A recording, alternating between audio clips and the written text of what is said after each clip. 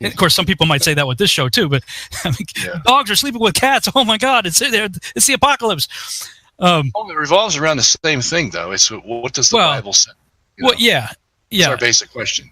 It was it looked like it was the enemy of my enemy is my friend routine. Yeah.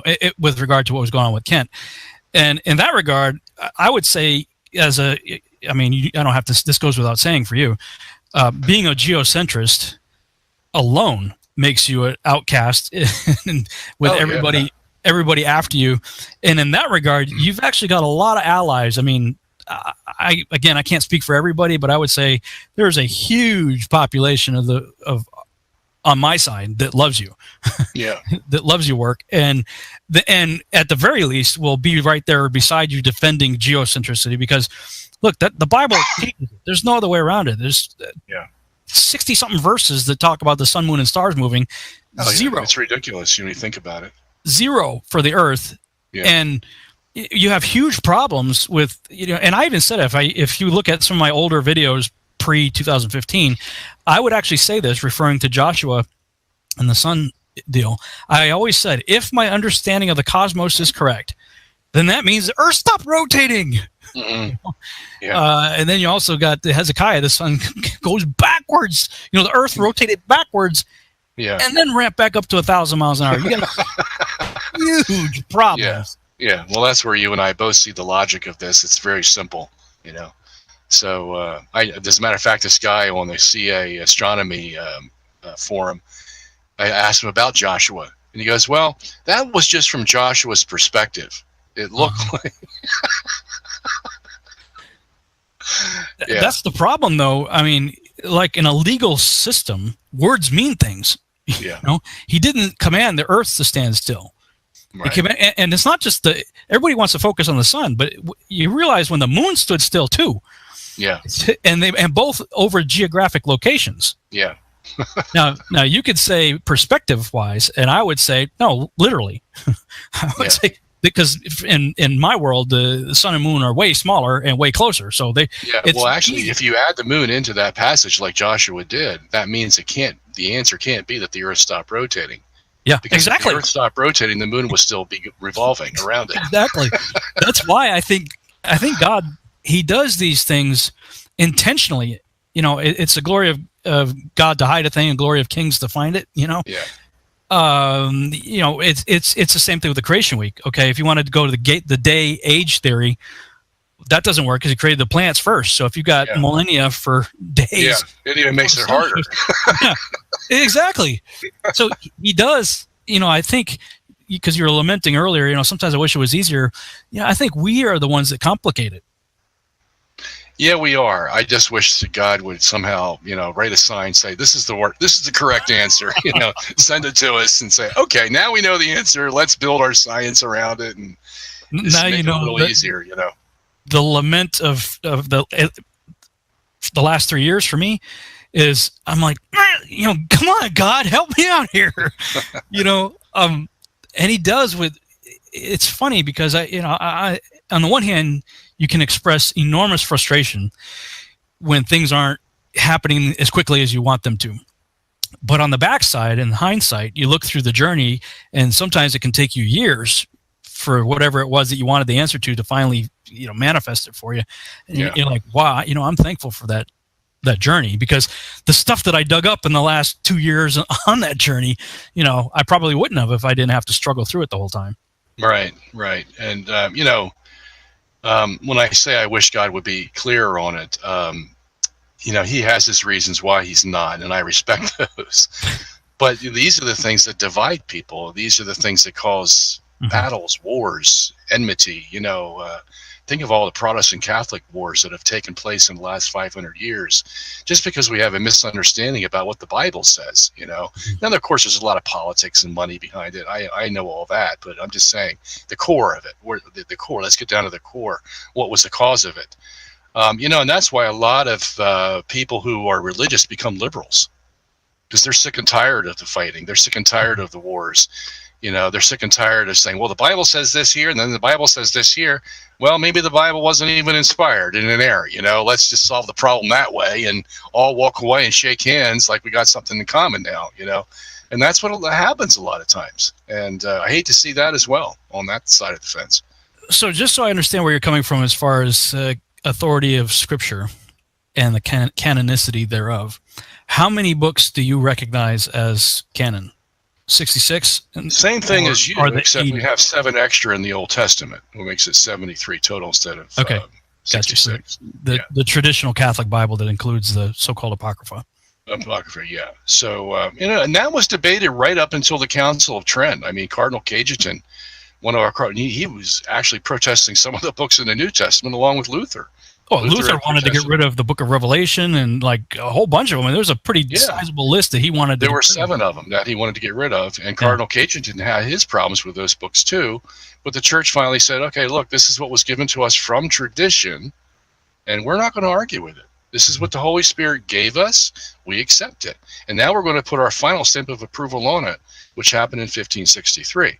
Mm-hmm. So that's what I like about the Catholic religion. If we have a question, we go back to the tradition, see what they were taught on these major doctrines, and don't change it, because you're having some difficulty today in understanding how this scripture fits with that scripture, what this man said over here, what that man said. It doesn't make any difference. This is what was taught to us. Hold on to it and trust the Holy Spirit guided us in the right way. Mm-hmm.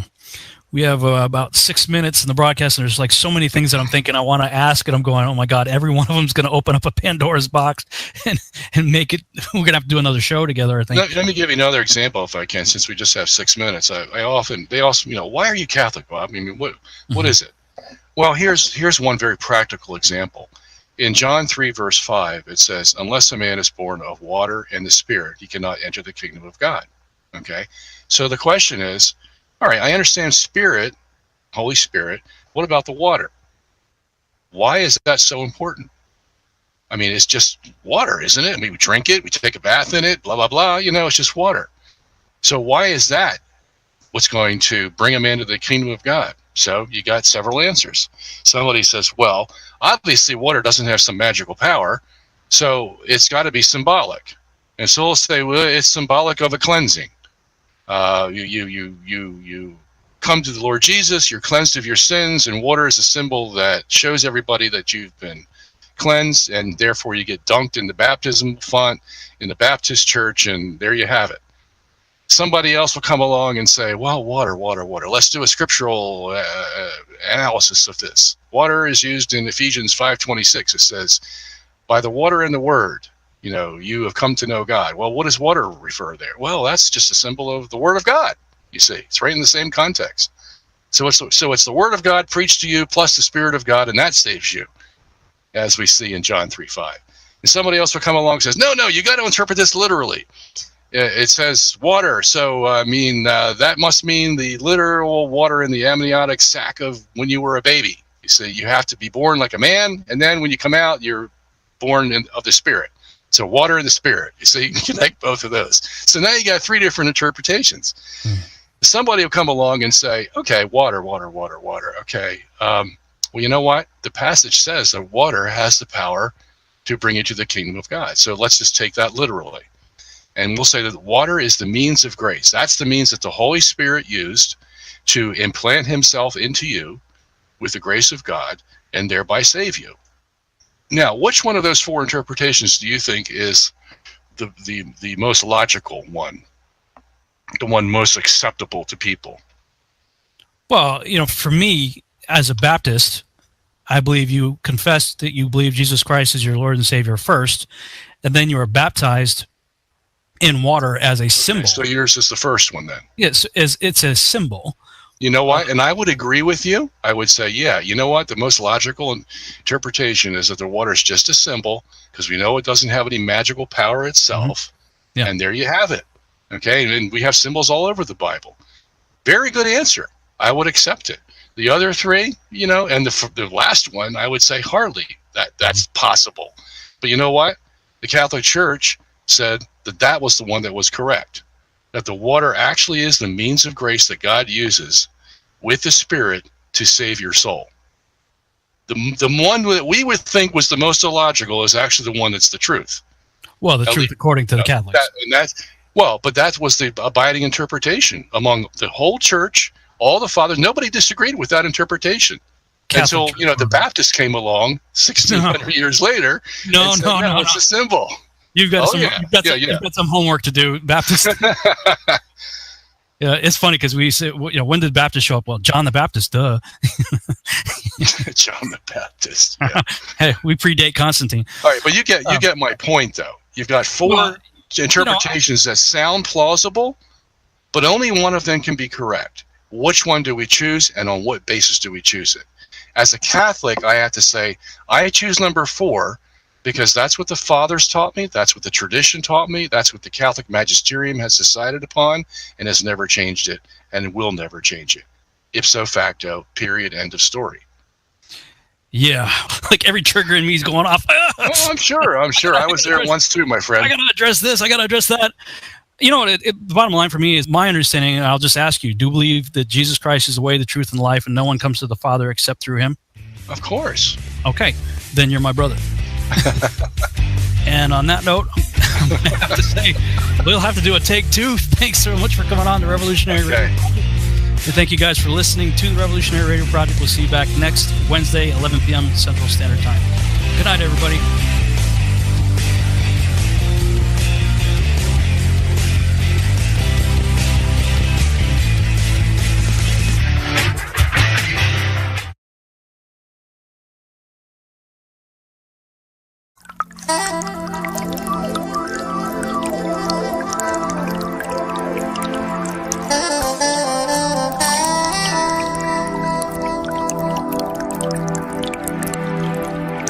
It is part of the natural physics of water and other fluids to always find their level and remain flat. If disturbed in any way, motion ensues until the flat level is resumed. If dammed up, then released. The nature of all liquids is to quickly flood outwards, taking the easiest course towards finding its new level. If the Earth is an extended flat plane, then this fundamental physical property of fluids finding and remaining level is consistent with experience and common sense. If, however, the Earth is a giant sphere, tilted on its vertical axis, spinning through never-ending space, then it follows that truly flat, consistently level surfaces do not exist here. There are rivers which flow east, west, north, and south. That is, rivers are flowing in all directions over the Earth's surface. Now, if the Earth were a globe, some of these rivers would be flowing uphill, and others down.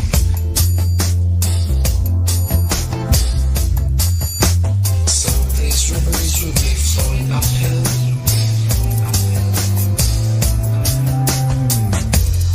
others down.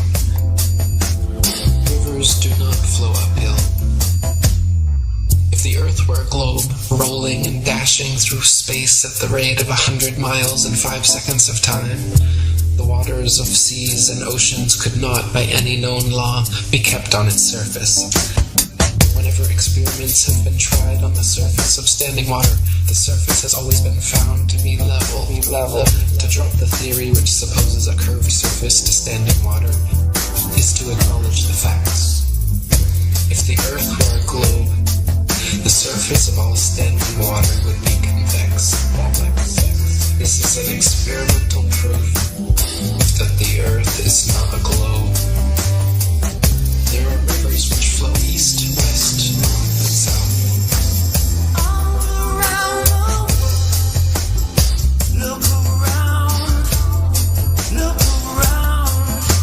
Now, if the Earth were a globe, some of these rivers would be flowing uphill, and others down.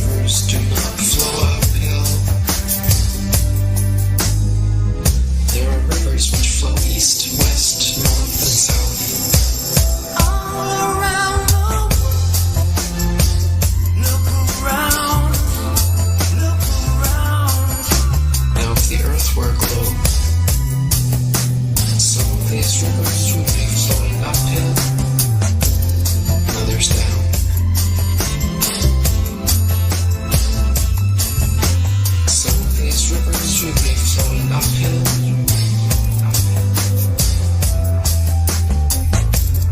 Others down. Rivers do not flow uphill. Some of these rivers will be flowing uphill.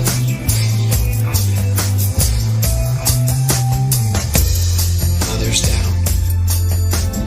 Rivers do not flow uphill. Some of these rivers will be flowing uphill. Others down. Rivers do not flow uphill. Some of these rivers will be flowing uphill.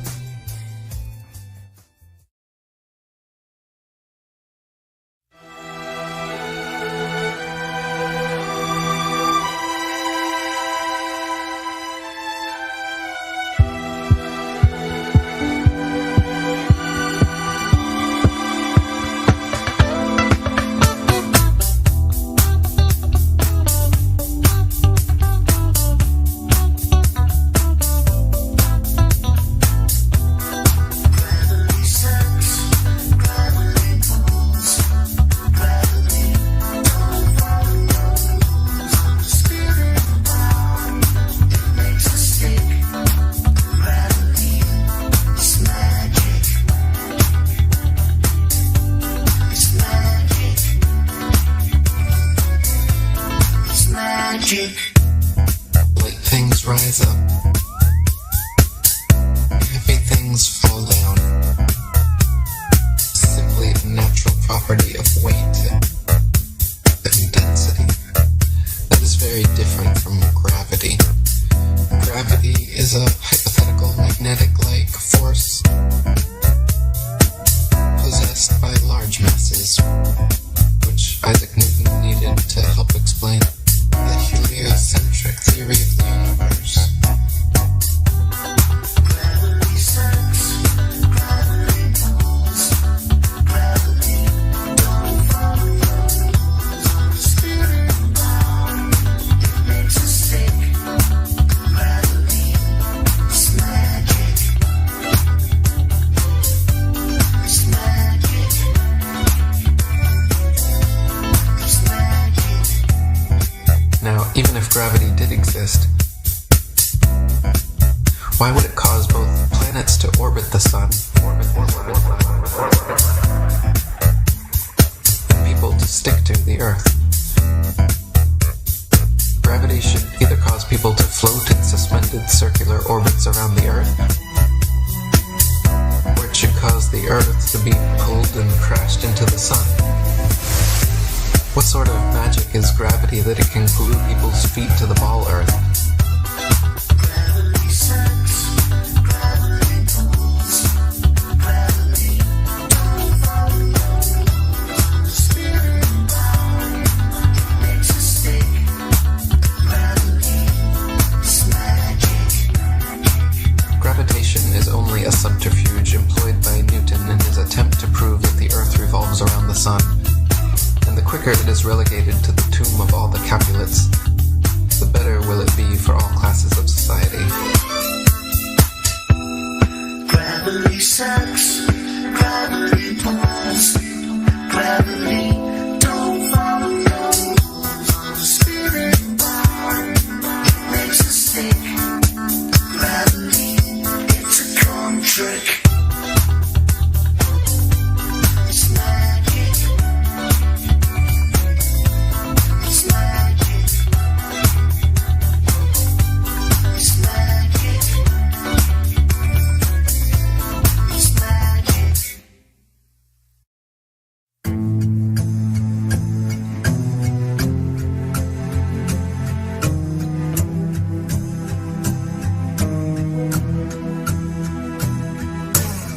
I confess that I cannot imagine how any human being in his proper senses can believe that the sun is stationary when, with his own eyes, he sees it revolving around the heavens, nor how he can believe that the earth on which he stands is whirling with the speed of lightning around the sun when he feels not the slightest motion. We've have been taught that the moon has no light of its own, but is merely a reflector of the sun's light, that some masons from NASA actually walked on the moon, that some other masons from NASA sent rovers to Mars, that satellites and space stations are incessantly spinning in suspended animation above the Earth. For almost 500 years, the masses have been thoroughly deceived by a cosmic fairy tale. By a cosmic fairy tale. For almost 500 years, the masses have been thoroughly deceived by a cosmic fairy tale. By a cosmic fairy tale. We have been taught that a mysterious force called gravity, a magical magnetism responsible for keeping everything from falling or flying off the spinning ball Earth, is just strong enough to hold people, oceans, and the atmosphere tightly to the surface, but just weak enough to allow bugs, birds, and planes to take off with ease. We have been taught that the ball Earth spins at a constant velocity, perfectly dragging the atmosphere along so we cannot feel the slightest bit of motion, wind, or air resistance. They say we cannot feel any of this motion because the magical Velcro of gravity pulls the atmosphere precisely along, and we cannot measure any of this motion because the stars are so incredibly far away. For almost 500 years, the masses have been thoroughly deceived by a cosmic fairy tale. By a cosmic fairy tale. For almost 500 years, the masses have been thoroughly deceived by a cosmic fairy tale. By a cosmic fairy tale. A sphere where people on the other side live with their feet above their heads, where rain, snow, and hail fall upwards, where trees and crops grow upside down, and the sky is lower than the ground. For almost 500 years, the masses have been thoroughly deceived by a cosmic fairy tale. By a cosmic fairy tale. For almost 500 years, the masses have been thoroughly deceived by a cosmic fairy tale. By a cosmic fairy tale.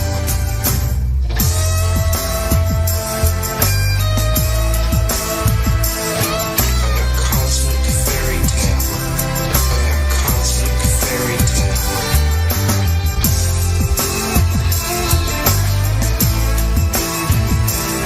By a cosmic fairy tale. By a cosmic fairy tale.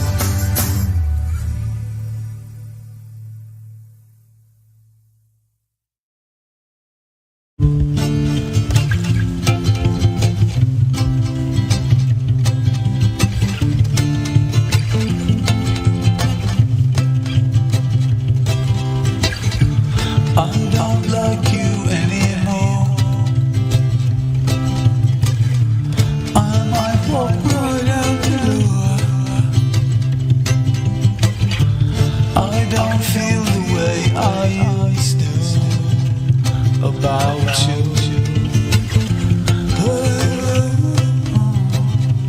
Anymore. Anymore.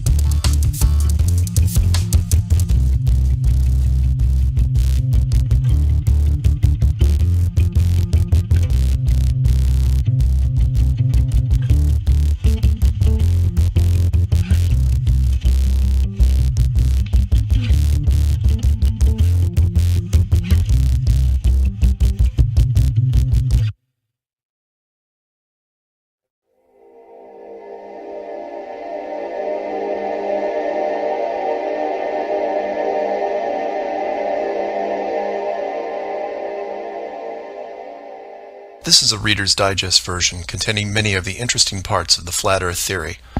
For those who have already started seeing things with new eyes, it will be mostly a recap, but there could be a few new angles you haven't looked at. For the rest of you who are new to this, the first question is invariably, is this a joke? Because it's a joke, right? And that's where we start, because it's one of our two basic childhood facts. 1 + 1 = 2, and the Earth is a globe. We're taught this before almost everything else, and that right there should give you a clue on how serious this secret is. But for those who have forgotten their history, here's the modified Men in Black version.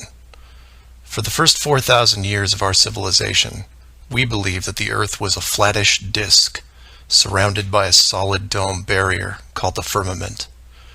All of the 5 major religions had their own version of this, and the churches enforced the belief. Then, around 1514, a man named Copernicus created a new model of the world.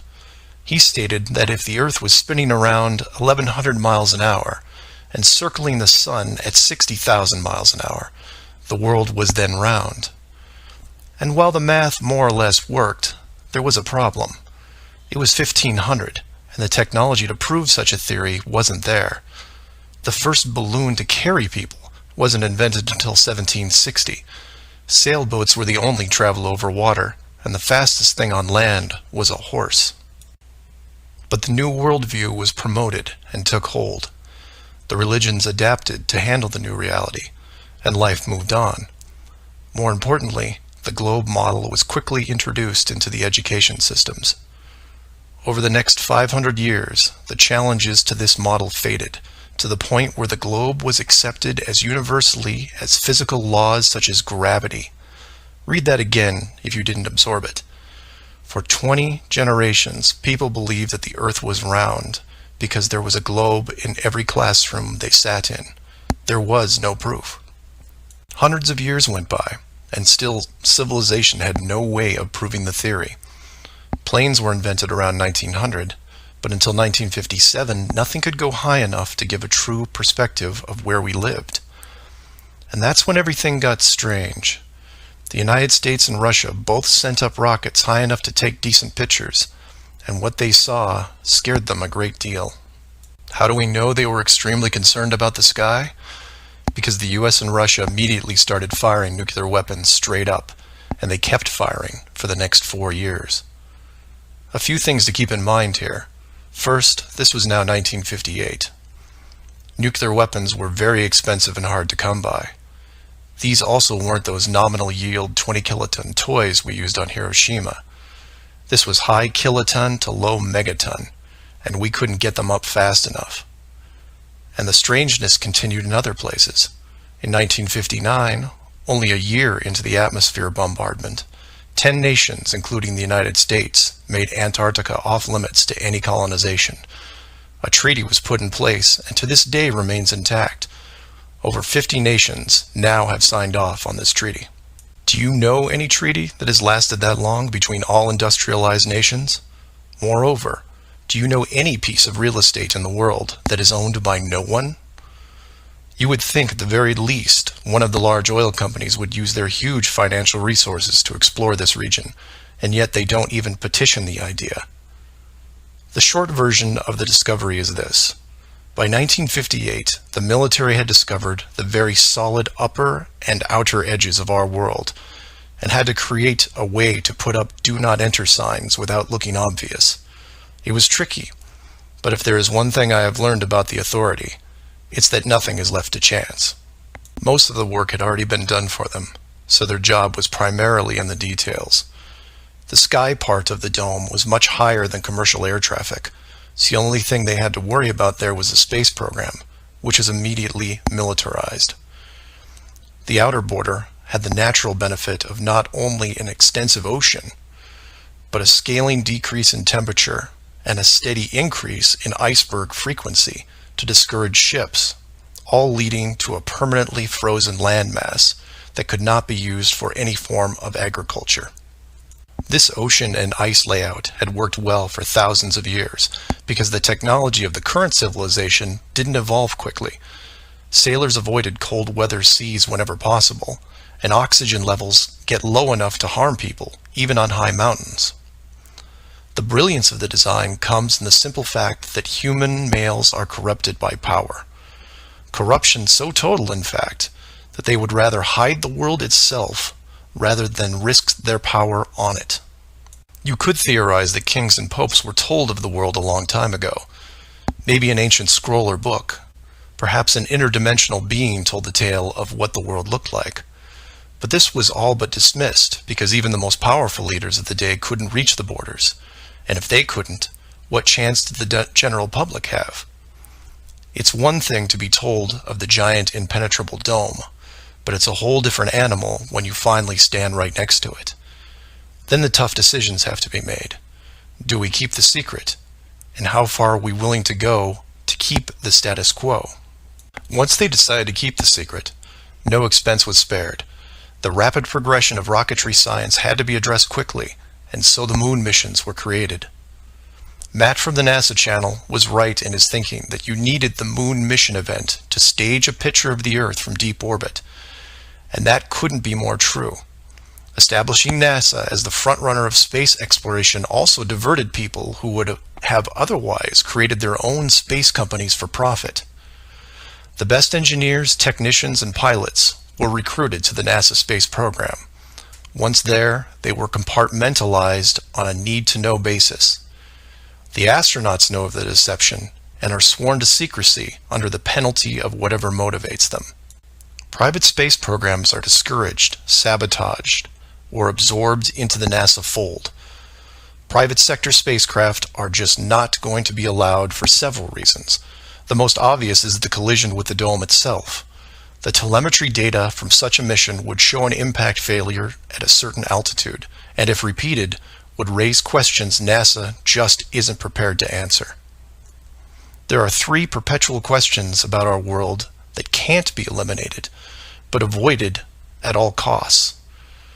These are the questions you should ask yourself and others if this protective layer is going to be lifted. I'd like to preface this with a thank you to Max Malone, a conspiracy hardcore who has a knack for boiling down debates to a single paragraph whenever possible. It was he who said, after over 50 years and thousands of hours of space travel footage, both by NASA and other countries, there is no exterior shot where the astronaut completes the simple act of panning the camera 180 degrees, let alone a full 360-degree sweep. This has never happened on any moon mission, exterior space station, nothing, ever. Statistics will tell you that this would have already happened by accident years ago, but it hasn't, and it won't. This is because of the rule they cannot break. The same rule that applies to television set shows that never show the fourth wall. Why? Because there is no fourth wall. Number 2. When you search online for pictures of the Earth from space, 95% of what you will see is a collection of artificial composite shots. In 2000, when I did this search, there was exactly 1 picture by NASA showing the bottom part of Africa and Antarctica. Now that picture is hidden within hundreds of simulated images. There are HD cameras everywhere, and no one is taking a shot of the Earth, because you can't get enough altitude to do it. Number 3. The commercial air travel routes for the southern hemisphere are wrong. This is an easy thing you can check out in 60 seconds. Take a map reading of the distance between anywhere near Australia and anywhere in South America. It's a straight shot across the South Pacific. Now find your favorite travel site and try to get there non-stop. See what happens. The routes start turning ridiculous. I used to business travel for years, and I've never seen anything like it. It's the one thing in the general public world they can't hide, the actual distance between these two places. On a round world, the flight is easy, just a straight shot across an ocean. But on a flat world, it becomes the greatest distance between 2 points. There are no shortcuts, so they distract you with multiple connections and layovers. It's only blind luck that the United States was in the northern hemisphere. Otherwise, the increased traffic would have raised eyebrows by now. I know, I know. It's madness. It's lunacy. There are people who will tell you straight to your face that all the leaders of the world are lizards, and yet these people laugh out loud when you say the words flat earth. I was, and still am, a huge conspiracy guy. I literally ran out of new tin hat topics to research, and I still wouldn't look at this one without embarrassment. But every time I glanced at it, there was something unresolved. And once I saw the near perfection of the whole plan, I was hooked. Do your own homework. Ask the questions. Get past the possibility and see if you can move into an even bigger picture. Like who built the dome and why. That's where it starts to get really interesting and things start opening up. I know I said years ago that the greater good was something that should be preserved, that JFK, Pearl Harbor, and 9/11 were inevitable. I still believe it, and I understand the decisions. The globe illusion, however, has run its course over the last 500 years. It's time to start again. If that means we end up getting the attention of who or what created this place and forced the reset of the world, is that such a bad thing? I've put some links in the description that you might want to check out, like the current map projections used by the USGS, the United Nations logo, the Flat Earth Society, high-altitude nuclear tests, the Antarctica Treaty, among others. I'm not allowing ratings or comments on this video for several reasons. One, this topic seems to bring out the worst debates because of the initial denial. That, and I've seen dedicated trolls on the Flat Earth Society website who show up every day and say the same thing to new forum members. It's a joke. It's not serious. Nothing to see here. Kind of strange that there are full-time trolls on a site that has less than 500 members worldwide. That being said, please feel free to contact me at msargent23@comcast.net, or heck, just call 303-494-6631. I know no one uses the actual phone anymore, but I'll answer what I can. Flat Earth Clues Part 1, The Empty Theater. This is part of a series of clues that can help you get your head around both the design of the flat Earth system we live in and who has been involved in the deception to hide it from you. The clue you have to look at is built upon another conspiracy that has been around for decades, namely the space program. Most of those watching this are aware of the varying theories revolving around NASA, the Apollo program, the space shuttle, the International Space Station, and so on. The clue itself isn't based on one of these highly debated topics, but the lack of one, more specifically, motion pictures based on actual events. This, like others in the series, is something you can check out for yourself. Everything you need to reference this is online. To begin, think of all the movies involving space travel that you've seen in your lifetime.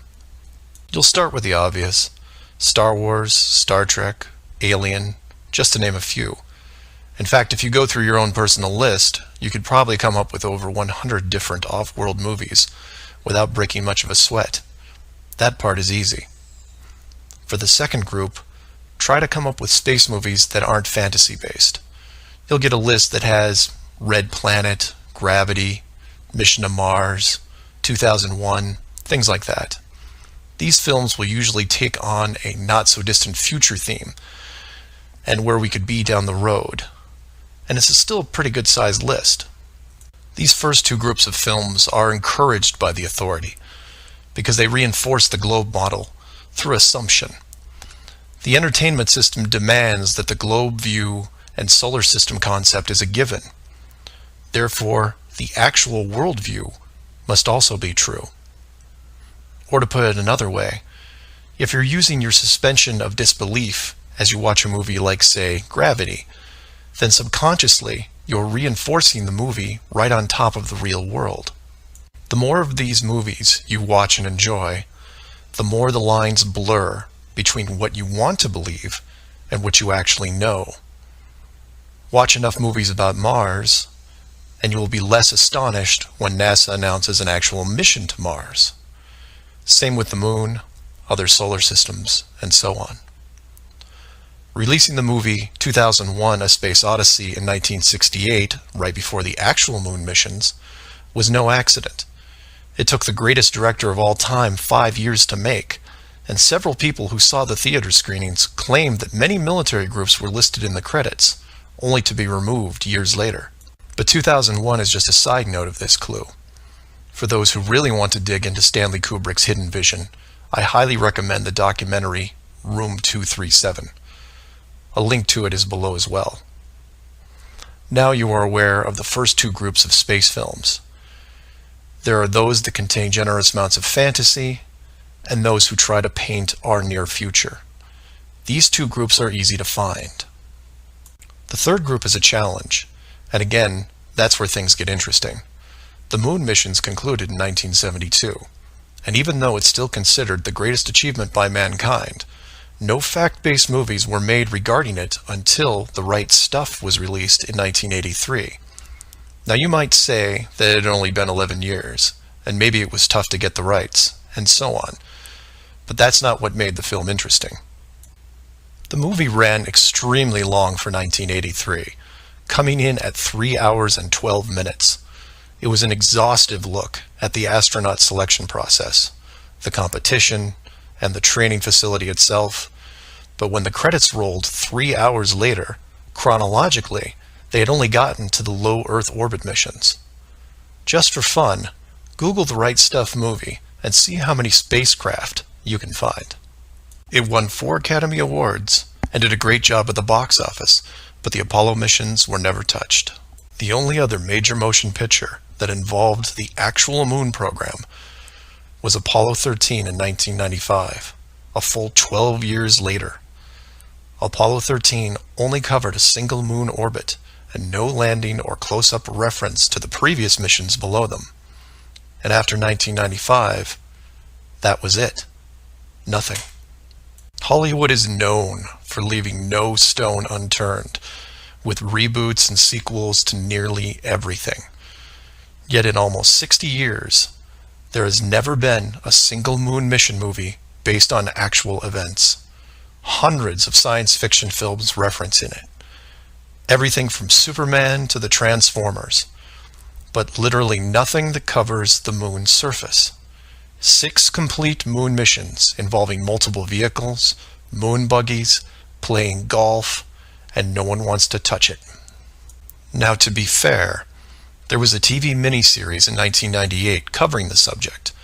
It was produced by Tom Hanks, who got involved after starring in Apollo 13. There has been no professional production of any kind since then. Again, just for fun, Google From Earth to the Moon TV series and see what you find. The why is easy, and the clue revealed. If Hollywood makes a movie about the moon landings, and it's indistinguishable from the real thing, then how do you know which is real?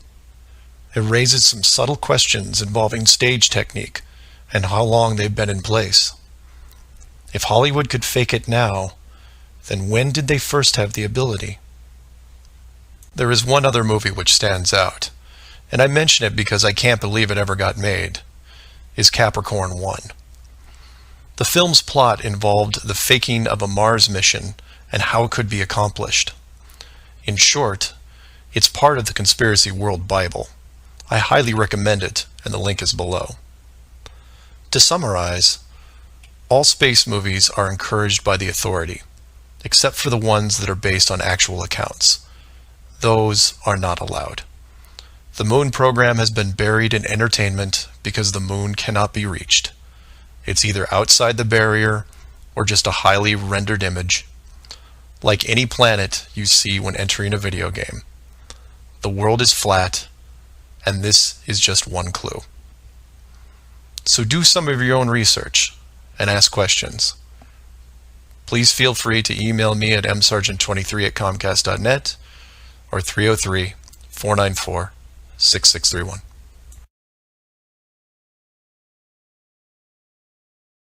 Flat Earth Clues, Part 2, The Bird Wall.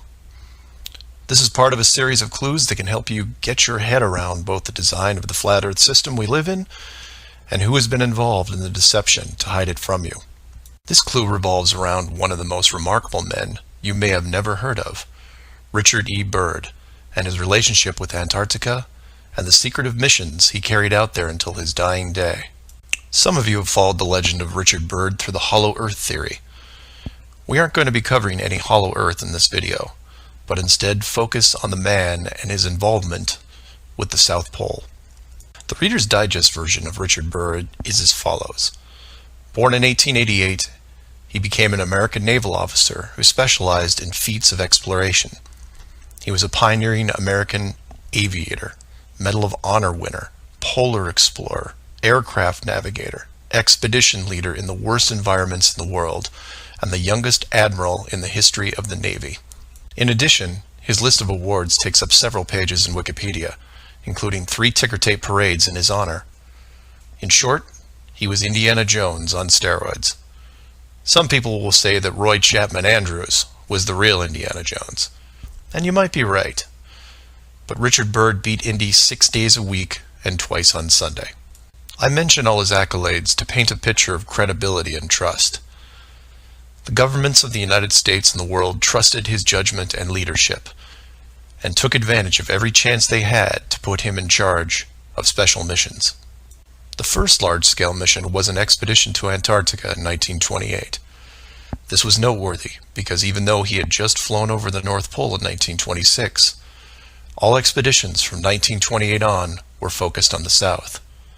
The expedition lasted 2 years, and during it, at the age of 41, he was promoted to admiral. His second Antarctic expedition ran from 1933 to 1935, and his third from 39 to 40. While in Antarctica, he was also an advisor for other countries who had their own expeditions, including England, France, Germany, and building off previous countries' expeditions from Belgium, Japan, and Sweden. He then helped lead U.S. Navy fleet operations in World War II, was present during the Japanese surrender in 1945, but then something strange happened. He went back to Antarctica. Now, some of you aren't surprised because he'd been there since 1928, and I agree with you. It's the how that's interesting here. His fourth trip to Antarctica wasn't an expedition. It was a military operation called Operation High Jump. Commanding an entire aircraft carrier group that included 13 support ships, Admiral Byrd led 4,700 men to the South Pole, for reasons that are still shrouded to this day. Some say they were chasing the remaining Nazi fleet, even though Germany had surrendered a full year earlier. Others say there was a Nazi base established in Antarctica during the war, when Admiral Byrd was absent. None of these theories are important for this video. What we do know is that the U.S. had sent an excessively large military force to the ice, all under the guise of peaceful intentions. During this operation, Admiral Byrd told a Chile newspaper this: "The most important result of his observations and discoveries is the potential effect that they have in relation to the security of the United States. The fantastic speed in which the world is shrinking," recalled the Admiral, "is one of the most important lessons learned during his recent Antarctic exploration. I have to warn my compatriots that the time has ended when we were able to take refuge in our own isolation and rely on the certainty that the distances, the oceans, and the poles were a guarantee of safety." After the operation, Admiral Byrd toured the States and gave interviews, the most interesting of which is a national television show in 1954 called The Longines Chronoscope. A horrible name, but a decent show. I've added a segment of it at the end of this video and linked it in the description. During this television interview, he first spoke of an area beyond the South Pole as large as the United States, which no one had set foot on yet.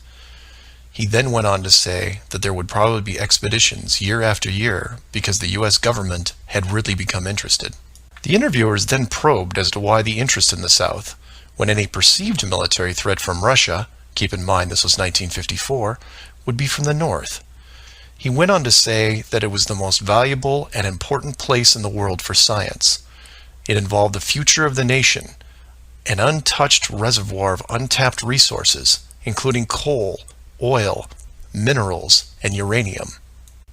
He added that at the time of the interview, there were 7 nations currently engaged in Antarctica, including Russia, Australia, Argentina, Chile, and New Zealand. During the interview, the Admiral talked about planning the next military mission to Antarctica. It was called Operation Deep Freeze and ran from 1955 to 1956. The mission was completed, and he supposedly returned home. Now this is where you come in and say, so what? And normally I'd agree with you, except for what happened next. Nothing happened next. The missions just suddenly stopped, and that was it. No other expeditions, military or otherwise, were conducted on the continent, ever. Then a treaty was put in place banning any country from doing basically anything. The end. And if you're wondering what you're missing, it's this. Admiral Byrd goes on television, says that this massive body of land, most of which sits on a plateau 2 miles high, is rich with every resource you could ever want, energy rich, pristine, with no indigenous population or plant life, and every country that has sent teams is ready to carve it up like a big turkey. Not to mention, there's an expanse of land larger than the United States they haven't even looked at yet. And out of the blue, everyone just calls the whole thing off? There are no environmentalists in 1959. This is land of diner food and 20-cent gas. I'm calling total BS on this one. The dollar value of the initial resources find would have fueled armies of greedy companies. So what happened? They found the edge, that's what. And the last thing they were going to do was let unsupervised companies near it, regardless of the money. Even if it was hundreds of miles away, you couldn't allow resource corporations even into a safe area, and then years down the road as they expanded, tell them, oh, sorry, you can't go beyond this point. When the companies would ask why, what would you tell them?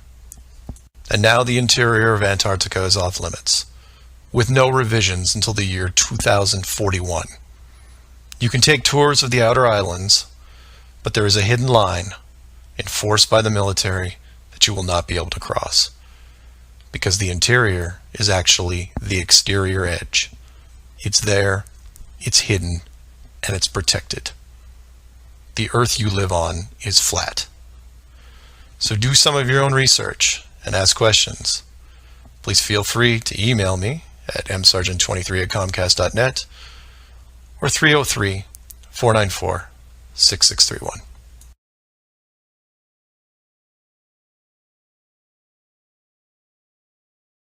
Our very distinguished guest for this evening is Admiral Richard E. Byrd. The North Pole used to be a no-man's land, but these are the days when, by buying a ticket on a commercial airliner, you can fly across the North Pole and drink a cocktail at the same time. You know, only 60 or more years ago, about 35 years ago, our guest tonight found out whether there was any land north of the North American continent. He made that first discovery flight, and I must say that Admiral Byrd, our guest tonight, is not only our greatest living explorer, but he's been an inspiration to countless Americans. Admiral Byrd, you've been to both the North Pole and the South Pole. Is there any unexplored land left on this Earth that might appeal to adventurous young Americans? Yes, there is. And not up around the North Pole, because it's getting crowded up there now, because they find out it's really usable, not only to live in, but militarily. But strangely enough, there's left in the world today an area as big as the United States that's never been seen by a human being. And that's beyond the pole on the other side of the South Pole from Middle America. And I think it's quite astonishing that there should be an area as big as that unexplored. This is a tremendous So challenge. there's a lot of adventure left down at the bottom of the world. Admiral, an expedition to which I believe you're the advisor is now en route. What is that expedition doing? Well, that's the icebreaker Atka, and it's a reconnaissance expedition. It's going down to the South Pole area to make certain observations and to look for some bases. They will be back in April, and they will report back And upon the information we get from that undertaking, we will base the bigger expedition that's to follow. Is that very definitely planned, or is that... that is being planned right now. So I'm willing to say to you that there will be a number of expeditions that will follow, I think, year after year, to the bottom of the world, because the government has really become interested. Well, Admiral Byrd, I can understand, I think everybody can, the interest in the North Pole because it's so near our greatest challenger, Soviet Russia. But why this interest in the bottom of the world? Nobody living down there, is there? No, it's pretty cold. There's only one permanent resident, that's the emperor penguin. The little ones live further north. I tell you one reason they're interested. It's by far the most valuable, important place left in the world for science. That's why the scientific groups all over the nation are really interested.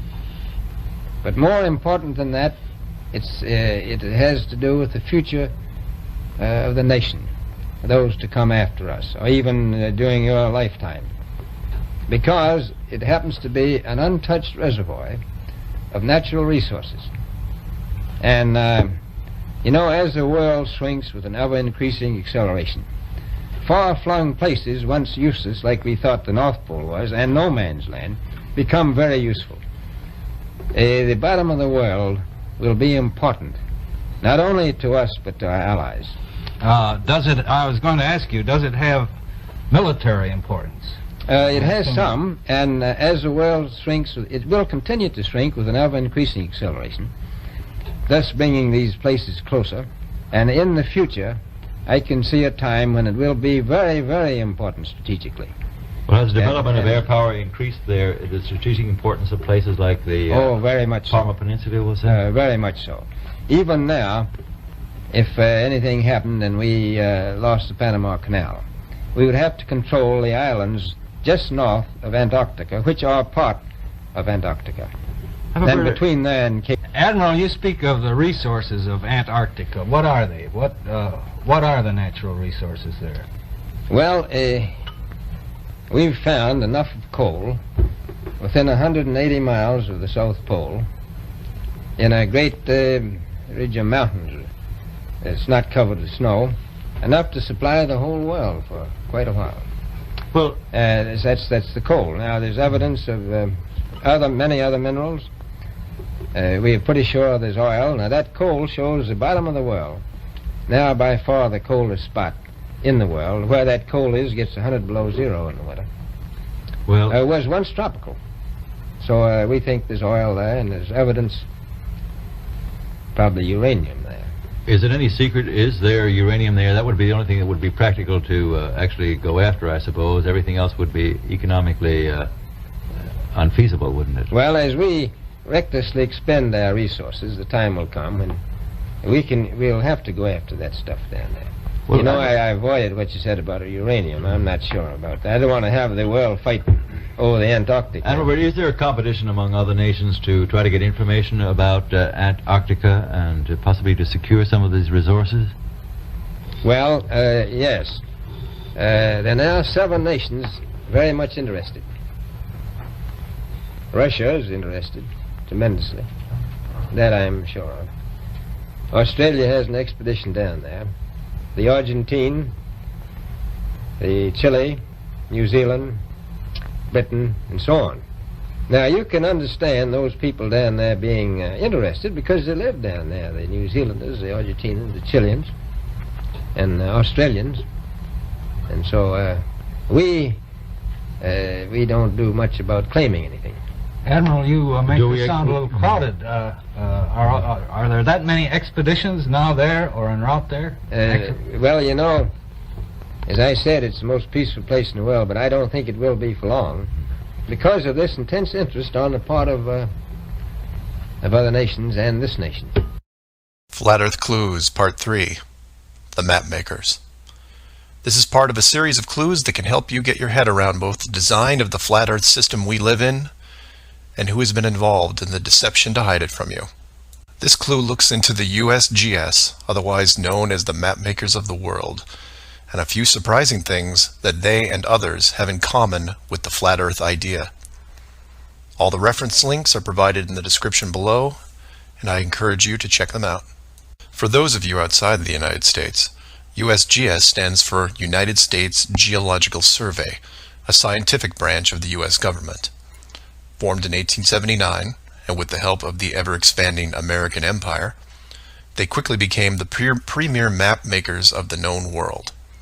Currently, they have around 9,000 employees and an annual budget of over $1 billion a year. They also have extensive science departments covering biology, geography, geology, hydrology, and many programs tied to them. Their motto since the 1990s has been "Science for a Changing World," and I'm going to show you how true that really is. What does this large, really boring government group have to do with the flat Earth?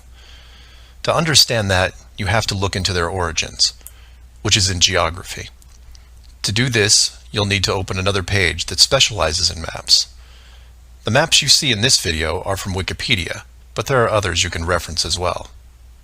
The wiki list of map projections isn't much to look at as a whole, although there are a number of interesting takes on the world view. Not only do they have just about every perspective when it comes to the land we live on, but some detailed information on where the map originated, including name type, the origin or creator, and the year the map perspective was proposed. Now, some of these will be very familiar, especially the ones that you would see on your classroom wall. There are a number of variations here, but the one that has been debated on recently would be this one, the Gauls-Peters, which accurately shows the size difference between the continents, the most obvious clue being that the white continent of Greenland is actually tiny compared to Africa. But I digress. If you keep going down through all the different shapes, you'll get into circular maps, but only one of these is a top-down perspective that shows the continents in the center surrounded by an unbroken ring of ice.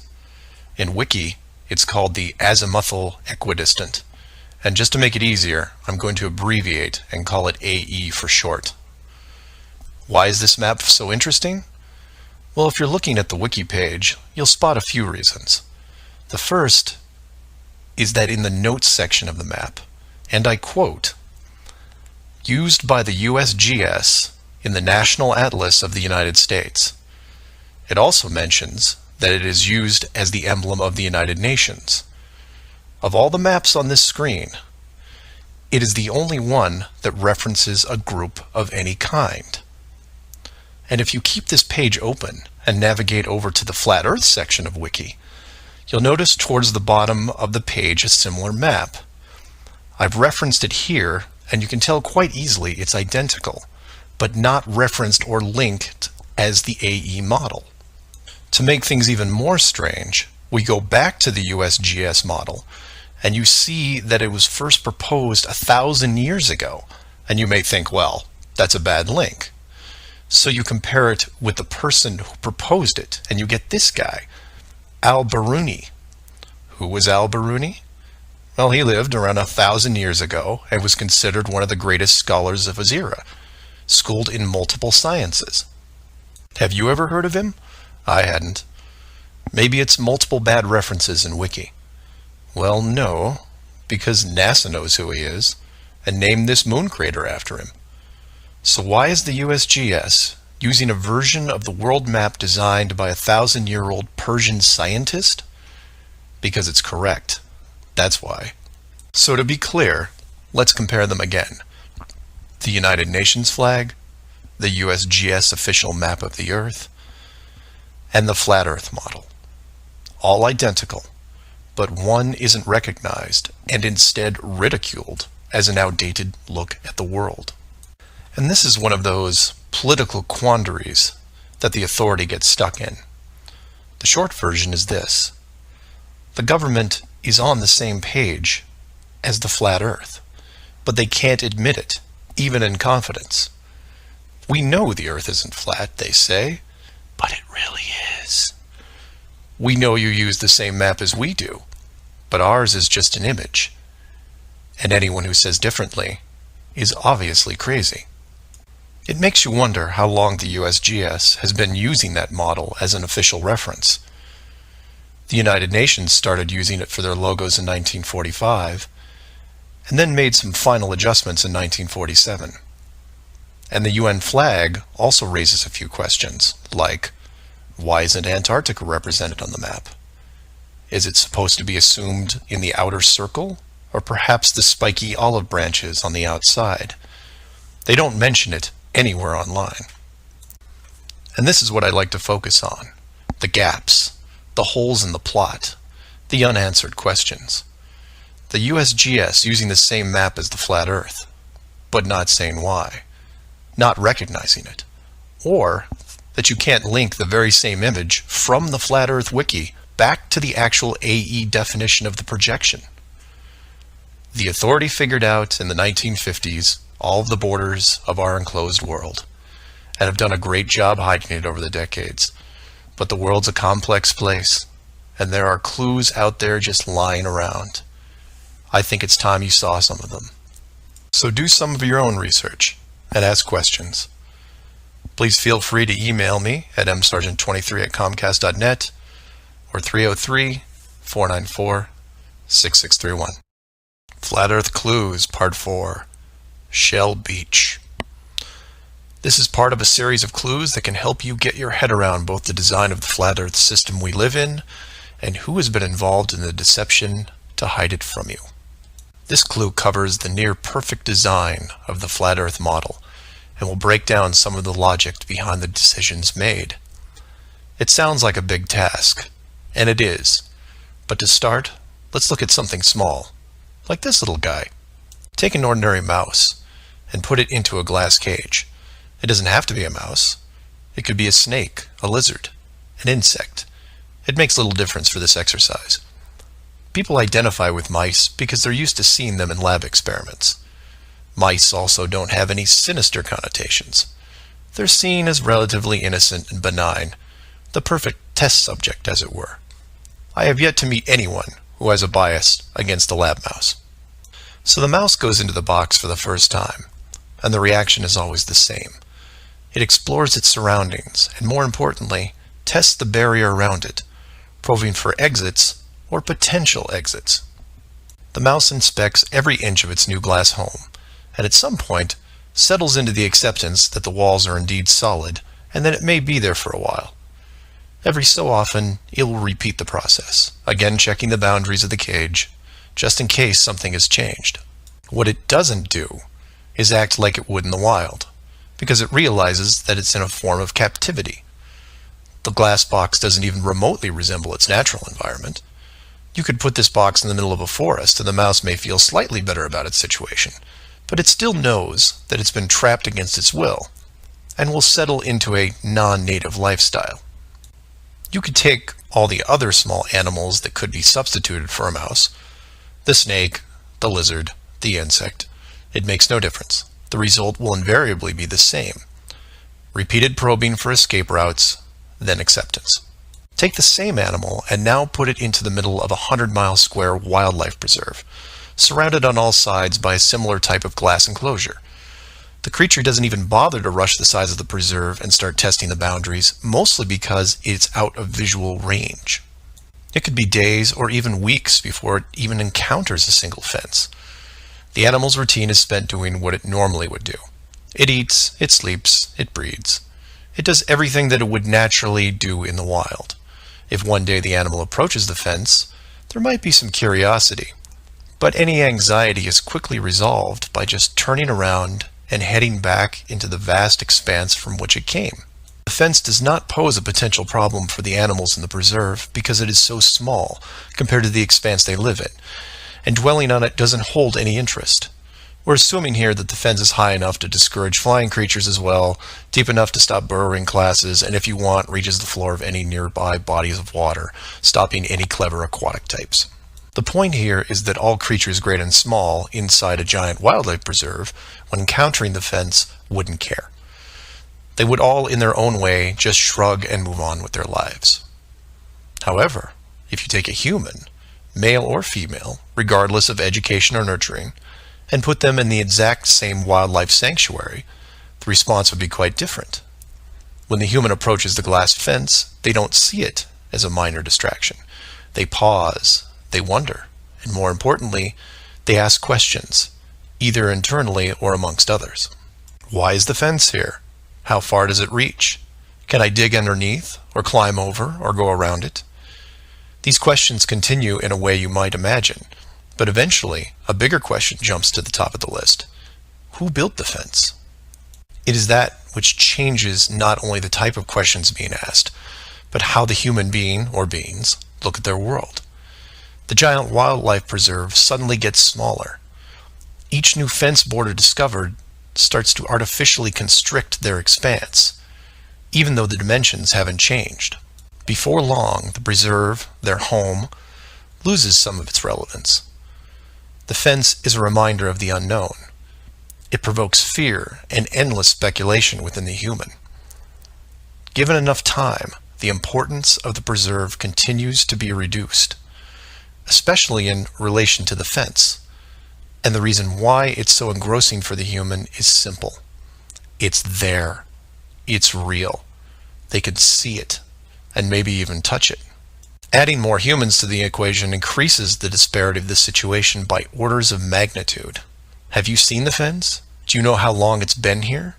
Have you ever known anyone that's been outside it? It's older than us. Who is responsible for the fence? What can we do to appease the group that created it? You can see what this might lead to. A long-lasting group hysteria would entrench itself within the population, grab hold and never let go. The fence is bigger, older, and wiser than they are. It humbles them, it angers them, and it is forever. It is their proof of a higher power. Maybe not God, but certainly God-like. No civilization, regardless of technology, discipline, or age, would be able to cope with the existence of it. For the human psyche, there are just too many questions that go unanswered. Life would never be able to progress normally. To summarize, a garden variety wildlife preserve would work for 99.99% of all the world's life forms. For human beings, however, you would need to make some modifications, or really just one big one. So let's take a look at a few examples of how this could be accomplished, and from there expand it. The first failed example can be seen in the 1998 movie Dark City. This is a good starting point to get you in the right mindset. The premise here is that an advanced race creates a small flat Earth area, complete with a traditional dome.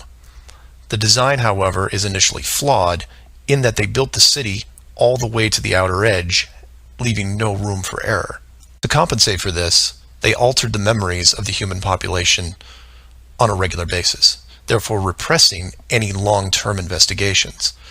However, in movies, there are always anomalies, like the police officer who realizes that even though he remembers visiting a place called Shell Beach, there is no way to reach it, because Shell Beach is outside of the flat world and never existed. He just keeps going around the circular city that has no exits. In the end, another man, the hero of the movie, makes it to the edge, steals the advanced race's power, and creates an ocean, which really should have been there in the first place. Move from there to a movie released only 4 months later called The Truman Show. Inevitably, all flat earthers have to take a hard look at this movie from a technical point of view.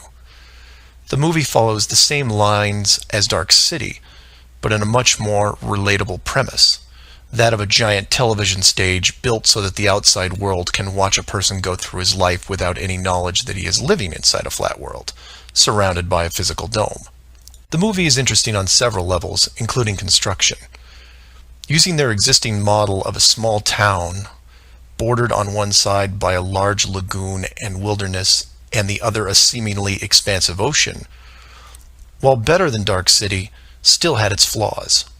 For one, it was less than 20 miles across, and even though Truman's desire to explore was repressed, there was still a chance that he would venture to the outer edge, which is where the movie ended. But for the most part, it worked. Truman believed the entire scenario because he was born into it, and then lived 30 plus years without any reason to doubt where he was, which could be said for any of us. If it wasn't for the, and we'll say movie mistakes, that the studio fell victim to, then the show would have never ended. And this then raises hypothetical scenarios like, how many kids like Truman could you have raised inside that dome? 10? 50? Now, logistically, you can see how it might be problematic in keeping tabs on that many kids, especially as they got older. But with enough sleight of hand, it could be possible. A fictional situation just like that was made into the 2004 movie, The Village. And even though it turned into one of those M. Night Shyamalan plot twist things, the premise was very feasible. A wealthy group of idealists buy a large parcel of land in an existing wildlife preserve, create a small town from the 1800s, and raise children there. They pay off government officials to keep planes far away and spread a myth that monsters live in the forest. As far as the kids are concerned, they actually are living in a small Pennsylvania town in the 1800s. And being born into it, why wouldn't they? If the story continued, eventually the elders that founded the town would all pass away, leaving the children to pass on the legacy, free from any burden of guilt that their world was not what it appeared to be. And keep in mind, this was done with very little land manipulation and no dome. This then circles back to how many actors the fictional Truman Show really needed to hire. Other than the leads who did product placement, the rest of the town could actually just live their lives like anyone else. Use phone lines to call outside, go to restaurants, watch television at home, and so on. But again, I digress. Assuming the technology was possible, how many people like Truman could you keep in a dome the size of, say, a state that was hundreds of miles across? Probably thousands. If you kept expanding the size of the dome to a few thousand miles, well, then you're talking millions. But when it gets that big, something interesting happens. You don't need the actors anymore.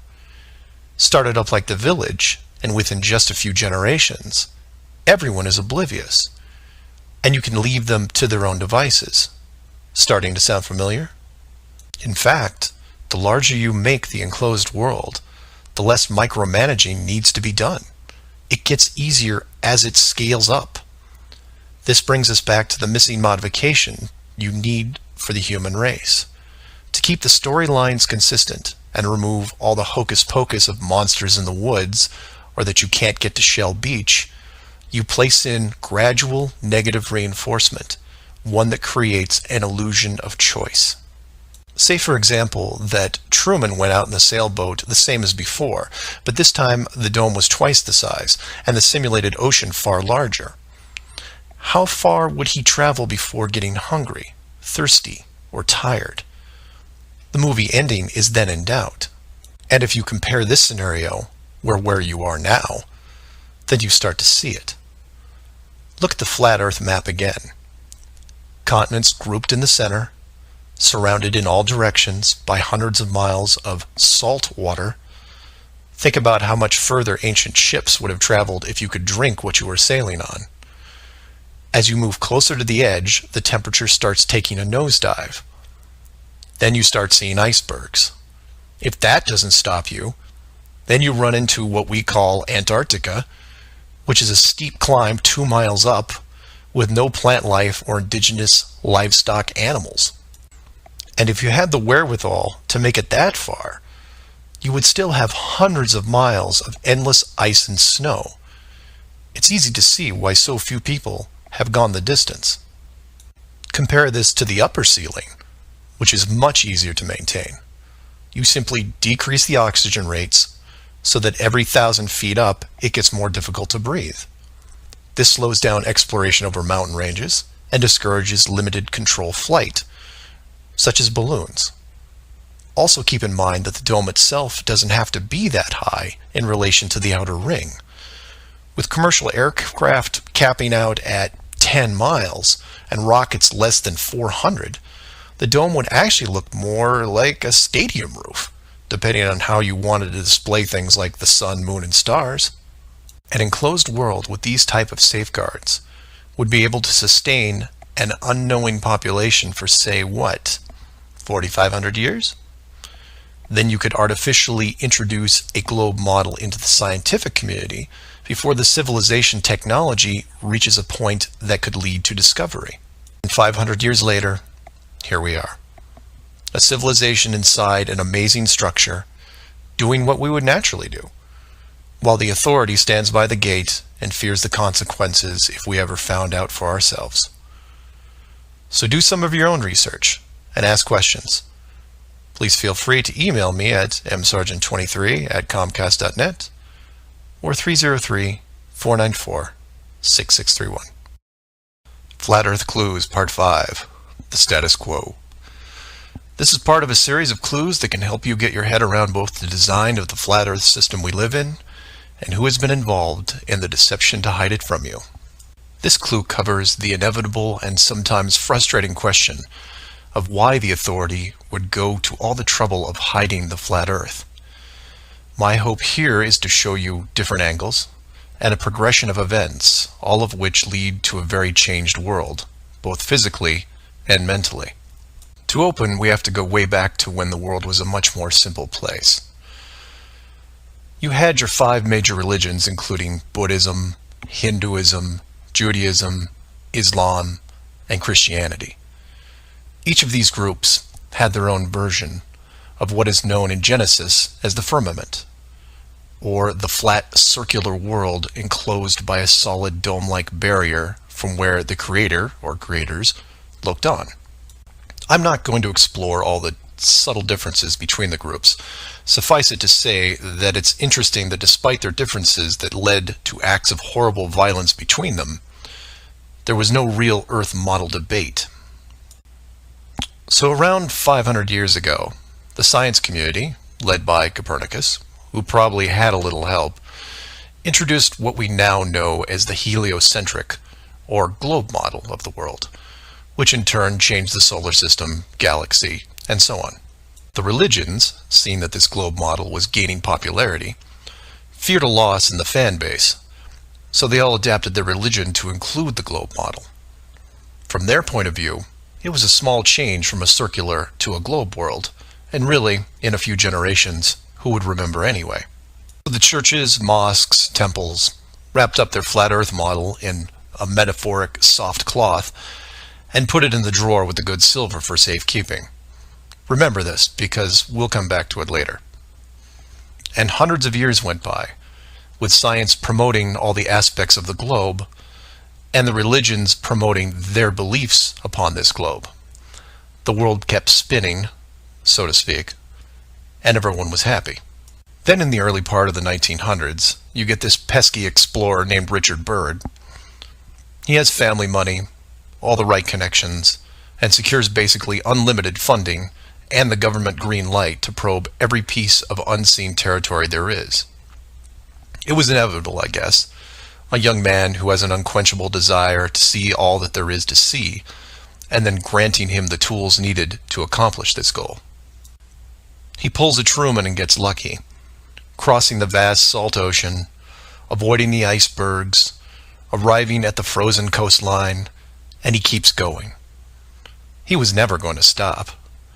One day, after crossing hundreds of miles of high-altitude ice and snow, Admiral Byrd sees it, a barrier. And to him, it's just a barrier, not the barrier. He is but a tiny speck in front of it. It stretches out on both sides as far as he can see, and straight up so far that he can't discover the beginning of the arc.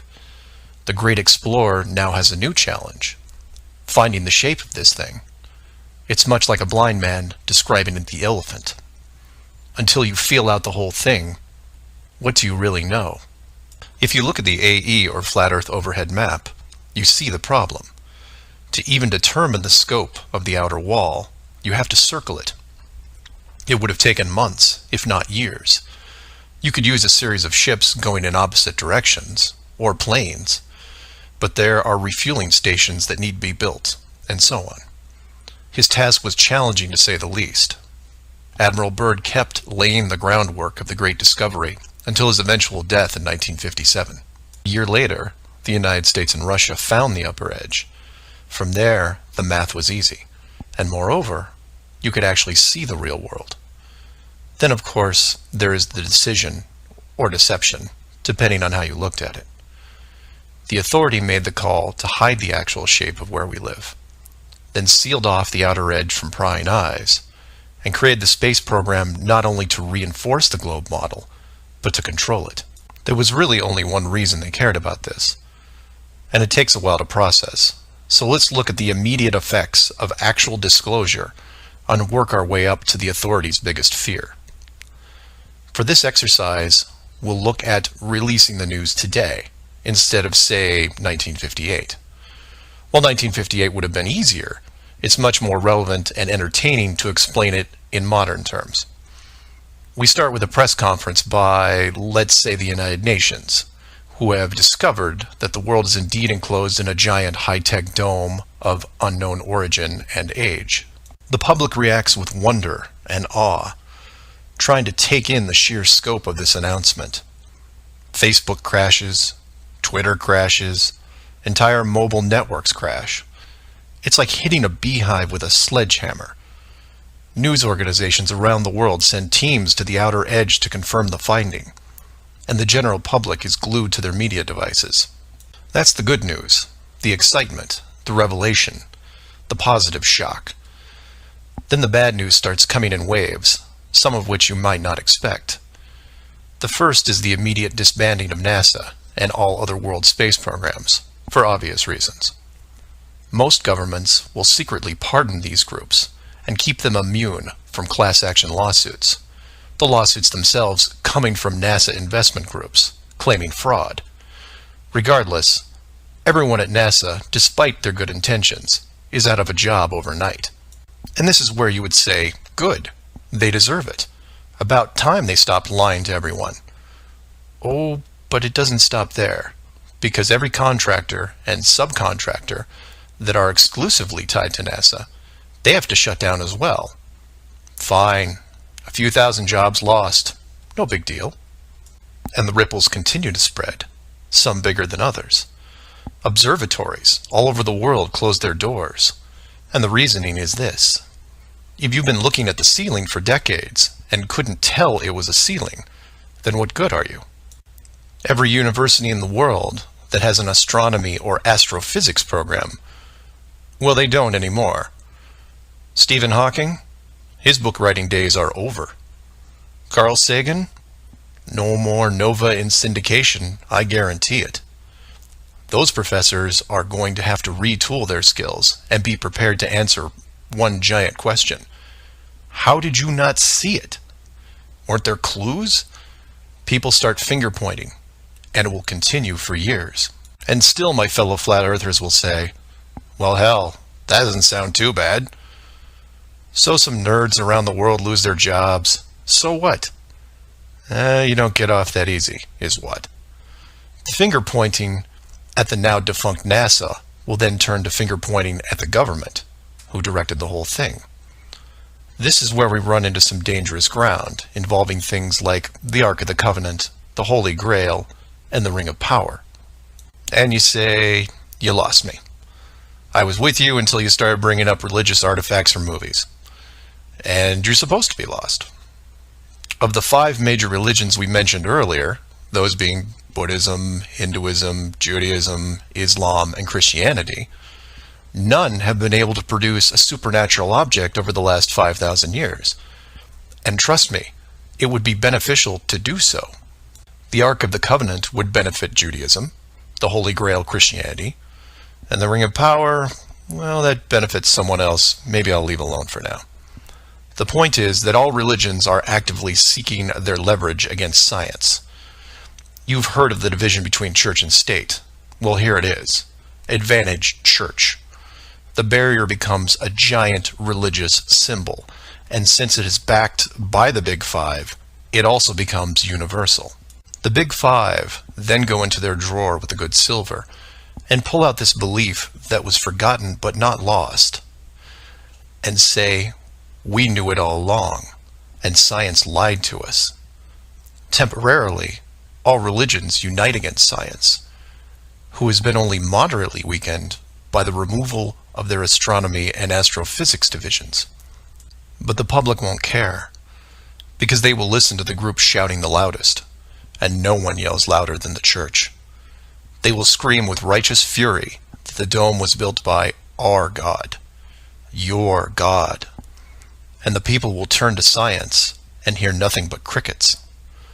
And that's where the world changes, because in times of great stress, the public will want words, and while religion has no shortage of them, science simply is incapable of taking leaps of faith. I'll take a glass half full approach and say that anyone listening to this is probably an intelligent, rational person, one who can make informed decisions outside of the conventional doctrine. But for every one of you, there are hundreds, if not thousands, of mouth-breathing troglodytes who will not walk but run to the respective house of religion and say, "You were right about this. What else can you teach me?" This is what fills the current authority with pause. The unknown response to that question. Will religion take the high road and work with what remains of science to discover the truth? It's possible, I suppose. It's also possible that religion will combine this technologically advanced society with a revitalized and aggressive doctrine that then transforms daily life into something that makes the book 1984 seem like a Saturday morning cartoon show. I'm hoping that mankind will prove me wrong, but so far, that isn't the case. So do some of your own research and ask questions. Please feel free to email me at msargent23@comcast.net or 303-494-6631. Flat Earth Clues Part 6, Depth Perception. This is part of a series of clues that can help you get your head around both the design of the flat Earth system we live in and who has been involved in the deception to hide it from you. This clue looks into the inevitable design question below the surface, or more specifically, how thick the flat Earth design would need to be. To start, let's quickly recap the design features so far. A basic dome structure made up of advanced high-density material, thousands of miles wide, and at least 100 miles in height. The ceiling of said structure being projected upon by an ultra-high-definition system using super LED technology and a combination of 2D and 3D imaging to simulate all celestial bodies, including sun, moon, stars, and so on. This ceiling is then protected by a scaling decrease in temperature and oxygen levels to the point where human life isn't naturally sustainable above 4 miles.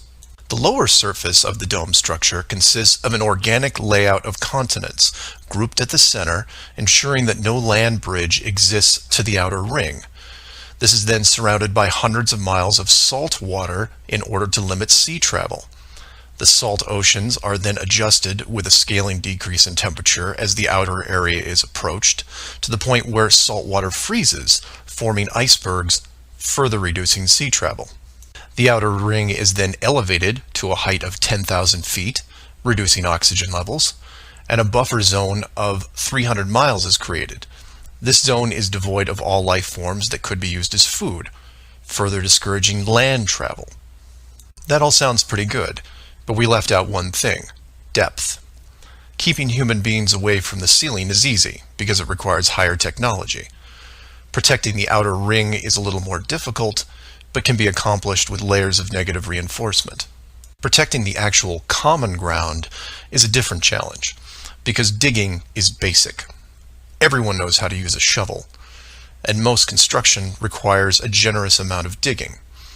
In addition, natural resources such as coal, oil, minerals are harvested through large-scale digging operations. So it's safe to say that any human population is going to be digging a lot of holes, because it's easy and it's necessary to continue their way of life. That being said, how thick would you need to make the flat Earth model so that people didn't accidentally dig their way through? You could use the same method as the outside barrier and create a series of undesirable layers, ending in a solid barrier. But the ever-expanding increases in general population would create an unnecessary risk. If the bottom of the flat Earth was composed of, say, an unbreakable material, this would pique the digger's curiosity, and if repeated all over the world, would raise suspicions of design. while a solid barrier works at the end of a frozen wasteland where no one is venturing or allowed, it doesn't do much if it's found in a mining quarry or someone's backyard. For that, you need something that hasn't been used up to this point: a scaling increase in temperature, all the way to an ignition flashpoint and then beyond. Now you will jump in and say, well, of course, we all know that there is molten rock below the surface. We see it in volcanoes and, well, volcanoes. Yes, you do. And we've all seen the cross-section diagram of the globe Earth, which shows ever brighter bands of molten structure and so on, which is why I included the wiki link in the description that covers the official view of the Earth's structure.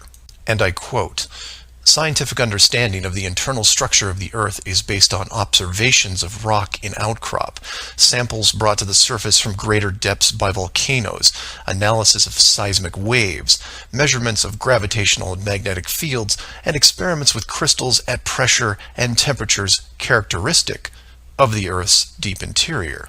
In short, they have no clue on what's below them. None. In fact, the deepest holes ever drilled, which I've also linked in the description, only go down 8 miles. To repeat, no one has gone below 8 miles anywhere. And every drilling survey is the same: a scaling increase in temperature to the point where drill bits stop working. And you come back and say, but volcanoes. Yes, there are volcanoes, holes in the earth where molten rock is produced, under pressure, I might add. Certainly that can't be artificially created. No? We can melt rock right now. It's called a smelting plant. What do you think your car is made out of? Melted, reformed, and polished rock. We have the technology to do this. It all comes down to scale.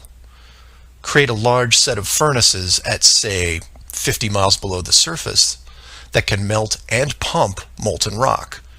And you say, what would the furnaces be made out of? Oh, I don't know. How about the same dome material that can withstand nuclear weapons?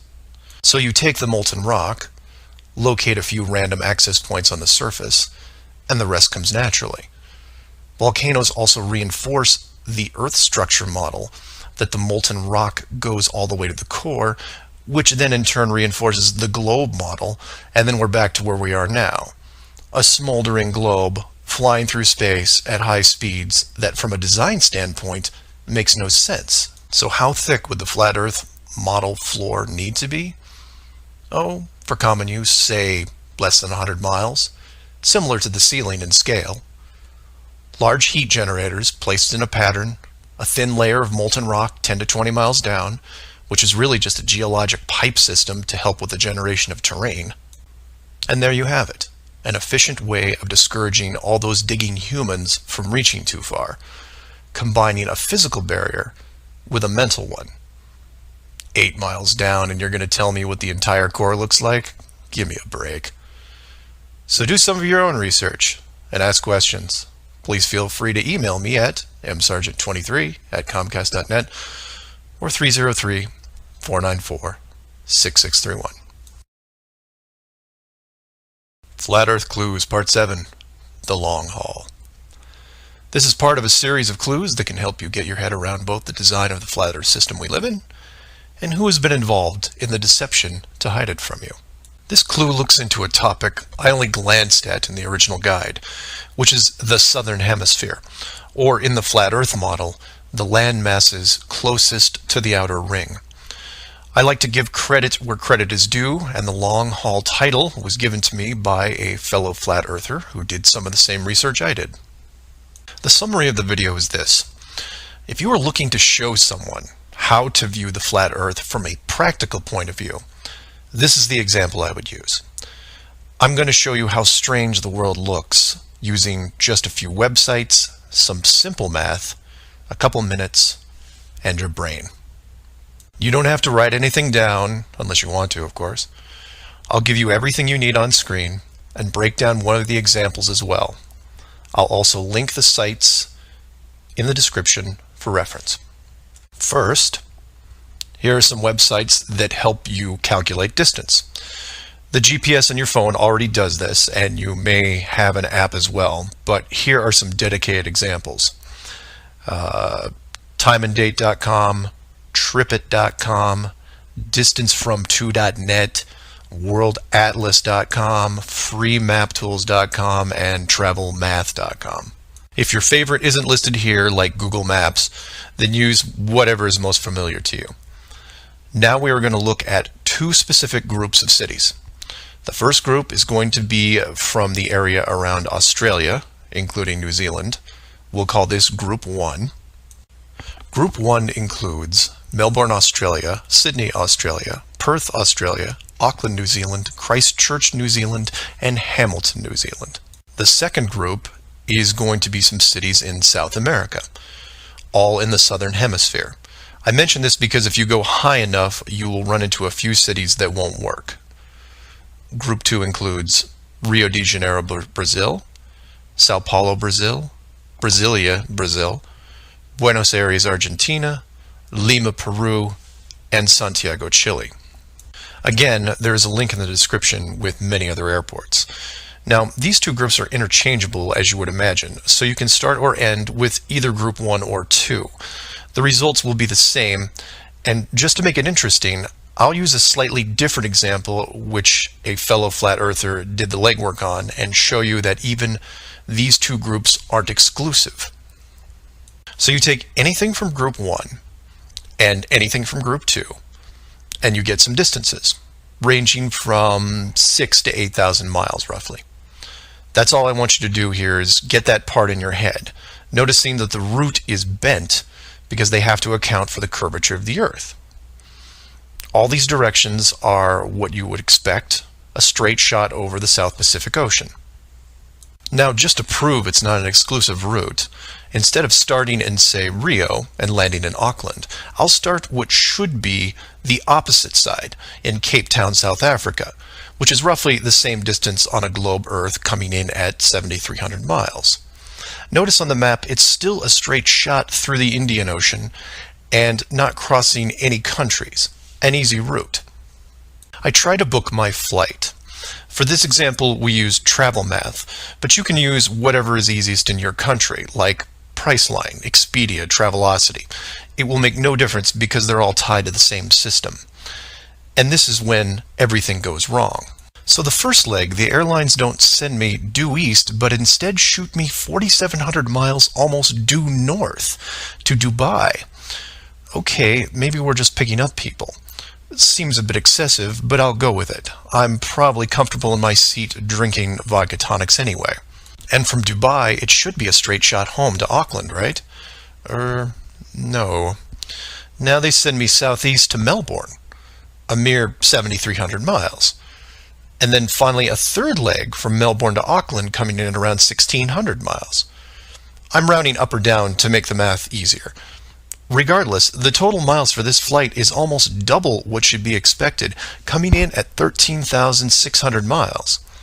In addition, the trip took me 37 hours. How long should it have taken? Well, in a 777, about 12. Now this is where you come in and say, well, it's probably an isolated incident or some strange connection thing. You know how the airlines are. Oh no, my friends. We can do this all day. This roulette table is rigged, and there is no way to get a fair game. The first part of the clue is the utter lack of non-stop flights from anywhere in this hemisphere, which is why I gave you multiple cities in each group. And here's the plot hole for you. Flying from international cities like Sydney, Rio, Santiago, or anywhere else close by, you can't get a single non-stop flight, no matter how much money you pay. I tried to do this for an entire night, and it was like playing an online casino game, one that I was losing most of the time. The connections kept coming in like spam windows. Start in Christchurch, go to Auckland. Start in Auckland, go to Sydney. Start in Sydney, go to Dubai or Los Angeles or somewhere else that makes no sense. Some of these connections took the trip over 50 hours to complete. Go ahead, try it yourself. You may find one nonstop. But even then, the strangeness doesn't end there, because the speed is wrong. For reference, I included an optimum cruising speed guide from a commercial pilots forum that lists all the international aircraft used in these routes.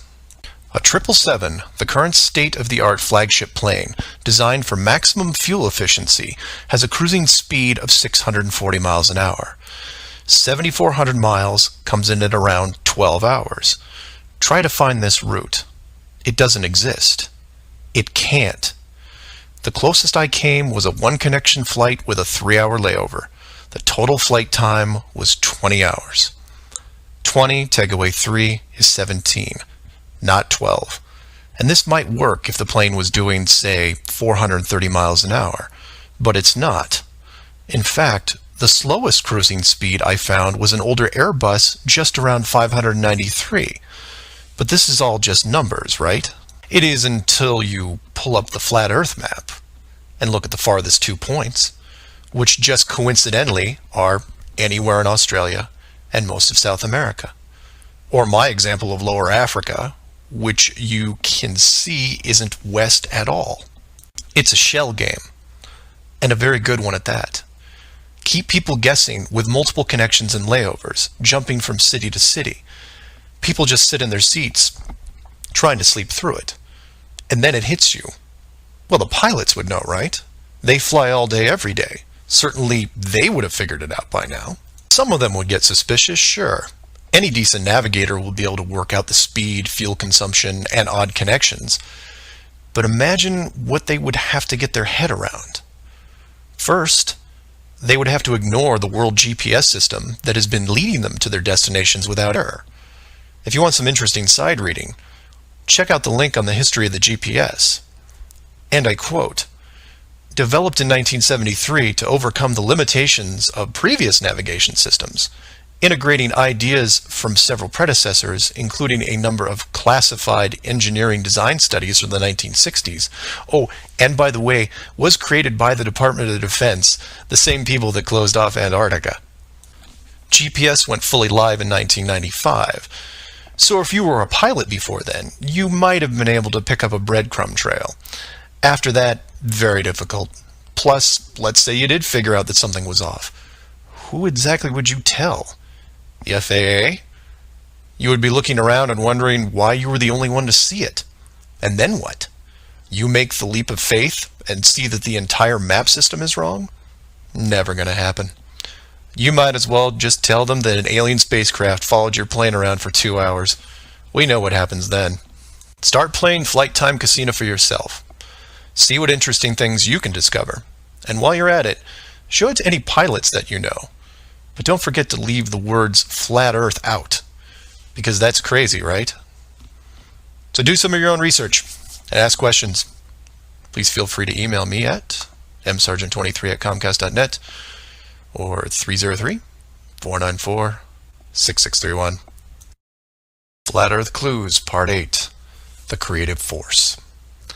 This flat Earth perspective takes a look at the design from the ever-present why standpoint. And although it will review some of the dome technical features already discussed, I'll try to do it from a different angle, or more specifically, why I might build it. Someone mentioned to me recently that while the dome was a very big concept, it made the world much smaller. Kind of like what Admiral Byrd expressed in an interview all those years ago. This someone also said that it made them sad, which I understood. And while I did what I could to comfort this person, I realized that I could have done more. So this video is for the people who look upon this world with their new eyes and start drifting into a state of melancholy. To preface, this isn't jail, nor are you lab rats. And before I'm done, I hope to show you a version of why. To start, let's look at an old story, one that you may have heard, involving another enclosed world, kind of like yours. I say kind of like yours because the finished design that you are sitting in right now took several revisions in just about every aspect, much like any project. You come up with ideas, you see what works and what doesn't, and you improve the process until you come up with something that, while not everyone agrees upon, satisfies the best of all criteria. One of the first dome layouts involved a race of people who were supremely driven by ambition. They didn't have a word for lazy or fear. They absorbed knowledge very quickly, incorporating physics, advanced electronics, engineering, and drove their technology with energy from the enclosed world itself. And when their technology had reached the point where the dome's structure was discovered in its entirety, there was no reaction of wonder and awe. They just looked up and squinted at the sky. Eventually, those squints turned into glares. Oh, they had religion, to be sure, and it was tied to their daily lives, but to them, this wasn't religion. It was a challenge. Almost like they weren't that impressed. Hard to fathom, right? Seeing that your world had borders, but instead of being afraid, shaking your fist at the sky with arrogance. But that's what they did. So much confidence and might that when they found out where they really were, a new priority was created. At first, they dedicated broadcast channels to calling the dome builders out, demanding answers, and ran them day and night. At the end of each cycle, the words kept repeating, "We know." But arrogance ebbs at patience, and their demands were met with silence, which was taken as blatant dismissal. This fueled their ambition even more. The people withdrew all their efforts from breaching the outer barrier and formed a new plan. If the creators were not going to submit, then they would build a bridge and meet them at the gates. So a building was designed. But to call it a building was to call the pyramids a sandcastle. It was the greatest structure ever conceived, at least to them. It was to be over 30 miles wide and hundreds of miles high, enough to reach the dome ceiling itself, where they would meet the builders face to face. They abandoned nature completely and pushed aside ecologic systems to accomplish their goal. They cannibalized entire mountain ranges, which they used to admire and love, to acquire the raw material for the awesome structure. The work crews built with flawless precision, and it was obvious that it was going to succeed. A bridge to the edge of the sky itself. The work would only pause long enough for the mighty armies below to look up and yell, "We come for you," so loudly that on a clear day you could actually feel the dome shake. And the creators, faced with their first great challenge, decided to start again. And the people were changed, their language fragmented so that the builders couldn't continue. The tower was dismantled, their technology removed and forgotten, and the people scattered. A new group was introduced to the dome, divided in every way imaginable, so that unity was next to impossible, and everything slowed down. Languages evolved and devolved into other dialects, and the languages produced text, which produced different forms of culture, and some amazing things began to happen, the most important of which was the arts. The dome builders saw the artistic pool develop into several distinct forms. Everything drawn in any medium on a flat surface. Everything molded that took on a three-dimensional shape. Everything that produced music. All things that make up the human form and motion. And all the written works. Pictures, sculptures, music, dance, literature, the arts. Driven by passion, it is the very essence of what is good in humanity. Once this was recognized, all dome methods put in place were to cultivate and enhance this process. Land masses were adjusted with geology and temperature to support every kind of terrain, with mountains, rivers, oceans, plains, forests, jungles, deserts, all of it stunning, all of it stimulating the human mind, nourishing it. And the modifications continued with seemingly endless shades of weather. The sky was overhauled, a moon added, and layers upon layers upon layers of stars, so that one day when the people were able to see further than their own eyes, there would still be something new to see. And the arts flourished, but there was a cost. The languages and division of cultures had put the population at odds, and wars were raging at regular intervals.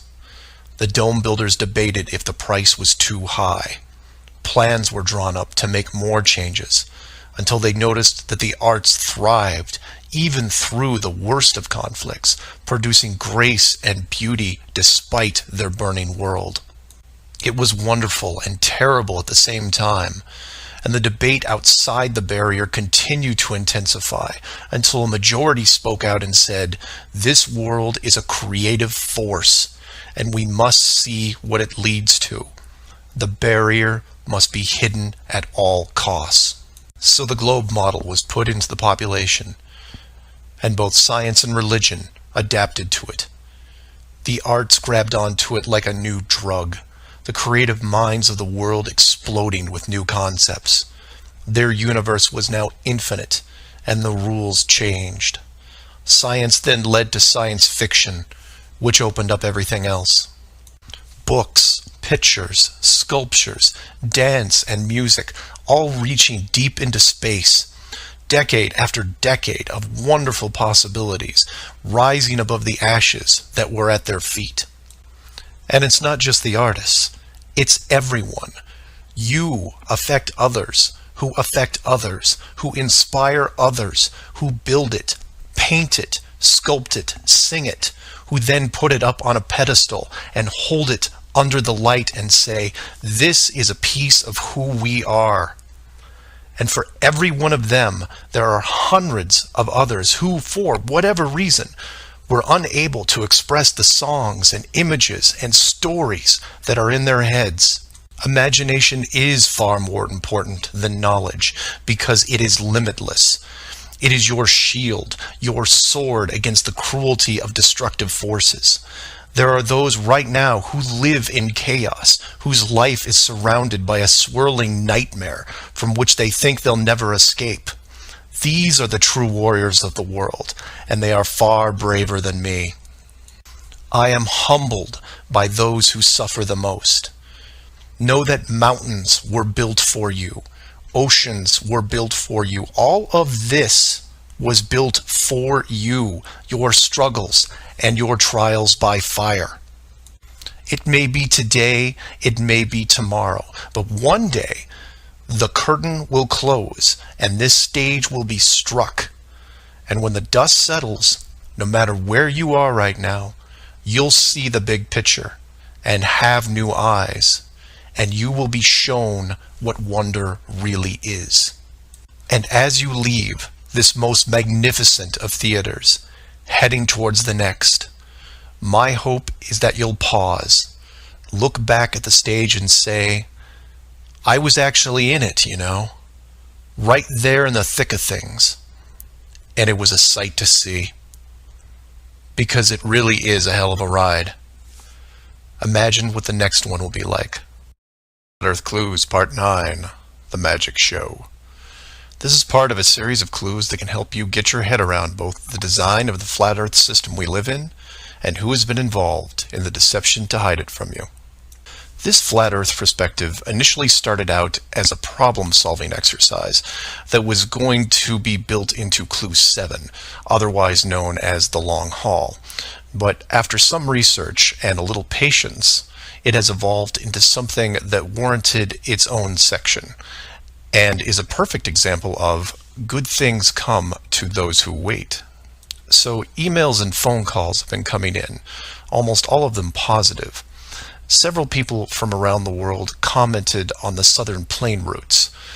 They said that while 95% of the long routes in that hemisphere were connections, which in itself raises red flags, there were a few pesky non-stops that seemed to contradict the overall logic. The question then posed to me was obviously, are they real flights? Could they be put there to throw the Flat Earth group off? If it was a trick, could I figure out what it was and how it was accomplished? I accepted the challenge and started my impression of Morgan Freeman as he went up against the Four Horsemen magician crew. Now, admittedly, I was skeptical to start, because the flights went against the third rule, that being the flat Earth has no shortcuts. Only a globe has shortcuts. As in magic, I had to assume the rule was not being broken, but only hidden, or having the illusion of being broken. But first, I had to see the trick itself. I had to see the planes in question and see them make the route. Anyone can list a flight, but does it actually go from point A to point B? With the help of several other people, this was then put to the test. While just about everyone with a cell phone knows about GPS and how it can track things, many people don't know that even though it's a system built by the military, there is a very public aspect to it. So while your phone is tracked at all times, so are other things, most notably all air traffic. Now, if you're military, you could view military planes. If you work at a cargo carrier like UPS or FedEx, you can view transport planes. The general public is mostly limited to commercial air traffic. This can be viewed in several places, and the one I chose was planefinder.net. You can use others like FlightAware, Flight Radar 24, Flight Tracker. It makes no difference, because they are all tied into the same exact GPS system. All these sites do basically the same thing, track every commercial plane in the world from start to end in real time. So I spend day after day looking at the Plane Finder global map, which you see here.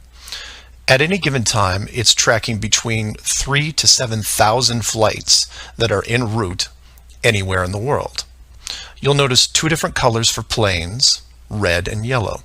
Yellow just means there's a 5-minute delay in processing and only applies to the United States. The point here is, in order to prove out these flights that go against flat Earth theory, I need to watch a few as they cross either the South Pacific or Indian Oceans. The web page updates automatically, but just to be sure, I close and reopen the page every 30 minutes or so and wait for an ocean plane. And I wait, and I wait, and I wait some more. Hours pass, days pass, and no red planes to entertain me.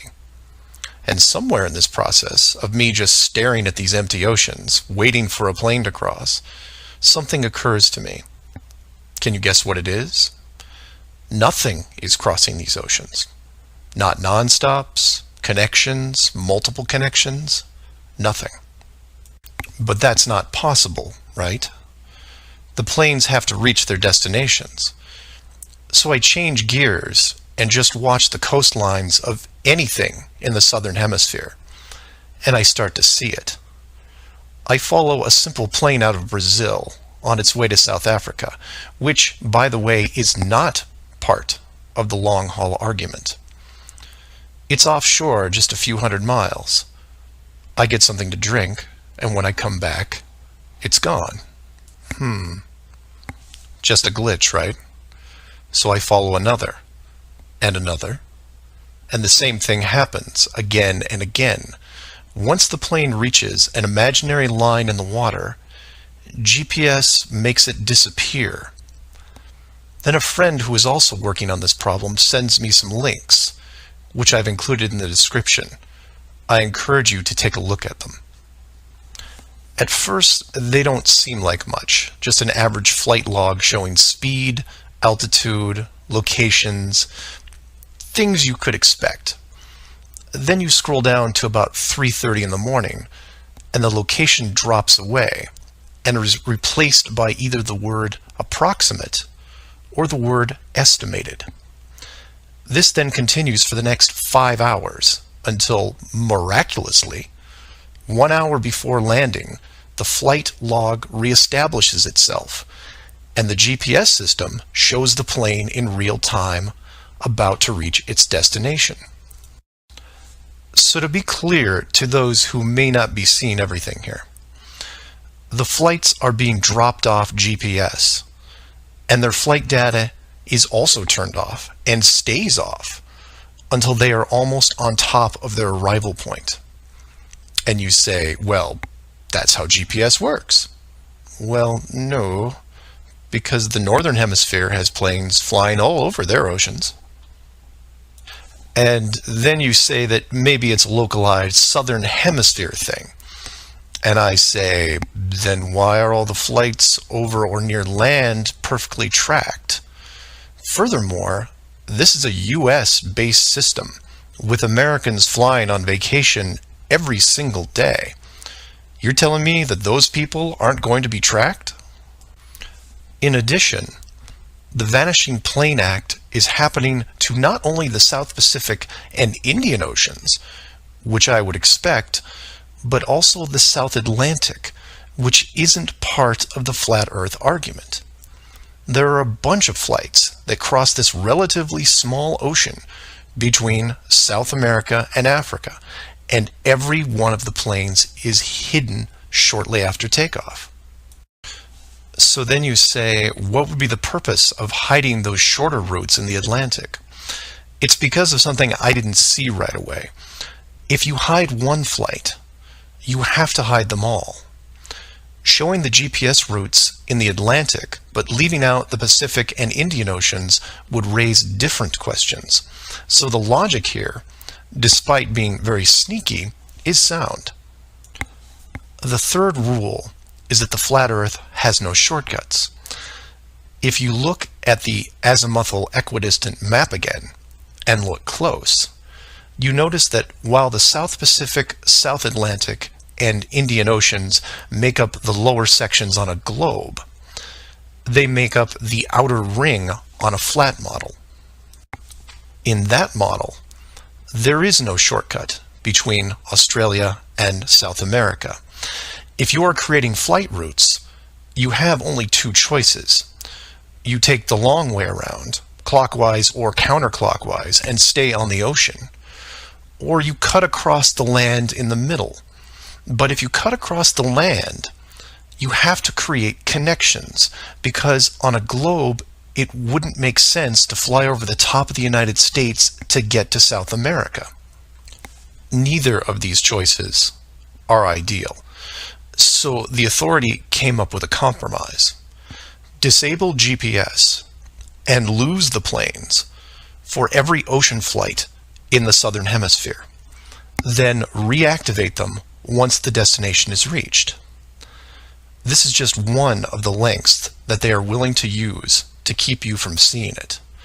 Don't just hide some things, hide everything, so that maybe the topic isn't addressed. And some would come back and say, well, nice going.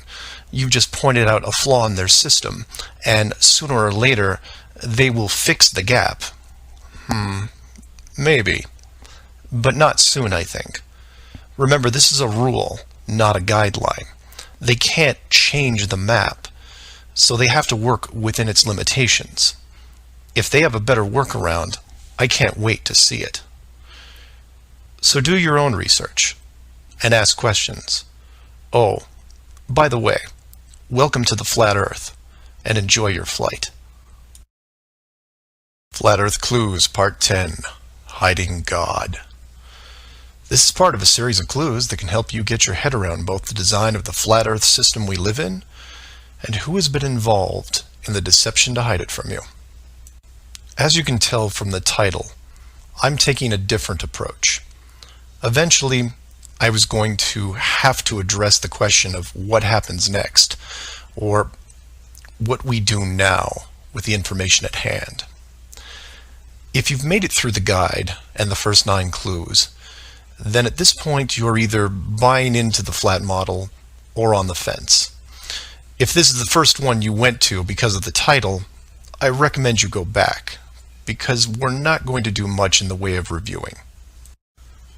But if you're still with me, then you would agree that 1, the world you've been taught has been kept from you, and 2, one way or another, you would like to prove this out. So how is this possible? The authority in question who created what you call the globe is guarding all the gates. They protect the sky, the outer edge, and most importantly, the education system that shows us at an early age what they want us to see. Nobody listening to this has their own spaceship or advanced rocket program. Nobody actually owns a long-distance icebreaker. And while some of you may have a private plane, I wouldn't recommend testing a military barrier that technically doesn't exist. But then again, you have to remember that this is not the story of David and Goliath. The hidden world was never going to be sustainable forever. As a civilization evolves, the tools the authority uses as a method of control become more vulnerable. I've learned many things about systems over the years, and one thing that I find most interesting is as layers of strength increase, the higher the chance that they can be used to your advantage. But maybe I'm talking in riddles. I should be boiling it down to what can be done by showing you what's being hidden, what's important, and how it can be spread to others without looking like a crazy person. To be clear, and I can't stress this enough, do not start conversations with the word flat earth. Think of it like Fight Club. The first rule of Flat Club is that you do not talk about Flat Club. Before you started waking up and watching all these things, you were like me. You laughed and mocked everything that was flat earth.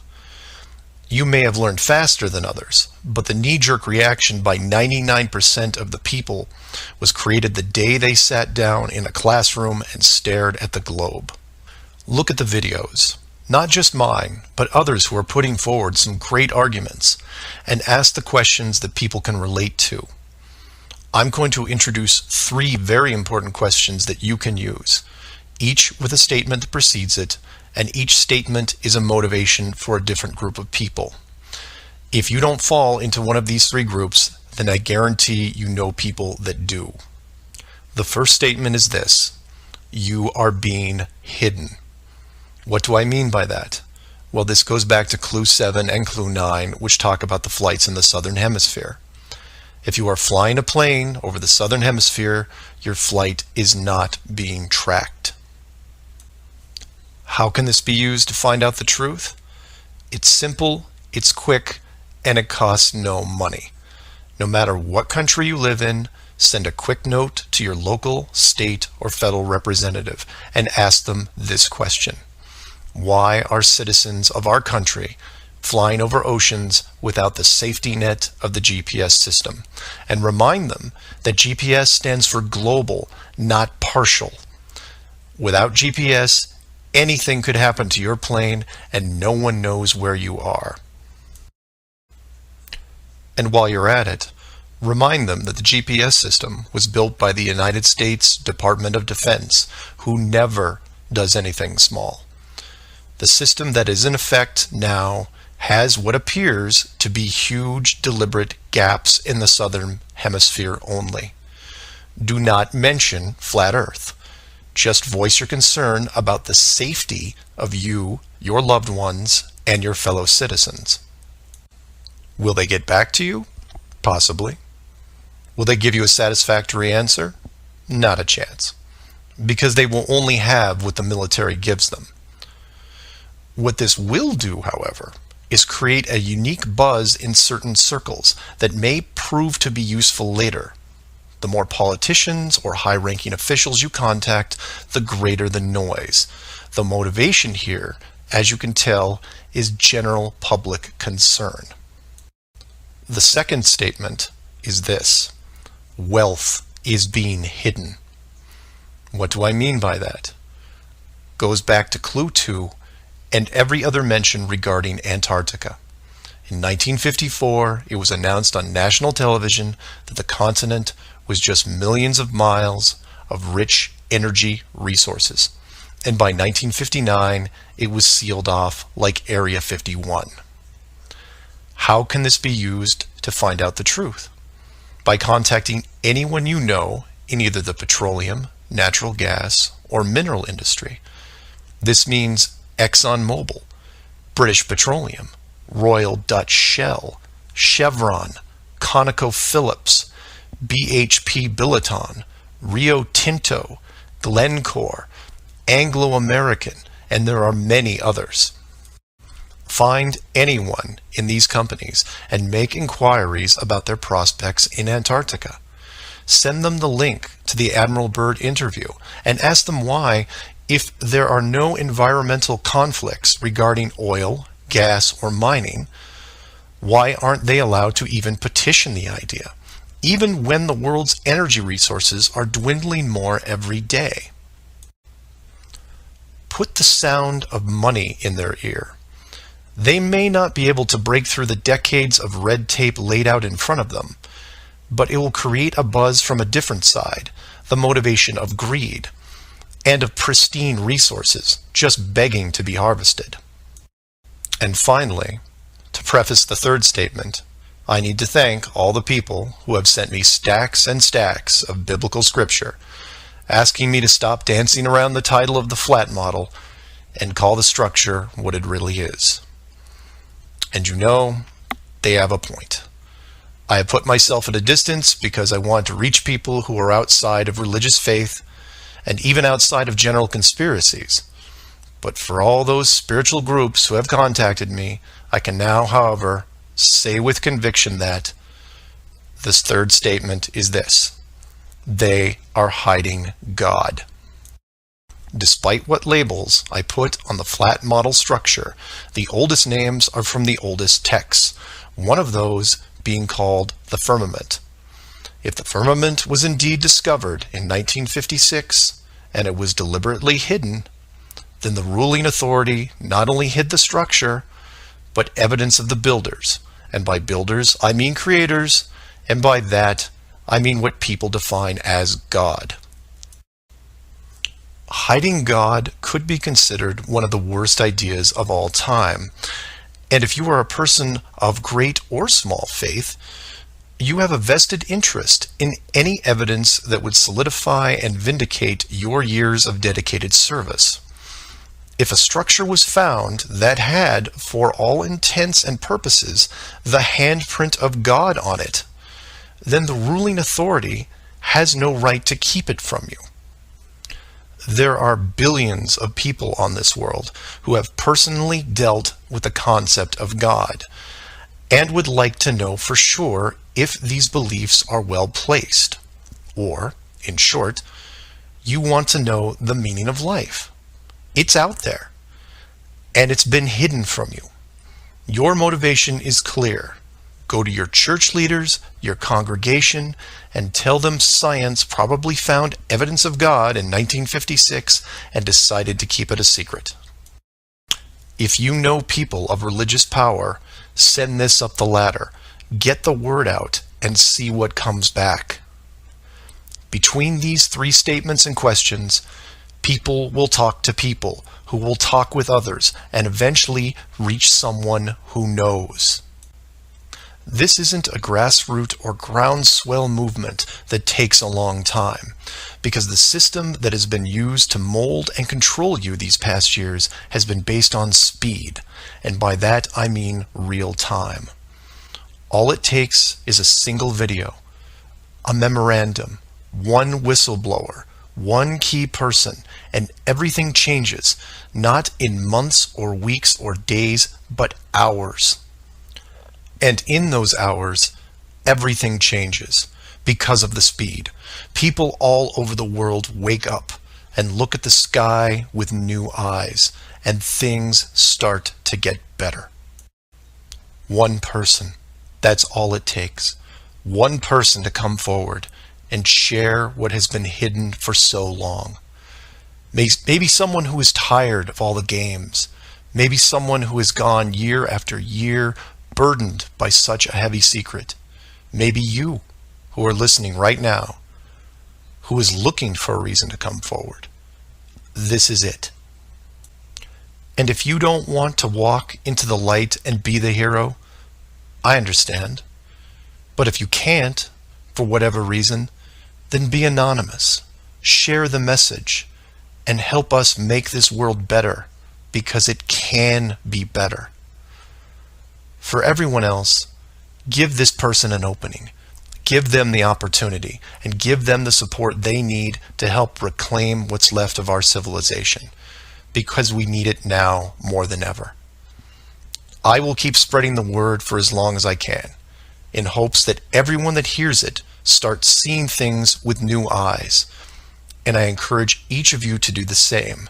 And maybe one day we will learn to treat others better than we treat ourselves.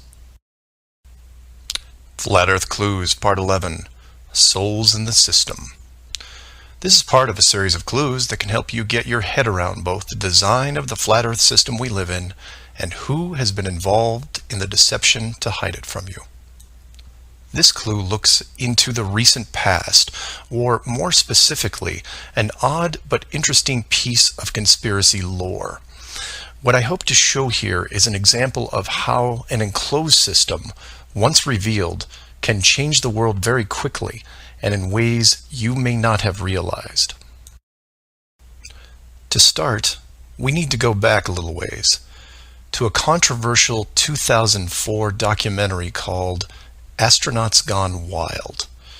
For those of you who missed this strange little gem, the summary is this.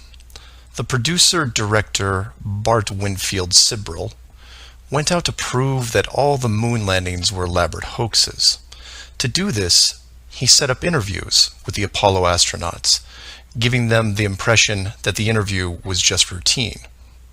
He then produced a Bible and asked each of the astronauts to swear on the book before the interview started. The interview was then supposed to be a series of detailed technical questions designed to trip up the astronauts.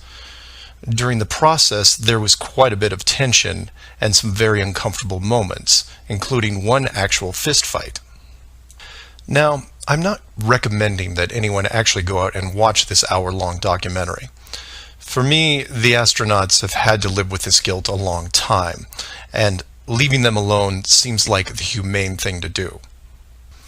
What interested me, and moreover what piqued my interest then, wasn't the unoriginal questions the reporter posed, but how the astronauts reacted to the Bible itself. None of the Apollo pilots would put their hand on it and swear that they went to the moon. In fact, most treated the book like it was made of plutonium. This puzzled me for years because it went against the basic rules of any cover-up, one of which is lie about everything.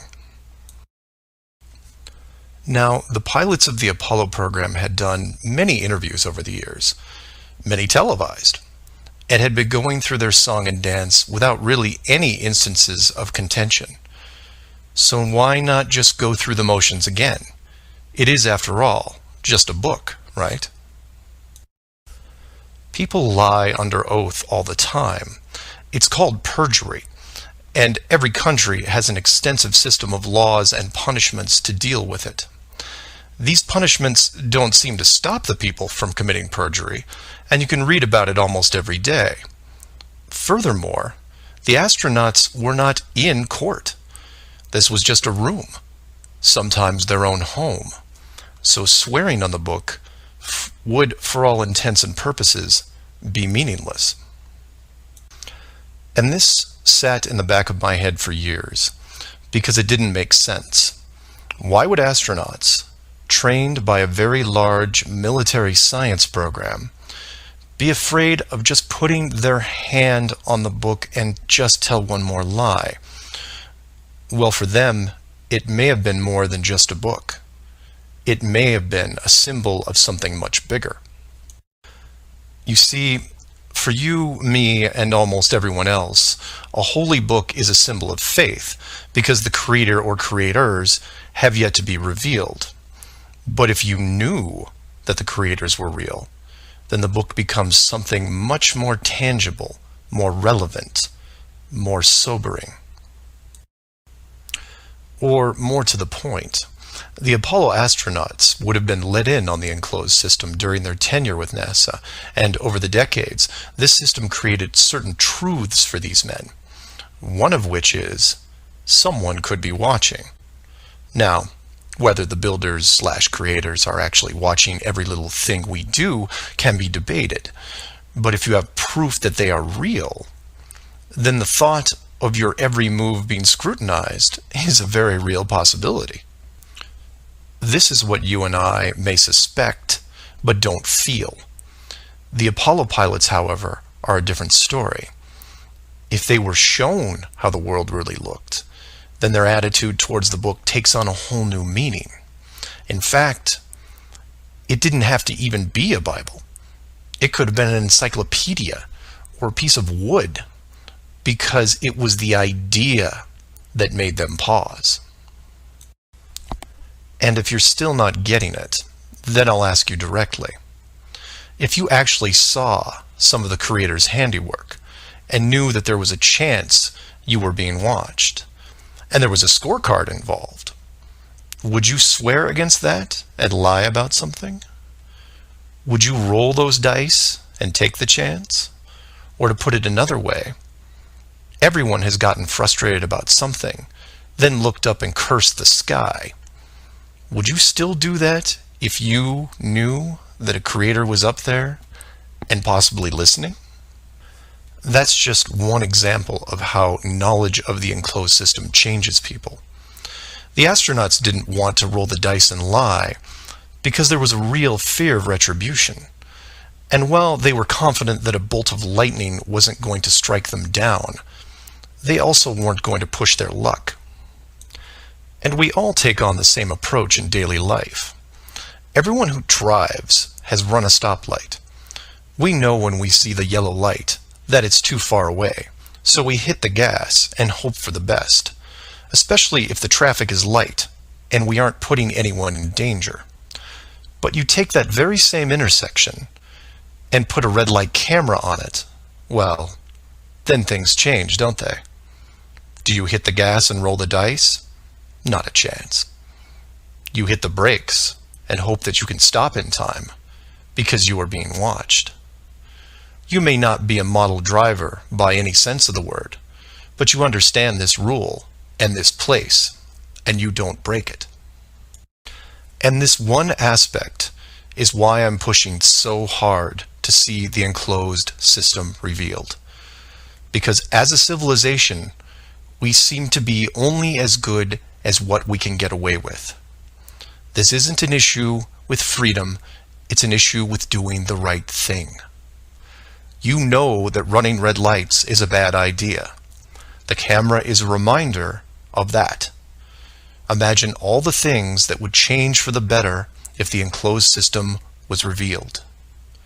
Would you lie to hurt someone? Would you rob a bank, commit fraud, or embezzle? Would you steal anything unless your life depended on it? And while people would still get angry and fight, would they maim each other? Would they kill? Would anyone knowingly commit murder? Would you bully or extort people for profit? In fact, knowing that the world was created, would you do anything malicious towards anyone? If the world is not a globe, but instead enclosed, then wars end. Hate crimes end. Maybe not overnight, but quickly. Because you may be, for the first time in your life, actually accountable for your actions.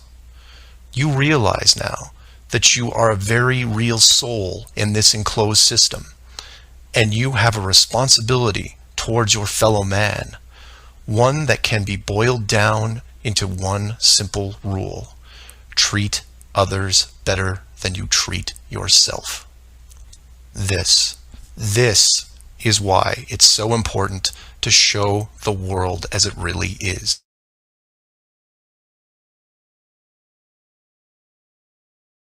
Hey, what's up, guys? Jedi, what's going on? What's up, Mickey, man? Good to see you. Yeah, good to see you too, man. Just listening to the Mark Sargent Under the Dome, Flatus Blues. I haven't listened to that or watched that for years, mate. kind of reminded me how long we've been walking this journey, mate. It's an old video. Yeah, or I guess it was playing right now on the bot. I don't know if you were hearing it. Yeah. I don't know, just like going over like what people are talking about with that whole aspect of like, what if we found out that the Earth was, under a dome? And I just tend to think that the Creator hid all of this from everyone so that we wouldn't have to be having those discussions. And like, there's a lot of people that lean into like, we need to know kind of thing, like where we're at, and kind of make it a priority. Like Sargent said, that's his mission. He wants to do the best he can to expose the fact that that is the thing that's happening here, that we are in an enclosed system. But the thing is, though, I mean, do you think that everybody's going to be able to realize that, or just believe others who have been to such a place and then claim that they have? Because there was a video or an audio clip that you put in there earlier about the whole dome business. Yeah. Some gentleman talking about it. Like, what do you think about that?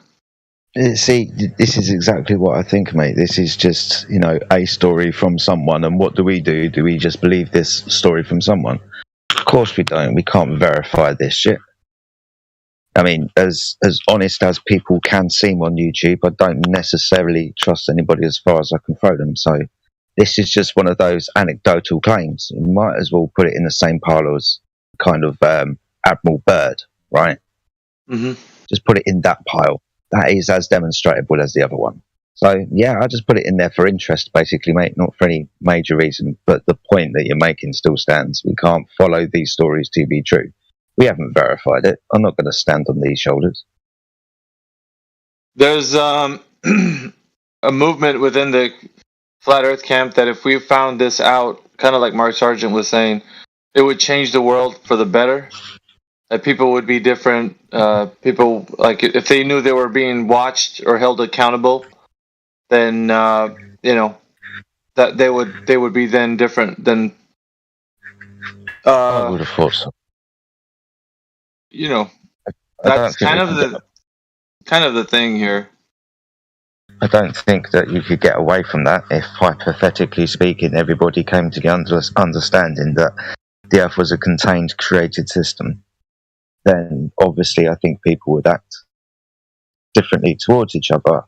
But when we look at the stories of the Bible and so on, they understood that they were in a closed, created system, and they still went around and worshipped whatever they wanted to, mate. So exactly. Oh, mate.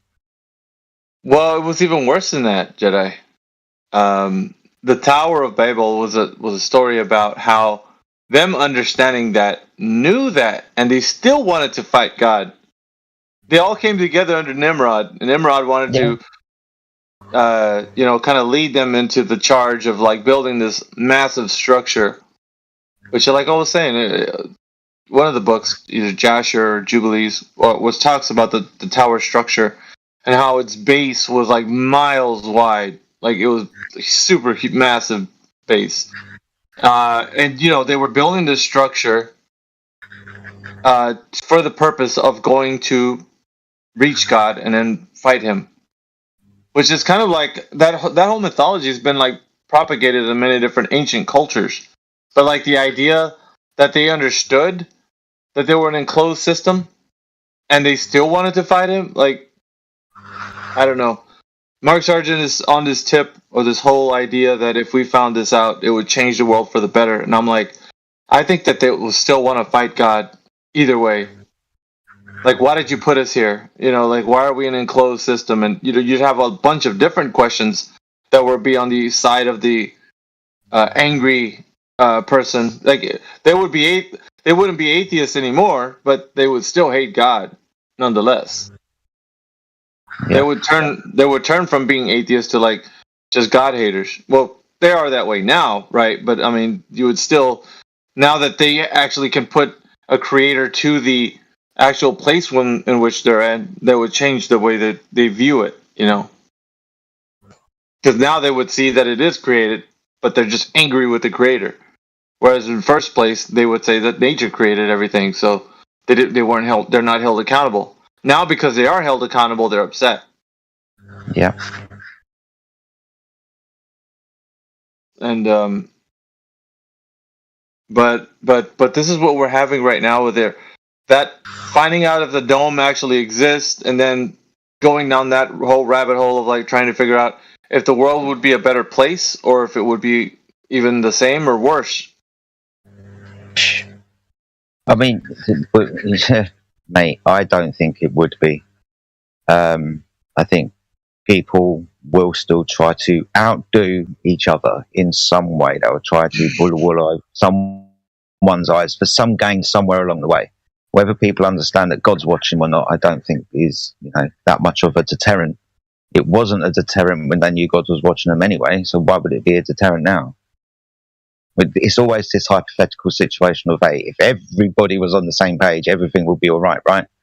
Yeah. I don't even think that's the case. But we have to put everybody on the same page to do it. Yeah, because you can't test that out unless you know that everything is being... Necessarily. You got the majority and it should work.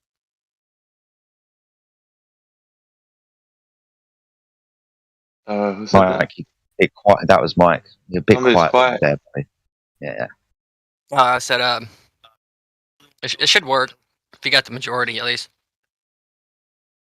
I mean, you're still But going to with be running around doing that, of course, but at least you'll have the majority.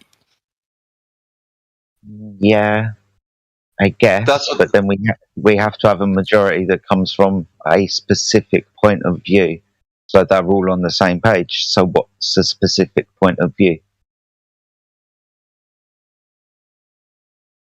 Well, if that was the case, Mike, then why did everybody come under the command of Nimrod and fight God in the Tower of Babel? Which think about this, and in the biblical context, they're going to do again in the end days. They will be deceived to fight against the Creator once again in the Battle of Armageddon. They will then be rallied against the Creator one more time in the final showdown of like coming together against the Creator. So this is nothing new, and by what we see in history and in prophecy, both sides, in our past and are going to be our future, they're going to fight against God.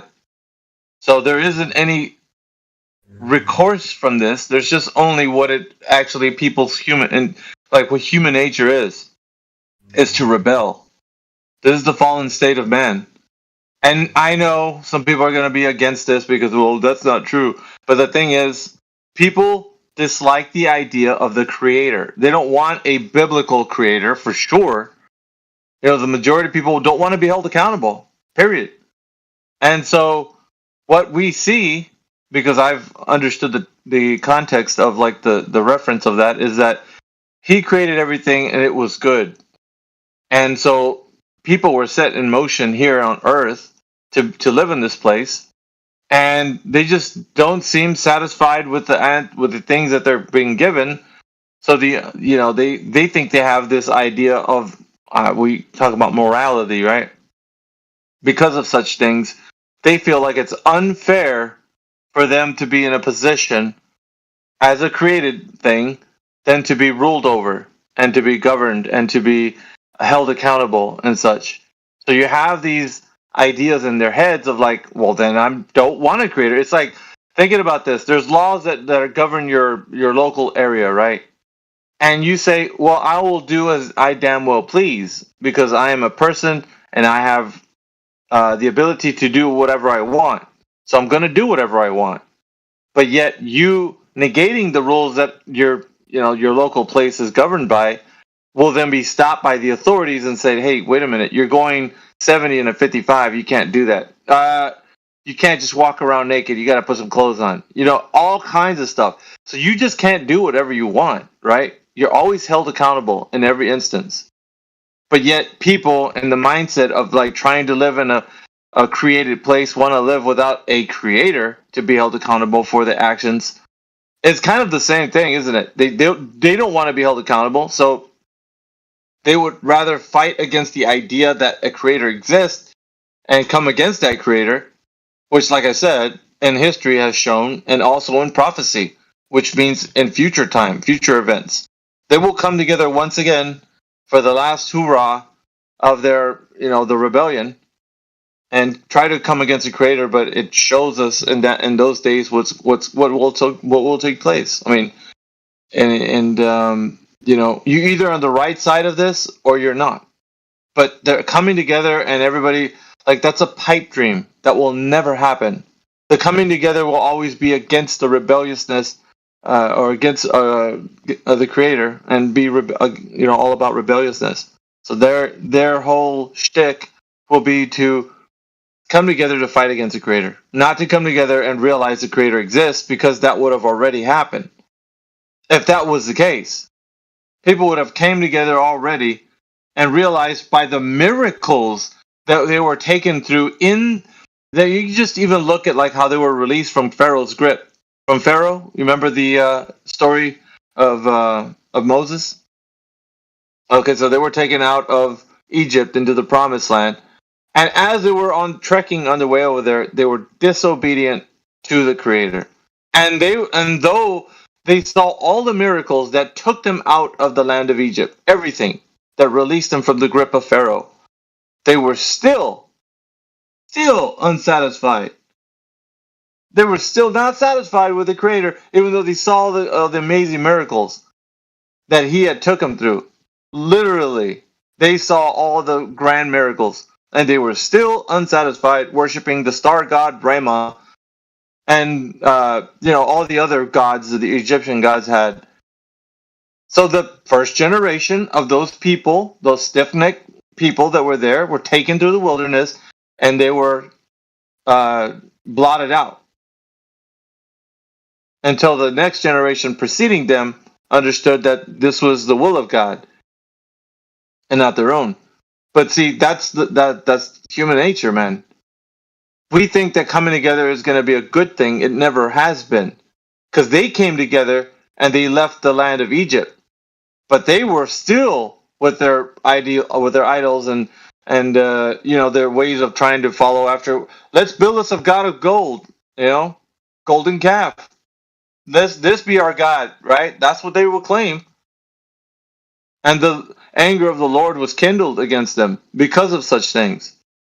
But the thing is, people don't realize is that the Creator has always had His hand in trying to get people closer to Him, but they always rejected Him. So it was always the fact that it doesn't matter what it is that's going to happen.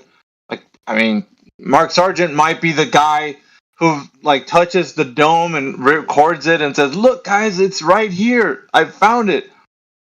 And it was after everybody realizes that's what it is, and so on and so forth. What do you think's going to happen next? What's the next step? Everybody's going to be singing Kumbaya and holding hands, and the world will be a better place? I don't think so. They'll start selling blue bits of ice in some souvenir shop. That's what they'll start fucking doing, man. I'm telling you, man. Everybody's going to turn, resources, and not only that, but imagine if that's what the whole world really understood. This is not a globe anymore. This is an enclosed structure. Coming together and the world just being a better place is a pipe dream. Will never happen. Ever, ever, ever. I'm sorry to burst everybody's bubble, but it's not like a black pill at all. It's just the human nature, man. Look at. It's where you said ever. It's where you said ever, ever, ever. I think the way that we are right now, this could not be achieved. Obviously, within the Bible, this does eventually happen, but it's not necessarily us who does it. We obviously have a leader, a king on the earth that, reigns and everything's good. But ultimately, mate, no, I kind of agree. I don't think that we, even if we could all go up to the fucking dome and touch it and had this understanding that, God's up there, then I still don't think that we would find our way in the world. We might have look, I'm just pulling things out my backside, mate, and just hoping for the best. We might have more people that understood the truth than those who don't. And it might be more swayed in that direction. Maybe, potentially, possibly. But you have to get to this 100% of all people being on the same page. You're not going to get 100% of all people being on the same page. People don't want to be judged. Exactly. I mean, here's the whole shtick of like what's really happening with the idea that people are waking up to the fact that the Earth isn't a globe. What it does is it brings the realization of the Creator to that person, and it makes it more realistic than it was as a ever expanding universe. You know, because a creator of that idea, it seems too, like, I don't know, man. Like, I've even coming from that perspective, right? It never seemed personal. Yeah. This seems very intimate, very closed in, very personal. Kind of like this is the only place. Like, it's not tons of life forms everywhere else, you know, kind of thing. This is the only place that life exists, and it's meant to be. Yeah. So it's. Sorry, Miggy. It's just you reminded me of something, so I want to say it before I forget because it's kind of on point. But God, right in the beginning, stopped being kind of personal to me after I read the first few chapters of the Bible, and I was told that what He said He created wasn't what we live in. Mm-hmm. So the Earth was obviously flat and stationary, but by the time I started reading that, the Earth was a spinning ball in space. So therefore, God's literal first announcement to the world was a lie, and everything that you can read within the Bible, you can take with a pinch of salt and translate it, think about it, do whatever you want in the way that you want to do it to get around certain facts. This is one of the reasons why they put us on a spinning ball, to make God out to be a liar and make all the stories in the Bible less plausible. You don't have to take this shit literally now, right? Mm-hmm. Well, it takes the personalization of like creation out of context completely.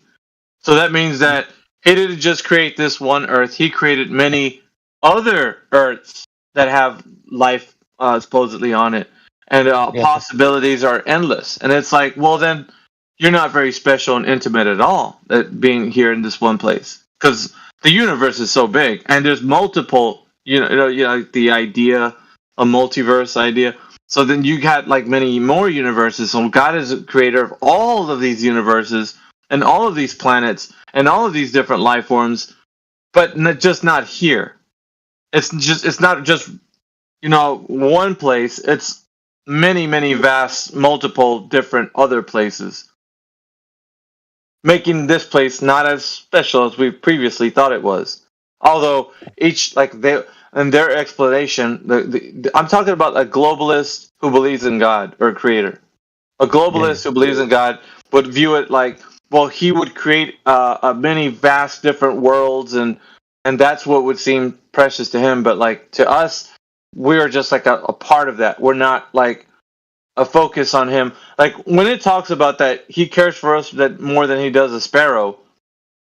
You know what I mean? Like that whole idea of like how everything that he has in creation that he's made, he looks upon like the people that he's made, and you know, out of the dust of the earth, and he cares for them much more than anything else in creation. And that's what we don't realize when we start to think that an ever-expanding cosmos is now in play. Well, you got like different planets and exoplanets, and you know, we could live on any one of these. You know, traveling to them, or maybe possibly there's life already on there. But this whole idea of this being a unique and special place that there is no other like it, that never will be, is not something that is solidified in the globalist mind. Hey, look, I get the idea of, you know, the Earth being flat and stationary and the contained system of how that is now personal to us. It was obviously a well thought out, well loved creation to put us within it so we can experience it, and as we were first created, to have a relationship with God, right? That's really personal.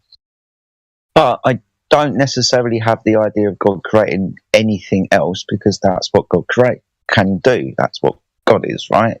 Can create anything. So if he's going to create this universe, then he could create this universe if he wanted to. But the fact that the Bible says that he didn't, this is, you know, the first fucking trick in the Bible as far as I'm concerned. As far as I'm concerned, straight away, they put the whole narrative into doubt. The whole narrative, every single story, every event that could have possibly been spoken about in the Bible is, you know, thrown into doubt. because the very first thing is thrown into doubt straight away. You know this about me, Miggy, right? These things fascinate me. How they lie and how they fucking get away with it. No more to the point. And it is straight away. Literally, the first lies you are told. The first things you are told are lies. And when we look at the Bible, yeah, we're on a ball, aren't we? So when we look at the Bible, we're on a ball. So God's lying. Now you can talk about God in any way that you want. You can have personal gods and have New Age. Yeah, you can personal gods. Yeah, it twists and distorts, and it gets people to think. Just like you can be a different. You can believe in a creator, just not on this specific one, because there's many different creators, and there's many different religions, and you splinter the mind into like different ways of thinking of what God is and who He is, and like. And then it'd be like religions, and like it's just you can go through many different ways, man. It's just like that's why people have gone astray with like their thoughts on the creator, and well, I think the creator is this, and I think the creator is that, and I can't be regulated to think of just one specific one. Like that's just not the creator. It's like, well, if everything. It's weird though, because it's like if everything rings true, but like when you hear truth, when somebody says something that's truthful, it reverberates within your spirit. Like oh man, this guy's just not talking some stuff, man. He's actually when he says this thing, he's saying it's truth. And somebody asks you like, well, how do you know that's truth? Like, because they've been the people that are saying these things, they've been blind. They don't understand how to resonate with truth anymore. Because all of their whole world, if you live in a world of lies, you don't know what truth is. How can you ever know that? But when you start understanding these fundamental aspects of our reality, of like, when you say things to somebody and you can't even know what you mean and mean what you say, like, I'm always going through this, right? Reality check. Mm-hmm. If you can't ever tell somebody, convey over to them what's actually going on, then you're just, you can't do anything. Like, you might as well stop talking, because that's not going to help anybody. Yeah, I think sometimes, and we experience this though, right? And I know many people do. It doesn't necessarily matter how clearly, how concisely, and how quick you give somebody something to think about. It really depends on that fucking person, right? Yeah. Everyone's got some kind of personal bias, and especially when we're touching on subjects that we speak about on a daily basis. The Earth being flat, and obviously, it's a created system. And we start walking down that journey. People don't want to get there, mate. It always starts with them. You've broken it down, and like we've done it to the most simplest forms, and saying the most untechnical terms as we can possible. And even still, at doing that, the most redundant ways of saying things, people still are very confused about reality. Like, define an ocean, define level, define flat, define, like, they'll tell you to define things because it's like, why weren't we defining these terms in the beginning? Was that because you thought everything that you thought about reality was ambiguous? Like, it could change? Like, that's the whole thing about, like, people and their understanding. I think in the world that we live in today, we don't know how bad things are until people start asking you to define what an ocean is. Or define, like, that's when know things are really gotten out of hand. Like, we can't even have suppose it, in this arena, we have conversations that are pretty simple, like in this forum. And you're not talking too technical sometimes. Obviously, it can get that way. But you're not really doing that all the time, like the people that are in here, right? We say simple terms. But, like, even saying the simple things, people are still confused. Well, I don't know if I'm a brain in a jar sitting in a shelf somewhere. I'm serious. This is how bad off it seems weird, because it's like you don't want people to be confused. You want them to be like knowing what they're saying and like whatever they're doing. Are we watching a spiritual battle take place when we see these people get to near the end of a logical route that we're walking them down, and are already just starting to throw things out like, what do you mean by ocean? And 99% of the time, I don't know what I am or where I am, or that a pear can be an apple, or whatever the fucking shit is.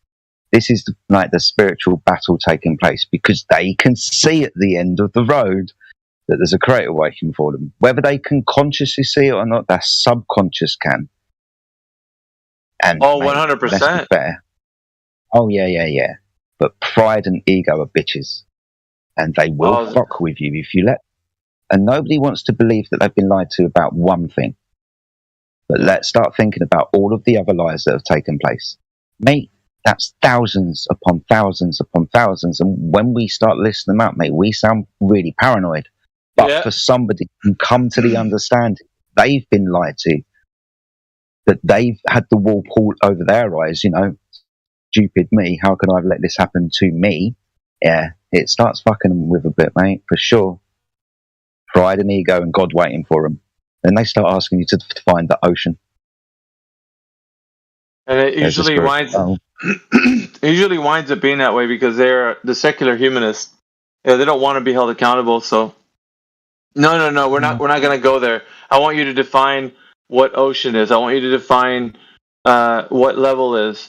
Because if we reduce this argument to absurdity, then I'm safe. I'm safe and sound. I don't have to be held accountable. Like you don't. At some point there's going to be, because like the rejection of a creator is mostly what's in someone's heart, pricking their heart. Like it's always the thing that's going to make them pause and be like, dude, if I follow this all the way to its logical conclusion, there is a creator waiting at the end of that. Like, no, I'm not going to do that. I'm going to try to make this argument as absurd as possible so that everybody's confused and not have an idea if there is or not. Like, something to be held accountable for. Do you remember a gentleman who came in the other week? We were speaking to him, and he was a flat earther. I can't remember his name, Max 60 something or other, whatever. Oh yeah, Max but Smart. We were getting to, yeah. We were getting to the point of, hey, look, there are so many religions in the world. Why is this one the right one? Basically, that kind of question or understanding that many people have, because there are so many different types of religions. So we get to the point of understanding the Earth's flat, and now we've got a God to contend with. But which one do we, go to, for example? This is another one of their amazing tricks that they've pulled, right? Because we can choose our God now. We can even, like we said earlier, we can have personal gods. But it's easy to throw shit at the Christian church because they've been throwing shit at themselves for a long time. So we notice the shit.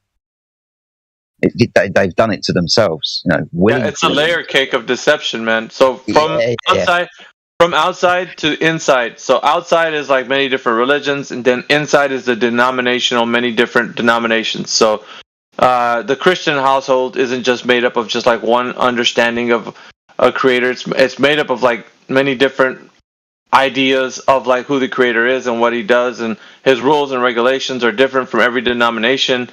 And like, cause you can see, right, like throughout all the denominations of Christianity, even like it almost seems like different religions, and it's not. It's the same religion, the same creator, but just the creator spoken of differently in many different ways. So you don't ever get a consistent view of the creator from a standpoint of, let's say, one particular denomination. Like Baptist will be different in a Protestant and a Lutheran and a Catholic, and I mean, we can just name a list of all the denominations that would declare that there is a creator and the creator is God and so forth. And then in each variation, you'd find out that there's different rules and regulations as to what the creator expects from the specific community, that denomination.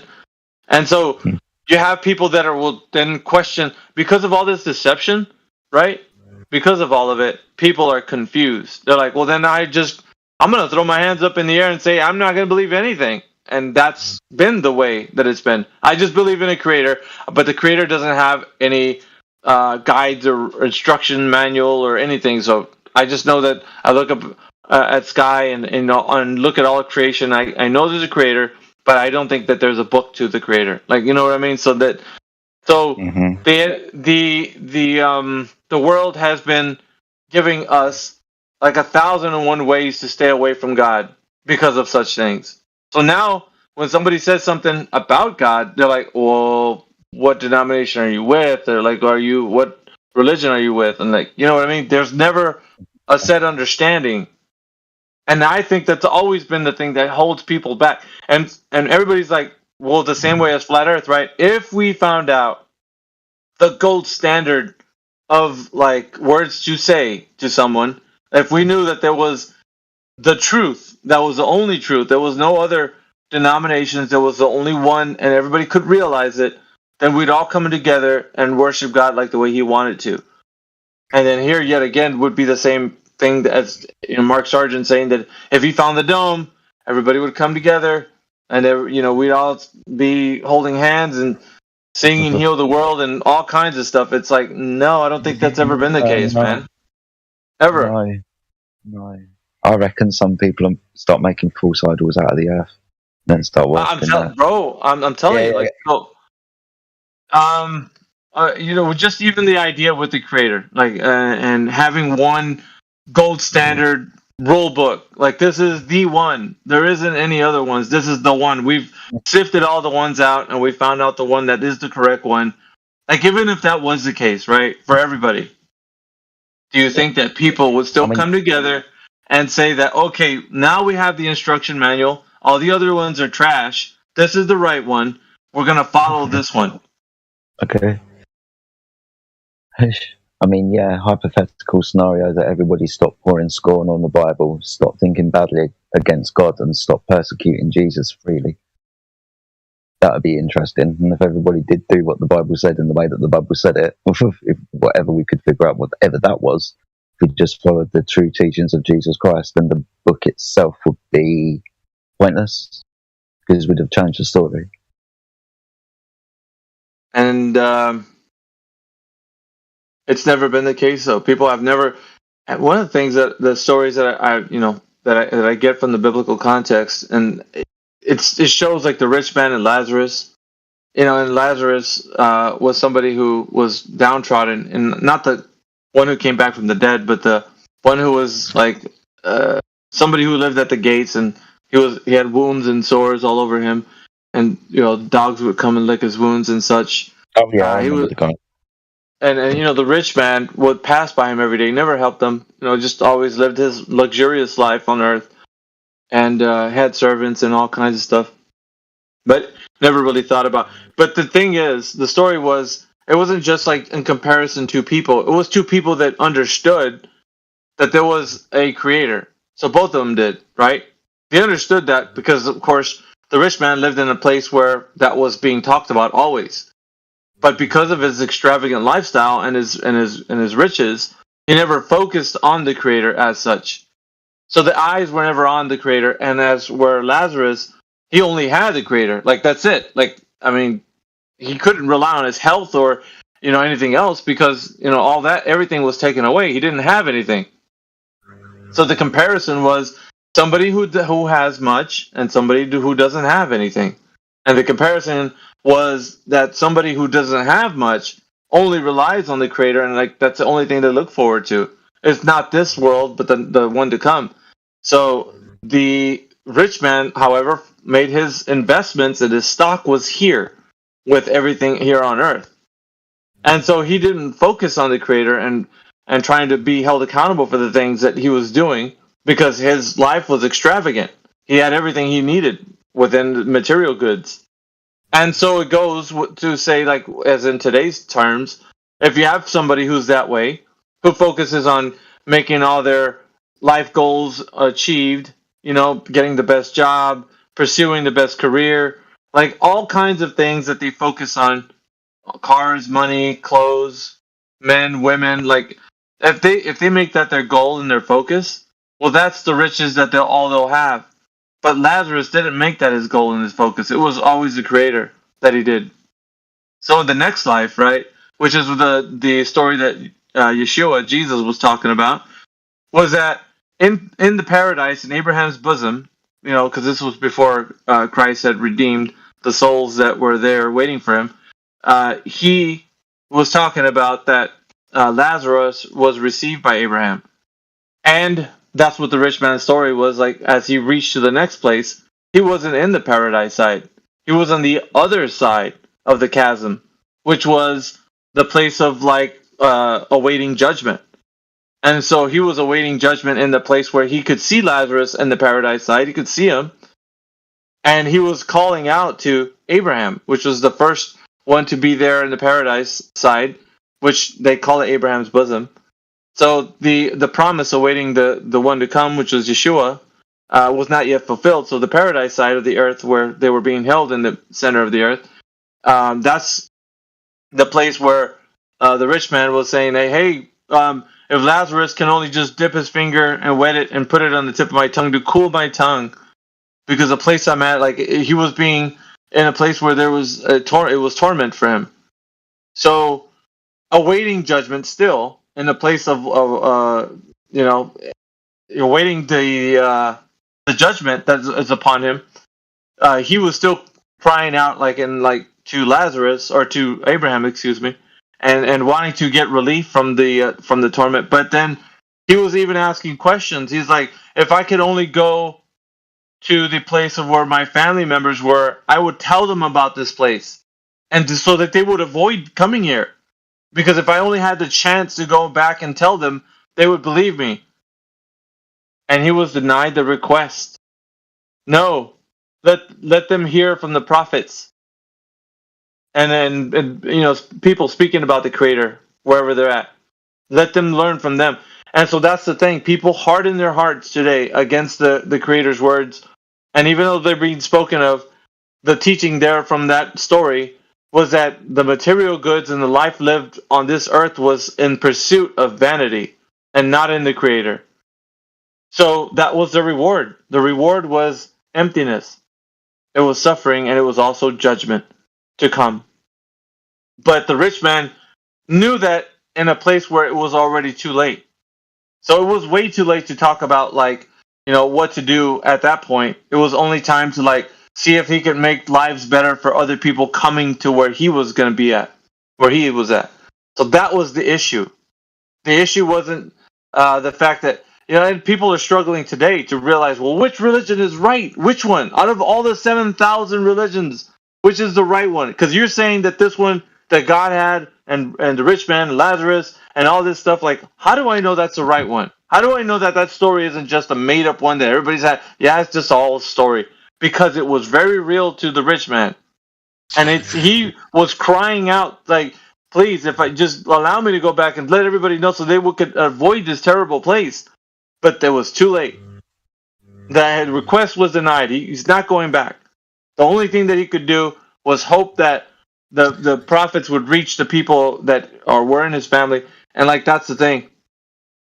Is that you today? Are you the one who hardens their heart against the Creator? Yeah.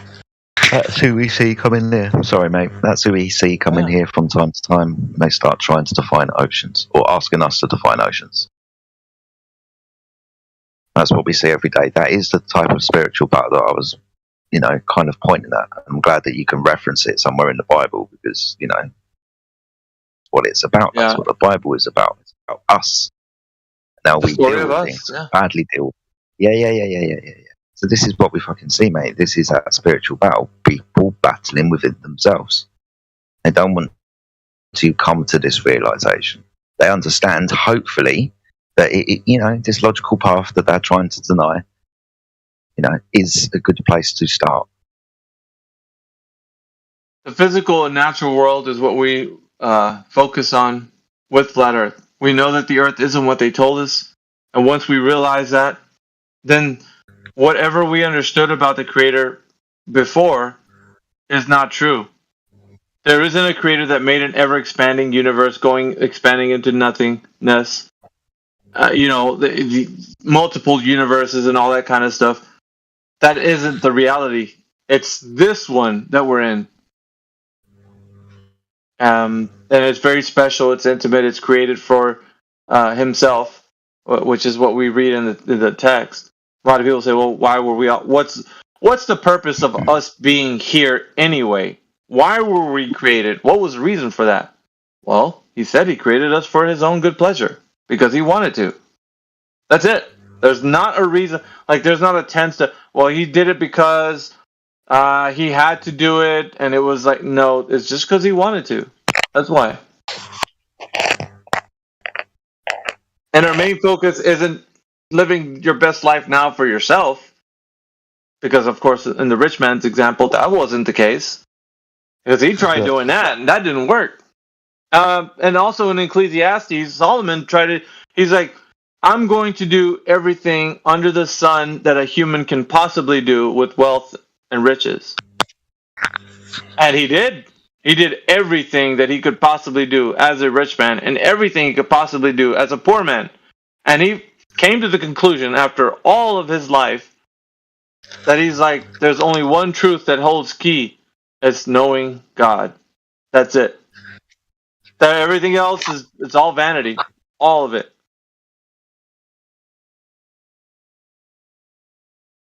There's a lot of vanity when we're talking about the spinning ball, right?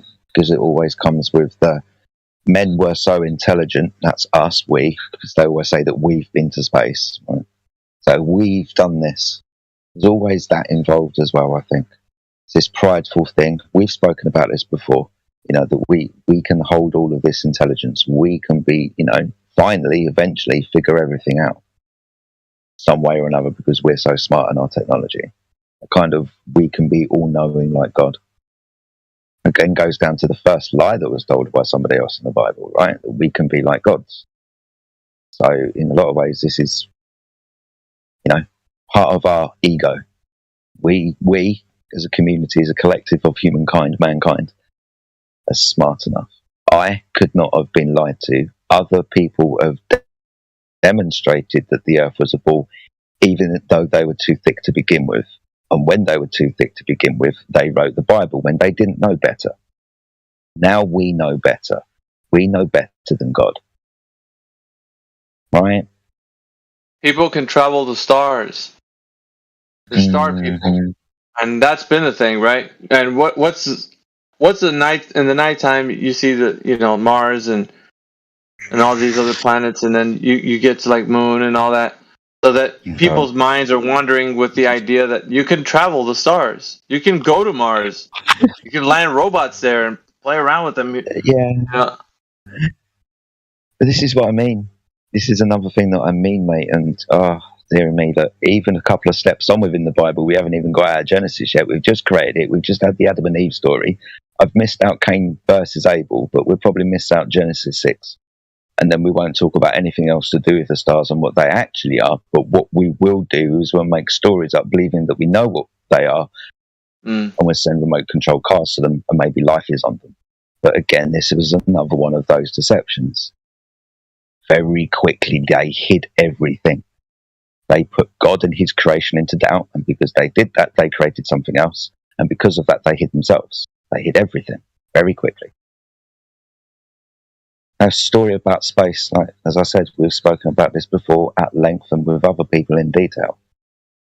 But understanding what it isn't and then using the Bible in comparison to what the earth is gives you a very different story about what these things are, and then the further narrative, because we always hear ancient stories about things coming down from the sky.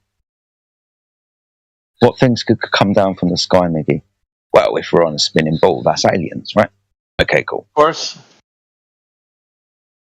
Space aliens from different planets and whatever. They talk about like the possibilities are endless on that occasion. Of course. Oh, and these aliens from up in the sky, they came down and we were dumb and they gave us knowledge. That wouldn't be the first time I've heard that story, but not from a new age kind of space age perspective. That's an old story of stuff coming down from the sky and giving us knowledge. Yeah, but you know what's weird though, Jedi, is that like these space aliens are never pasted in a good light of these like knowledgeable creatures that are coming to us and imparting their knowledge. We're getting these ideas that they only come here to probe your anus. You know what I mean? Like that's the thing that they molest the people here on Earth. Like that's what their goal is.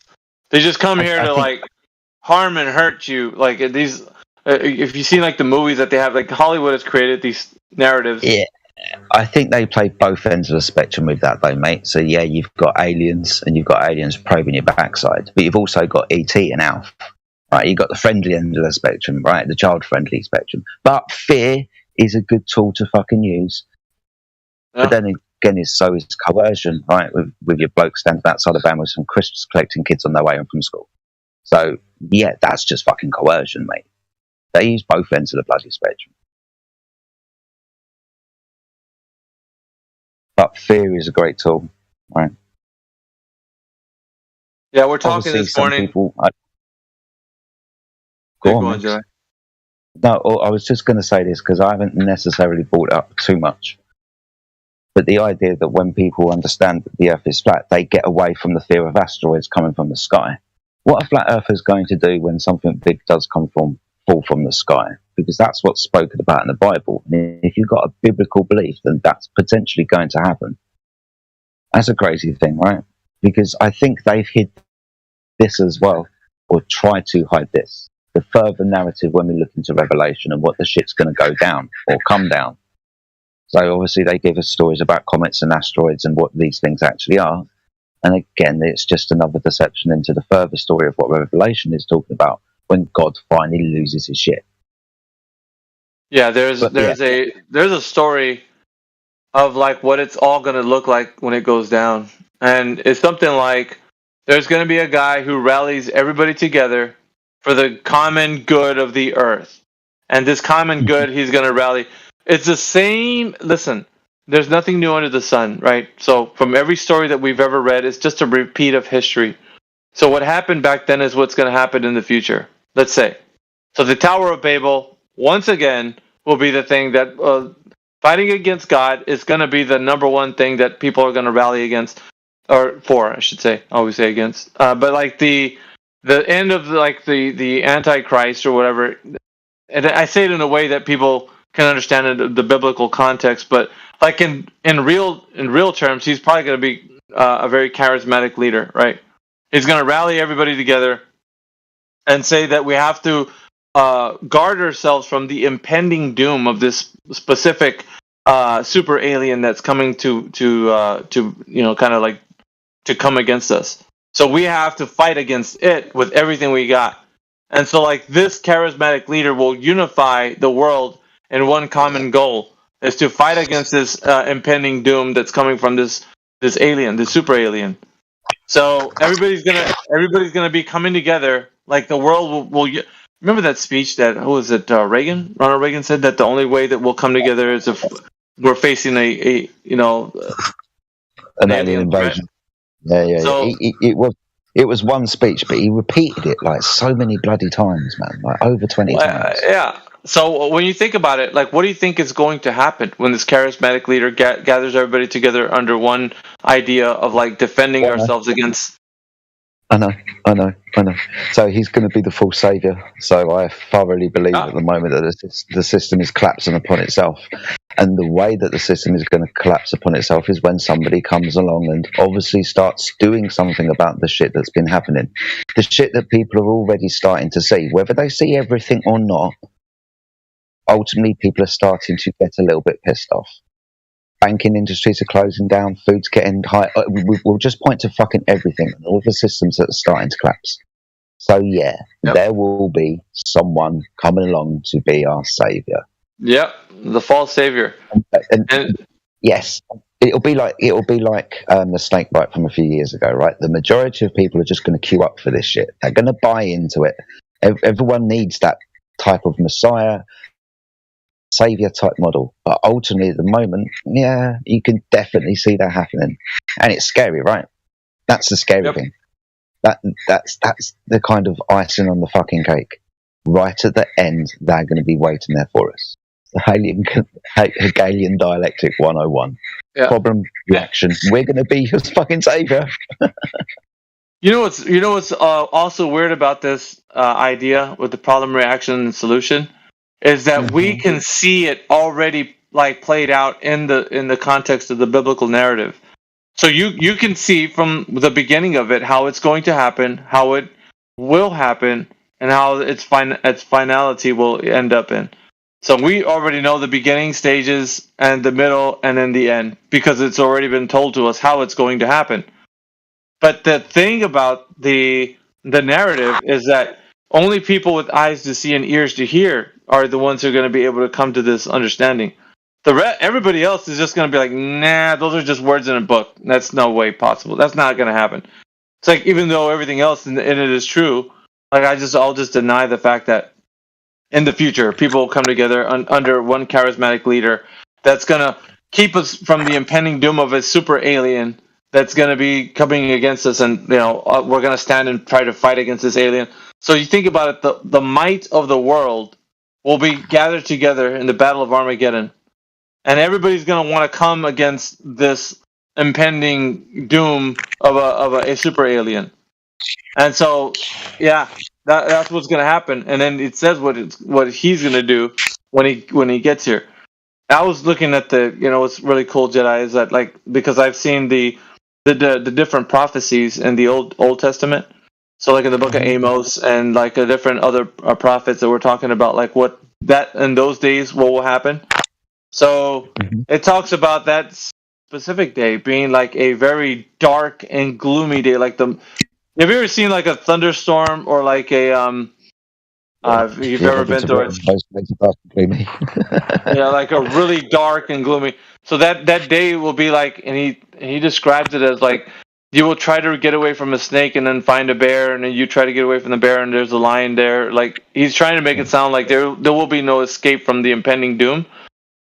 Okay. So that day is going to be like a day of reckoning, right? So the whole world will come together against the Creator, and the Creator will then have his final day, his judgment, and people call it Judgment Day, but he's gonna smite every army of the world that's coming against him, and they will be slain in the Battle of Armageddon, and it will be one of the greatest slaughters in all time, because it's like so think about the Tower of Babel, right?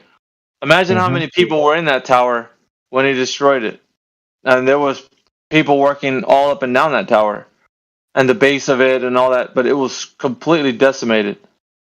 So this is going to be like, well, you could say the final hoorah, right, of the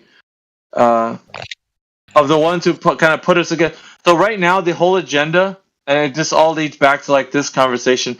It all leads back to like where we're at today, because of the fact that this agenda to push us against like the narrative of the Creator. Like anything but the narrative of the Creator. Remember, so long as you stay away from the Creator, you're fine. You can talk about anything else.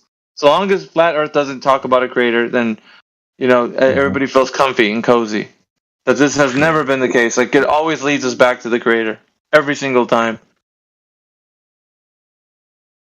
So, a lot of people say that. I'm not religious. No one's talking about religion here. We're talking about the Creator. The Creator built a system in which we all are under at the moment, which is the one that's governed by all the laws that he put forth. The cause of the effects. No one knows, only he does. And everybody's trying to figure it out, and we can get down to the brass tacks and talk about the ether and stuff. And like, dude, you will never know the intricacies of the Creator's creation. You will never know that. Nobody will.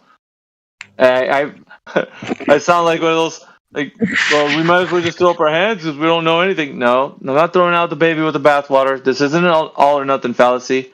I'm saying you can know some stuff.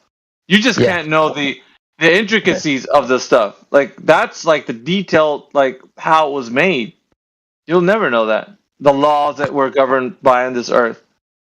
It's that knowledge hole that we were talking about the other day as well. When we start taking away the Earth being a ball from them, we are taking away their knowledge about what they think the sun, moon, and other stars and planets are. And then we point back at them and we go, no, can't tell you that. That's another stumbling block that these people have, right? Because they think they have knowledge, whether they've proved this stuff that they've got in their head to themselves or not, but they obviously couldn't. But because they've been told this story that everybody believes, again, this is, they have that knowledge from this background story of what the Earth is. And we take that away from them. There's a huge gap of knowledge. They want us to fill it, and we can't. So that kind of understanding, it's being a little bit humble to where you are, and that, being a little bit more humble towards the Creator, right? So yeah, there's a lot of spiritual battles going on when you look at these people when they come in here And I say in some kind, I say they in the kind of stereotypical term. I'm just saying it to be quick. But when people come in here and do mental gymnastics, it's kind of interesting to watch. Definitely when you start, especially when you start understanding the reasons why they're doing it and how they've been made to do so. That's always been fascinating to me, mate. Sorry, Karen. We got Vivian in here who's asking a question for you and me. Hegel believed in the three factors of thesis, antithesis, and synthesis. Or in his own words, number 1, pleasure, number 2, the law of the heart, self-conceit, and number 3, virtue. The term Hegelian dialectic is interesting, but it wasn't pushed by rationalists like Kant. Wasn't it pushed by rationalists like Kant? Please correct me if I'm wrong. Thank you. So Hegel came up with quite a few things. He is kind of around the right type of truth. This wasn't kind of looked back upon until other people started using his work. But the principle of, say, having a problem and then the reaction to the problem, and then the synthesis of the reaction that is obviously planned about, so you can then plan for the reaction and come up with your synthesis. That's just, logical steps. There's thousands of these types of... I think Hegel's got a few other dialectics as well. Can't necessarily remember how they go and how they are formulated in the way that they're spoken of. But yeah, this is... I think David Icke spoke about, totalitarianism, problem, reaction, solution, thesis, antithesis, synthesis. Who made up the dichotomy of creation, Jedi? The dichotomy, but that's two choices. So that's only when you answer the question about creation itself. How did the Earth get here? What is reality? And how it was created. You've only got two choices. It was either obviously because it was created, intelligence does create. We can demonstrate that. We can demonstrate and work with this on a daily level. We do that. So we can demonstrate that fact to be true. The only other way that you can answer this question... There's some scratching going on, bro, on your mic. All right, bro. I'll jump out. Come back in. There's a bit of scratching. I don't know what it is.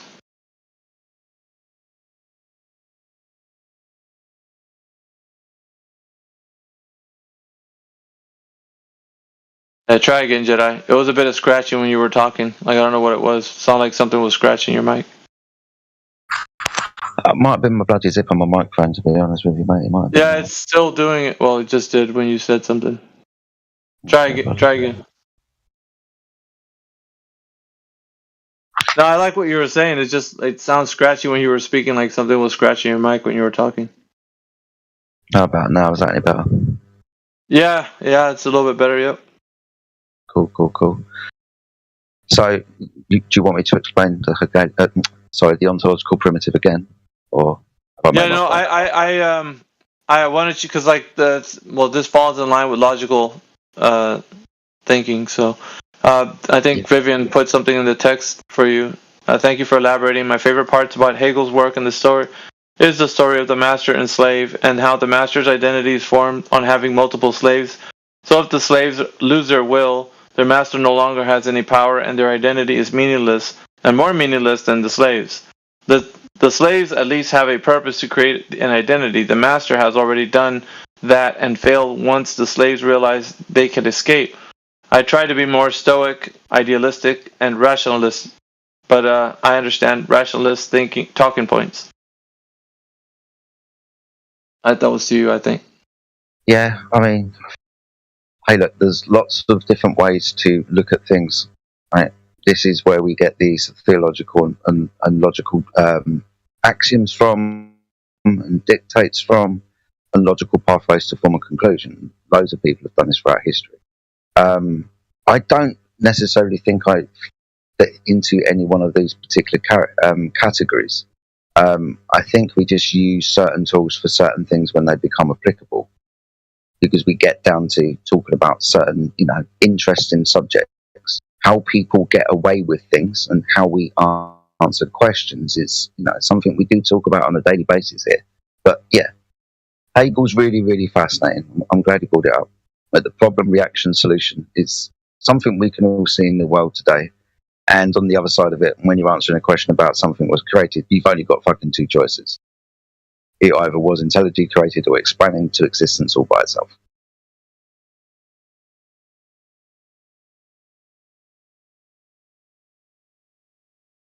I'll look for a video that I wanted to show you. It was a YouTube short. Maybe I can play the audio clip of it. Let me see. Looking for it right now. While you do that, just to expand on the point of using the correct tools for the right question. And so science, we talk about this here a lot. So we have tools, logical ways of thinking, ways to go through steps and get to an answer. In the kind of flat earth realm, there's lots of tools that we can use, whether we want to physically demonstrate something or logically demonstrate something. That's why it's really fascinating to me. It's kind of a man thing to do, right? Practical shit and thinking about logical stuff. If I can get this.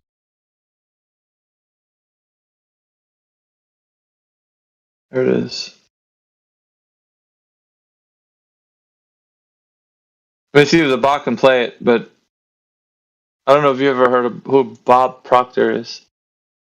No. Let me see if I can load it up in the bot. It's just a short clip of what he's saying.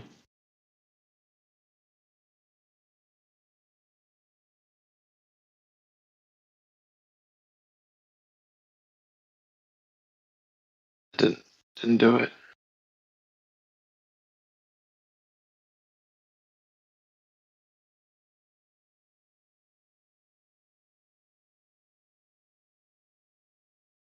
Is there a way to load? Oh, I don't know. You're asking the wrong person, mate. I've been off this Discord and shit's changed, so don't ask me.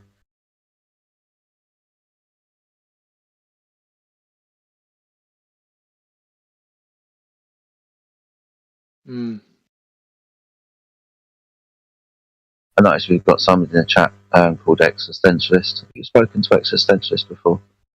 Existentialist, it's just got voice verified, mate. It's a no Earth defining roles. Always curious to me. Been in the server for a while, why haven't you got that yet? So, hi, Existentialist, how are you? You can get near your mic and say hi, that'd be cool, but we're just going to play a clip. We might get round to you if you want to chat.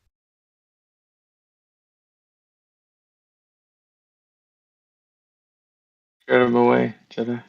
Yeah, I was just going to say, and then goes to Bing of somebody leaving the Discord server. I look down and you fucked off. Right, well, see you later then.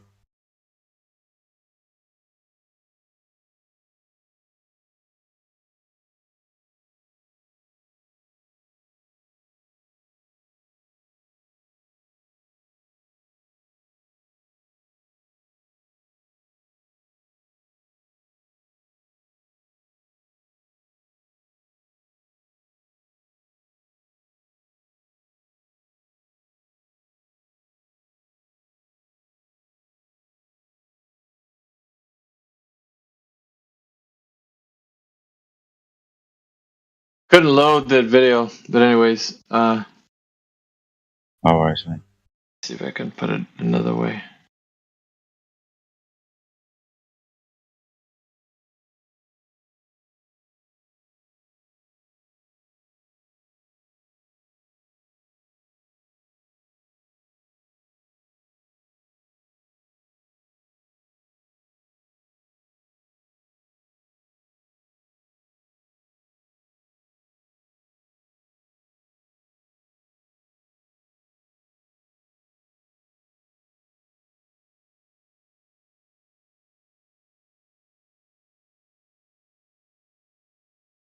Whilst you're doing that, I might as well say what's going on in my head. I've got my TV on and YouTube's on, so I've got a couple of recommendeds and whatever. One of them is one question scientists will never be able to answer. Okay, awesome. The thumbnail picture is of, the galaxies and, balls in space and whatnot. I like this folly that they've got everybody to start thinking about and build models on and build industries upon, like astronomy, and looking up at the sky, because it's all bullshit. It's all mathematical equations, and they've got loads of questions that they can't answer because of the bullshit that they've made up. Hank Hill, Larry, likes to speak about the cosmological constant and the issues within cosmology itself, and how many times off in their factors they are with regards to the maths that they do, and why they have to make up new things into existence to account for the maths that's gone wrong within their equations.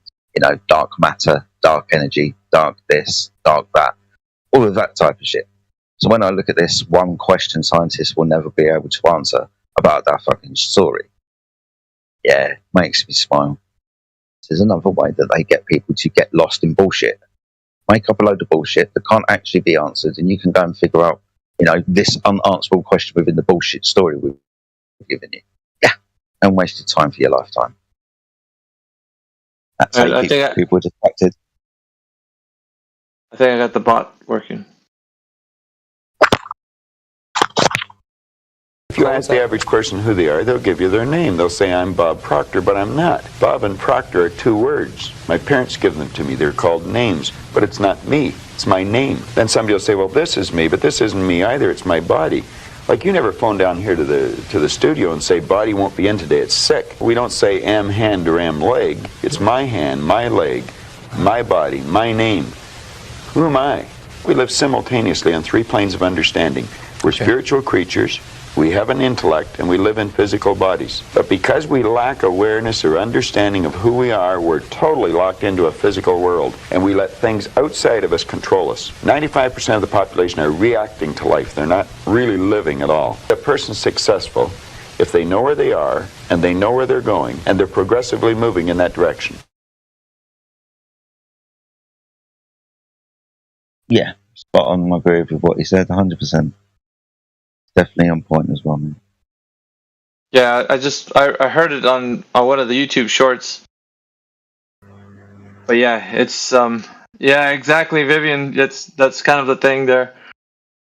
But we've given names and descriptions to things, and we describe stuff as what we understand it to be, and then we kind of use it in a way to communicate with each other, right?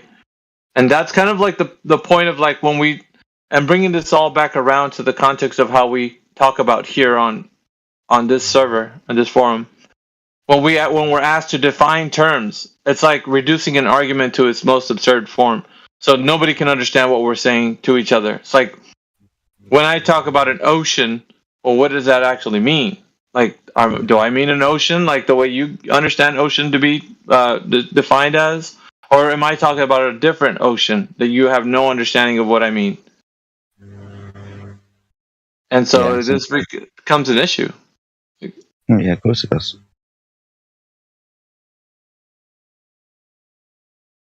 Let me look for the soundbite once again, just to kind of. And the reason I like playing these clips is because it like shows the depth of like where somebody will go, just so that they won't agree with you in an understanding of like what things are, and just keep it absurd.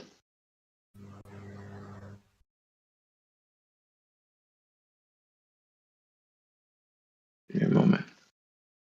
Lots of modern day debate stuff. Go ahead, Jedi. What'd you say? I was just going to say, read what Vivian posted in the live stream voice text to both of us.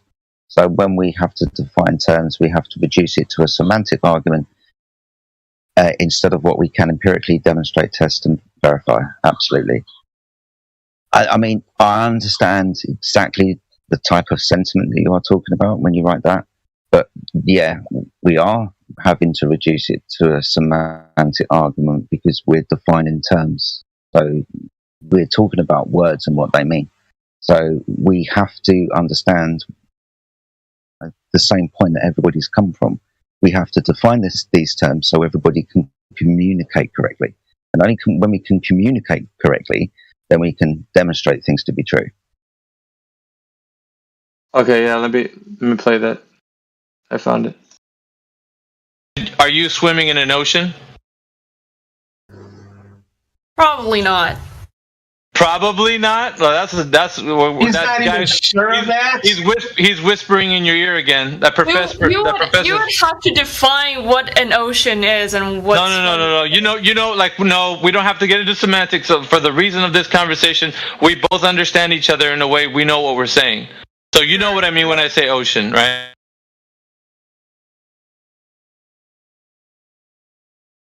Yeah, I remember now.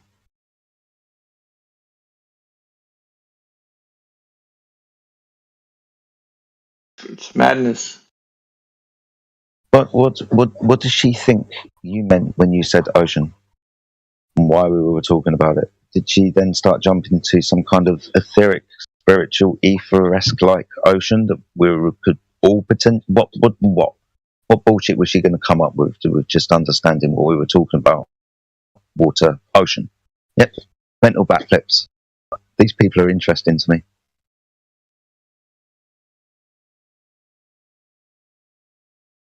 Crazy. You can hear it in their stammers and their stutters as well. I don't know if that's perverse on my part, but I kind of like that. Don't know what you're talking about, or you don't know what bullshit to come up with and start talking about now, do you? And anything that does come out of your mouth sounds obviously ridiculous to everybody that's listening to you. And hopefully you're fucking tough. There's people that come in here and say that a table is philosophy, that a lake is philosophy. Mm-hmm. And we get into such absurd ways of thinking that nobody can agree on anything. So just now. Yeah, a table is philosophy. A lake is philosophy.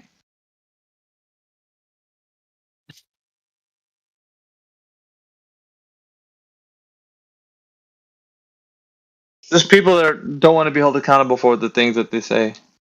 That's all. And if that's the case, then you can say anything you want.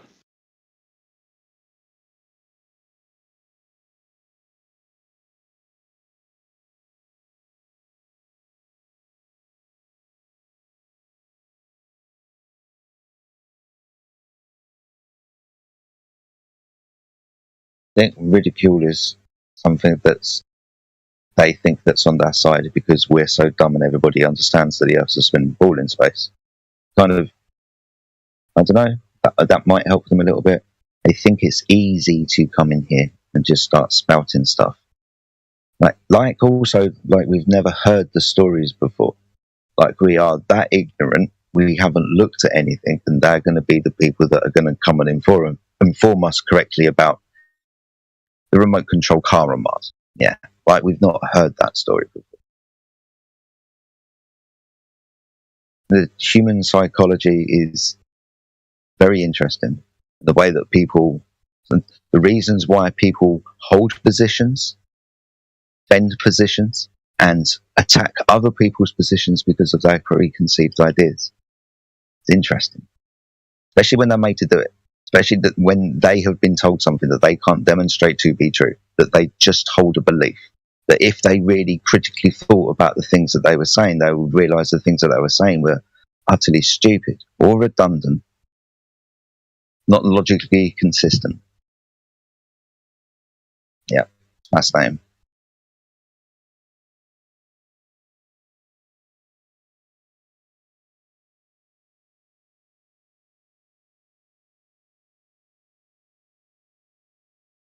Can you measure a triangle if one of the lines within the triangle is curved? No. We all understand this. Of course, yeah. We can use angle measuring devices to measure angles, can't we? Yeah. But if one of those lines is curved, we can't measure an angle. No, we can't. We use angle measuring devices to map and navigate the Earth. If the Earth was a sphere, you would have a curved line within your triangle, wouldn't you? Yeah. Can you measure a triangle if one of those lines is curved? Now your brain's going to start falling out of your ears because you've only got one logical way to go. And from this point onwards, whatever you say is going to be shit. If you say that yes, can measure an angle if one of those lines is curved, because we're on a ball now. But you forgot to say, like the way Bendy Light says it, they're commingling. They The straight line and the curved line are commingling. Yeah. He Here's some doesn't. bullshit. Yeah, he Pulled doesn't out my understand arse. that the Probably. adjacent is the thing that you're measuring, not the curved line is next to the adjacent, because that's what they're saying. They're commingling, meaning that the adjacent is next to the curved surface of the Earth. But we're saying that the surface of the Earth is the adjacent. So you're measuring, we're using the surface as the reference of the adjacent on like the way you would measure for 90 degrees, because that's how the surface of the Earth is the adjacent, not that it's commingling with the curved surface. It just proving my point, Miggy. We get to the understanding, and we know the understanding that triangles, straight lines. Then insert bullshit when you're on a spinning ball, and you realise that this is fundamentally destroying your premise. Right? So yeah, insert fucking bullshit here. Thanks.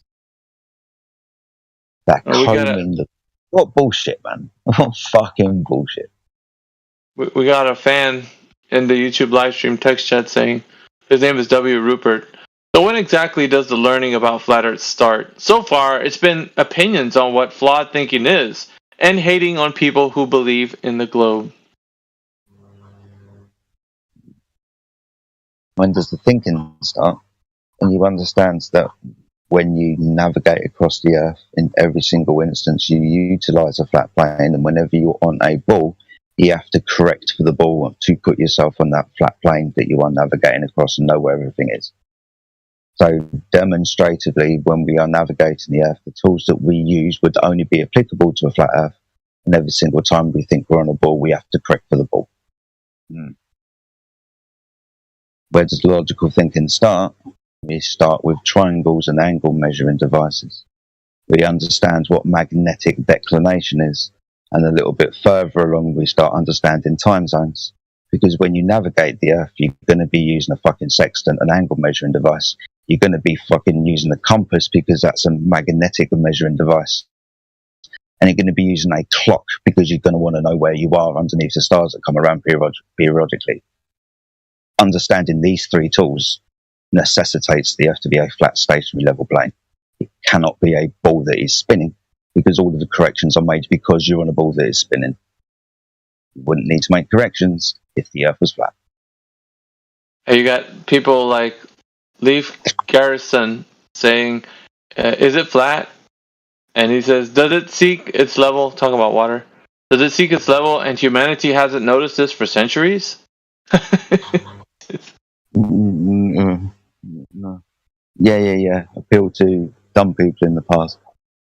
Well, I guess he got thrown in the dungeon because it got erased. His stuff got erased. Hey, look, whichever straw man you want to try and build out of water seeking its level, we are fundamentally looking for curvature over distances of water because the Earth is said to be a sphere. The consequence of a sphere is a curved surface. 75% of the Earth's surface is water. So that's where the ground level or surface level of the Earth is that should be curving. According to the maths, we should be able to measure that and observe that and practically take account for that if that was to exist. The very fact that we don't observe it, don't measure it, and if we do take account for it, we've got to correct for it. Yeah. Water is fundamental to understanding the Earth. It is level. We navigate across the majority of the water on the Earth using boats, celestial navigation, angle measuring devices, compass and clocks. Every time we do this, we understand the Earth is flat, and every time we have to correct for it, that's because you think you're on a ball. But the water bit we're navigating across, yeah, that's level. So I was listening to Mark Sargent, like a sound clip of his when I first jumped in here earlier today, and while I was making my breakfast. So listening to him talk about like the importance of finding out that we are in an enclosed system, like a dome-covered structure, enclosed system. And so I'm just going to want to pose it to the audience and everybody in the Discord. What importance do you think that would be, and what do you think would change if we all found out that we lived in an enclosed system like a dome surface area, that's covering us. And do you think that would change stuff, or that would make things better for all of humanity? Or do you think that people would just still go on being the way they are? Like, just kind of prodding your thoughts. Me and Jedi were talking about it earlier, but what do you guys think? Because Mark Sargent seems to think that if we all knew this, we'd all come together and hold hands and sing "We Are the World," and everything would just be the best possible outcome. But what do you guys think?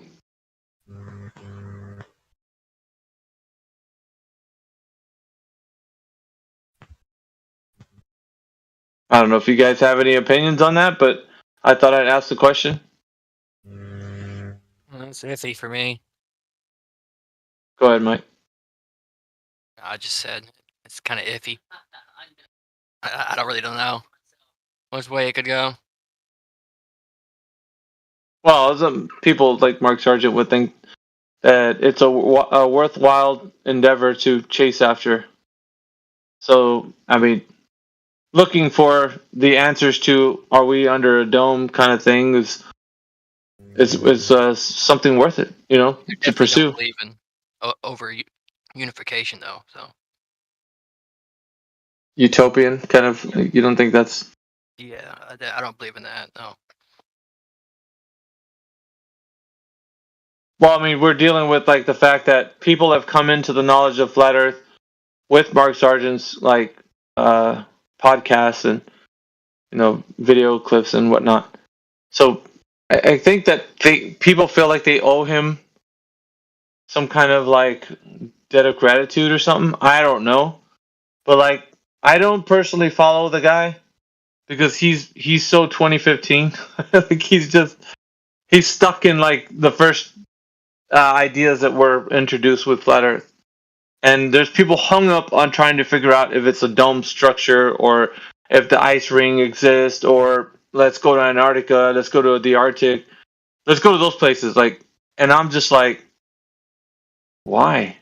Why is that such a big deal? Because I put it to you this way: if you did go there and you found out, what are you gonna do? Because you're the only one logistically to actually get the resources enough, because you're either well off enough to do that, and find you got it, all the video evidence and stuff like that. But when you come back with all those goodies and come bring your gifts to humanity, what's it going to do for everybody else? It's going to create a belief system, isn't it? You've just created a religion. That's in essence. You've just satisfied your own personal curiosity, and now you've got a story to tell people. From that moment onwards, you're a gatekeeper. Yep, you're a gatekeeper. And anything you say and do is now like people have to channel their, we can talk to the all-knowing such and such because they went there and they discovered it and they know what it's all about. And so you're going to have to kind of give answers to that. And then after that, like people are going to be creating, doctrines of it. How your expedition led to that, and so on and so forth, on and on. Like, I don't know, man. Like, to me, that sounds more of like what the globe has been doing all along, haven't they? They got astronauts to go to space, hundreds of them, not thousands, just hundreds. And then they come back and tell us, man, the Earth's pretty round up there. Like, I took a look at it from a rocket, and gotta say, like, it's the most beautiful thing. It's a marble. It's like, and so we hear them saying these things because they're going to a place that we can't go logistically. And guess what? You're going to do the same thing once you satisfy your itch that you can't scratch, and you finally touch the dome and you see it and it's there. Now what? You can't But bring everybody there. This is who NASA are, aren't they? These are the ones that have gone to say that they've gone to the limitations or the not so limitations of our environment. So they've gone up into the sky, apparently. So these are gatekeepers. They've gone to a place that no one else has access to, and have come back with a story about this place.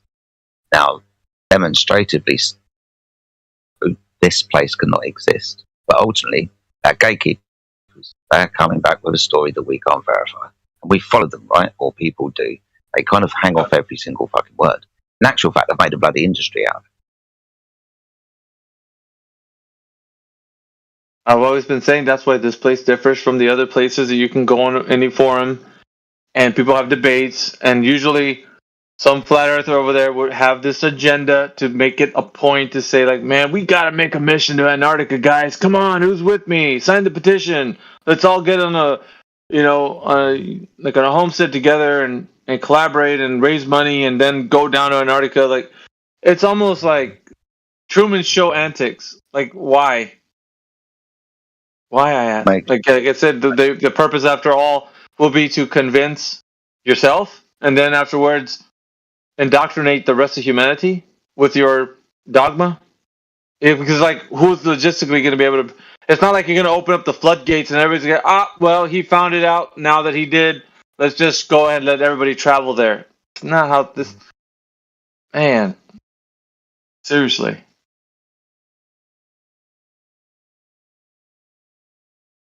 You think Admiral Byrd would have had a better way to do it? Because he took a naval fleet down there. So he should have been the one to actually open up the floodgates, and that didn't happen. They came back 6 months later for some reason. Well, they told us the story about what some reason was, but yeah, just come back. Oh, well, yeah. But still, we're left with a bunch of, like, mysteries where people, and what encyclopedia was it? 1946 Britannica or something, where it talks about the flat dome, or the dome that's covering the... Yeah. But that's, I mean, people are saying things. That's wonderful that people say things, but how are we going to... It just leads more... Like Admiral Byrd saying that there's more land beyond the Antarctic. Big as the United States. It's like, dude, how do you know that? Did you travel around this whole place? Like, nobody ever asked the question. They're just, like, accepting what he said. You're like, logistically, how is that possible that you've done that? Because if you travel around America, how much gas would you need to go and see how big that place is? Yeah, you've got to get down there. You've got to fly across still with the equivalent distance of the United States of America. But still, even if you've fucking done that, or if you've proven... That's doable. Basically. At that time. Did you say that was doable? Oh, yeah. Plenty enough cargo ships and everything. And they could pull it off, yep. But you're not going much further, of course. Well, hey, who fucking knows what anyone's done when they've gone there? We're just going to start talking about the stories. Yeah, that's all it winds up being. No, you're wrong. No, I'm right. No, you're wrong. I'm right. Like, yeah, we weren't there, so. Yeah, we're gonna arm wrestle each other about, like, something that someone else did, and then wind up disagreeing. Well, I agree to disagree. Okay. That's the issue, though, isn't it? Like, with Flat Earth, sometimes you get into, like, these old Mark Sargent conversations. It's like, well, I mean, he's making it, like, a very clear point that that's what would change things. If we start talking about, like, at least, doesn't he go over, like, his clues about, like, anecdotal information of somebody's, like, testimony? Of some McMurdo station operator that was talking about some guy that bore a hole into the sky wall or whatever. Like, and then you're just like, ooh, that sounds interesting. Well, that's great. And then what? Because we like stories. We all do. We like to hear stories. But that doesn't get us anywhere closer to, like, knowing truth. That just means that somebody said something somewhere at some time. I hate to put it that way, but that's just what it is. Bore a hole in the sky wall. What the heck? No, look. I'm sorry, I can't go that far with that. Well, these are some of the anecdotal stories that come out when you start speaking to some people that have been to Antarctica. Like the video I posted a couple of hours ago, a couple of interviews with some random, plumbers or whatever that have gone down to Antarctica. The stories about two different types of ice, for example, one being white, one being blue, commonly known as sky ice, and what this thing does in heat, and you can't take it away from Antarctica because it instantly melts. Blah blah blah. So yeah, there's always, like, little anecdotal stories that sometimes people seem to focus on, and then start to perpetuate as some kind of truth or knowledge. Indeed, I think the flat Earth message has been saturated with these. And how people hang on to these and why they want to make it more of a a clue to flat Earth. It just never really. It's kind of one of those things, man. Like where you don't want it to be the case, but it's just you at some point you hate to see it, man, because people start talking about it as if it's a matter of fact, and I don't like that. And they're just like, well, why is it wrong to talk about it? Because, dude, like every time we get into these things about Mark Sargent or what's his face, man, the other main guy, Eric DeBay. Is it? Yeah, Eric DeBay. Like, well, these guys that are really mainly talking about anecdotal information, a pilot's friends, a submarine friend, like all these other friends that they have that been to a place and they said for sure, man, the Earth's not a globe. Like, and then we're just like, okay, that's what they say. But why is it that we have to lean on somebody else's understanding and their own cognitive abilities at discovering what the Earth is versus what we can say that what it is because of our own understanding? That's the thing that gets me, though. It's like, I don't want to hear a pilot friend. I want to hear what I can do. What can I do to discover this thing for myself? Yeah. So these anecdotal stories about what people have done, it's interesting because a lot of times we do have to rely on what other people have said to us. But if it's practical and there's a reason why, say for example, a technology is being used and it requires the Earth to be level, and sometimes we do have to listen to other people and their understanding about the Earth. But the way that we can then go forward and then start practically applying this knowledge ourselves, that's important. So yeah, sometimes we can't rely on the stories about blue ice in Antarctica and people drilling holes in domes and stuff. But we can listen to some people when they're giving us ideas of how we use the Earth, for example. Engineers and so on, navigators and these type of people, how the Earth is practically used. What I'm saying is, like, if people are saying they're navigating across the Earth, well, if we know it to be only one thing, which is the Earth, not a globe or flat, just Earth. If we know that Earth is navigated across practically as a flat and stationary plane, then just going off of that and building off our base assumption, right, our axiom, then we're going to go in and start to measure things. And then if measurements fall to be correct and their line of sight is due to the fact that we don't have any obstruction, then it's not curving anywhere. So it further exemplifies that the Earth isn't demonstrating itself to be a curved surface. So therefore, what good are anecdotal testimonies of pilots and mariners and such? They're pretty much not useful for anything except for them saying that they understand that the Earth isn't what they've been told. That's all right. That's like the well, duh, because I know that too. That's kind of the thing that I'm looking at here. So it's not like it's useful or wow kind of thing. It's just like, no, duh. Like, that's what we all know. That's kind of the way I'm looking at it. So it's not, it's like, well, a lot of flat earthers would say, well, let's talk to an airline pilot. Let's ask them questions. Why? If they can know the same thing you can know, then you're in the same boat together. Like, it's just, you're not going to ask him something that he's going to reveal to you is like going to be a whole revelation of like, dude, I was like flying at 40,000 feet and it looks flat. And you're going to be like, whoa, bro, I already knew that. So what? Like, you're not going to be any more of a flat earther because a pilot said something or a mariner like is like revealing this deep truth. Like, just relax. You already know that it's not curving anywhere. You're good, Holmes. Like, like there's no more you need to know. It's like you're already there. And it's like people are really, I think it's a convincing part of it where you're like, well, if we had an army of pilots and an army of like mariners coming together and they all said it with one word, unified, it's flat, like it's going to turn the whole world upside down. Like, it's not, bro. Like, trust me. People are deceived every day. And sometimes even those who claim that the Earth is flat will want to believe that the Earth is a globe. They'll want to be bought back into the light. Well, maybe I was wrong. I was only 99.9% sure it was, so there's a lot of what people, they just, listen, like, I know, I understand, I get it, right? You want to hear somebody who's actually using the Earth practical and navigating it across, like, as it's what it is. And then for them to tell you from the horse's mouth, look, I travel on the Earth as a flat and stationary plane, it measures flat and stationary, so therefore it is flat and stationary. So there's no doubt in our minds, me being a pilot, that I'm telling you that it's not a flat and stationary plane. It is. So we want to hear that. That's what good stuff, man. Thank you very much. Like, so what, dude? Like, I already knew that before you came in here and told me that.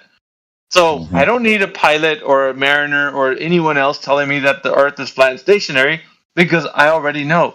So if what else, like, traveling to Antarctica, okay, let's go bore holes into the ice wall, the sky ice. Like, let's go do that. And then once after that's done, we'll bring a piece of that chunk of sky ice over here, and we'll talk about how blue and whatever its made composition. No.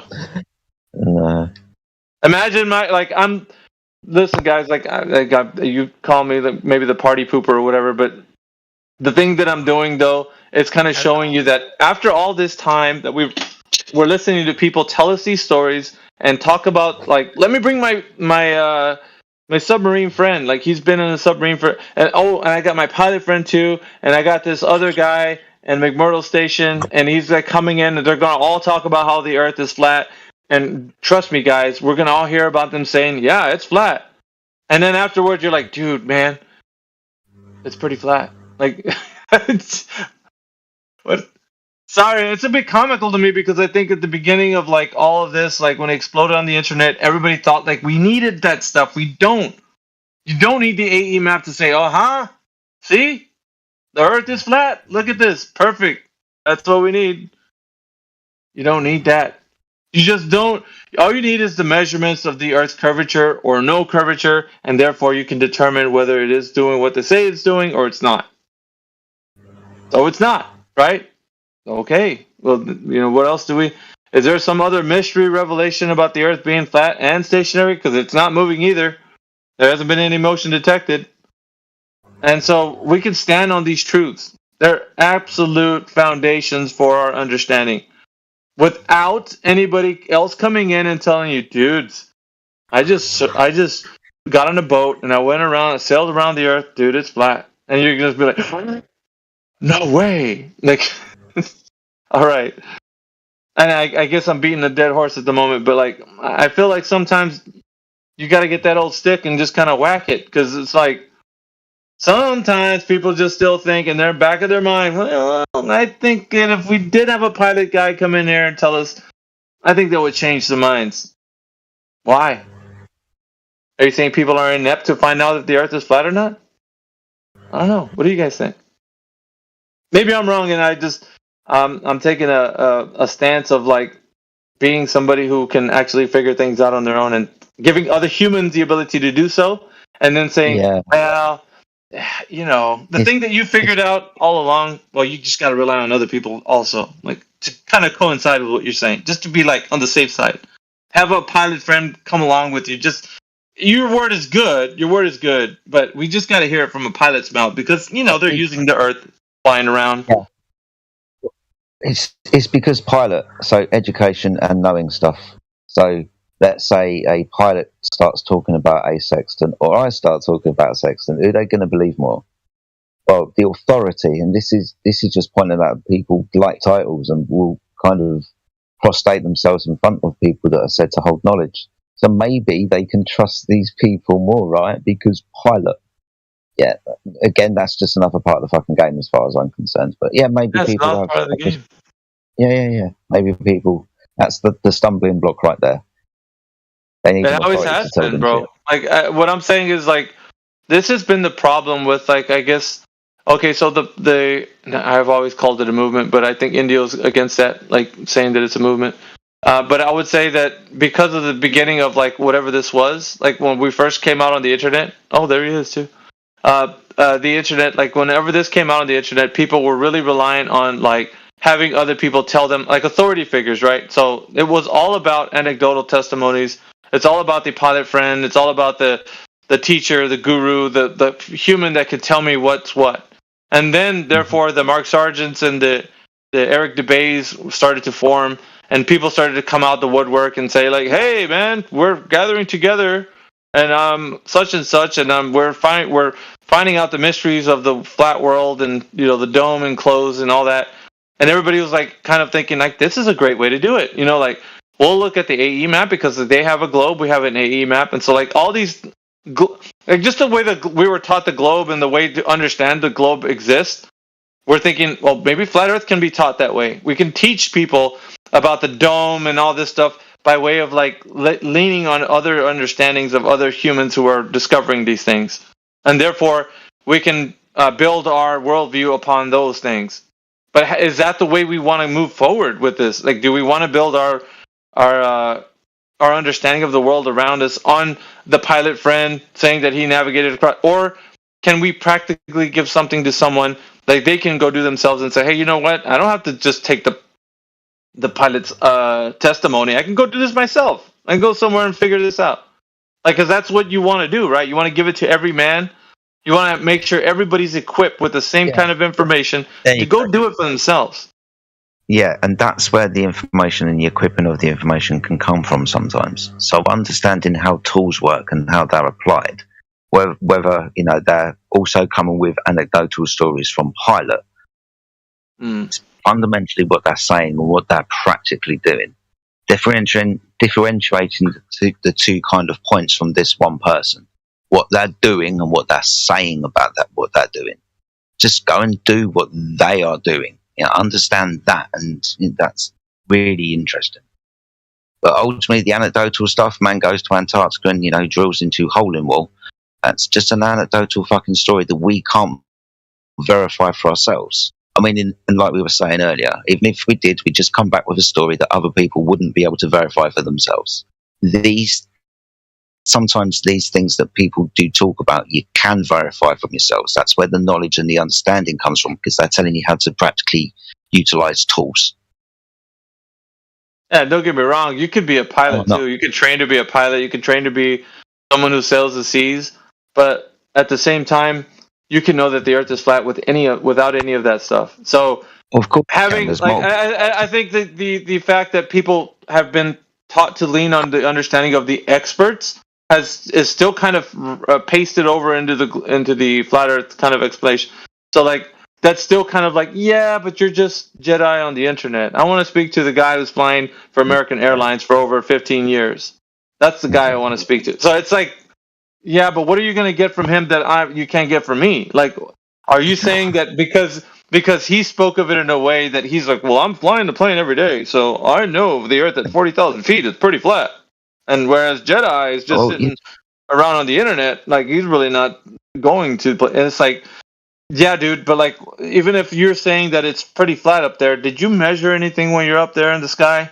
Did you use any way to like figure out if it is or not, or just optically is it viewing a certain way to you? Because what we're doing here on Earth is measuring drop over distance. So I think Jedi has a better way of like explaining versus you, who's a pilot. Because you can't measure anything from up there. You can only see a certain distance according to your visual perspective. And then, like, you know what I mean? We're getting down to, like, how things can be understood to be reality in the way it's either curving or not. So, I think the error... Yeah. All I was going to say, mate, is you can speak to the next pilot and you can come with the same story, but say that the Earth is a ball. Right? We can have even those two types of stories where there's different narratives from each end of the spectrum. Man went to Antarctica, drilled hole in wall. Man went to Antarctica and didn't drill hole in wall because wall doesn't exist to drill hole in. Wall doesn't exist, yeah. So, yeah, exactly. Now we've got pilots saying all shit, but it's what they actually do and the tools that they use. Indeed. That's what you need to be talking about. It's like every single sailor at sea, right? Especially now with the militaries of the world.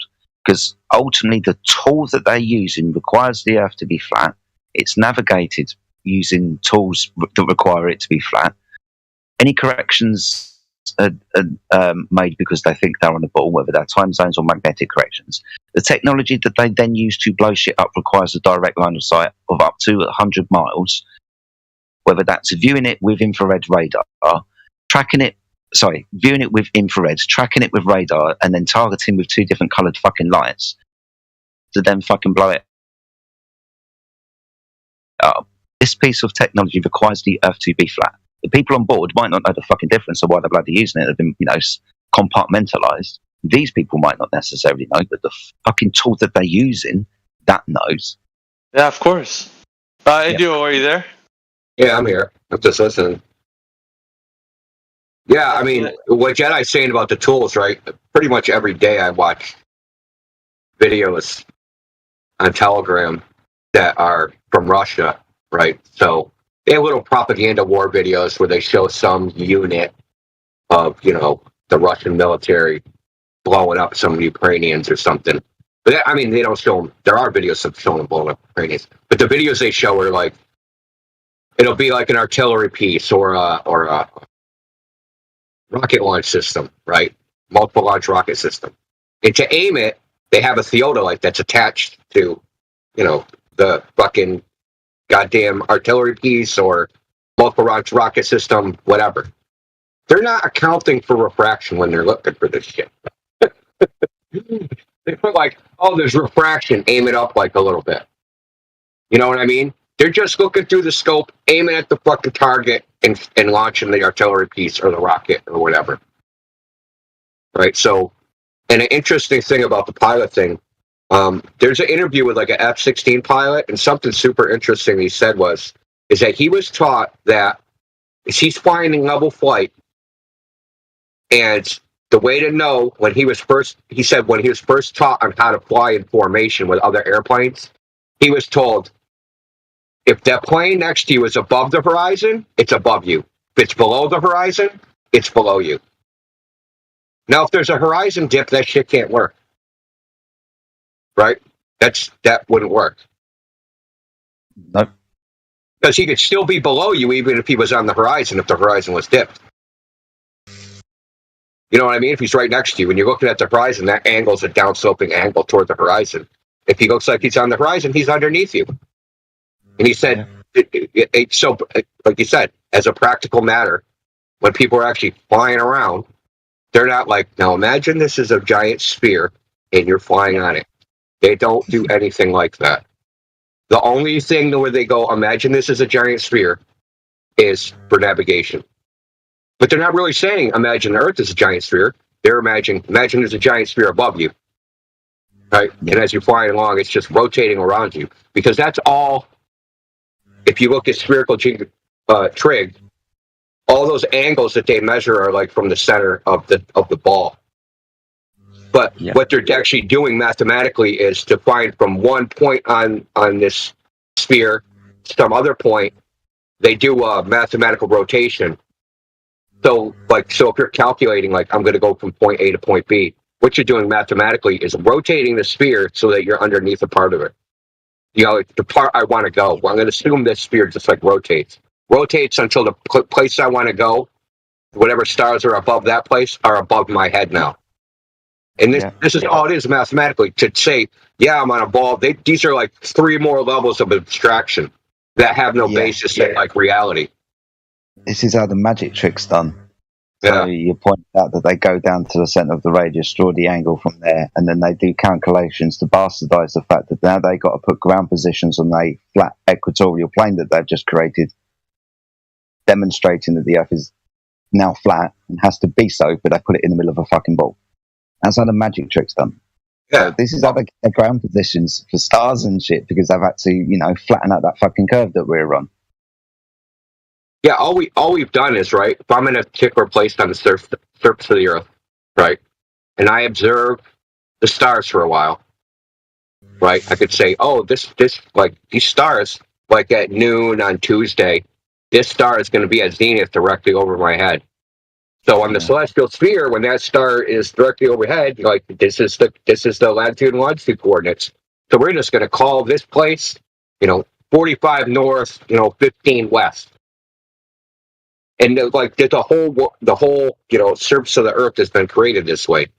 But then if you look deeper into it, at the next level, if you look at like the UK Ordnance Survey, they're like, well, latitude and longitude are not actually points on the ground. And they say this explicitly in their own publication.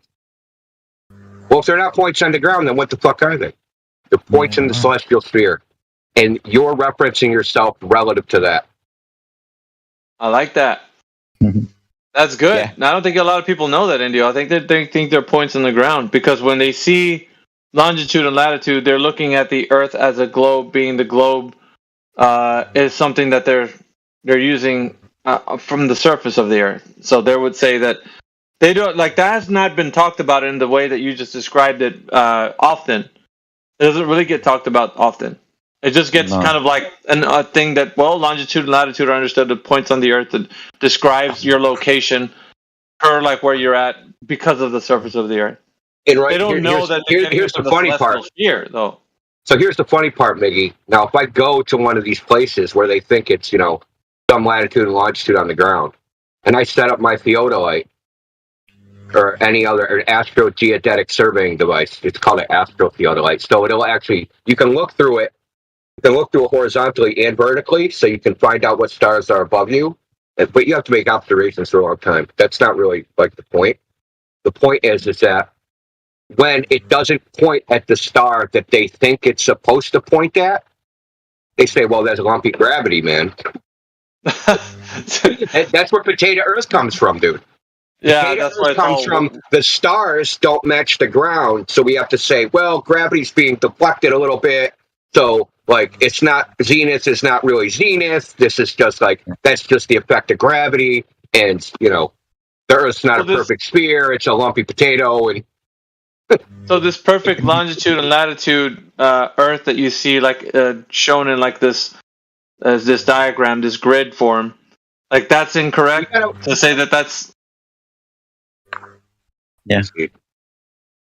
I mean, even if we're talking about the celestial sphere, because like I do trust that as there's far even as an emoji in the server, man. There's even an emoji for it. Yeah, right there. That's I posted in live stream voice it. Yeah, that's the one. That's not. And then the potato Earth. I know what you're referencing. That it's the lumpy gravity Earth. But we don't. It's like what's his face talking about it being pear shaped. Wouldn't you think that that's what he meant? Because he's talking about like the celestial sphere and the way that they're realizing how it, because it's making more sense to me in the way that we can say that as well, because it was two phases. So they got the pear shape because it was off when they were going east and west compared to north and south, right? The angles didn't exactly match up. But the potato Earth is like, as they did more and more measurement surveying over time, this turned out that like there's all of these little defects. Let me shoot a question. So, Rupert, if you want to come in here and talk with any one of us, you can do so. You're in the YouTube live stream chat. You can come in here and ask us any question you want. He's saying, so far, nothing on the VC makes me consider Flat Earth being true. It's Hey Globert session right now. Okay. I don't know. He's just, if you want to ask a question, come in here. If So not, when I said the pilot has to, like, when he's flying in formation, he looks at the horizon to determine if he's above or below some other airplane. What's that got to do with the globe? That's totally flat Earth, bro. And it's the fact that, like, we don't, it hasn't, well, I say we don't. I say it hasn't been discussed much, Indio, like what we're talking about, longitude and latitude being positions in the sky versus it being on the ground. Because that has been, like, thought of, even when you mentioned it, it was like, people think about positions on the ground. Like, they don't think of positions in the sky, like where they're saying their location is and such, and the stars and that. The other night, you were talking about how the celestial sphere looks like as you're traveling across the Earth, kind of like a hamster wheel.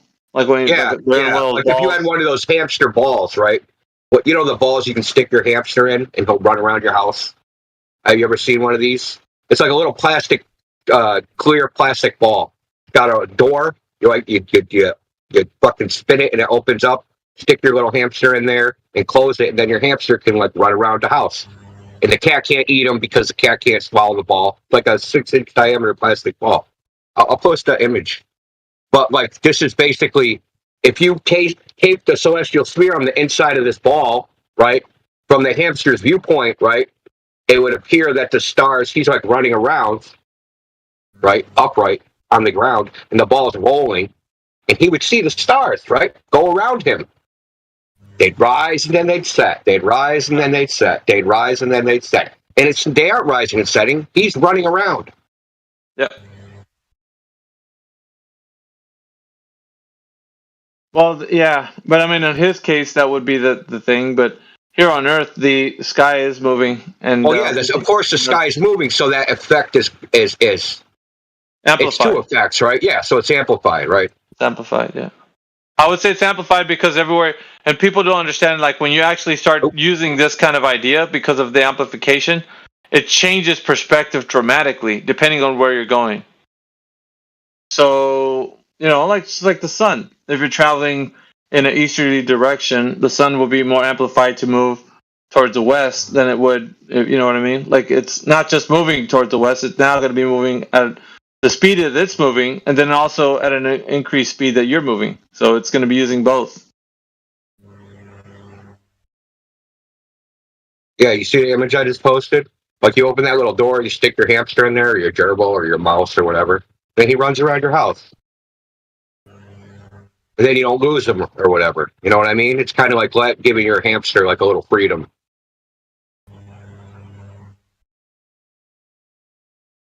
But yeah, if you take the celestials, if you like put little pinhole stars on the inside of that, it would just look like stars are rising and setting.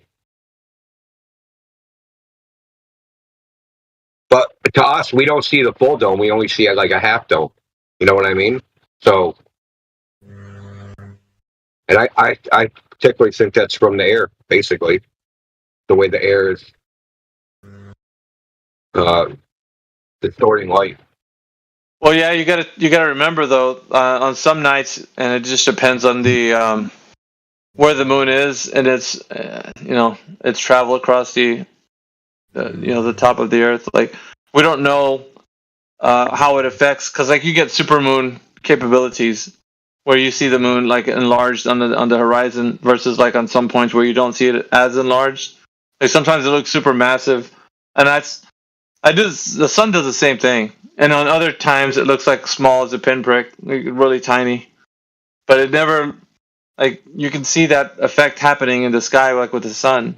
Like, that happens. So, there's a lot of stuff happening in the sky that you can't have, like, a clear knowing of what, like, the angular size. And, like, people want to debate those topics in here. And Well, it makes you wonder, how far out can they predict a supermoon in the heliocentric model? Is it like something like, because often you only hear about it like a couple days before it happens. Right? They're like, oh, it's going to be a supermoon in like 3 days. It'll be a supermoon in 2 days. They're not like, yeah, in like 9 years, there's going to be a supermoon on, March 3rd. Yeah. So maybe they're like making an observation going, oh, whenever we see this, there's a supermoon. So like, we're going to tell everybody there's a supermoon. Don't they do that with like pretty much all eclipses though? A couple of days before they tell you what's fucking happening when you could possibly see this phenomena happening in the sky. They do. There is a book published which has like eclipse dates going out something like 5,000 years, but I don't know if those are adjusted or accurate because I just personally haven't looked at it. I mean, could be problems with it. I don't know. It's like not like light reading. Oh, I'm gonna go read like the data, the predictions for fucking eclipses for 5,000 years. So let me pour over this. Rather have my teeth pulled, quite honestly. But this discrepancy between the ground and the sky, it's been known about since like the 1400s. 1600s, because they did some survey in Italy, I think that in the Vatican. So they surveyed like from the sea coast, from some coastal area in the Mediterranean, and they went inland. I can't remember. It was something like, I can't remember. They didn't go that far inland until they noticed that they were off by something like 400 feet. I can't remember. I can't remember exactly what it was. It's in the book. So there's a surveyor called Jesse Kozlowski, right? And he's like, I'm a surveyor. I'm a Glover. He's a clown. But he's like, all you flat earthers should read Determination of the Figure of the Earth. Yeah, okay. So I did. right? And it has all these discrepancies. And you can read this, Determination of the Figure of the Earth. It's freaking historical. It's a historical book about, we need to make this globe fit. Like, they use this method and this method fucked up, and then, like, because they assumed it's a globe, right? And they're like, well, this method should work. It's a globe where we use this, and then we'll use that, and then we'll use this other thing. And they just kept adding Band-Aid after Band-Aid after Band-Aid after Band-Aid until they got what they wanted. Fucking hell. That's crazy. They thought they could just go out and measure the globe, right? It's like, no, we can't measure the globe. So what we're going to do is we're going to make some observations of the stars. And then we're going to assume it's freaking some mathematical geometric figure, right? And in this case, it's an oblate ellipsoid. But the oblate ellipsoid we use now is not the one they started with, right? They've gone through a couple iterations of oblate ellipsoids. And at one point, like, there was one oblate ellipsoid in North America, then there was another one in Europe, and then there was another one like in Russia, and another one like they use in Australia. Australia still uses a different one than everybody else. So, like, there's not one thing. But the reason they kept doing this is because if they do just raw measurements, it doesn't come out to a sphere. They have to take those measurements, right, and map it to another surface. And this is like simplistically, I shouldn't say simplistically easy. It's like you can map one surface to any other surface. Think of it like a 3D wireframe, right? And then on that 3D wireframe in the 3D game, they have textures, right? That's the skin. Like, I want to skin a model, or I want to texture a model. Now, you can do that to any 3D model. I can take a two-dimensional image and texture it and throw that texture on any 3D model. Yeah. So this is what they're doing. They're saying, here's our 3D model. We're going to take this texture. Those are our measurements, right? Those are our raw measurements, our plane. And we're going to wrap them onto a 3D model. But the thing is, people think, well, it would be distorted and all this shit. Yeah, of course it would be. You're right. It would be distorted. But if you distort the initial plane, right, which is what they do by having curved plumb lines and ridiculous shit like that. So I don't know if you ever seen like the texture map of face, right? If you ever seen like the actual texture map, it's just like an image, right? 512 by 512. And if you look at the picture, it's a face, but it's like, because they have to have the back on the front, right? So it's like that one image is like compressed in the front and kind of like smeared out to the back of the head, and then they wrap it around the 3D form, the 3D wireframe. They're doing the same thing, except for like the errors, like the smushiness, they're kind of like spreading it out through the whole thing so that you can't really notice. Like, you'll notice if you look at a face, but you're not going to notice if you're driving around, if you're off by, 100 yards or 500 yards even. I mean, how far would you have to be off before you even notice? Yeah. Like, you think about it. Like, I'm going to drive to California. How far off? Like, I look at my odometer when I leave New York City, and then I get to Los Angeles. Like, how far off does my odometer have to be till I'm like, stop? 100 miles? 700 miles? 1,000 miles? Like, if I think I'm going to get there in 5 days, like, I estimate, I'll get there in 5 days. Then it takes, 6 days. Am I going to, like, call the Pentagon or the USGS and say the maps are wrong? Like, nobody's going to do that. You know what I mean? Nobody's running around just looking for map errors. They just take it for granted, right? And just go about their business. They have other priorities. I'm just trying to get to LA. I'm not worried about freaking, I'm just trying to get there without getting lost, right? The time it takes you to get there is not going to be the thing that you're factoring in. It's like, well, if it varies from like an hour to like 30 minutes or something. It would vary by a day, and you probably wouldn't even be alarmed. You just be like, God damn, I thought it was only going to take 5 days. I must have took too many pisses. You'll like try to rationalize it in your mind, right? I pulled over too many times, or maybe I drove too slow, or or I got stuck at that red light too many times. I mean, I know it's a little bit further down the point, but ultimately you've probably crossed a lot of fucking time zones anyway, so you've change for time. Yeah, that's And even a little another bit- factor. Yeah, that's another. That's another Keep one. going. Like there's other variables that just get introduced every time. It's just a layer cake of like different ways of saying that we don't know like exactly.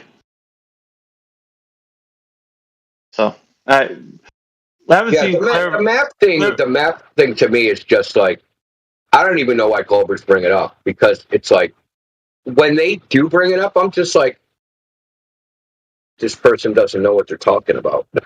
Because they just don't. They don't understand how all the maps were made, how the globe was made, how it was like, they just don't know, right? All they know is what they were told in like school. This is a map of the globe. It's completely accurate. Cartographers for 15,000 years, like blah, blah, blah, blah, right? They take the whole story, then they take it to heart. And they're like, oh, that must be true. And I'm going to go in there and argue with flat earthers because they're all fucking dumb. Yeah, we haven't seen Claire in a while. Claire, it's good to see you back on here. It's been a minute. Certain people that jump back in here every now and again. Vivian has been in here also. So what's up, Claire?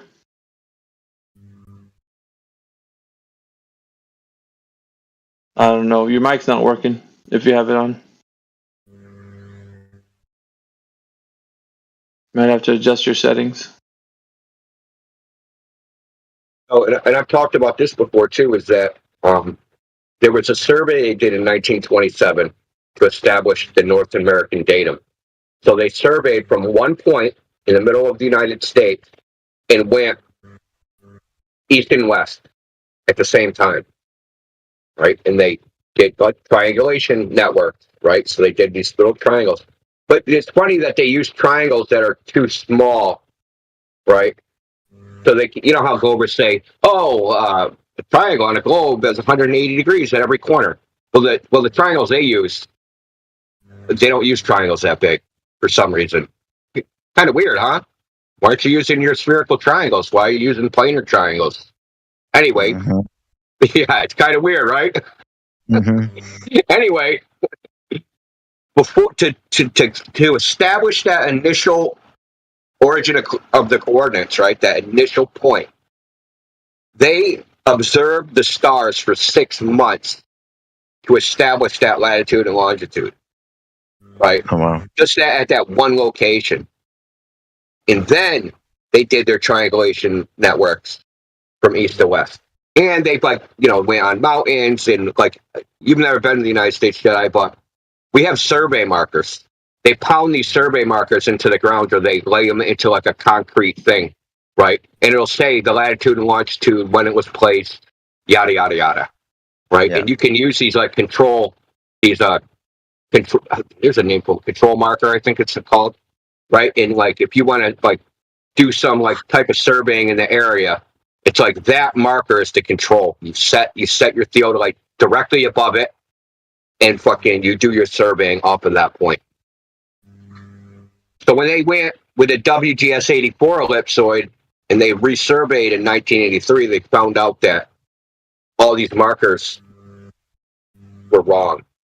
I should say wrong, right? Didn't match what they're doing now, right? They didn't match the WGS-84 ellipsoid.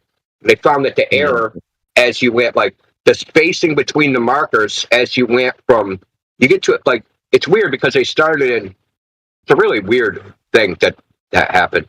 So they started in Kansas, which is about, I don't know,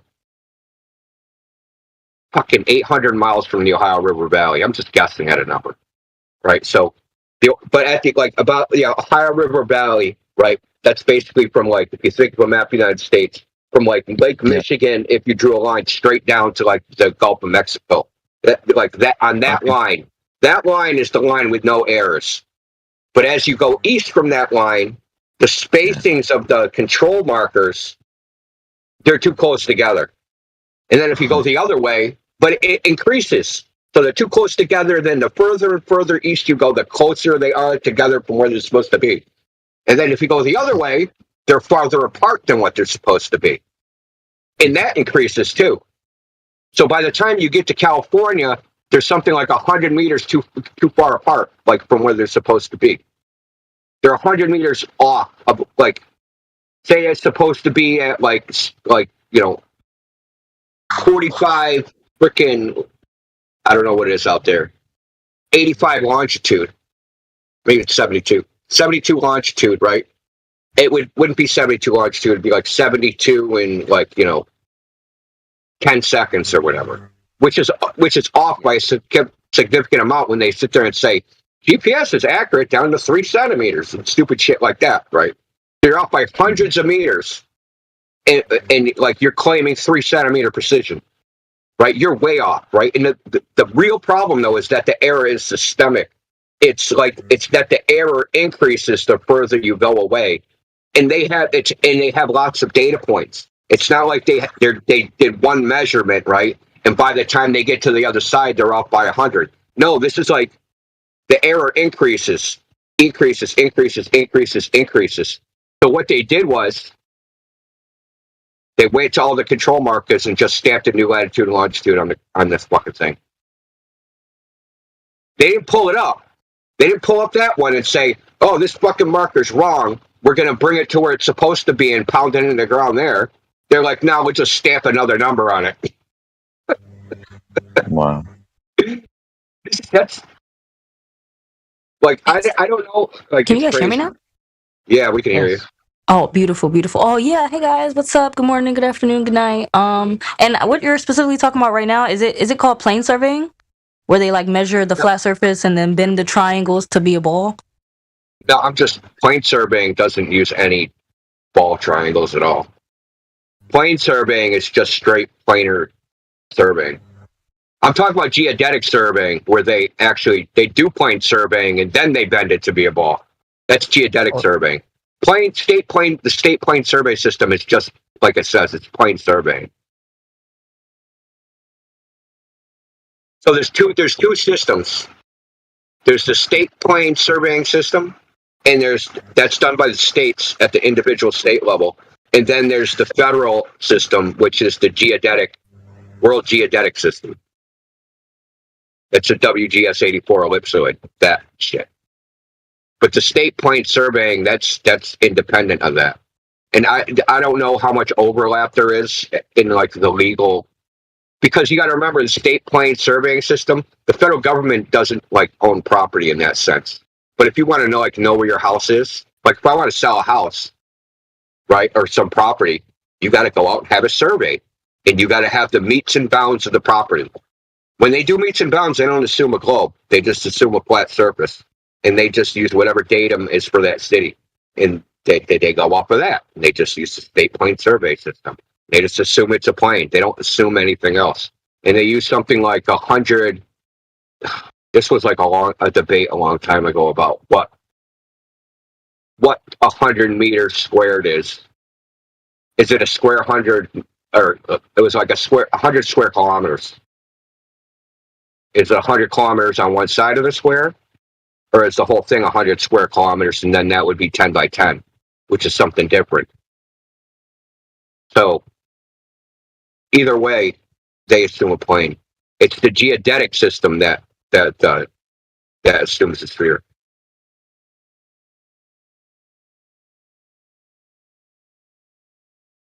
Does that explain it? Yeah, no, definitely. I'm still at work. But I just learned about this. So I have a couple notes. But no, I love the conversation. I might ask one of you guys later to quiz me on my flat earth knowledge. I feel like I need like a refresher in a way.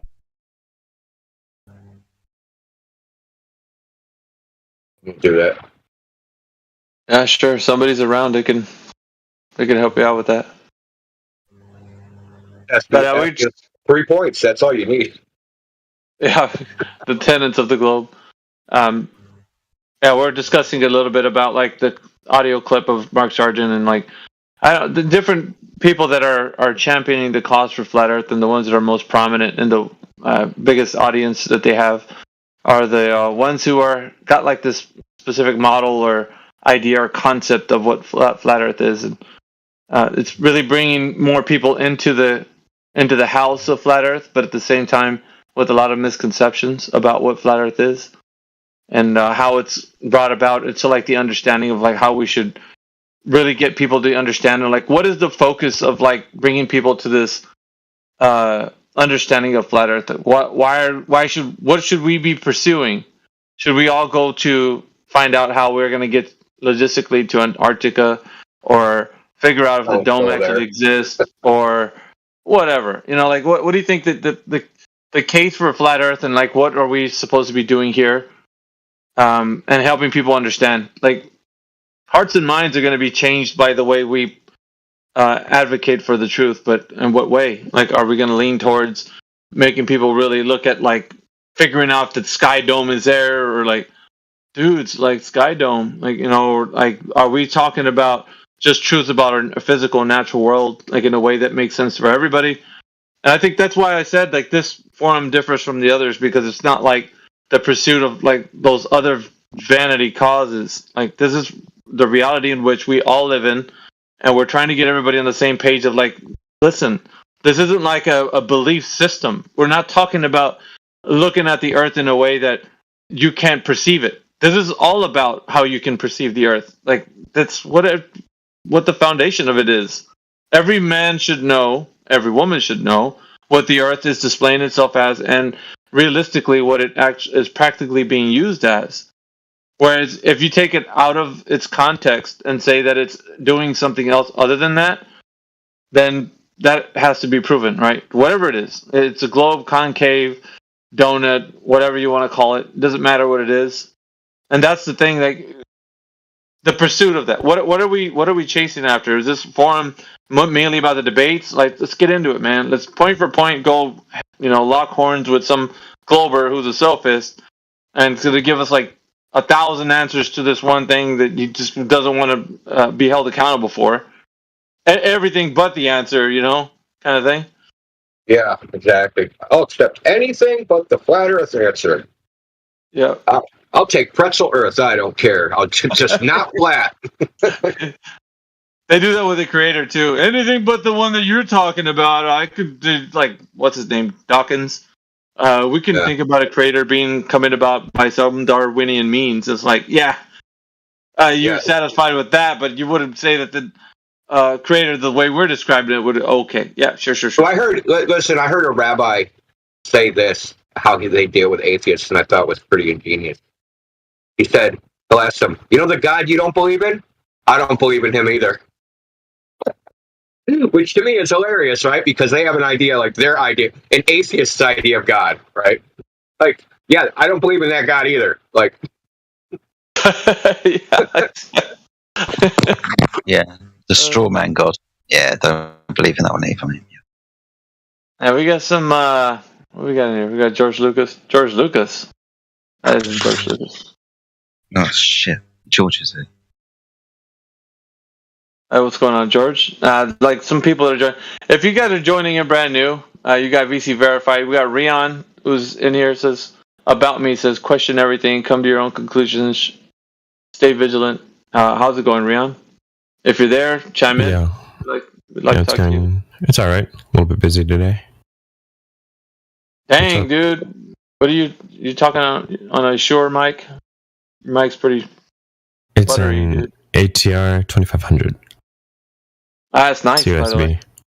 Thank you. Anyways, you got VC Verified, but like, so what is your can you give us the weather with that microphone? Like, seriously, man. Like, it's nice, isn't it? Yeah. It's partly cloudy here in Texas right now, where I live.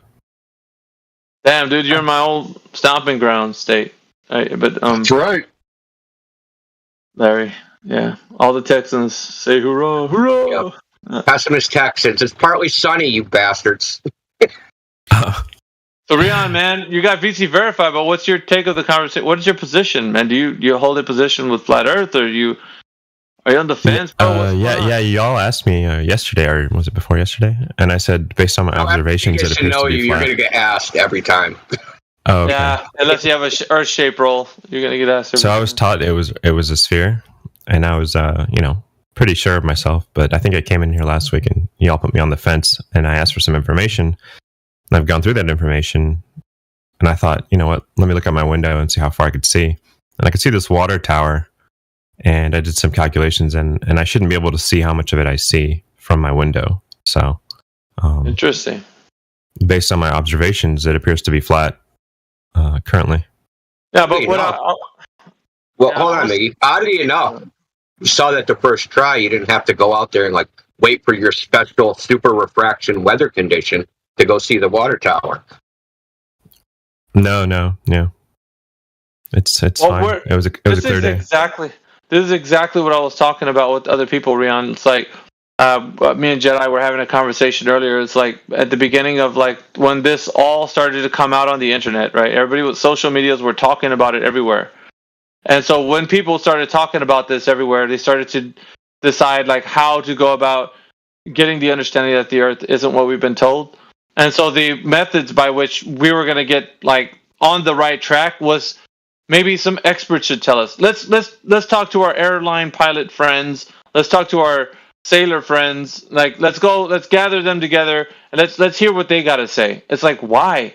If Rion can do that outside of his window, can't every man and woman and child? Can't we all do this? Like, why does it have to be like we rely on other people? Like, what? That's the old way.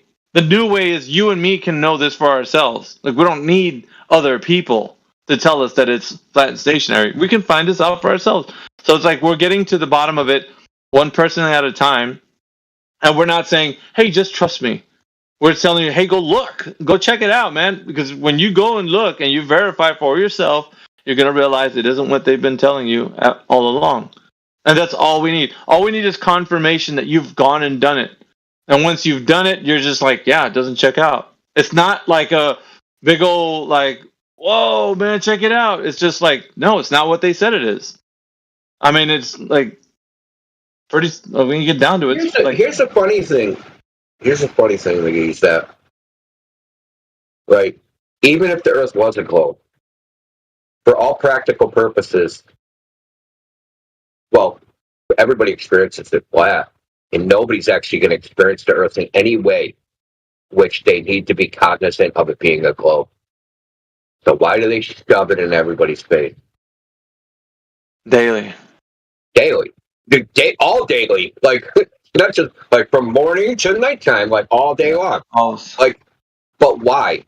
If it's just, like, some innocuous fact, it doesn't matter. Why, out of all the facts of things that we don't experience, right? Like, why that? Out of all things, it makes, like, the behavior itself makes no sense because it's such a, like, yeah, the Earth's a globe, but that doesn't really matter because we all just run around and it looks flat and it seems motionless, and you could just carry on as if it's like that. But no, they don't just do that, right? They put in this extra effort. Like, man, that's an optical illusion. It's really a ball. Yeah, can't trust your eyes. You can't trust your man. They've been doing that for a while. They're putting this psychological whammy on your brain, so where you can't ever perceive reality for what it is, and you can't know anything about what you know about reality because you're just too inept to do so. So you have to rely on the experts who've studied such things, philosophy and whatnot, for a length of time, to tell you what your reality is, and then hand you over a paradigm, and then you're just like, oh, okay, I get it. I don't know anything, but I can trust a person with one sense to look up at the sky and say, that thing, its composition is made up of nickel iron core, and it's got polar ice caps. It's like, that makes perfect sense. With I think that's the real motive, to destroy reality so they can build it back in their own image. Right? So how far has, like, this, you can't trust, like your own eyes. How far has this gone, right? I go to the bathroom, I look down, and I can't even be sure, like, I'm a boy or I'm a girl. Like, what the fuck? Like, how far is it going to go? Like, you see what I'm saying? Like, they're trying to convince people, like, that, like, not even the most basic, intuitive, axiomatic things of the human experience are just, like, their mental constructs. Indio, I feel like there's some Glober out there saying, "Hold my beer, honey." Like, he's like, "I'm gonna show you." If you don't think I don't think we've reached the depths, dude. Like, cause like when people are telling you to define what an ocean is, or define level, or define like the most basic and obvious things, like, wow, dude, like. Yeah, or even define what a guy is or a woman is, like that kind of like that. All just everything. Define reality, because it's really just up to subjective, man. What do you think it is? Okay, then go with that. Like, and you only think that because everybody told you that. But the thing is, we say that, and like the things we're saying is because those things are actual abstractions. When they're saying you just think that because everybody told you that, they're saying about things that are obvious, the things that are obviously true, right? Namely that there's sexual dimorphism in the human species. There's two of them. Sometimes there's fucking errors. People are fucked up. There's birth defects, yeah, and they're like, but the exception is not the rule, right? The Earth appears flat. The Earth appears flat. It appears motionless. Oh no, that's a fucking delusion. But we have some authorities to tell you how to right think, right? They have lab coats. They have horn-rimmed glasses. They got pocket protectors, right? And then we have these other people over here that are wannabe lab coat wearers, and they're gonna fucking ridicule you if you don't listen to the lab coat wearers. yeah, exactly. That's what we got coming into these channels, man. Dude, gravity, that's easy. Got Cavendish over here. It's like when you talk to these freaking clowns, these science communicators, the guys who are holding master classes on cosmology, and you ask them what gravity is. Well, gravity, we don't know. And then you ask these other clowns who come in here. They're like, dude, I can tell you all about gravity. It's bending and warping to space-time. It's like Cavendish. It's like, yeah, you're saying all these things, but then when we talk to those guys, they have no clue. They can't tell you what it is because they don't know. And coming in here, you're so full of yourself, man, because you think you know everything. It's like these lemmings who just pose the idea of they understand like the thing that's being told to them as in 100% reality. They don't have no idea. And then, like, when you ask them, how are you sure of that? Oh, I'm not sure. It's like, because science doesn't work that way. We can't never know anything to be sure. The hell, bro? Like, you don't, like, it's all mixed up. You're so confused. And I think that's what happens, man. People are just really confused about it. You analyze this all the time, right? Is that how they jump from, you don't believe in gravity? Gravity's been proven for freaking thousands of years. Cavendish, blah, blah, blah, blah, blah. Yeah, then a Glober priest will say it, and then they're like, oh, yeah, kind of. Yeah, we don't know exactly what it is, but we can make predictions. And then, like, well, you bring up some other thing, and then they're like, well, we can't know anything for 100% anyway. Yeah. Right? This constant, like, backpedaling. Like, how are we supposed to take you seriously?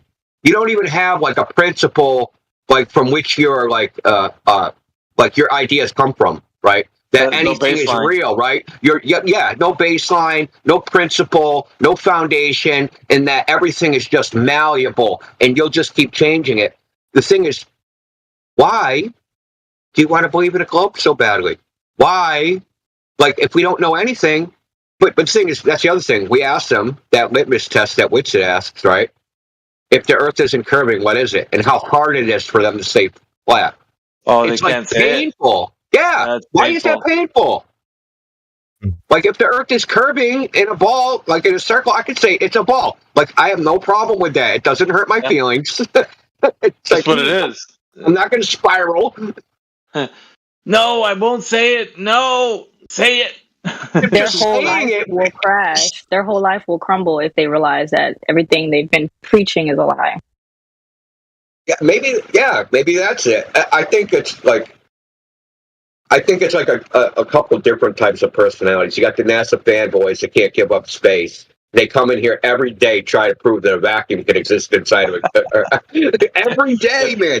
Go in lobby, dude. It's like, yeah, and if you go in lobby, like, there's literally a group that comes in every freaking day just to argue gas pressure in next to a container. They fail every day. Like, it's...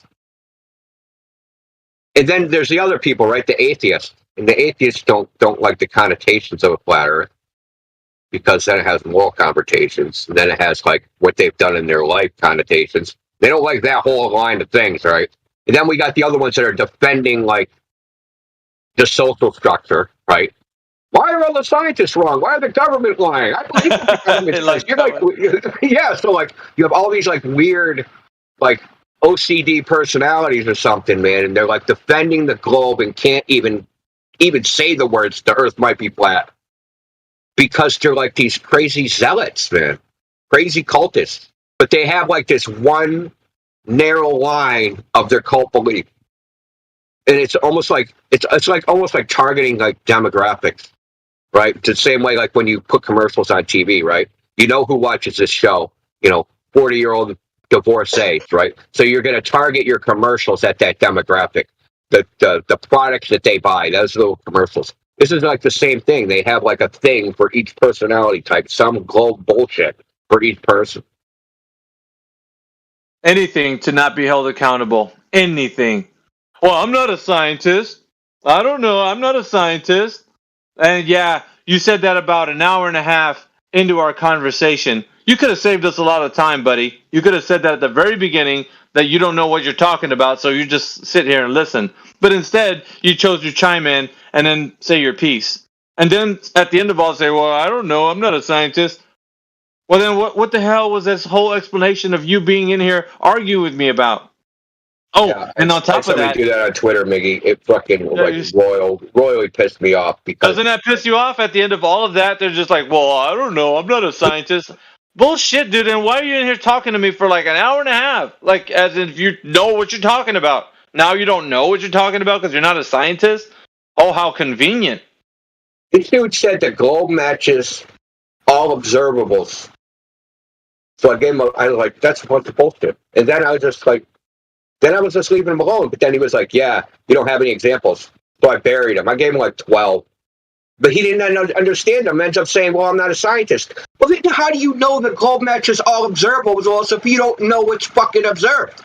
Right? And you're not a scientist and don't even understand what the globe predicts in the first place. What the fuck are you talking about? Why are you wasting my time? Yeah, exactly.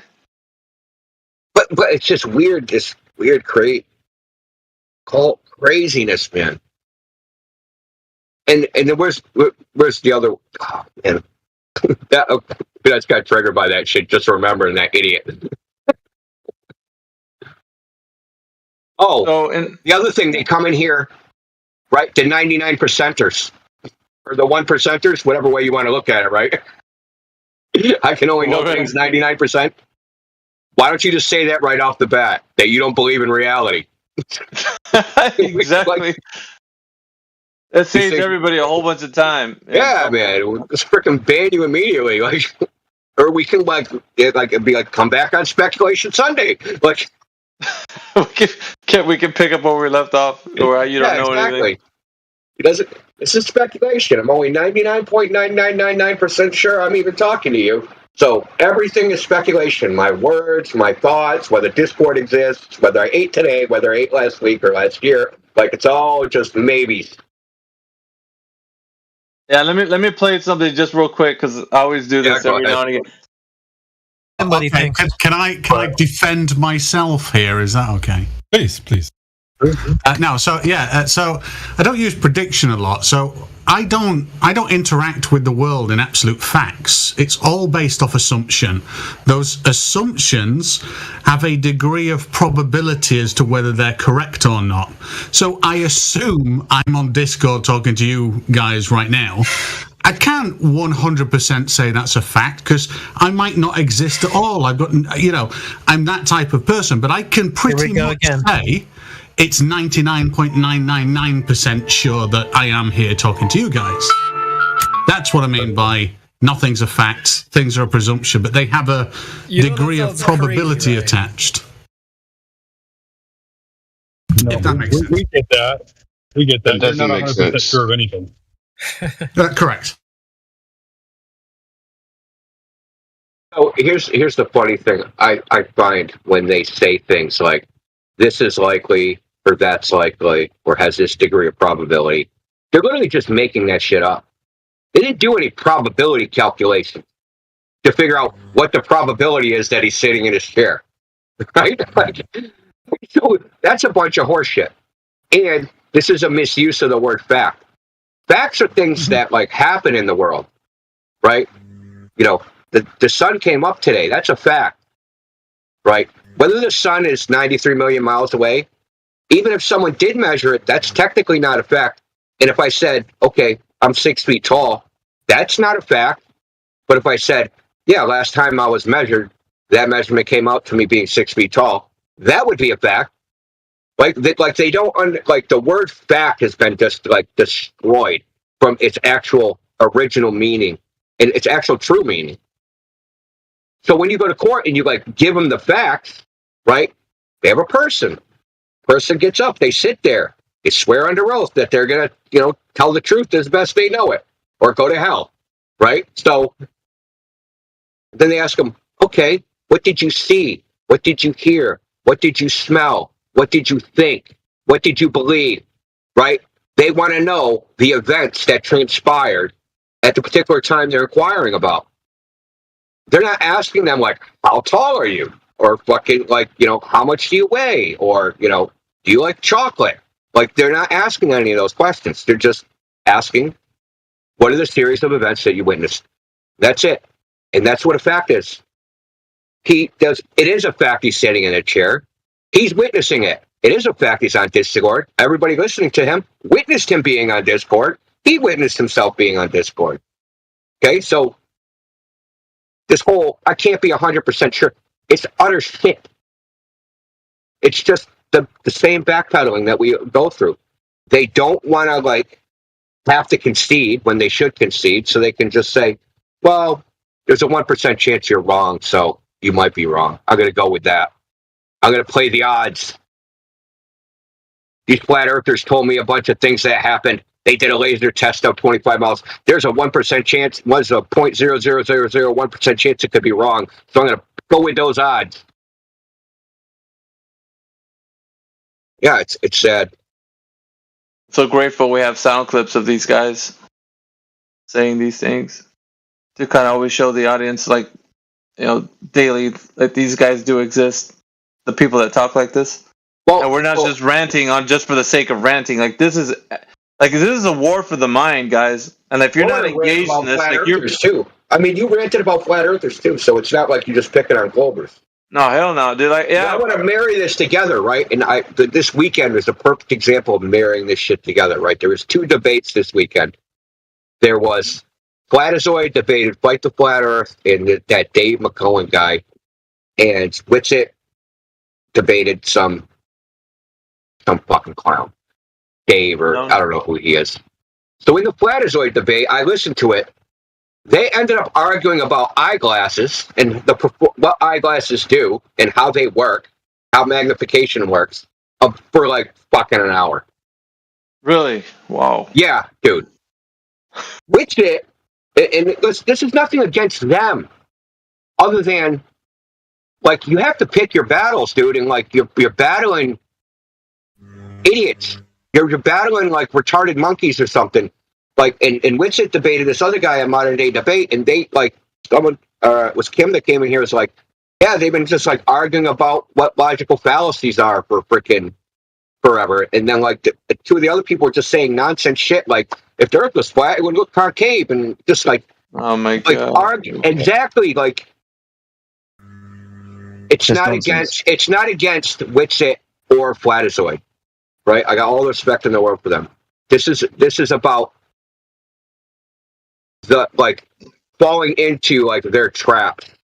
Yeah. Because these are just their traps, right? And, like, I know we want to go in there, but we're not, like, people, normal flat earth, like, normal people that would just casually, like, watch that stuff. It does them no service. And it probably, like, repels them away from the topic.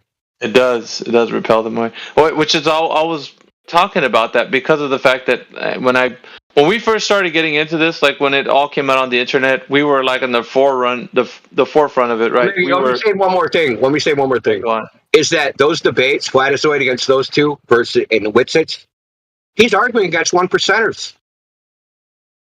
He doesn't even realize it.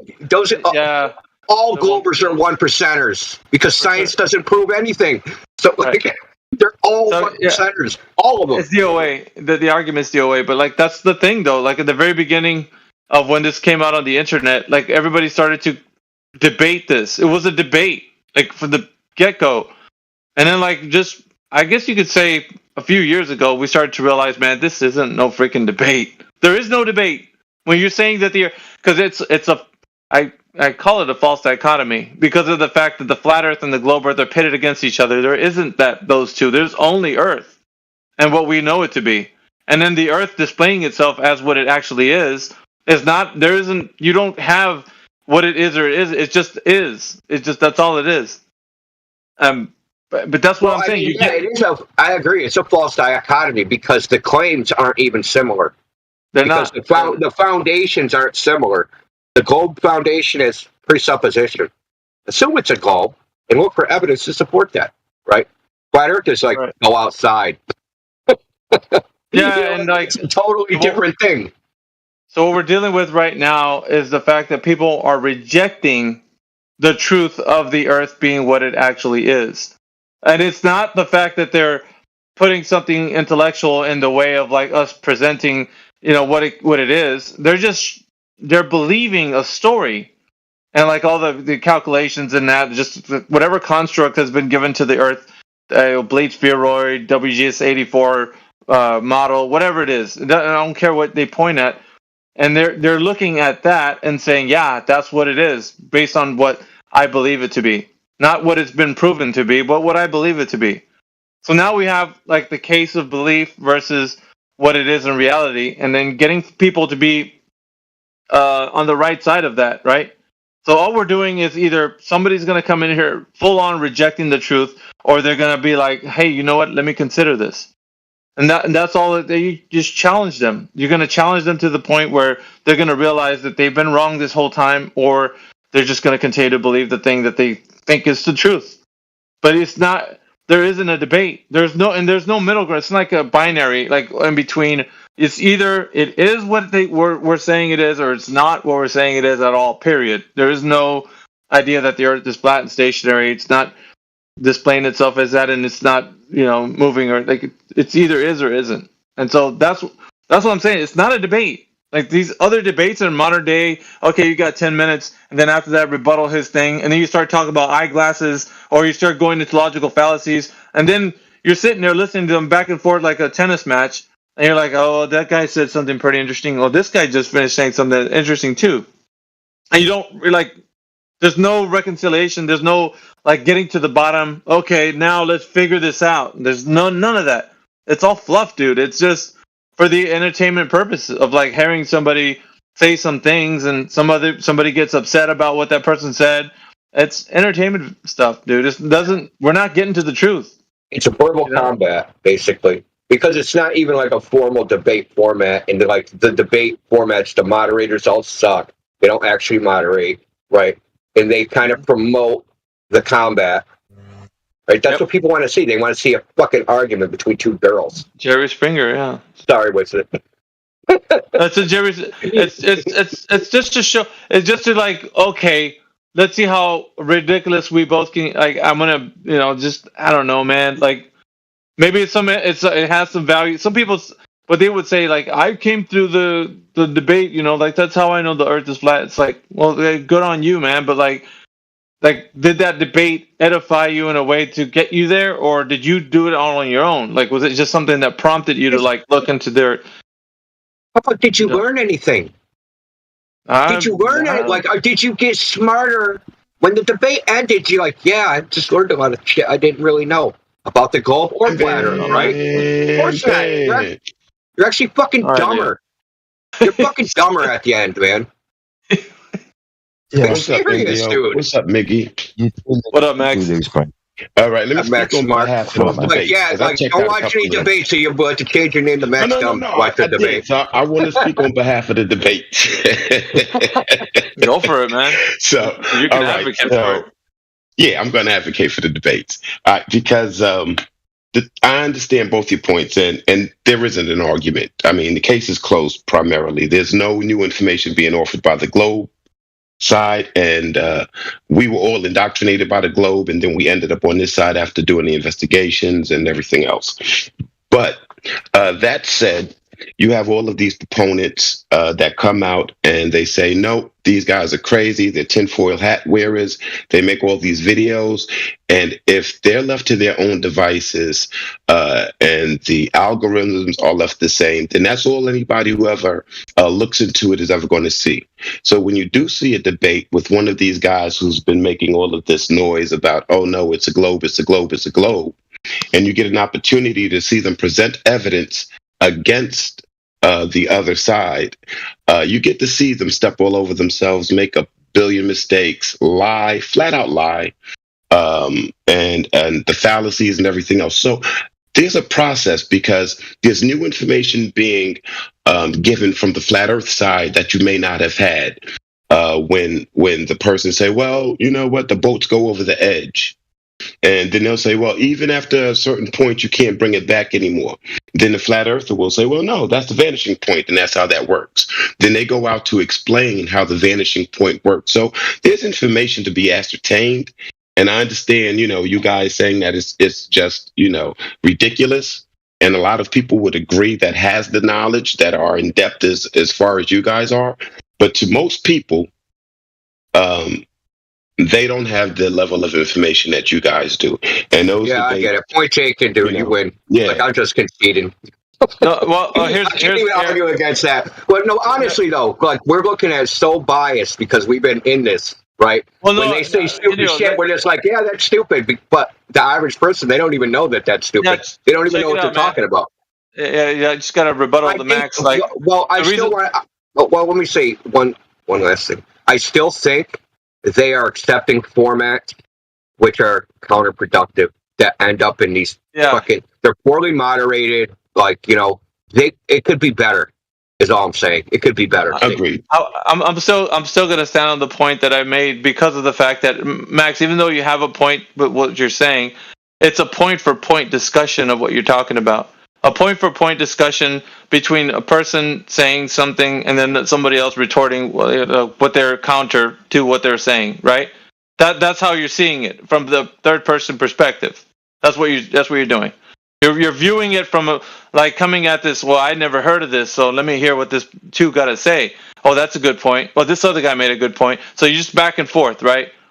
But it's never getting to the bottom of whether it is or it isn't. It's just like two people saying things and then just the third person perspective weighing it out.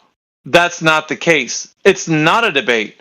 In the fact that when you come into it, you're going to have to prove the fact that it exists. Because it's not that it exists, then you have to counter it. It doesn't exist, and you have to prove it to be in existence. So in the first place, the thing about the globe is that it does not exist in reality. And the thing that they're trying to do is say that it does, and here's my points. And then you got a flat earther saying, I rebuke your points because it can't be. So it becomes point for point at such time. So your advocation for it becomes like, yeah, I think it's worthy because I'm hearing this guy say that he's saying that it's a globe and this other guy saying that it's not. But it's not even, that's an illusion, my friend. Like the idea that it is even a debate is the thing that's been kind of like how wrong we've been doing it all this whole time. We have never been pitting it against them. Okay, this is reality. This is what we know reality to be. And now you're telling me it's a globe.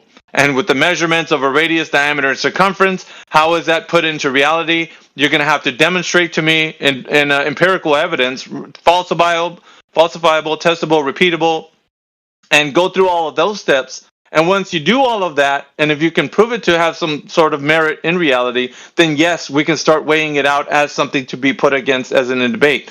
But it's not. That's the issue. It can never be. So it's a rejection of what the reality is and the truth is, and a person going into it saying, I believe the earth is a globe, yada, yada, yada, etc., etc. And the same thing for anybody who says anything counter to that, like a concave earth, a hollow earth, a donut earth, or whatever earth, it doesn't matter. So the reality and the truth is that the people understand what it is by the base axiom, and also by further going into an understanding of what it's measured to be as, because line of sight will dictate a lot of good information to us. So we know the truth, and then the people who would want to advocate for a discussion of an intellectual one, let's say in quotations, with a point-for-point discussion of like, I think the Earth is a globe via the radius, diameter, circumference, and then we hear the knockdown slugfest between how they're giving their example of their imaginations, and then giving somebody else the idea that the Earth is something to be debated on, and it's not.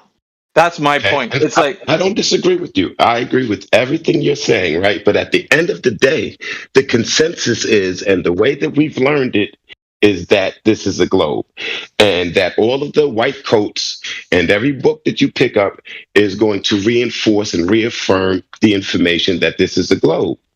And so that's the fight. Okay, not that it's not what you're saying. I agree with you. It's not really a debate. However, the first thing is the burden of proof, and most people don't understand anything about the globe and where they live. Period. We're not even getting to the 99%, right? They don't understand the globe at all. Most people don't even understand what burden of proof is. They don't even understand. I was gonna say they don't understand the burden of proof. They wouldn't know. They're just like, no, we've been taught this in school. So you guys who say the Earth is flat. So yeah, like I said, you prove the Earth is flat. Since you're saying it, everybody else, my mama knows it, my teachers knows it, the cops knows it, but you're the only fool who don't seem to know it. So prove to me the Earth is flat, and that's where the argument starts. That's where the argument starts. Why is the burden of proof on us though? Because they've heard the entire life that it's a globe. Because we're fighting brainwashing, dude. Yeah, we're fighting brainwashing. We're fighting brainwashing. That's why. I guess but the burden of proof isn't on us. I agree. Yeah, it's not. But like the idea behind how we're going into this is, I guess what I'm saying, the premise of like initiating the discussion. So when you like, I don't know like who you talk to, but when you start to be an activist for Flat Earth, when you initiate the discussion, if you pit it like it's a debatable topic, then it becomes a debate. You've already manifested that into your reality, as in, yes, okay, now let's hear your points. Now you're going to hear mine, and you're going to hear how I counter yours and make more sense, or whatever, however you go about it. But if you initiate it that way, then it becomes what you're saying it is. But if you don't, if you stymie it at the very beginning, then it doesn't go anywhere the direction that they want it to go, because now the onus is on them. So what you do is like what I've been doing for a while. I do the 3 points. It's basically the demonstration of Earth's curvature, rotation, and the vacuum of space. So the 3 tenets that build up what the globe is. So I always put it to the person who's coming in here, as in the onus is on the globe claim. So the globe claim has to be proven before it's moved into the realm of a debate. It does not even end the same idea that you can't have a debate unless there's something like, if your favorite color is purple, mine is blue. Like it's not a debate. It's like, have you proven this into existence? And when you have, then we can possibly talk about how it is comparable to what I think reality is and what you think it is. But it's just, you can't move it into that realm if it's still not able to have a foundation for truth to be like rooted. So my thing is, yeah, I understand that the fact is people look at it like a debate because it's how we initiate the conversation. If I say that it will be a debate, it becomes one. So then now people come in here, they're just like, well, I want to debate that because I think the Earth's a globe. Well, I know that. I know you think it is. But because you don't understand that you haven't ever checked out the facts. The facts is it's never been demonstrated to be one. It's all by calculations. It's all by imaginations. It's all by assumptions, assertions, and all these things. And if that's not pointed out to you, you're gonna always start off at the very beginning being that it's a debate, and that's whoever's talking about this, you have to make it very clear at the very beginning that it is. Look, listen, Flat Earth is a complete offensive position. It's not defensive. When you get into a point-for-point discussion, you're not going to win. I'm already telling you this, guys. Listen, I've said this many, many times. When they listen to you as in a debate style, I tell you what, the next thing you're going to hear out of their mouth is a big old hand wave to what you just said, because they're not listening to you as in you got something clear to tell them. They're looking for a way to debunk what you just said.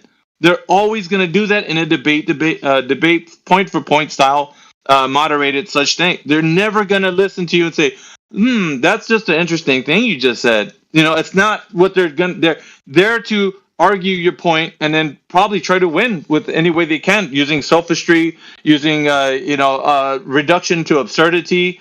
Well, what did you mean by ocean? Tell me.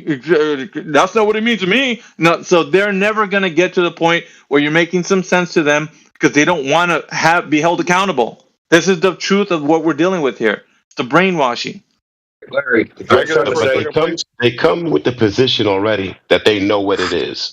And we're challenging that when we start to say, well, do you know what it is that you live on? And so they're already in a defensive position. And I'm not just meaning in a debate forum. I'm meaning trying to educate your parent, saying, hey, mom, sit down, look at this new information or whatever. And she said, well, son, grab a book. Look in the books. What did you learn in school? Mm-hmm. That's where we start. There's no evidence. Can I go ahead for a second, please? Yeah, thank you. I appreciate that. So you guys probably all know that, I'm really into debates, but I've tried to listen carefully to the arguments against debating and try to take like a neutral position. But I kind of have to remind you guys that an argument, according to Edelman, is basically to make your point clear, right? And we can't really talk without making an argument because we're trying to express a thought or an idea, and we're trying to make it clear to the other person, like glass, so that they can see what we're talking about. And then when there's a point of contention, which is going to happen because everybody can't even agree, on the color of the sky that's blue sometimes. So that's what creates, a debate, right? When there's a contention against your argument. And I kind of think that a debate goes all the way back to like all of history. There's been courts where this guy versus this guy. And yeah, courts are fucked up now, but I bet at one time they were probably not as, messed up and commercial as they are now. But my point is that if we were debating against actual Globers, like people that believe in the globe, rather than anti-flat earthers, because that's a different breed. Two totally different people, like Indio said, they're the 1%ers. Right, these 1%ers, they can't have an actual argument with us. They're not representing the globe, right? They're representing anti-flat earth, right? In which that's what Indio's point was, which I agree with. That's perfectly acceptable. But I think a lot of the times, a lot of normies are woken up from hearing the arguments from the anti-flat earthers going, whoa, that's crazy. Did he just do the reversal of proof? Right? That's a fallacy. He can't do that, right? It's like, and then the flat earther points it out, and the educated ones who are properly educated about logic, they're going to pick it up. And, this subject isn't for everybody. So the people that can't get it, I don't care. Like, it doesn't bother me at all one bit. But I think that, Miggy's 3 points is 3 arguments. And of course, it's going to, spur up a debate. Because a normie comes in here and you're dealing with, 30, 40 years worth of programming. And they're not just going to be like, well, I don't want to debate you. So how do you avoid debate when debate is an argument and that has a contention against it? Like a court case, Larry. I think you hold it like a court case. Okay, so now we're going to weigh out the evidence. Okay, so let the person coming forth and saying that it isn't what we're claiming, that the actual Earth, what it displays itself as, and what it's known to be said as like a hollow Earth or a concave or a globe. Go ahead and bring your evidence, and let's try this evidence. Let's put it on trial. So let's see if it stands the rigor and the investigation, right? So if it can withstand all of that and come through as it's still something that can be a part of our reality, then it can pass. There's some evidence there that can prove it to be so. But if it does not hold any merit within our known reality to have any evidence, then it's like any court case. No evidence, it gets tossed out. So that's kind of funny that you bring that up, Miggy, because if you actually had a trial, right, evidence cannot be entered into trial without witnesses. So if you had a trial, if people had to testify, like get on the stand, every person on Earth, they're like, well, have you witnessed a flat Earth or a globe? Yep. There'd be 8 billion people that would have to say flat Earth, and there'd be like 600 clowns. Well, most of them a lot of them are dead too. Like, yeah, I saw a globe. And even though that would even be only the Apollo guys, because the other guys don't go high enough, they only see part of it, right? So like there'd be like 20 guys that say, "Yeah, I saw a globe," and 8 billion that were like, "Yeah, I saw a flat Earth." So guys, that's what I'm saying. It's not in the realm of a debate, because in a court case, if you don't have any evidence, the case gets tossed out. It's not even if it was a debate, then of course there would be some evidence to it. There is no evidence whatsoever. It's a facade. It's this whole idea that they're getting people to think that it is a debate. So when you remove that and say, bring your evidence now, you're saying that it has some merit. I need to see it. Go ahead and bring it forward. What do they do? Well, but it's just, it's NASA. They'll start relying on things where they have to lean on information from the authorities, pictures. They got really kind of like, they never bring forth the dimensions at which it was measured to be. And that's what you need. That's the evidence that would need to be held in. So like if you do, then okay, now let's have the debate. Because you've measured something, now that we've got this guy measuring from what, you don't have none of that. There's no globe Earth measurements. It's a construct of mathematical calculations. And so when you got all these ideas and imaginations of people, how are we saying it's a debate again? Because there's no evidence, none whatsoever. And if there was some, bring it forward. Then we can start our road and a journey down a debate format. But if you can't do such a thing, there's no case for you. Tossing the case out.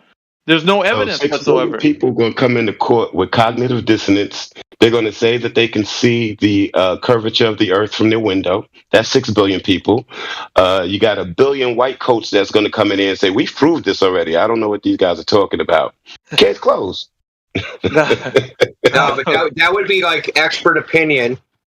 But that expert opinion can't overcome the facts of the case. So they can have an expert opinion on the facts of the case, and that's all they can do, right? But the facts would be, so something can't be a fact in court unless it was witnessed by a competent fact witness with their senses.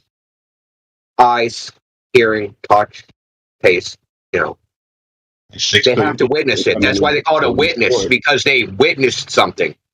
So, but those are the only facts that can be in evidence. That's it. Those are facts, right? So someone have to give up. The court wants the facts so we can, judge the facts and decide what the truth is.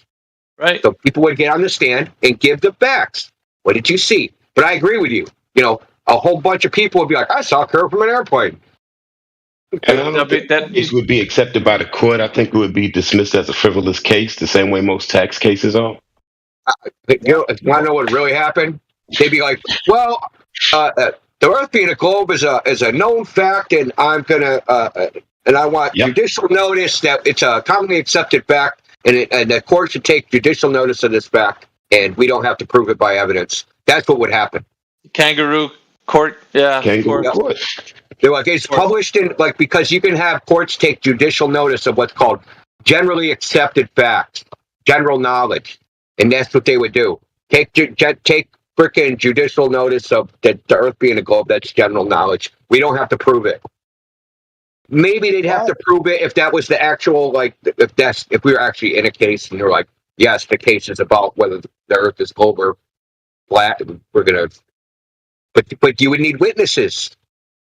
Someone actually took someone at NASA that looks at a console would not be a witness to the Earth being a globe. And the flat Earth won the decision. There was a case that did go to court a few years ago. Well, the decision was the other guy didn't prove it. That was the decision. Right. Yes. I think that was it. So it's a computer simulation or something. Yeah, it's like that. That's what I'm saying, though. It comes down to, what can you prove? I don't care what you say or what you saw. What can be proven?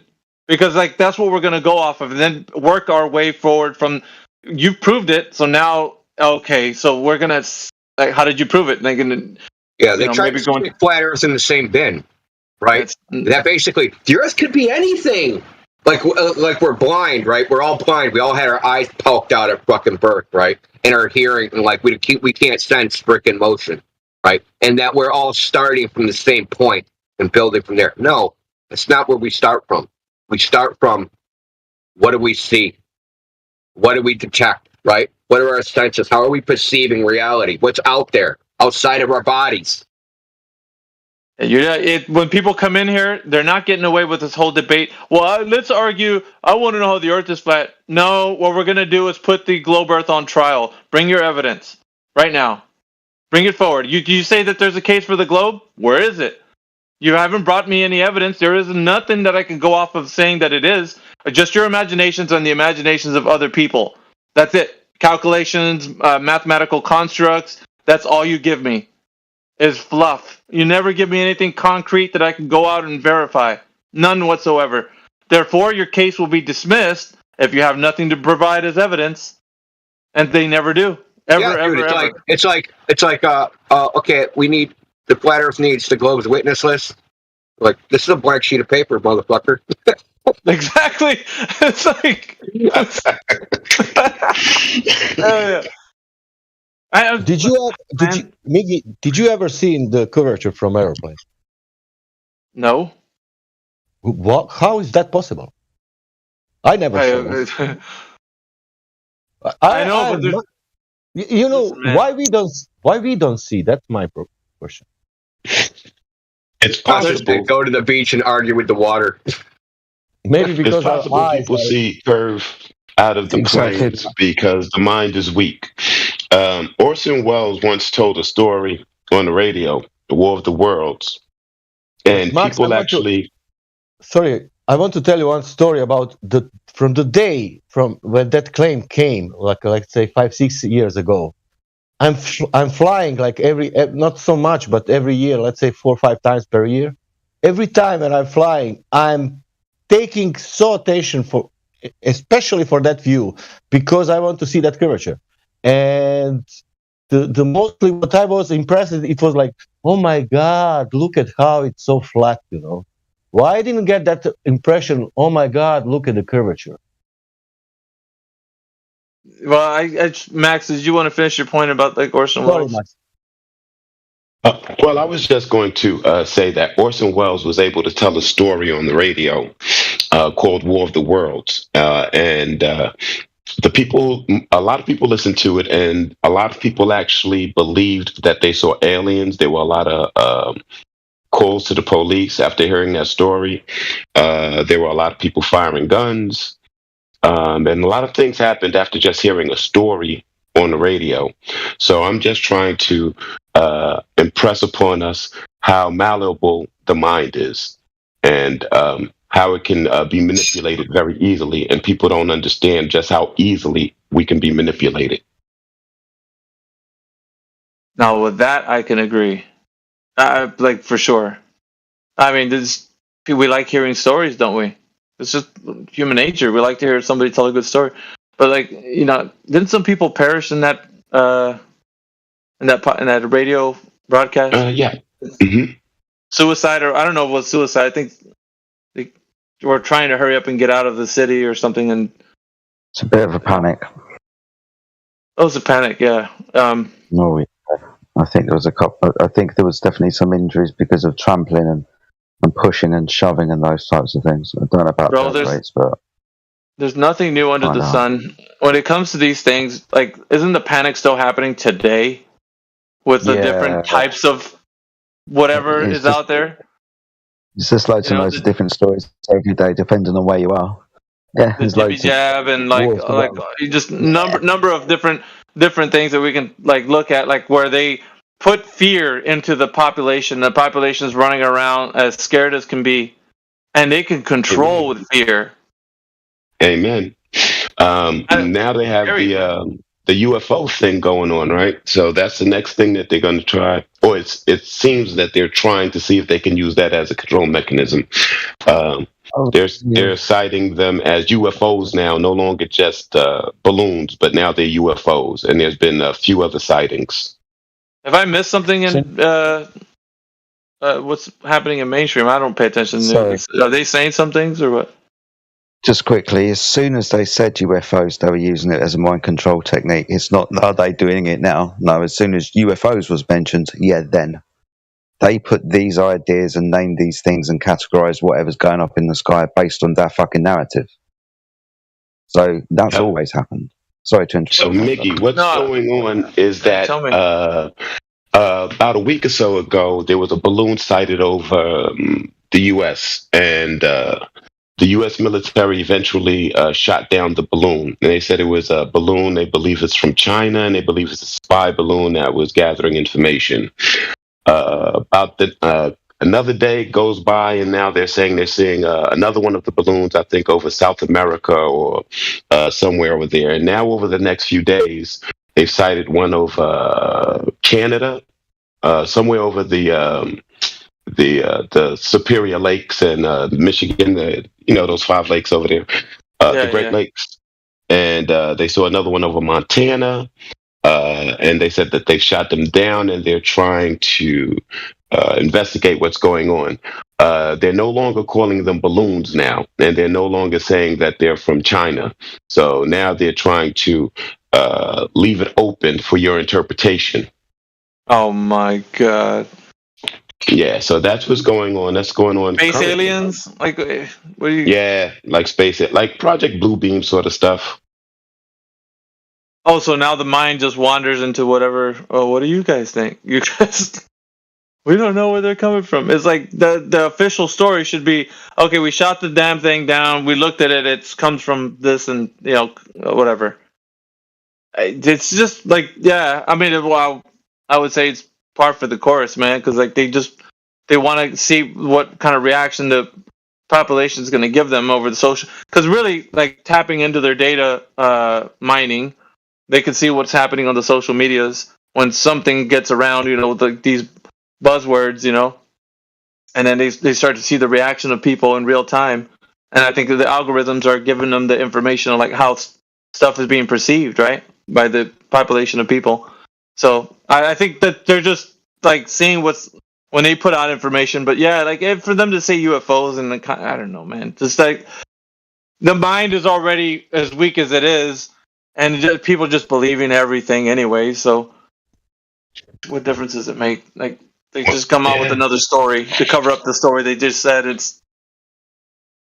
want to talk about the Orson Welles things, because what it caused was a mass formation psychosis, and I believe we're all suffering from that in one way or another. It doesn't matter if you're a flat earther or not, but I think in some ways we all believe in things that aren't really verifiable, right? So there's nothing wrong with like having a belief in a higher power or something like that, right? Some people choose the state, some people choose God, or some people have many other different names for a higher power. But I think when people start claiming knowledge, like I know I saw the curvature at the top of my building in Trump Tower or some stupid shit like that, right?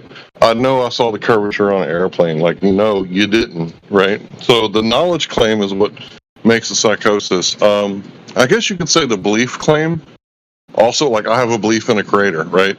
So does that mean that I have psychosis? Not really. It's just a belief, right? People can believe whatever they want. But when they claim that they know it's a sphere, that's when it's like, oh, okay, how do you know that?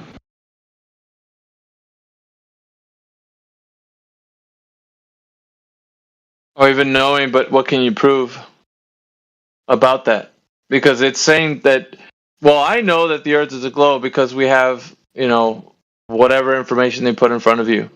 So knowing something for them would be, like, you got to imagine, though, the people that we're dealing with is not going to be the same type of person that you're going to be dealing with that's could be known of as logically consistent. So you're dealing with people with, like, even with the psychosis that's take a hold of them. And you don't know how to undo that unless you identify the underlying problems to it. Like you're not going to have a reasonable conversation with these guys because their worldview is, like Max was saying, it's malleable because it's been warped and distorted already. So you're starting a discussion with somebody in a very, very bad position to say that you're going to have like a point for point discussion with them. So you can't go into that thinking they're going to be logically thinking in the same ways that you would see the world, as in, corresponding itself to you as logical and consistent. So you have to be able to address what is the problem then. Or the issue then you'd have is they don't perceive reality the way you do. it's subjective. It's whatever they can perceive it to be, and that's truth to them. And your truth is your truth, their truth is their truth. So they would feel that that's how you can see the world view. And so nobody can ever agree on everything. So you can think your world is flat and stationary. That's fine. I think mine is a globe. That's okay too. And it's not okay. But they've been taught this way. And so their reality can be whatever they make of it, whatever they manifest in their mind. So we have to kind of address the issue that's at hand here. It's that they don't understand reality the way maybe a logically thinking person could. I think, what are you doing right now? What are the facts? Well, I'm sitting down. Okay, that's a fact. I know that I'm sitting down. And if I turn my camera on, you can see that I'm sitting down too on my chair. And people can confirm. Somebody can come into the room and say, yeah, the person's sitting down. So if we're starting to deal with like the facts, we can talk about that stuff, but like what can be proven is always the thing that you go with, Larry. I mean, because you know something that's okay, but what can you prove? Because it's one thing to say that you know it, but can you prove it to be like the truth? So we're always going back to the court case. There's no case for the globe, then it gets tossed out, and that's what you're always holding them to. Prove it. Prove it. You're saying it, now prove it. You say you know, okay, prove it. So you're pushing them always. So it's always an offensive position. It's always them bringing the evidence. It's always them. The onus is always on them. It's never for you to debate and say, okay, you said your piece, now let me tell you mine. Once you initiate that, then they already think they have a foothold into like, oh, good, now I can listen to them or not listen to them and just wait till they're done. And then once they're done, they're gonna probably be like, okay, now it's my turn to say you're wrong, and this is why. That's why I'm saying, like, I've been trying to show you guys that these guys aren't ready to have a debate with you. They're just waiting for the next way that they can enter a conversation and either smugly say, or you know how they do it, kind of like, oh, what word would you like me to say? If you don't like me to say level, would you, or you don't want me to say gravity? Do you want me to say the vector of down? Was that better? Like, you know, it's dumb stuff like that. We don't need them to kind of say things another way. We need them to prove it to us. Yeah, they do double speak all. And I say that they're double speaking, you know, because they say that the Earth spins at 1,038 miles an hour, and then when you quote that, they say no, that's one rotation per day, right? So they do this sort of thing all the time, and it's like, well, the light's bending down at 8 inches per mile squared. Like, no, it's not. It's bending down at, you know, such and such degree. And it's like, will you please quit double speaking? Like, you're making yourself look bad. And I think exposing that to the audience, you know, surely they've read 1984. So, you know, I think the best way, you know, to do this sort of thing is expose the light on them. And I think it benefits the audience. But, you know, that's my argument.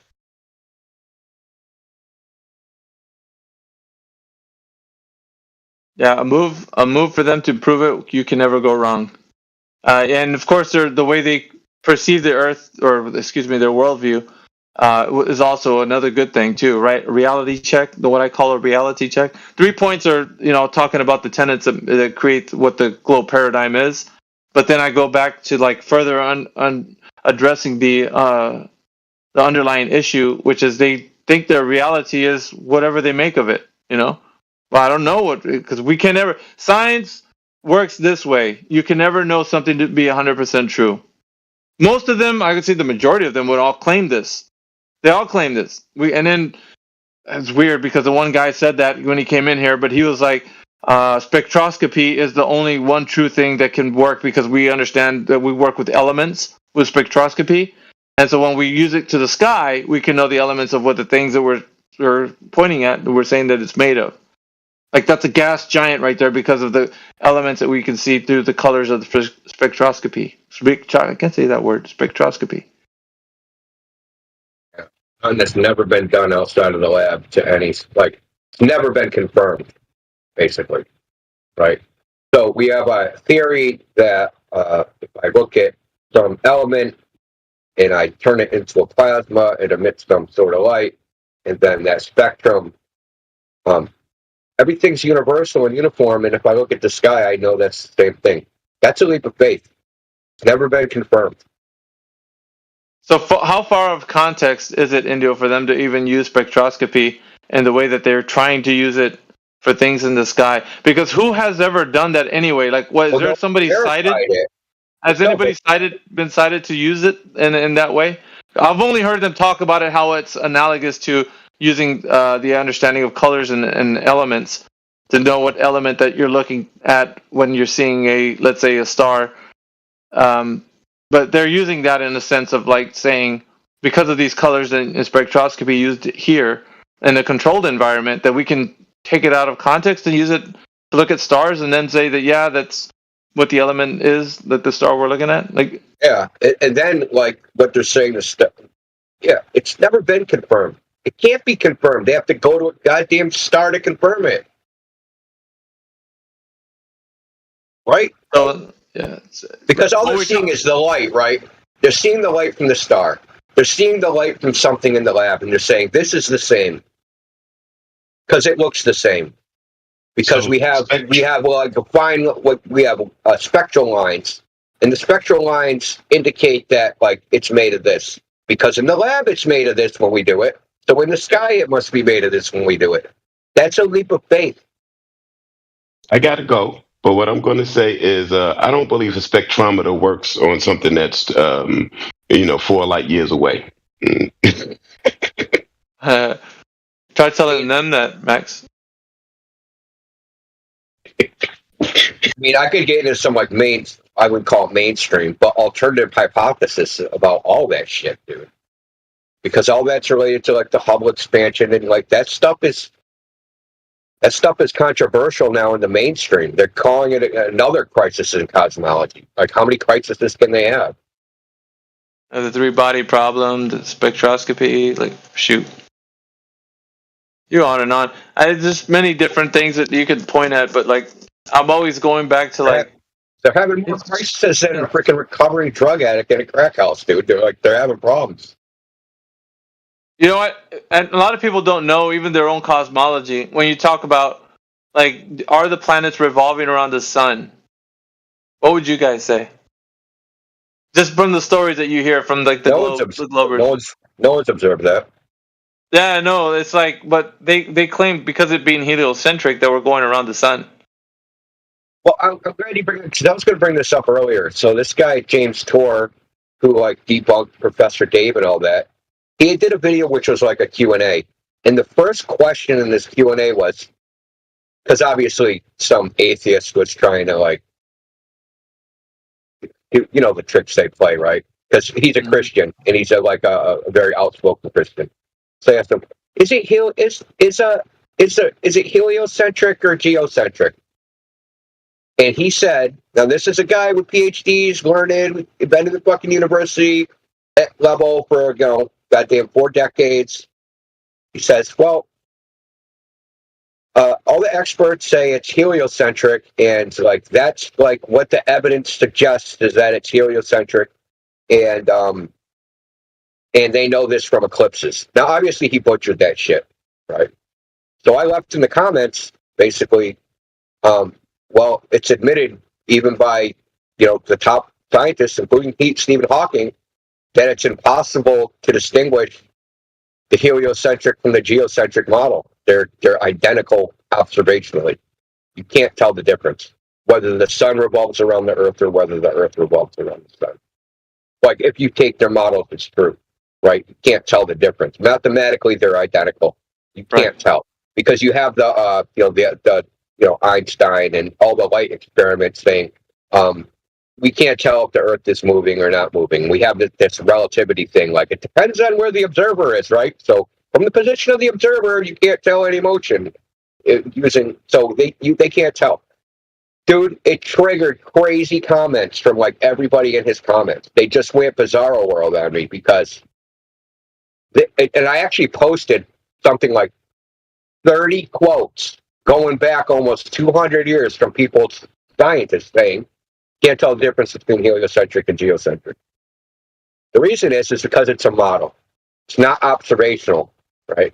It's not like someone went outside of the solar system and watched planets orbiting the sun.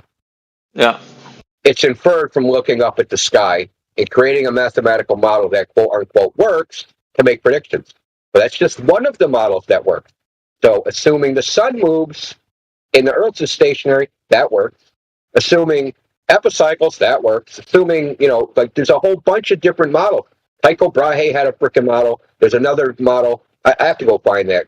I've mentioned a few times. There's like 2 more models that were made at the time too, like in between Galileo and Tycho Brahe and Kepler. So it went like Copernicus, Galileo, Kepler, and Tycho Brahe, but there's also 2 more that are in between it, which also quote unquote work, right? That means when I say work, that means you can predict where a planet will be in a certain number of days, right?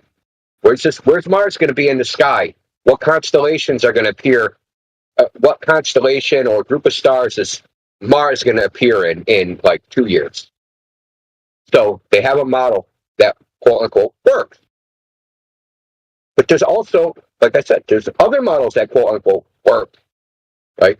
But they've taken the leap of faith that says our model that quote unquote works is physically real, right? So that's another leap of faith, right? It's like they make all these like leaps of faith, these leaps of logic, based upon there's basically no rational reason to think that, other than I want to believe it, which isn't actually a rational reason. It's just a declaration of faith.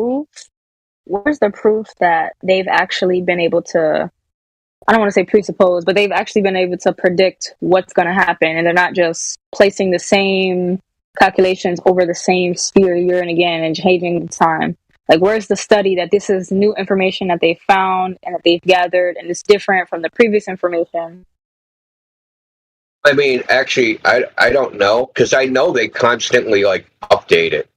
So it's like, because there's something, have you ever heard of this, called the 3-body problem? They can't, with gravity, or that's different? Yeah, with gravity. So like, if they use 3 or more bodies, they can't predict from any starting condition, right? So we have a starting state, like, okay, Earth, there's fucking Mars, I'm going to say it's X far away, right? And then there's the sun, that's what the Mars is supposed to be orbiting around. So I have to calculate all three of those bodies at the same time to predict the orbit. They can't actually do that. It's actually called the n-body problem, because it's 3 or more. It's any number greater than 3, they can't predict where it's going to be. So they use something called a recursive method, which means they make a prediction that's like, sometime in advance, like maybe a year or something.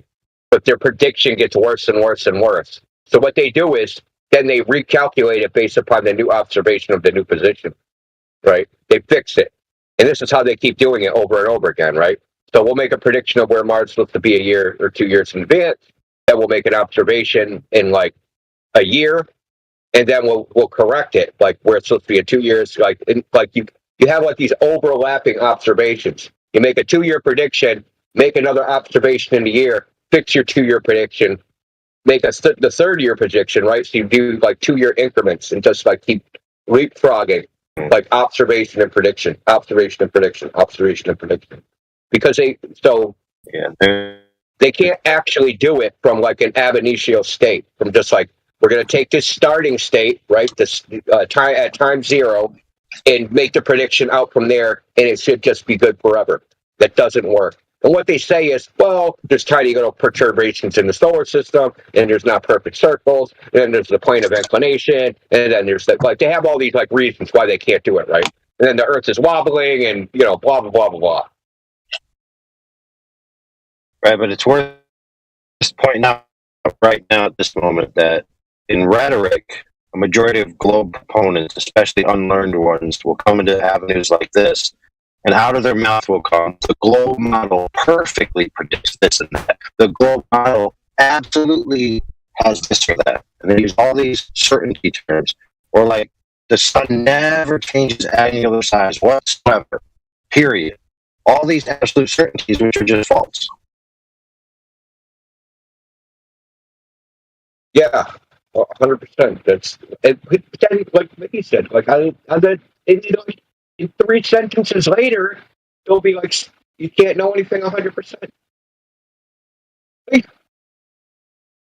Oh yeah, bro.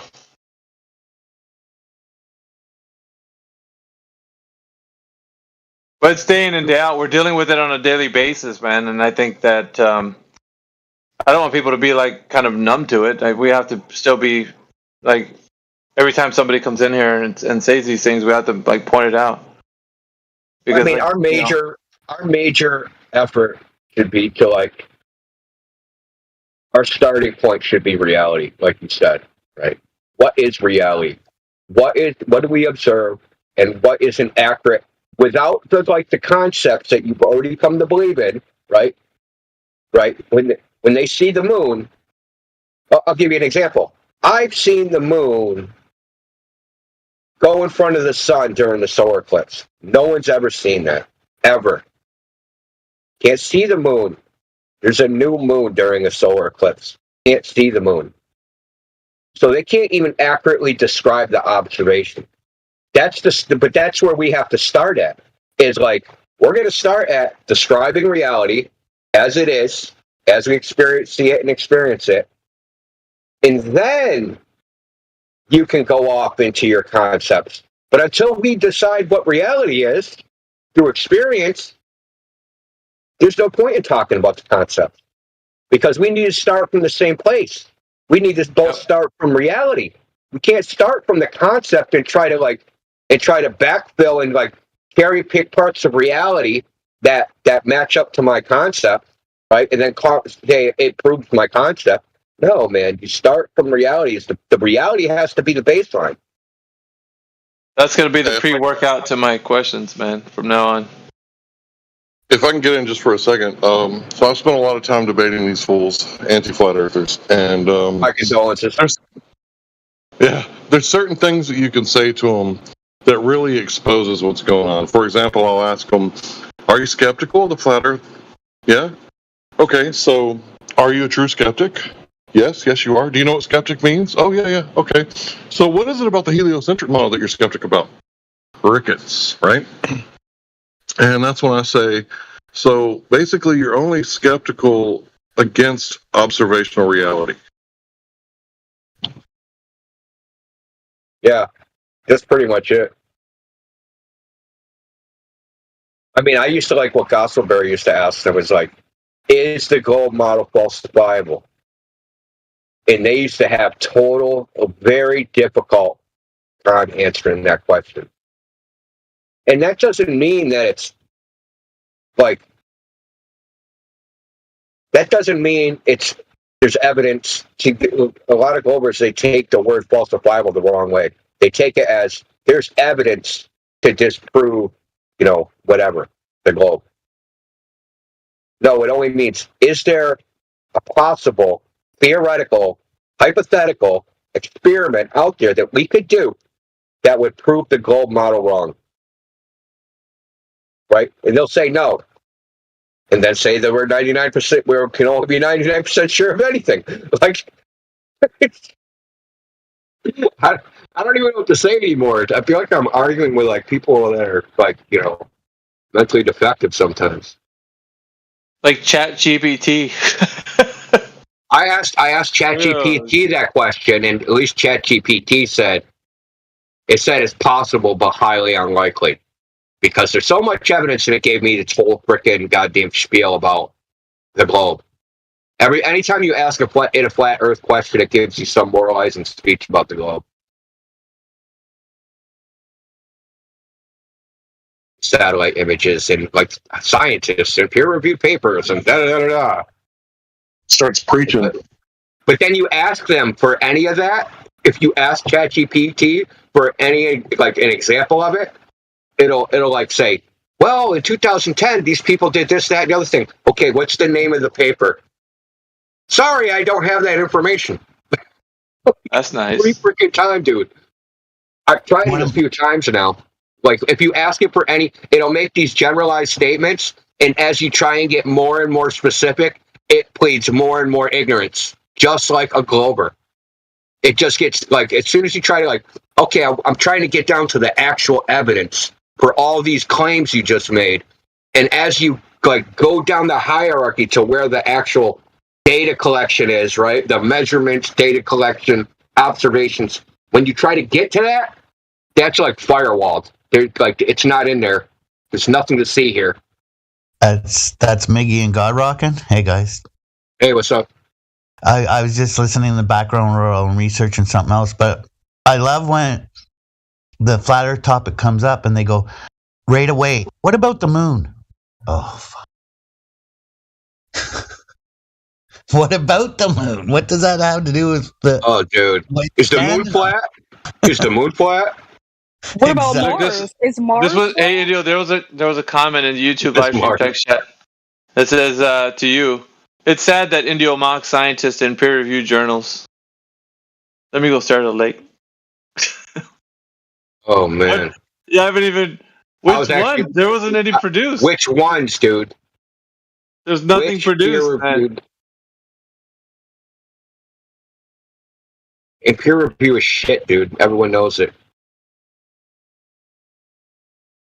Peer reviewed is like a form of gatekeeping.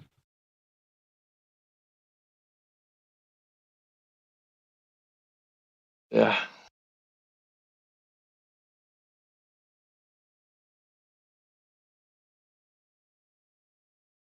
So this is what I think about peer review. There's like 3 peer-reviewed papers that say most peer-reviewed research is wrong. Does that include the papers that said most peer-reviewed research is wrong? How am I supposed to take that? When a peer-reviewed paper says most peer-reviewed research is wrong, how do I take that paper? Yeah, the situation is much simpler than the goobers,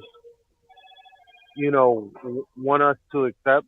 I mean, because quite honestly, all we're saying is we want proof that what we've conceptualized has been realized materially. And they're doing the greatest dance move since the 90s in Backstreet Boys to detract from the point that there is none.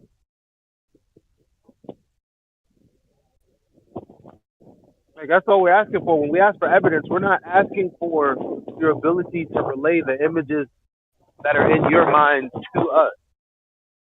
No, we're like, yeah, okay, but what is the evidence materially?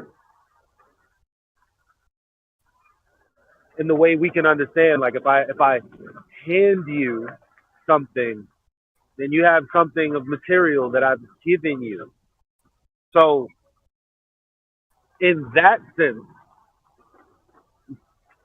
where's the evidence? Not let me write it down on a piece of paper, not let me explain it, like what is the evidence?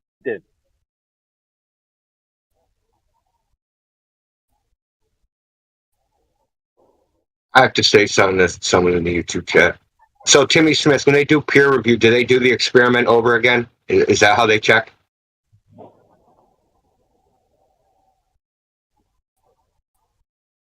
Do they collect it? Do they like, okay, this is their experimental setup, we're going to replicate this, and that's how they do it? No, that's not.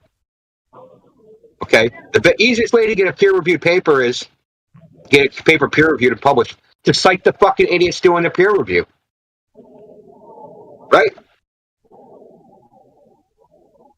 There used to be there was a Twitter hashtag that was trending.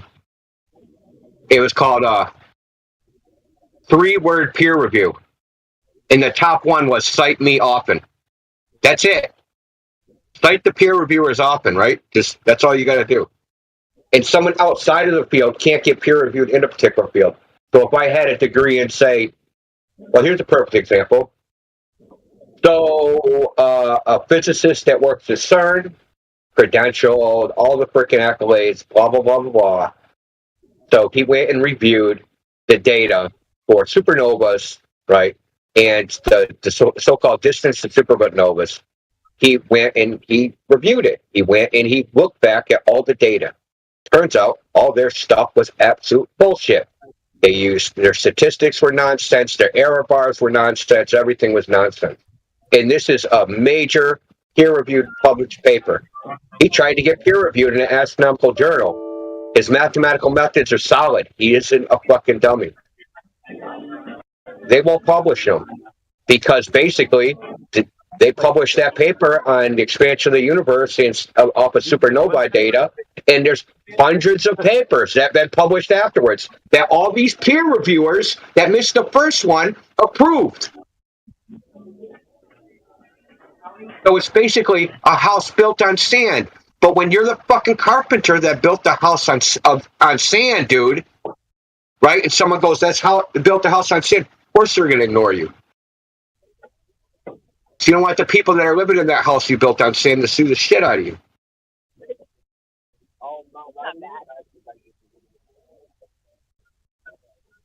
Yeah, you could talk about hypothetical situations that never happened. You're full of shit, Timmy Smith. You don't know anything about peer review or being published. You don't know anything.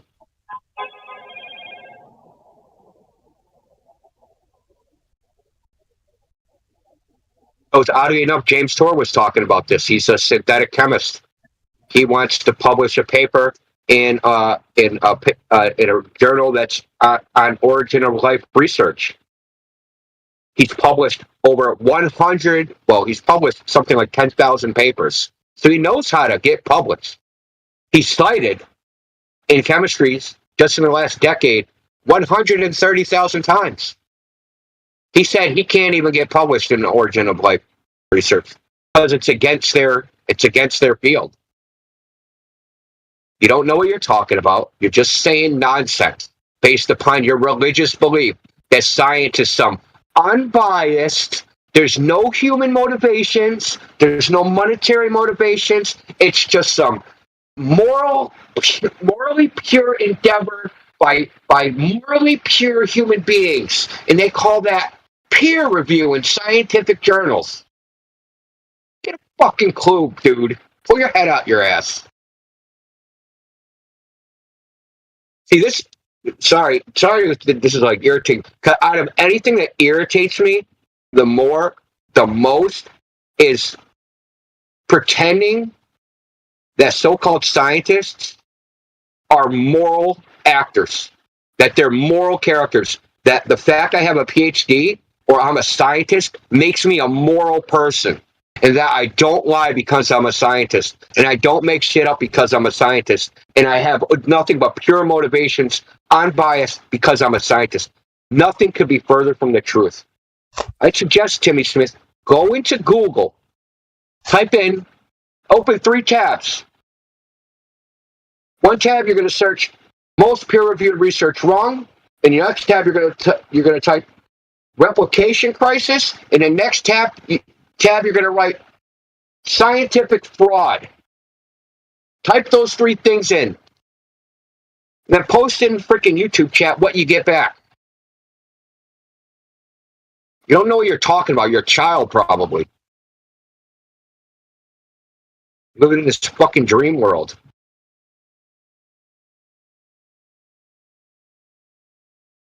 No different than when people believed that priests couldn't sin.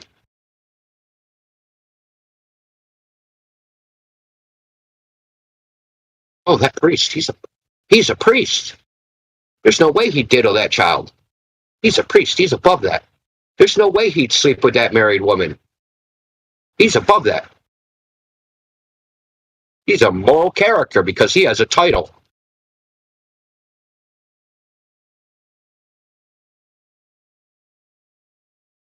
A globe? What's a globe denier? I don't have to deny the globe. I don't have to deny it. What the hell are you even talking about? But he said, that's the weird thing about, because, look, couldn't he go milk a priest somewhere? Thank Yeah. you for all of your knowledge and your teachings. Let me dust off your globe for you, sir. Did you want me to solve this equation for you, sir? Like, why aren't they doing that? Why aren't you seeking out some type of apprenticeship rather than, I don't know, bugging I mean, I know why I'm here. I just don't understand why. I mean, never mind. I mean, whatever. Whatever. So, yeah. Well, it's all boils down to the same thing, like appeals to authority. Okay, that's all it is. But it's a misplaced faith in authority. If they actually knew, if Mr. Timmy Smith or Mrs. or whatever, sorry to misgender you, Tim, if he actually knew the state of so-called science right now, he wouldn't be saying stupid shit. This is blind faith. It's just complete, utter blind faith from a cultist. And obviously, he said Indio's a flat earther. You can't know shit about peer-reviewed journals or science. No. I've probably read in my lifetime, since the time I was 18, 20,000 peer-reviewed articles, if not more. I have a fucking hard drive that's filled with like 4 gigabytes of PDFs that are all peer-reviewed shit, and I read them all. That hard drive's from like almost 9 years ago. You don't know what you're talking about. All you're demonstrating is your own cognitive bias.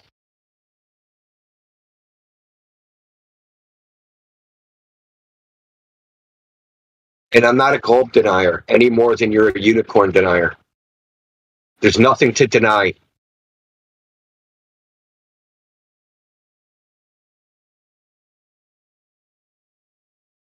You're more than welcome to come in here and get eviscerated. That's not a problem.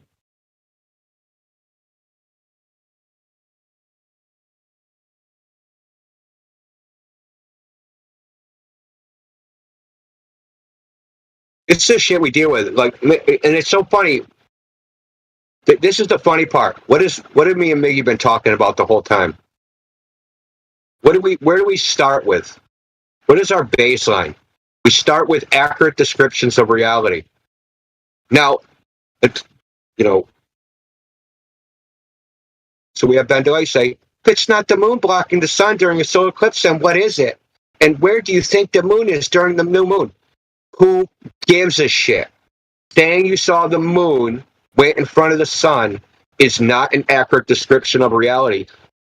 No matter what you think, no matter what questions you can ask in your head. That's what I've been saying all along, man. These guys come in here and like, well, prove it doesn't exist. Well, shit, dude. Like, me being a globe denier, then yeah, you're a unicorn denier. You're a flying spaghetti monster denier too. Yeah. It wasn't the flying spaghetti monster, then who was it? That's the only explanation. Like, I mean, the logic behind it is so true. Like, the first person to make a claim is automatically taken as true until there's evidence against that claim. Okay, I got evidence against it being the moon. You don't see the fucking moon. Damn. There you go. Simple as that. Simple as that. Where's the moon at? You don't see it. There you go. Tim Smithy needs to come in here. Why is he Tim Smithy? We're gonna have to find out why you're so afraid to come into this forum. Well, so here's another funny thing is, right? Come on now. So here's another thing about the moon and the eclipse, right? So where does the heliocentric model say the moon is? Not in front of the sun. But you didn't know that, though, did you? Because the heliocentric model not used to predict when the eclipse happens or where it happens. That's the Searle cycle model, right? But if we use the heliocentric model to predict where the moon is, and I'll give you a real world example of this. Go search the Stellarium or Celestial forums, right? For the 2017, Great American Eclipse, and go read all I can't get the eclipse to work. The moon's not blocking the sun. Blah blah blah blah blah blah blah. And then read the thing where the freaking developers say, well, we put in an animation now to fix it. We patched our freaking software, and now it's an animation, and now the eclipse will happen.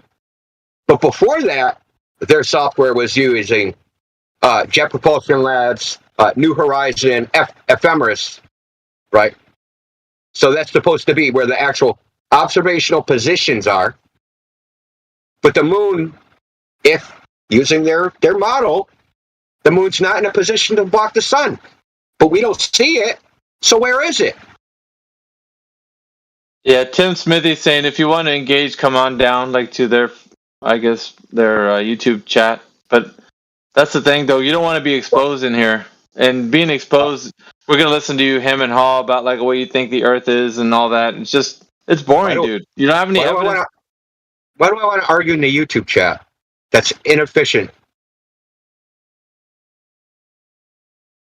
You haven't even actually made an argument. I haven't seen one. Not yet, anyway. I mean, is there one coming up? Because you haven't said much yet. Your argument is basically social, right? Everyone thinks peer review is right, so it is right. And who are you to say it's wrong? You're just a flat earther. That's your argument. It's fucking stupid and childish. That's like saying people are perfect and people can't make mistakes. Like, I can't believe every single, peer review sheet was correct at one point in time, especially if they're making corrections. If you're making corrections, don't you have to go back and account for the information that you said the first time that was incorrect? Like, listen, they admit it, that most peer-reviewed research, there's like videos on YouTube about it, there's peer-reviewed papers about it. They admit it. Most peer-reviewed research that's published is wrong. And there's something else called the replication crisis.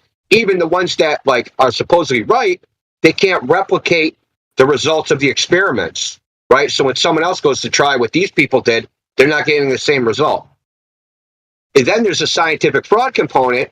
Scientific fraud, according to the modern literature, it's so bad that they said it's up since like the mid-1970s, 10,000%.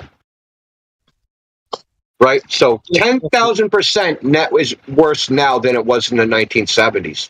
Because there's this thing called publish or perish. If you're a junior professor at a university, right, you want tenure and you want to freaking advance in your career as at a university, you need to publish. And you only get published as if it's new and novel.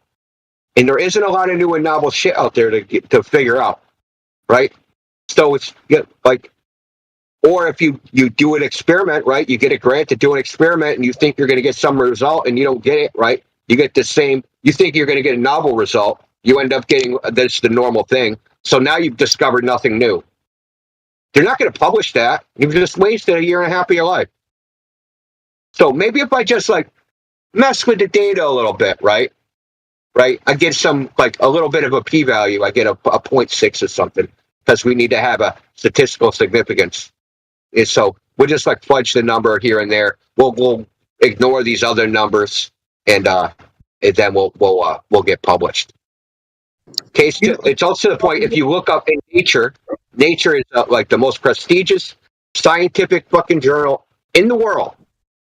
If you look at like their image requirements, right, just for their images, image submission guidelines, that's what they call them.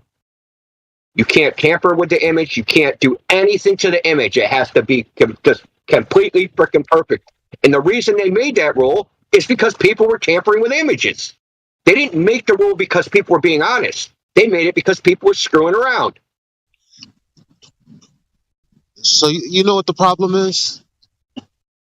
The problem is that people think that peer review is some type of process that in the end became a scientific theory.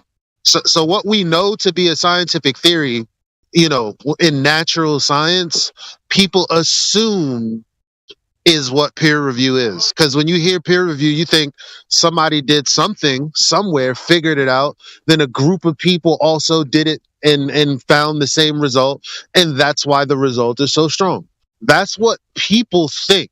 That's not what the fuck it is. Just like when you think you know what science is, but you're talking about the Big Bang, you don't know what science is. They just said it was science. Just like they're saying it's peer review, and you're thinking, oh, that means it has all the strength of 1,000 minds, or however many minds. I know it's not 1,000, but however many minds on one particular thing. It's like, no, dog. It's not what you think it is.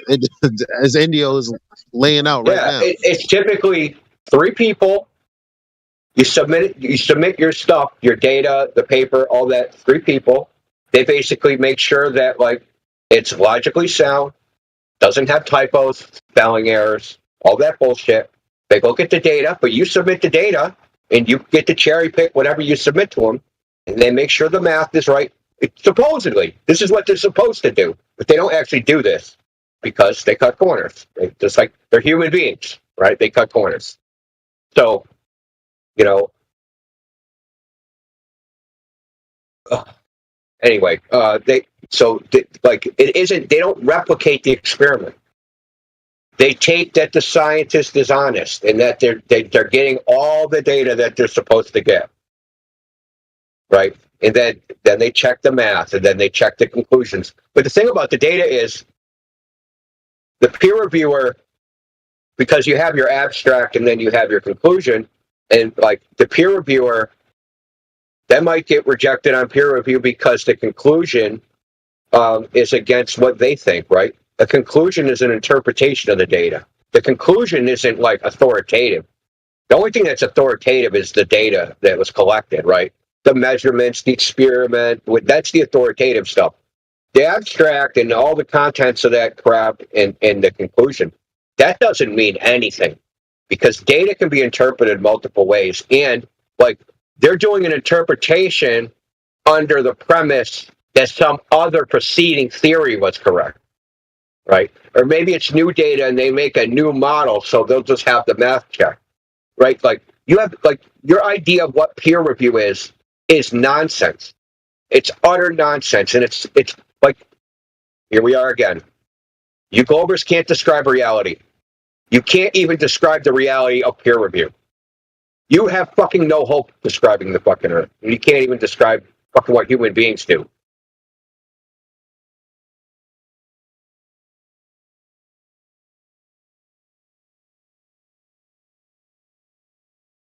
Sorry. I'm triggered this morning. I didn't even drink any coffee. I don't know what the hell's wrong with me.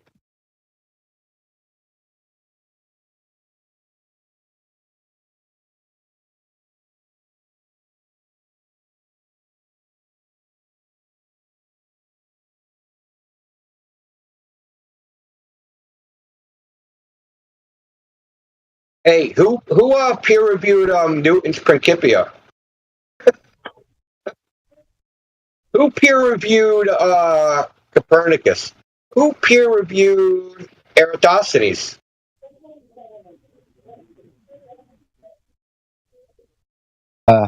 We did. No, it's bullshit. Oh right, yeah, it is bullshit. We peer reviewed it. It's nonsense. Who peer reviewed Neil deGrasse Tyson?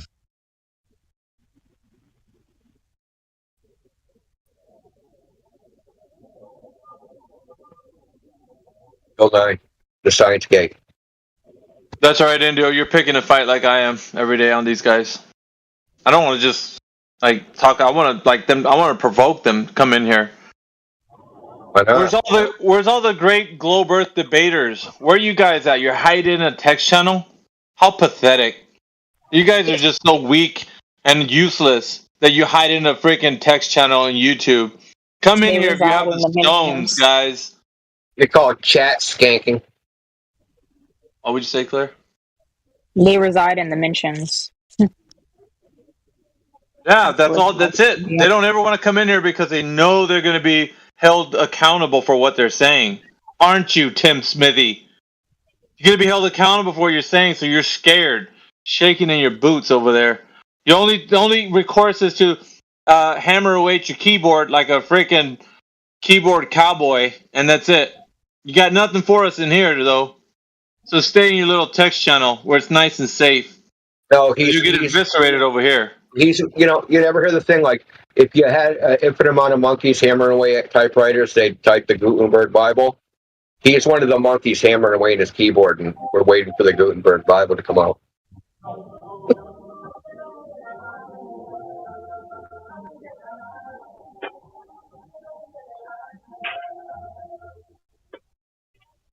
Yeah, get your ass in here, clown, if you think you got something to prove. If not, Shut up.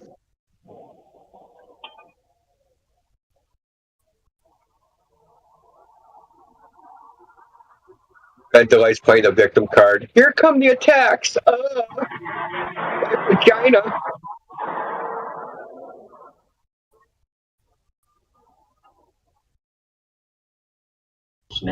They need their vagina protectors on. That's gonna get people that actually have vaginas. But you know,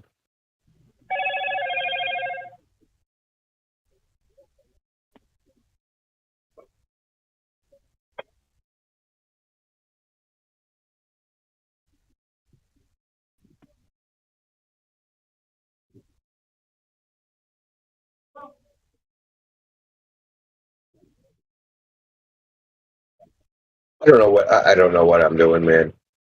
Why am I challenging the manhood of a Glober? Freaking they stew more soy than a European Glober at that.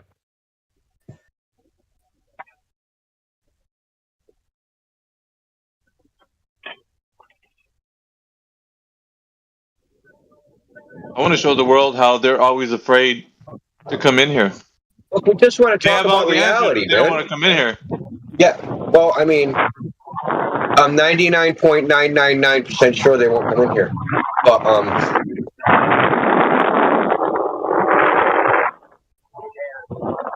damn, Elijah, you're loud. Oh, my bad.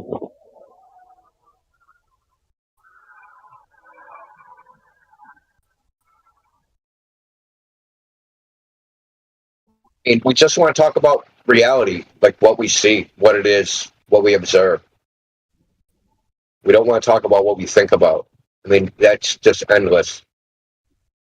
Like, let's just read some like Star Wars fan fiction if we're going to do that.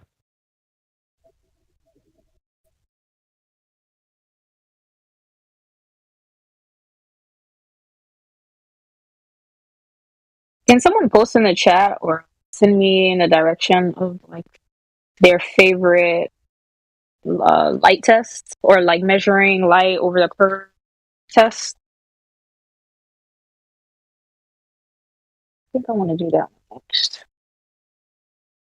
It's hard to say.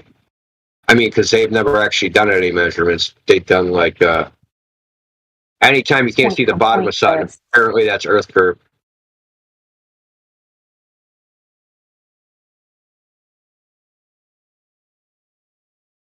They don't. They basically, I mean, they oscillate. It's hard to get like something consistent out of a globe earther, right? Half the time they're saying that frickin' visual observation is like, well, I mean, it's like this. The horizon, ships go over the horizon, but then the horizon is not a is an apparent horizon. It's not an actual place. So, what is ships going over then? That means ships only appear to go over the horizon. Okay, yeah, welcome to Flat Earth. Like, what else do you want me to say? They only appear to do that.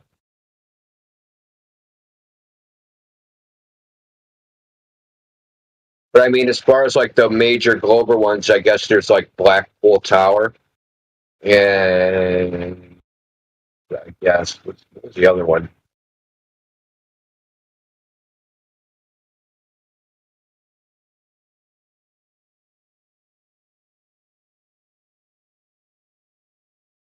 Another one, something like in Scotland or something, some mountain. Ben Nevis is in Scotland, mate. But Now, remember that? You remember that guy? This is a few years back. Did the bridges or some bridges? Was it Queens Bridge or something? I think I remember the ones that you're talking about. Yeah. I don't know the name of them, though, mate. Not off the top of my head. Not without seeing it again. Yeah, he made like an observation from. Man, I did it like a whole fucking analysis. She have a video about it. Oh, Soundway's Bridge. So there's a good example, Claire. You're still here.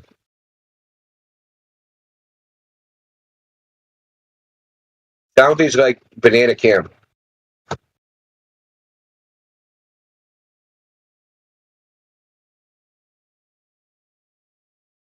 You're talking, I can't hear you. Oh no.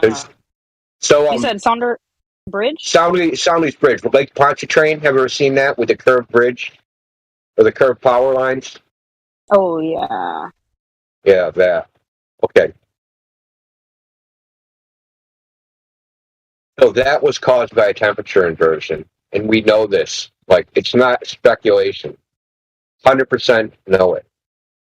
And the reason we 100% know it is because there's a buoy there, a water buoy that measures the air and water temperature every 6 minutes, all day, every day, for years. And Lake Pontchartrain is 11 foot deep or 13 feet deep, shallow, man-made, created, basically lake. It's not a lake. And the water temperature is very warm. This is in Louisiana. So there's what's called a temperature inversion.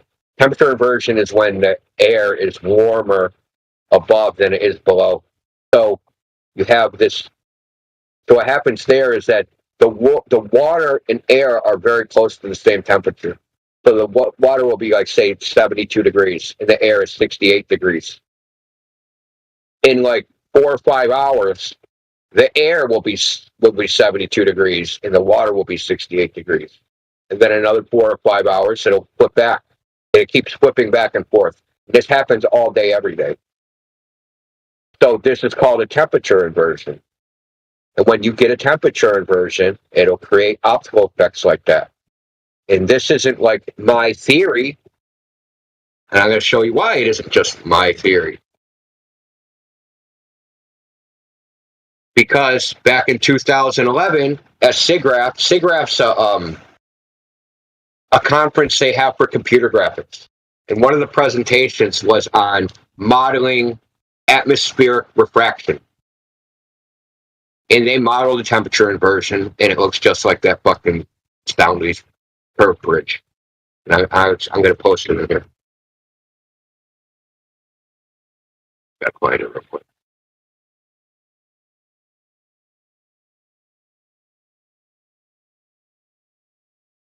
Here.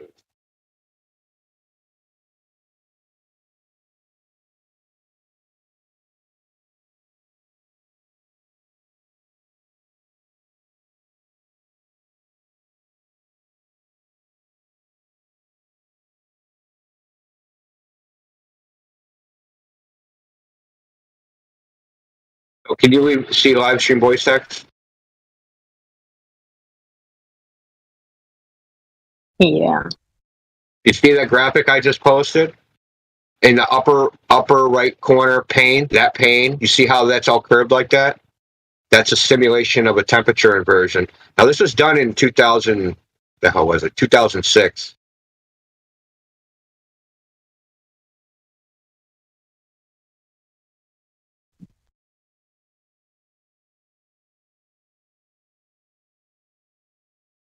Standardization. So I'll give you more stuff on it.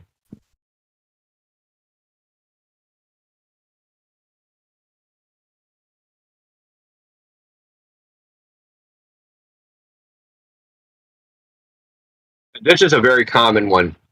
I mean, Globers won't come in here and bring it up because we'll just freaking destroy it. Whoops.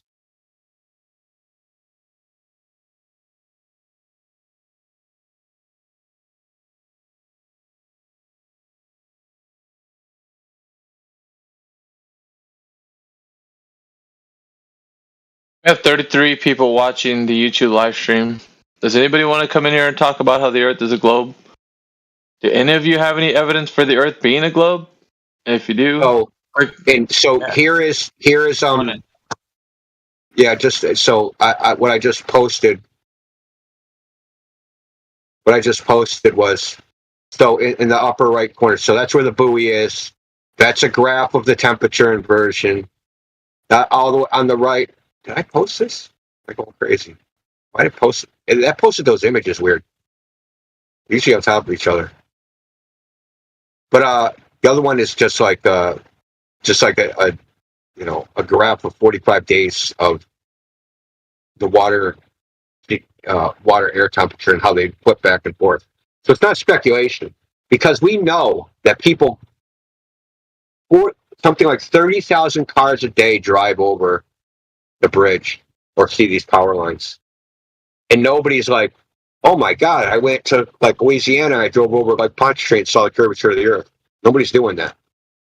Right? So this is a one-off observation out of thousands of photographs this dude has taken. But you'll often see this photograph presented like by, Globers that are trying to channel the past. Oh, this is the curvature of the earth. No, it's not the curvature of the earth. It's nothing like the curvature of the earth. Just blind faith.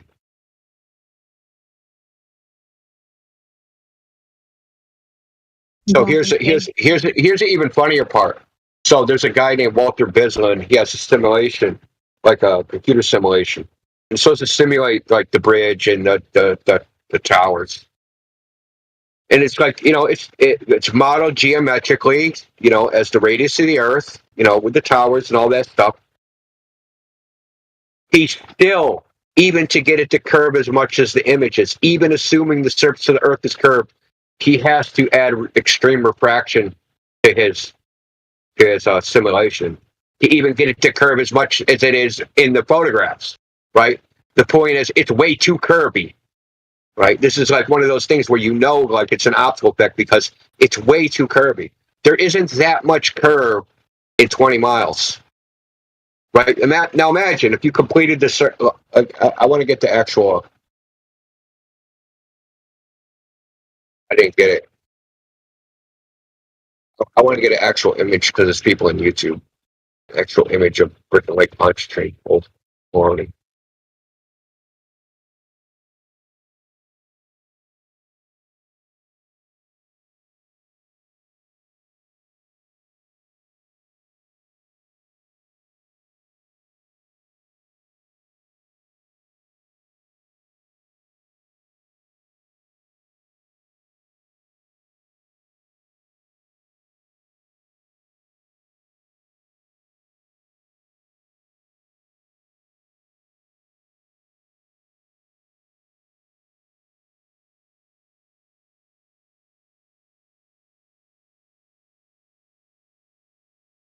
YouTube or Google Images.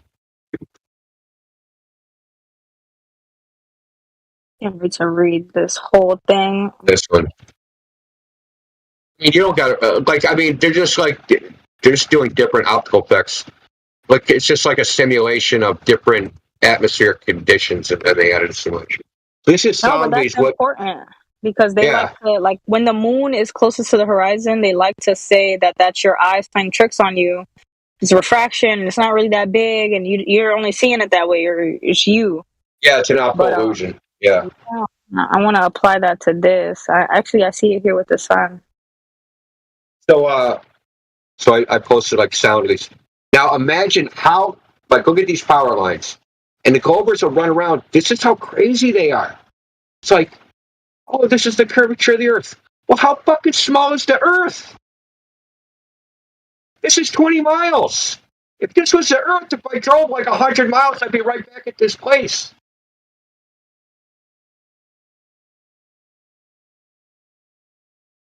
This would be like something like a tenth of the circumference or something. It's like it's crazy talk, but like this topic spent like how Miggy still here? No, I took off. Flat Earth on YouTube and all that. Spent years arguing about this stupid observation, wasting our goddamn time on this. Anyone that thinks, nobody in their right mind thinks that that's the curvature of the Earth. You can show this to any scientist. No, they don't think that's the curvature of the Earth. Like I said, this lake is only 20 miles across. If this was the curvature of the Earth, how much is the Earth curving? Think about it. If you completed the circle, right? You complete the circle, take these power lines, loop them all the way around the Earth and back up around the other side. How big is the Earth? 100 miles circumference? 500 miles circumference? They say the circumference is 25,000 miles. You think this 20-mile stretch can keep curving like that for 25,000 fucking miles? Like, are you crazy? You lost your mind? Like, what are you talking about?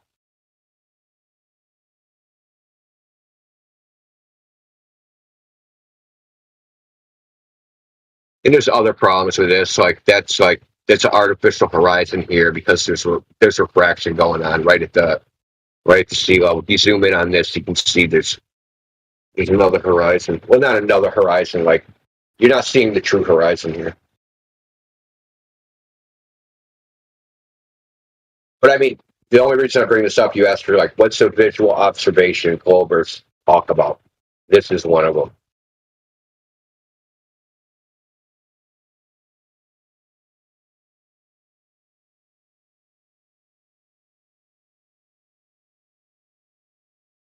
Bez Denial also posted, right? Other people have gone to the exact same place, done same observation, get it said a completely different result. If you could go to Lake Pontchartrain, see the curvature of the Earth, someone would have set up a tourist trap, and they would have a shed out there with binoculars and be like, "Oh, come down to Lake Pontchartrain, the only place on Earth you can see the curvature of the Earth. Come get your lemonade and your cotton candy."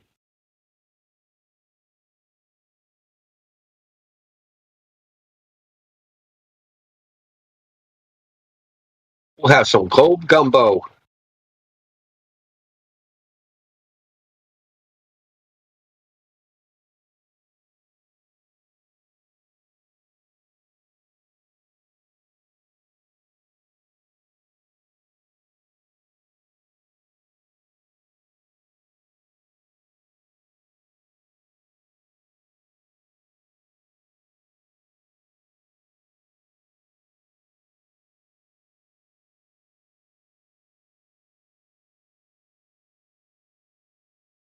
So who's making space, China or NASA?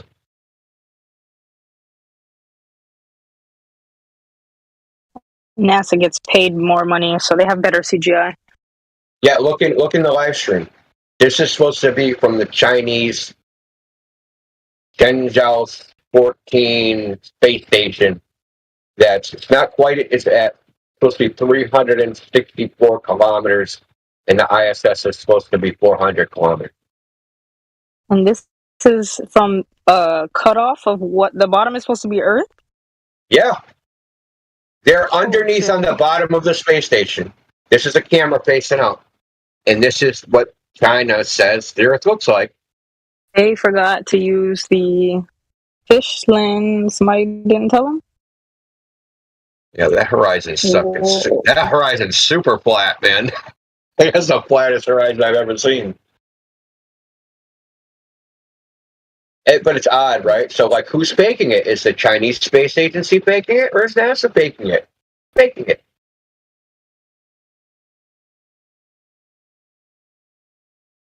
Oh, they're probably spiraling in the freaking chat. Let me go look. Have a good laugh. Turn it off. Darn it.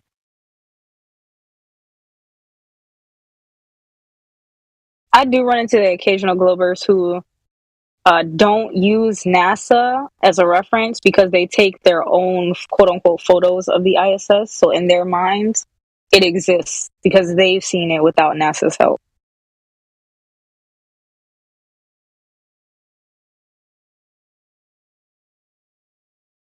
But for all we know, you could be looking at a holographic drone.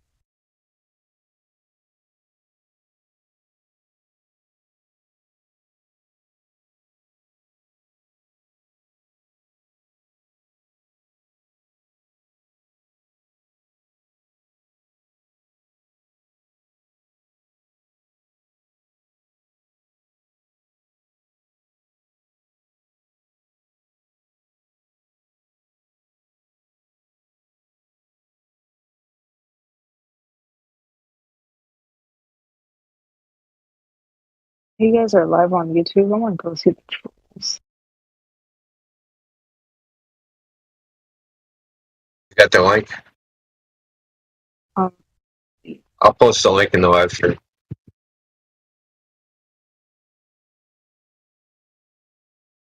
In the text chat. I'll post. Oh well. Can I share it on Twitter? Oh yeah, I do. Oh yeah. I got a Twitter account too. Yeah, like it's the same as my name, Neo007.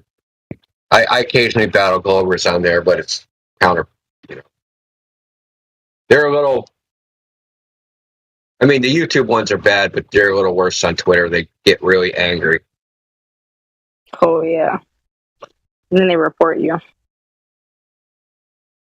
Yeah, well, I don't like take their bait. You know what I mean? I'm sure I've been reported, but I don't do anything that would get me kicked off.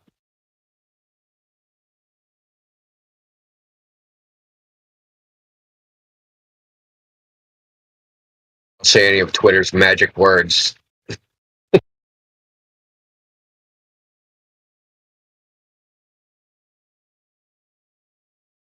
Yeah, you even whisper flat Earth on Twitter, and they put you in a red flag zone. Maybe I haven't looked in a while.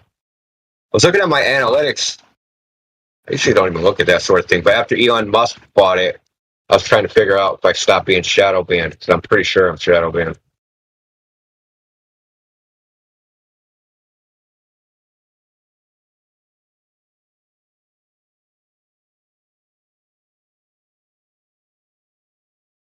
Wait 3 seconds before posting.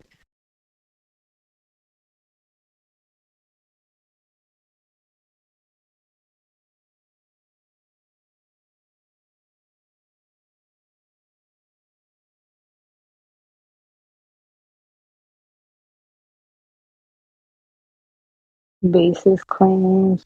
I hate being called dishonest. Oh my gosh. I've never been called a liar more than since I've become a flat earther.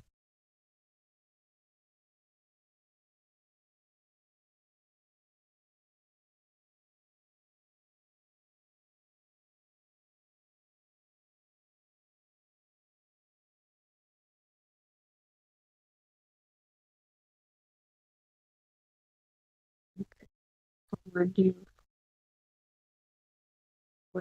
I'm gonna post.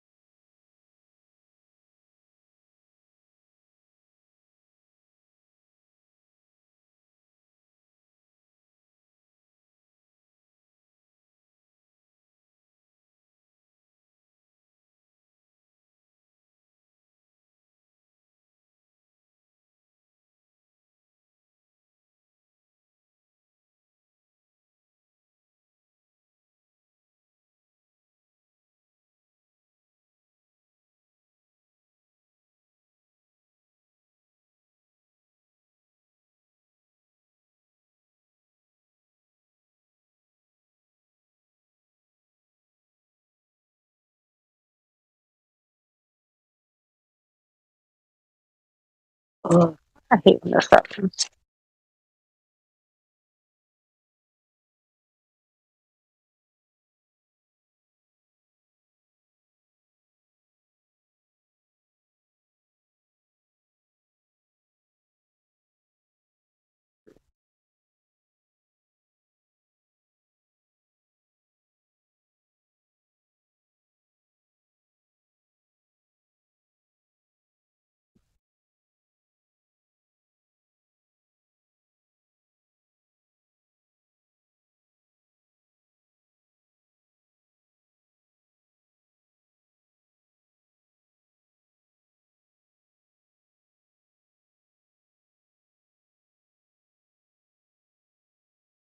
From the pictures of the balloon that I saw, I didn't see any like words on it. But yeah, you would have definitely shot that down. Linked to us in any way.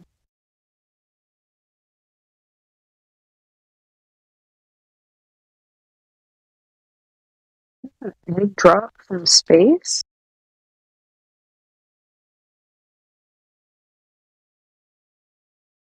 You're telling me an egg can survive harsh atmospheric conditions from space?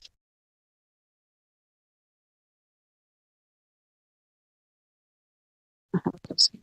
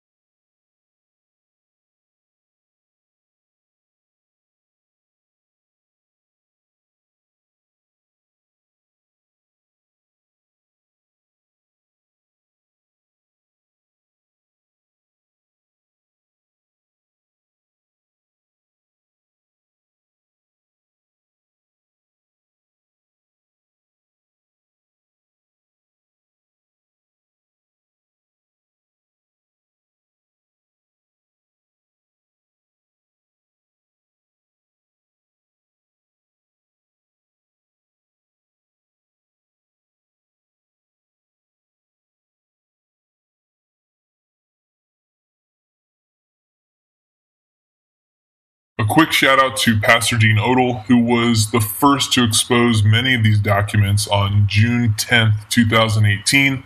If you want to check out his website, you can go to www.deanodell.org.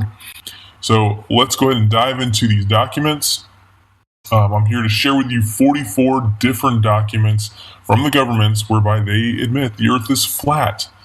Documents from the CIA, USSR, U.S. Army, NASA, Federal Aviation Administration, the FAA, U.S. Navy, National Imagery and Mapping Agency, National Geospatial Intelligence Agency, and the U.S. Marine Corps, which includes state-owned universities such as UCLA, Penn State, and Shenyang Aerospace University. Government admits flat Earth document number 1, put out by the CIA, whereby it looks like they stole it from the USSR, and this document was created, appears to be sometime around March of 1957, and you'll notice that in the bottom left-hand corner, you'll see the title of the document, the author, if there is one cited, unless there's a ton of them, and I'm not going to list them all. And then you have the URL of this document, so if you want to go download it yourself, you're able to. And when I go through these documents themselves, you'll see on the bottom right-hand corner is the page number where you can find these phrases and words cited.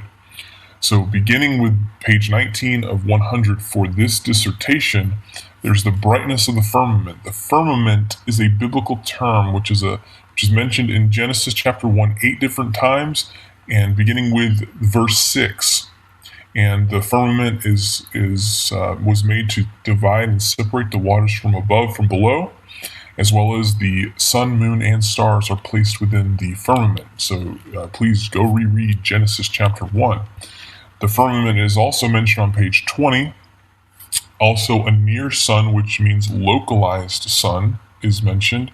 And it talks about the brightness of the first order and derived on the assumption of a flat Earth, and giving some conclusions derived on the basis of this formula.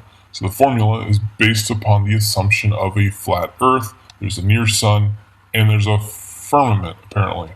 Government admits flat Earth document number 2, propagation of electromagnetic fields over flat Earth. You'll notice that on page 7, it says flat idealized Earth. On page 17, flat Earth. Page 18, flat Earth. Page 28, flat Earth. Page 35, flat Earth. Government admits flat Earth, document number 3 from the U.S. Army, titled An Energy Budget Model to Calculate the Low Atmosphere Profiles of Effective Sound Speed at Night.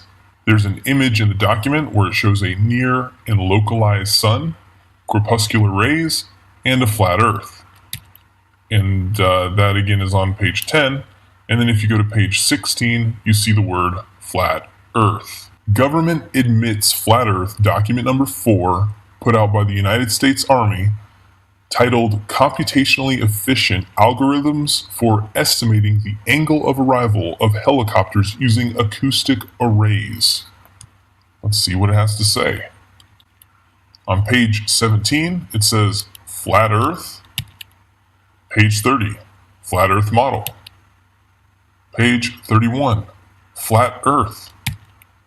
Page 35, a flat Earth. Government admits flat Earth, document number 5. This one is from United States Army, titled Adding Liquid Payloads Effects to the 6DOF Trajectory of Spinning Projectiles. Let's see what it has to say. On page 7, it says, assume a flat Earth. These equations assume a flat Earth. Government admits flat Earth, document number 6. This is put out by the United States Army. In fact, it's the same author as document number 5, Gene R. Cooper. And in fact, the title is almost eerily the same. Though what we'll find is that he didn't make any corrections for assuming a flat Earth. But let's read the title. Trajectory Prediction of Spin-Stabilized Projectiles with a Steady Liquid Payload. What does it say? Page 10. It says these equations assume a flat Earth.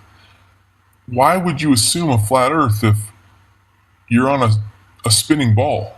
Government admits flat Earth, document number 7, put out by NASA in August of 1988. Derivation and definition of a linear aircraft model. What does it have to say? Let's see here. Well, starting with page 6, it says, this report details the development of the linear model of a rigid aircraft of constant mass flying over a flat, non-rotating Earth. It goes on to say on this same page, by defining the initial conditions of the nominal trajectory for straight and level flight and setting the asymmetric aerodynamic and inertia terms to 0, one can easily obtain the more traditional linear models from the linear model derived in this report. On page 35, it says this report derives and defines a set of linearized system matrices for a rigid aircraft of constant mass flying in a stationary atmosphere over a flat, non-rotating Earth. On page 55, it says, based on assumptions of symmetric mass distributions, symmetric aerodynamics, and straight and level flight. And then on page 102, this report documents the derivation and definition of a linear aircraft model for a rigid aircraft of constant mass flying over a flat, non-rotating Earth. Government admits flat Earth, document number 8, put out by NASA, titled General Equations of Motion for a Damaged Asymmetric Aircraft. And on page 2, it states, in this paper, the rigid body equations of motion over a flat, non-rotating Earth. Government admits flat Earth, document number 9, put out by NASA, titled Predicted Performance of a Thrust-Enhanced SR-71 Aircraft with an External Payload. This was put out in June of 1997. And it states non-rotating Earth. Right there, page 10. And this SR-71 Blackbird has a top speed of 2,193 miles per hour.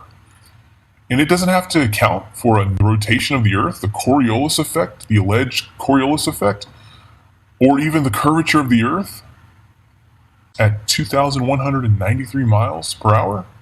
Certainly it would have to if it existed, unless it was flying over a flat, non-rotating Earth.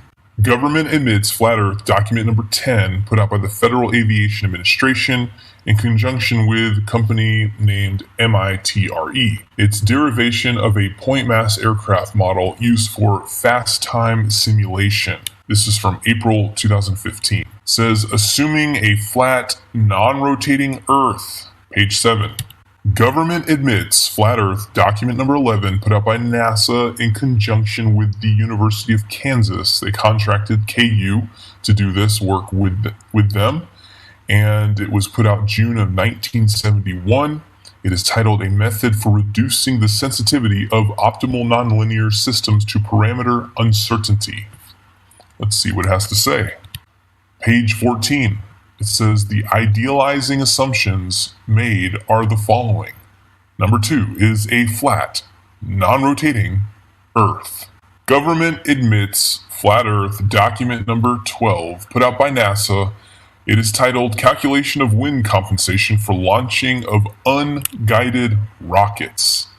And on page 8 and 10, we have a diagram as well as it states the missile position in space is computed relative to a flat, non-rotating Earth. Government admits flat Earth, document number 13, put out by NASA, December of 1987, titled User's Manual for Linear A Fortran Program to Derive Linear Aircraft Models. And it states on page 16, a rigid aircraft flying in a stationary atmosphere over a flat, non-rotating Earth. Government admits flat Earth, document number 13, put out by NASA, December of 1987, titled User's Manual for Linear A Fortran Program to Derive Linear Aircraft Models. And it states on page 16, a rigid aircraft flying in a stationary atmosphere over a flat,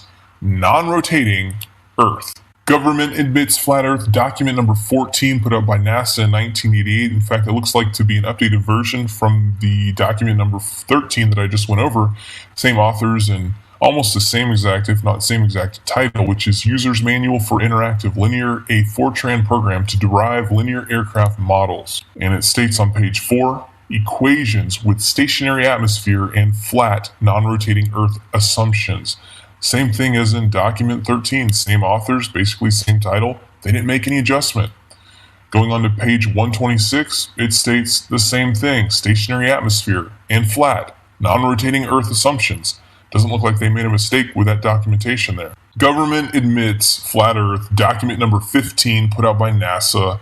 This was put out in March of 1972, and it is titled Determination of Angles of Attack and Side Slip from Radar Data and a Roll-Stabilized Platform. What does it have to say? Well, page 2, it states the method is limited, however, to application where a flat, non-rotating Earth may be assumed. If it's limited to that assumption, and the Earth is a spinning ball, then this document is garbage unless the Earth is truly flat and non-rotating. Government admits flat Earth document number 16 put up by NASA. It's titled U.S. Standard Atmosphere. What does it have to say? Well, on page 22, it says for the accuracy required in this document, it suffices to treat the surface as an ellipsoid whose flattening ellipticity. That means they had to flatten the globe.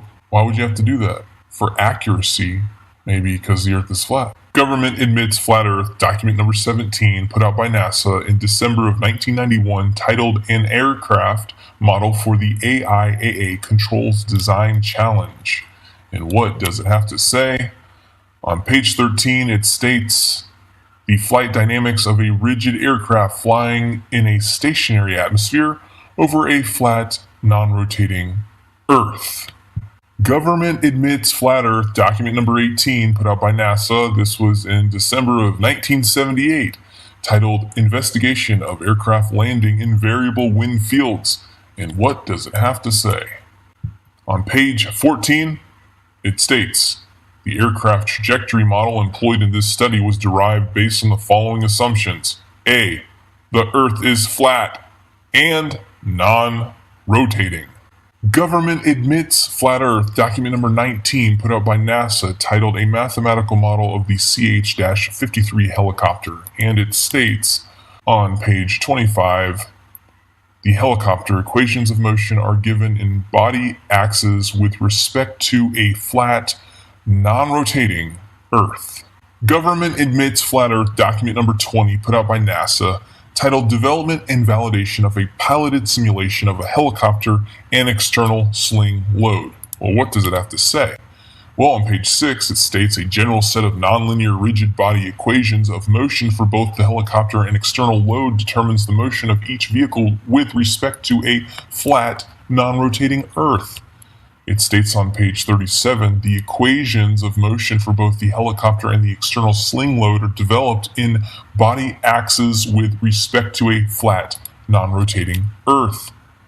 On page 48, it states the terrain is generally flat. Government admits flat Earth, document number 21, put out by NASA and the U.S. Air Force in conjunction with research provided by Georgia Tech.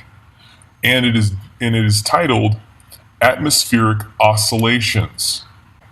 Well, on page 13, it states a model frequently used is that of a flat, non-rotating Earth. Also states the most one can profitably simplify the problem is to consider an isothermal atmosphere, plane level surfaces, and a non-rotating Earth. Government admits flat Earth, document number 22, put out by NASA, titled Stability and Control Estimation Flight Test Results for the SR-71 aircraft with externally mounted experiments. And what does it have to say? Well, it states on page 18 and 19, if you put them together, because there's a break in the paragraph, it states these equations assume a rigid vehicle and a flat, non-rotating Earth. Not very safe for a vehicle that travels at a top speed of 2,193 miles per hour. Government admits flat Earth, document number 23, put out by NASA in May of 1988, titled Flight Testing a VSTOL Aircraft to Identify a Full Envelope Aerodynamic Model. And it states, motion over a flat, non-rotating Earth, page 9 of 18. Government admits flat Earth, document number 24, put out by NASA. It is titled Singular Arc Time Optimal Climb Trajectory of Aircraft in a Two-Dimensional Wind Field. What does it have to state? It states on page 2, in our minimum time to climb problem, the aircraft is modeled as a point mass of the flight trajectory is strictly confined in a vertical plane on a non-rotating flat Earth.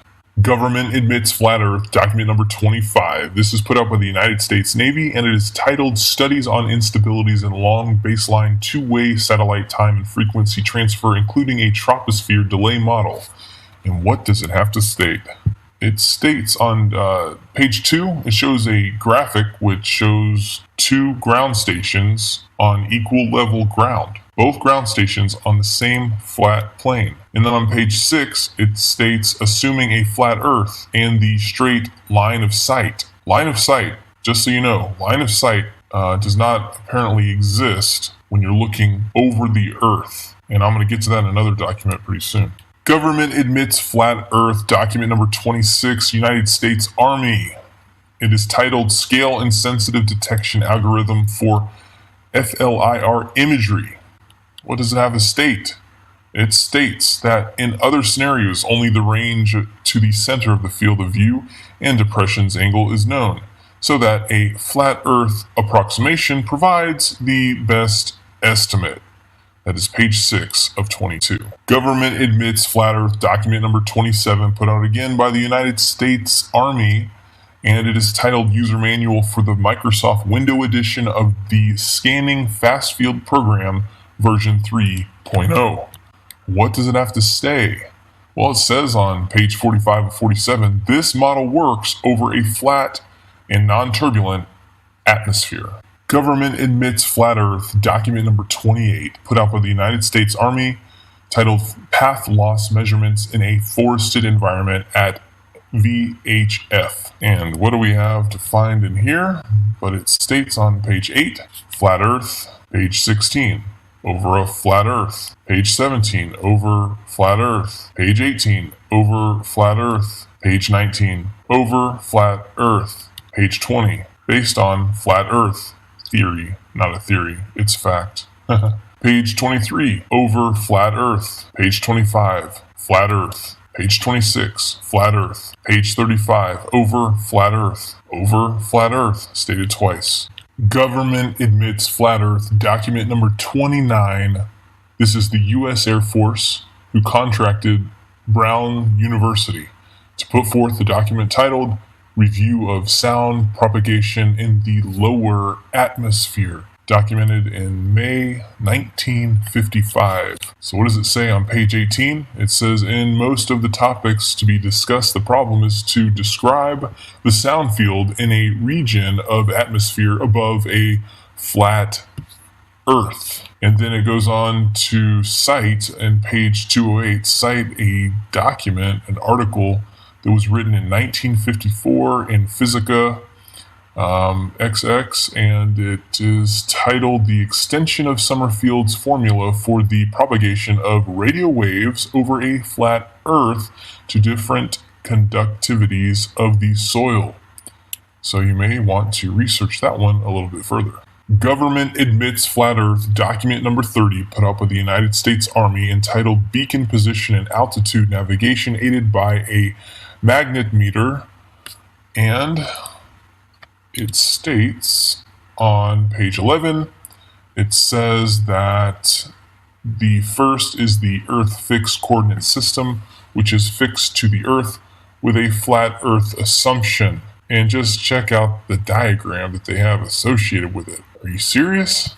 Government admits flat Earth, document number 31, put out by the United States Army, and it is titled Automatic Target Acquisition of the Demo 3 program. And it states on page 9, only the range to the center of the field of view and the depression angle is known, so that a flat Earth approximation provides the best estimate. Government admits flat Earth document number 32 put out by the United States Army, and it is titled Modeling of Atmospheric Effects. Let's see what it's got to say. Well, on page 28, it states, this model works well over a flat Earth and non-turbulent atmosphere.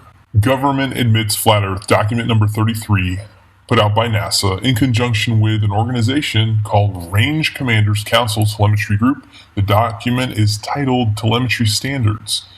This organization, Range Commanders Council, their mission is dedicated to serving the technical and operational needs of U.S. test, training, and operational ranges.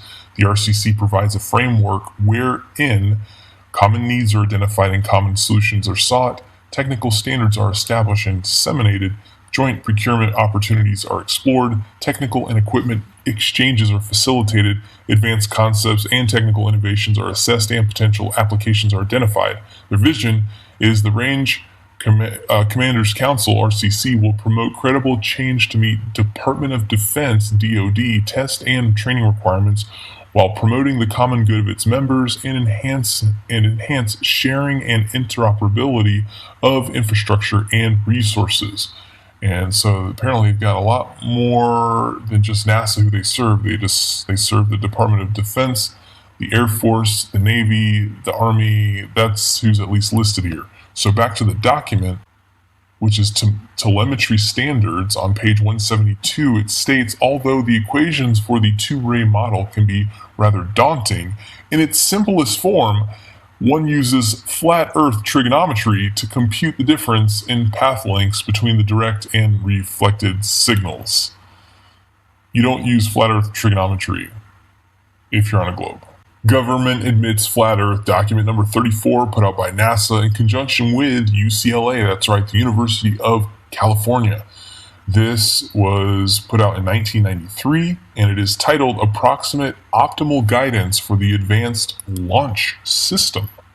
And it states that the equations of motion for the zeroth order problem of flight in a vacuum over a flat Earth are presented.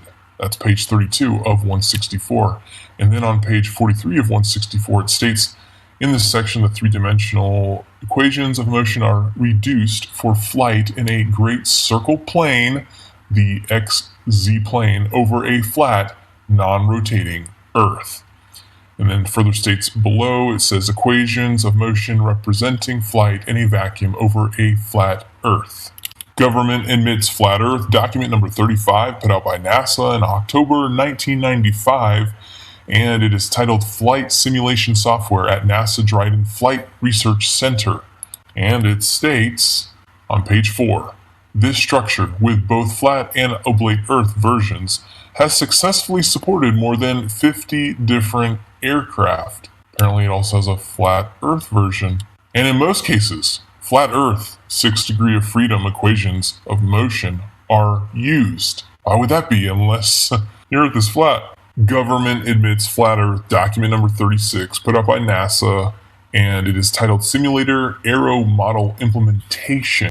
On page 10, it states, for the flat non-rotating Earth considered here. And why are we considering to build a software over a flat Earth to be used for trainings when the Earth is a spinning ball? Maybe the Earth is flat. Government admits flat Earth document number 37. This is Shenyang Aerospace University, which is affiliated with obviously China. And the title is Design and Implementation of Flight Visual Simulation System. And on page 3, it states, and I'm going to read this entire thing because it's very important to understand, mathematical modeling of flight simulation. The aircraft flight motion simulation as an important part of FVSS directly affects the reliability and authenticity of the system. Flight motion simulation effect can be greatly improved by relative mathematical models of aircraft flight dynamics. In this paper, the FVSS is based on two assumptions. A, flight area is the space above ground level where the rotation of the Earth and the curvy motion of mass center of Earth are neglected, meaning they don't take it into an account at all for this flight simulation software. Why would they do that if the Earth is a spinning ball? Why would you create software to train people how to fly on flat, non-rotating Earth software? Why? Because the Earth is flat. Government admits flat Earth, document number 38. This is put up by Penn State, which is a public university, so state-owned. The title is A Discussion of Methods of Real-Time Airplane Flight Simulation. And what does it have to say about flight simulation? Well, on page 11 it states flat Earth coordinates. In many flight simulators, globe navigation is not important. In such cases, it is appropriate to model the Earth as a plane half space rather than an oblate spheroid. Then the simulator need not worry about how the local horizontal plane changes as the airplane flies around the Earth, though we know from other documentation all flight is straight and level. This simplifies the bookkeeping in the simulator considerably. The flat Earth coordinate system is a Cartesian system. Flat Earth model. Thank you, Penn State. Government admits flat Earth, document number 39. And this is in conjunction with the National Imagery and Mapping Agency, as well as the National Geospatial Intelligence Agency. And the document is titled The American Practical Navigator, an Epitome of Navigation. This is the 1995 edition. All right, so what does it have to say? Well, it states, well, one is waterline. How can water have a line if it's always curving? Maybe because it's level. In any case, this assumes that the observer is at sea level. The Earth is flat. Between observer and object, there is no refraction, and the object and its water line form a right angle. For most cases of practical significance, these assumptions produce no large errors, or rather, in fact, no errors at all. And that's found on page 351 of 714. And then we also find that they have curvature of surface at 0.8 foot per nautical mile, which does work out with what commonly is known as the Earth curvature calculation for the statute mile. For the statute mile, it's 0.666 foot per statute mile for the curvature of the surface, but for nautical mile, it does work out to 0.8 foot per nautical mile for the curvature of the surface. So apparently they're using the same spherical trigonometry that flat earthers are using to prove that the Earth is not a globe. And that's found on page 355 of 714. And then this definition, I think, was very interesting. It's called backshore. The part of a beach which is usually dry being reached only by the highest tides, and by extension, a narrow strip of relatively flat coast bordering the sea. Flat coast. Page 573. And then we also have line of sight. Now, this is a very interesting definition. Line of sight, the straight line between 2 points which does not follow the curvature of the Earth. The only way that this apparent definition works out would mean that you're only looking up in the sky, never looking straight out over the plane of the Earth. Because if you were, then you would be following the curvature of the Earth. Thereby, it's no longer the line of sight. But we commonly say, in my line of sight, I can see such and such when you're looking straight over the Earth. Apparently, we've been using it incorrectly. Government admits flat Earth, document number 40, put out by the United States Army in November of 1969, titled The Production of Firing Tables for Cannon Artillery, Ballistic Research Laboratories, in Aberdeen Proving Ground, Maryland. And what does it state right off the get-go on page 10? MSL equals mean sea level. What does sea level mean? Well, sea level. It is the level of the sea's surface used in reckoning the height of geographical features such as hills and as a barometric standard. And then what is the definition of level? but a horizontal plane or line with respect to the distance above or below a given point, a position on a real or imaginary scale of amount, quantity, extent, or quality, having a flat or and even surface without slopes or bumps, at the same height as someone or something else, give a flat or even surface to, begin to fly horizontally after climbing or diving. That's the word level. That's what is attributed with the word for sea level, the phrase sea level. The word level is in there because water always seeks to find its level.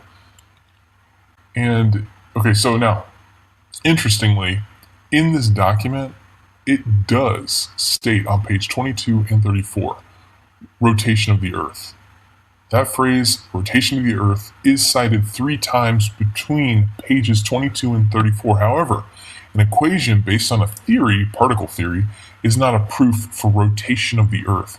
For each of the 3 variables for the rotation of the Earth in the theoretical equation, the number 0 can be plugged in without negatively impacting the entirety of the equation. Thus, it's just a variable that has no bearing within the equation. And here was an interesting graphic on page 110. It shows a horizontal range in meters. On the far right, the 1 is chopped off. Somehow that happened, but it's 12,000 meters. That represents 7.45 miles and would be representative of 37-foot drop if the Earth is a ball. But Earth curvature is not necessary for calculating ballistic artillery. They put it on a horizontal range. No curvature. Government admits flat Earth. Document number 41, put out again by the United States Army, April 2016, titled Field Artillery Manual Cannon Gunnery. What do they have to say? Well, no rotation of the Earth. That is standard conditions. No rotation of the Earth. That's on page 175. However, it does state on page 192, theory of rotational effects. But we understand if we look at the word theory in the definition, it is a supposition or a system of ideas intended to explain something, especially one based on general principles independent of the thing to be explained.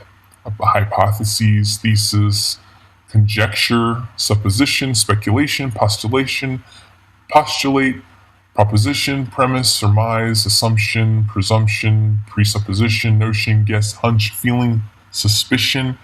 Do you understand that the idea of a theory in science, until it's been proven anyways, it is simply a form of mysticism even, potentially.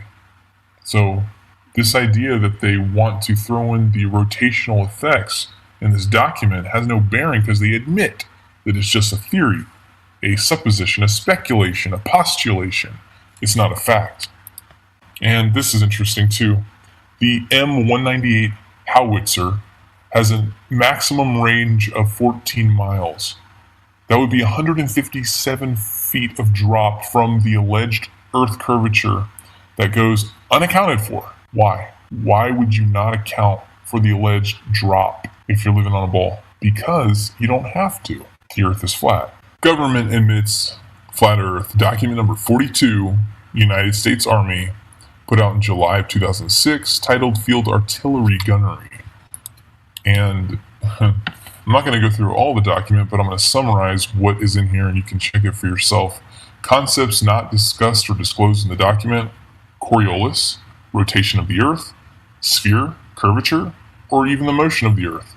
However, the concept that is discussed is azimuth.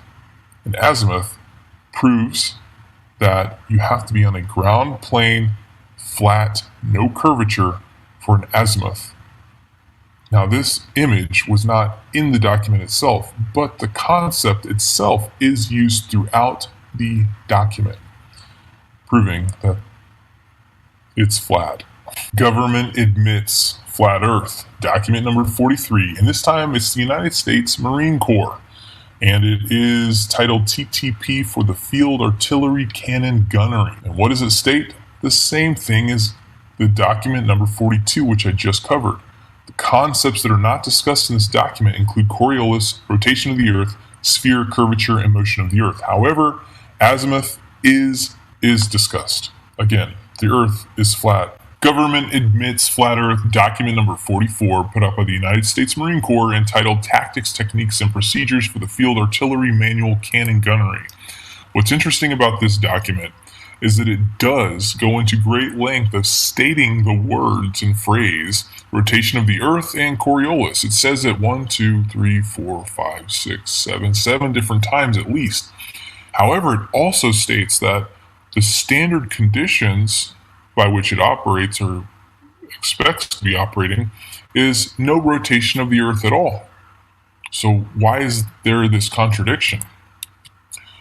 So how do we reconcile the difference and apparent contradiction of whether or not rotation of the Earth or Coriolis needs to be taken into account? Well, number one, other than the mention of the terms rotation of the Earth and Coriolis, there is absolutely no instruction in the documentation for how to account for the rotation of the Earth. So why is that? Number two, the rotation of the Earth is a theory, and just as in the quote equation cited in the U.S. Army document report number 1371 entitled The Production of Firing Tables for Cannon Artillery, which was document number 40, it allows for the variable of alleged rotation of the Earth to be 0, leaving the entirety of the equation unaffected. And it is the same with this documentation produced by the United States Marine Corps. And if you're interested in looking at document number 40 again one more time, you can pause this. This is for your help, and research a little bit more right here, or you can just go to the document itself and check it for yourself. But I'm going to move on. Now, what is discussed in this document is azimuth, and we understand that only works on a ground level plane, flat, no curvature. So I rest my case. The Earth is flat.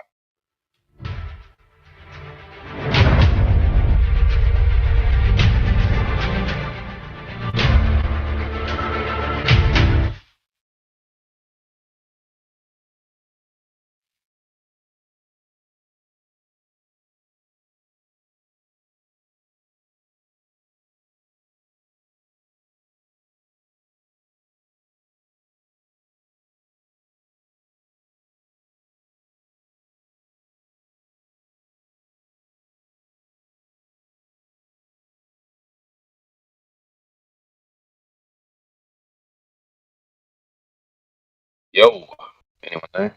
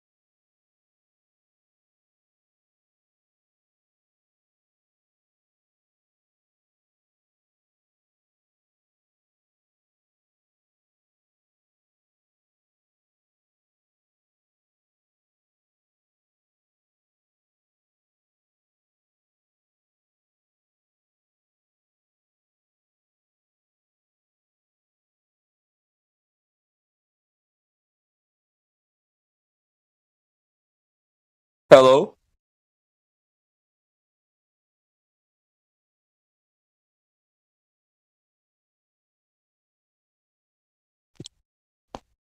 Yes.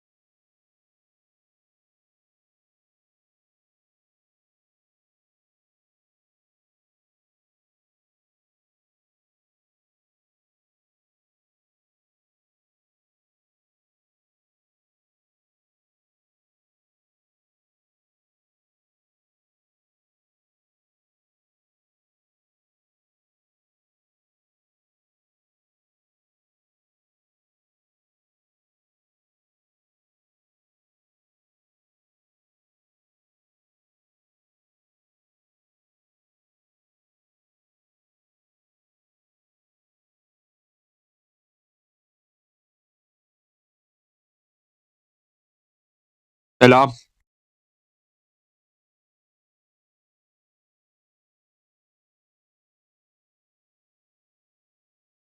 How are you doing?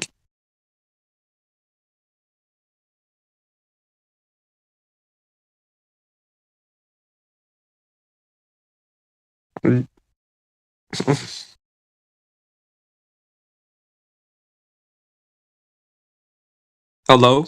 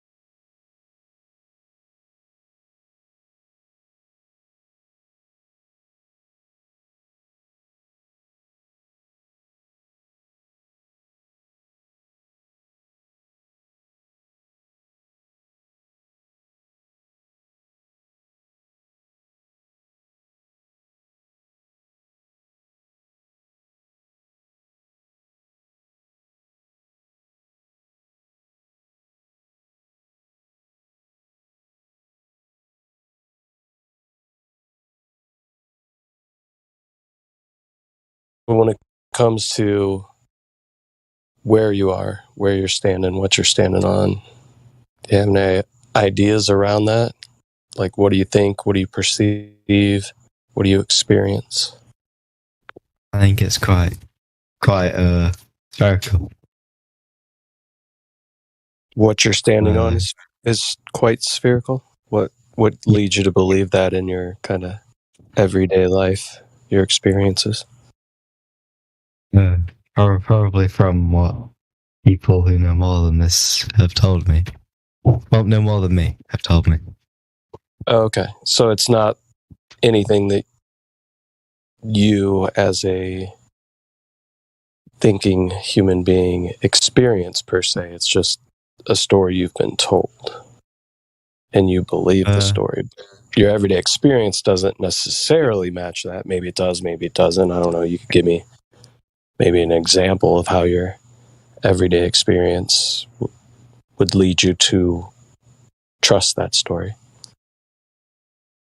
Well, it's just I'm taking somebody who knows more than me and has spent more time on this subject than his advice, like I do with everything in life. Yeah, well, one of the things I do that earns me money is I'm an accountant, right? Mm-hmm. So you might trust me to be your accountant, but being an accountant, if I was not being a professional and not living up to the standards of the profession, I could probably figure out a way to swindle some money off you without you knowing, right?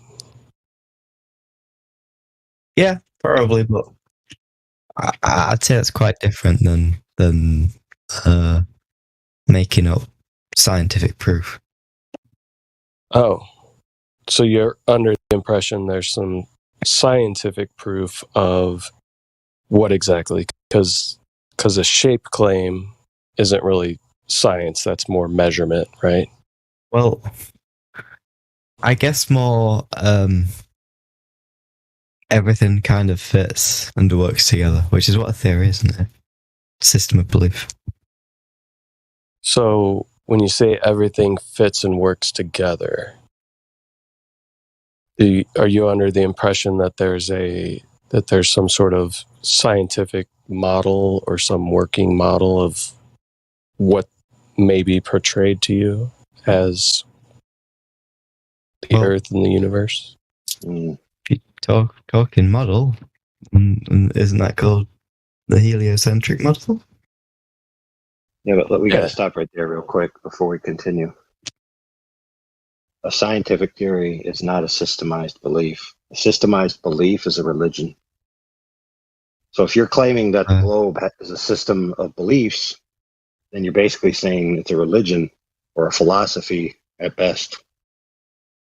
Well, Continue. kind of, but the definition of theory is a system of ideas intended to explain something. Could religions be theories, right? Could we take any religion you want to pick, and could we say that religion is a theory as to God, a creator, a prophet, certain theological beliefs? Yeah, I guess that makes sense if it's a system of ideas. Yeah. Fair point. The problem is we're now all confused. Because you're starting by talking about science. And then you use the word theory, and then you give a definition that it doesn't have to do with science. A scientific theory is a specific thing, which is not the definition you gave or the explanation you gave. Isn't science like... I don't know how to explain this. It's like proof, isn't it? Do you get me? It's facts based on observation. No. What is science? Okay. Science in the way in which we're using science in this arena, right? When people say there's scientific evidence of the globe, okay? Scientifically validated evidence is about cause and effect relationships that are validated by experimentation. Okay, so a theory in a scientific theory comes after an observation of the natural world, a phenomena that occurs within it, a hypothesis about if this occurs, then maybe it causes that phenomena, the effect. You then have a rigorous, you then have a rigorous experimental phase of validation that will either validate your hypothesis or nullify your hypothesis. Once all that is complete, then you can start having a scientific theory. So that being said, since you use the word science, where is any of that for the idea that the Earth is a globe? Okay, so first of all, I apologize for saying science is. I mean, sorry, as far as a religion, it's a theory. I'd say it's more of a hypothesis, then, isn't it? No, because if it's so with that, why is I'm a bit confused with that? Because like, wouldn't it be a hypothesis because it's what you think is happen, like what you think, but you haven't observed it yet. Well, it hasn't been tested. Not in a scientific sense. Same thing you're talking about. It's just an idea. Yeah, exactly. Hypothesis. Right, but you see, a hypothesis in regards to science is a specific thing. Just because it's the same word doesn't mean it's the same thing. You know, in general common language, yes. So in general common language, a hypothesis is just the underlying belief, right? Of why you hold a proposition to be true. That is not what a hypothesis is in the scientific method. What is a hypothesis? It's a specific if-then statement that's validatable. For example, if 180 degrees Fahrenheit applied to water, then water boils at sea level, right? And then you can validate that by demonstrating it. So, for example, let me give you an example of something that doesn't apply. Okay, there is a blue knife on my table, right? Not a scientific proposition. It simply is the case that there's a blue knife on my table. Yeah, because you observed it. Yes, directly. The object in question is directly observed. There's no causal relationships required, right? Yo, I want to ask something. Now, I want you to ask me questions about my knife. Okay. Me? So ask me questions about it.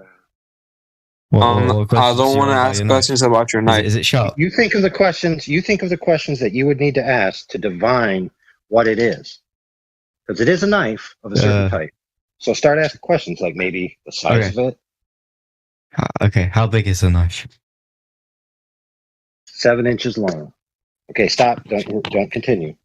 Did I need to do any science to get that answer? Need to measure it. Oh, there you go. All right. I pass it to my friend who was talking to you earlier. Okay.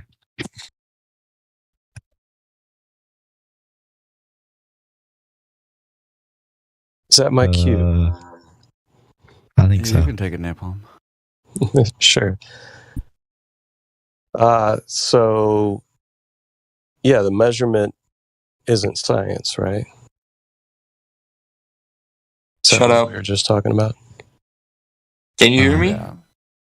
I thought it was a part of science. It's not. Measurement can be is just measuring something. Yeah, it can be a tool used in science, but it wouldn't be science itself, right? So, it's to measure. I'm a bit confused. So, it's part of science, but it's not scientific. Yeah, so like AI was saying, in this realm, right, in this arena, we talk about science, natural science, which is the study of the natural world through experimentation, right? So we observed something in nature. We observe an effect, right? So let's go back to when he was talking about water and heat. So you and I are walking along and we come upon a boiling pool of water. And we've never seen this before. We look at it and we're like, oh, wow, this water's boiling. And then we come up upon it and we realize there's steam, and we kind of touch it briefly and we realize, oh man, this is hot. This feels exactly like the fire back where we came from, I'm wondering what's going on here, right? I feel heat within the water and I see it boil. So maybe we could form some sort of hypothesis as to why the water is boiling. Maybe it's because of the heat. So we go back to our campsite and we try this. We take some water, we put it over the fire, and it hits a certain temperature over time, and it starts to boil. So we can do this over and over again, and it's repeatable. So we have a variable that we're manipulating, which is the heat. We're putting the water on top of the heat, taking the water off the heat, stops boiling. So we're manipulating a variable that we think is the cause of the effect that we're seeing, which is the water boiling. So then we come to the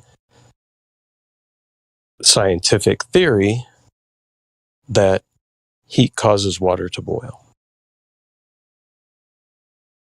And we've demonstrated this through experimentation, right? So the key to all of this.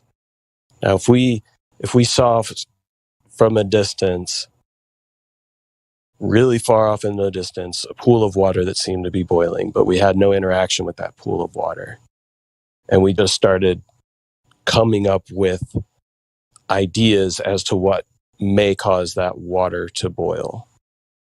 If we don't touch that water, or we don't look at that water, or we don't try to take water ourselves and figure out what can cause this boiling, do any of our stories that we may come up with as to what is causing the water to boil, do you think any of those would be relevant? It would be a hypothesis. So let's say you have a hypothesis. So we're viewing this water that's boiling in a distance. We've never seen anything like this take place before. We're familiar with regular water. We've got some around us. What is your hypothesis as to why that water we see in the distance is boiling? Because it's warm. Let's come up with another hypothesis as to why water is boiling. We have no idea. We've never seen this take place. We would have no inkling or indication as to what may be the cause. Throw out an idea. I have absolutely no idea why water would be boiling. Well, we could maybe say that we think that there's some sort of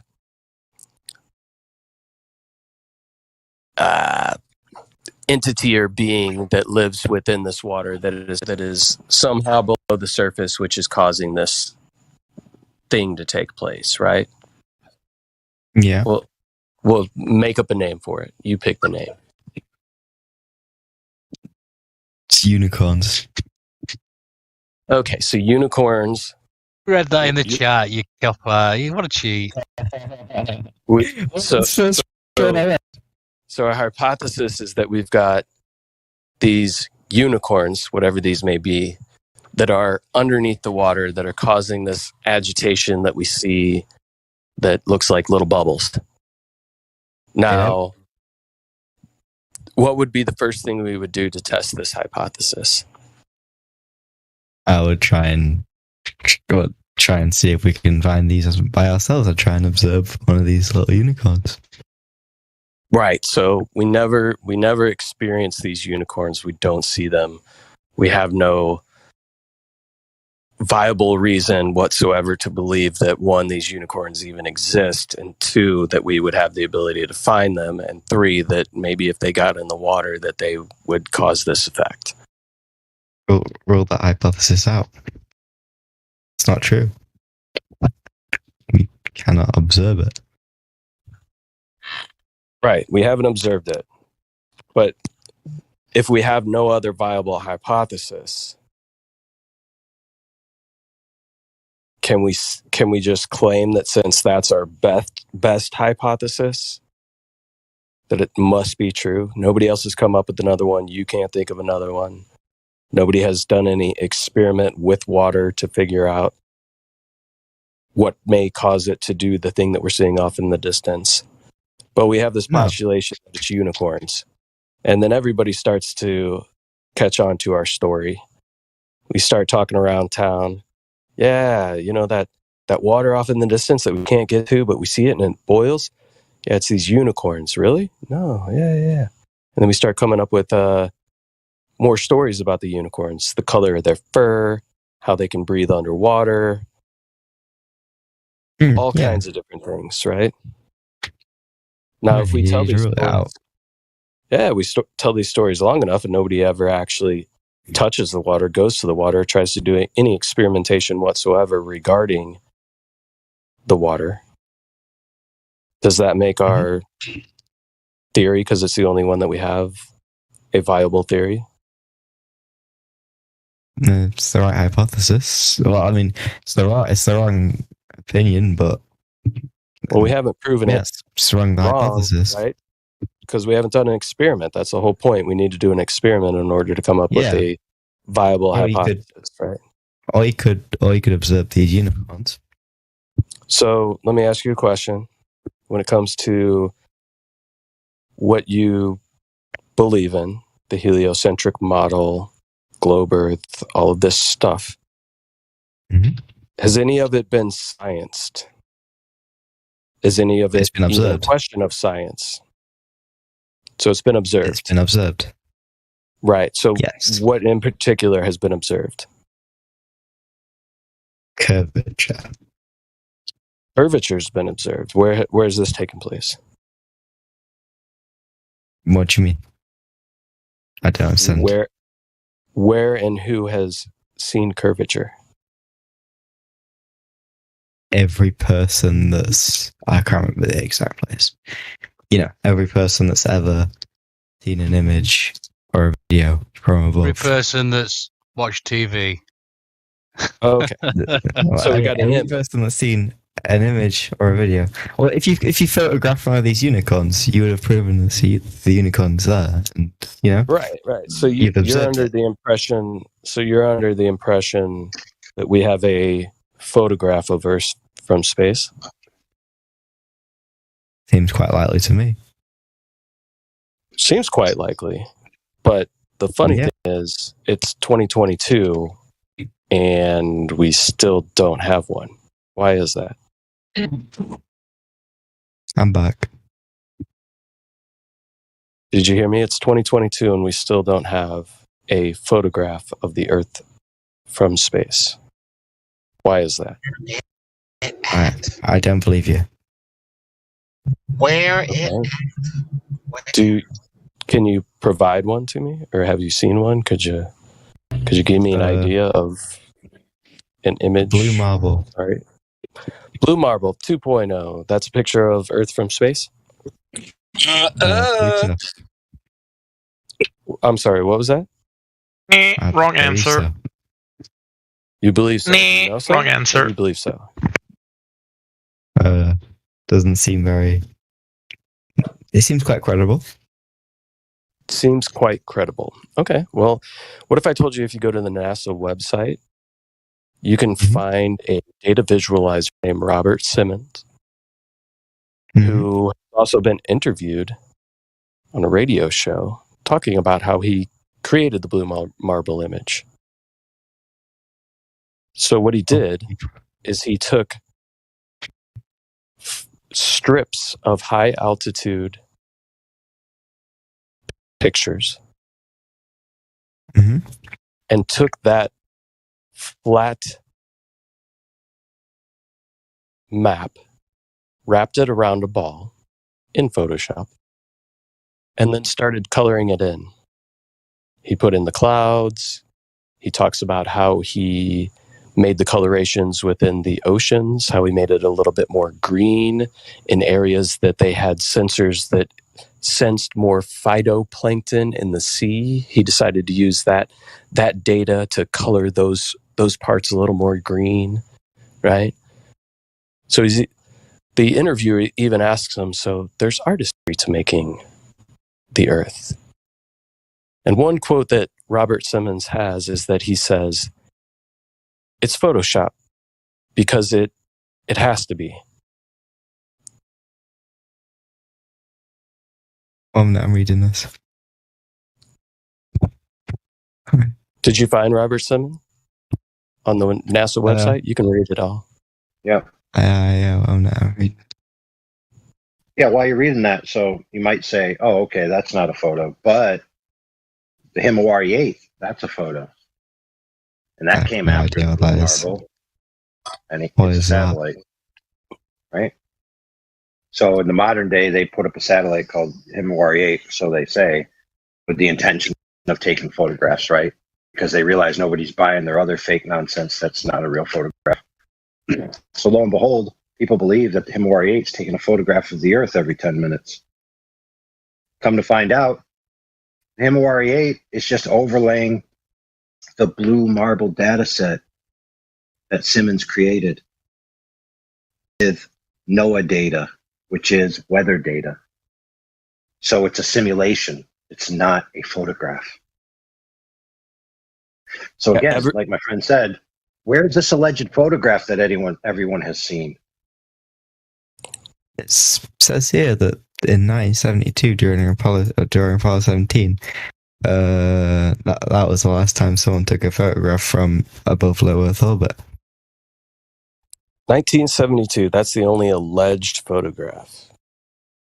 From what this is saying, whenever this interview was out, 2004. Yeah, with the cameras were so good. So it's 2022, and the only photograph that's ever been taken of the Earth from space is from 1972.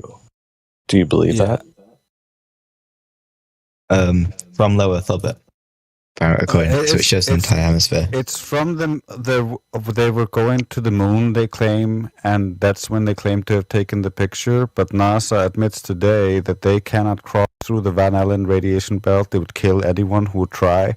So they cannot send people beyond low Earth orbit or to the moon. What?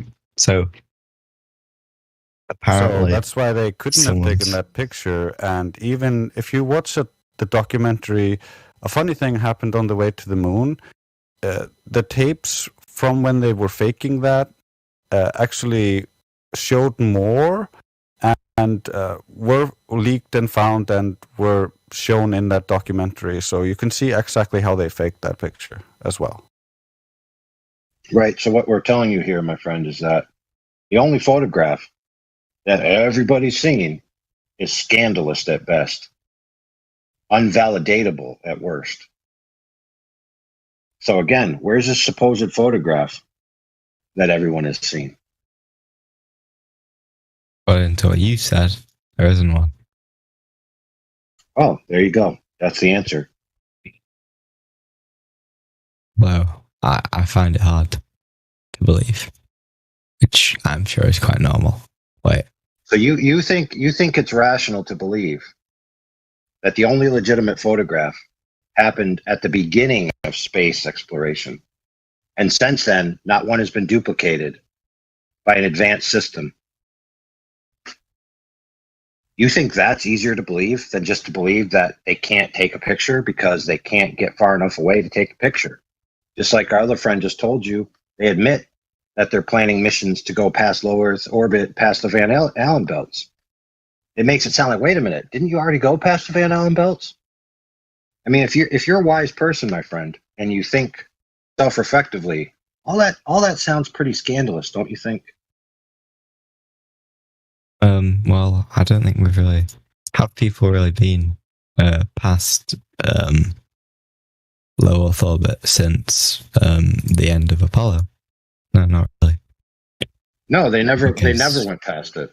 They never went past it, my friend. Look at my profile picture. And what he's trying to say is in the Orion project, that's NASA. They admit themselves, just like he said, that until they fix this problem of going past the Van Allen belts, they cannot go past low Earth orbit. We're using the globe experts, NASA. They're telling you the truth. They can't go past. That means they never went in 1969 to 72 ever. They never went. What? So they said they went, but then they said, for some reason, I don't think they'd do that. Yeah, they said they went a long time ago, and then they realized, the radiation would actually be completely lethal and can kill anyone who actually tries. So that's why anyone now cannot go. And for the last few decades, no one has been allowed to go because it's deadly. You can't go. It'll kill you. We don't have any shielding that'll protect us, so we can't go. That's their excuse right now. In the days, they had it. It was so good. All right, fair. However, the pace is getting too frenetic. Okay? People are interrupting each other, and that's causing people to create a fog of war in their mind that they have to talk faster. And it's just going to escalate. So I'll take a moment and breathe. And then continue. Look at the profile picture. So laundry. My profile picture, and tell me this shitbox went to Is the moon. this new information to you? That it's a recording, Blue Richard. Marble 2.0 is not an actual picture, right? The only claimed pictures from 72. And there's certainly some issues around whether any of those missions did or did not take place, certainly because NASA's excuse of not going back is they're trying to figure out a way to get the proper shielding and protection against the radiation so people don't die going past low Earth orbit, right? So you said something not too long ago where you said something along the lines of this information was hard to believe, right? It's hard to believe that maybe what you thought were real pictures actually aren't. Are you just kind of trying to process that? Are you coming into the realization that maybe what you thought you believed before was proof is not accurate? It says here that the last photo taken from above low Earth orbit was the pale blue dot, right? Taken in 1990, which would make more sense. Yeah. So Voyager which isn't a manned spacecraft, so that makes a lot of sense. No, it's an alleged space probe, which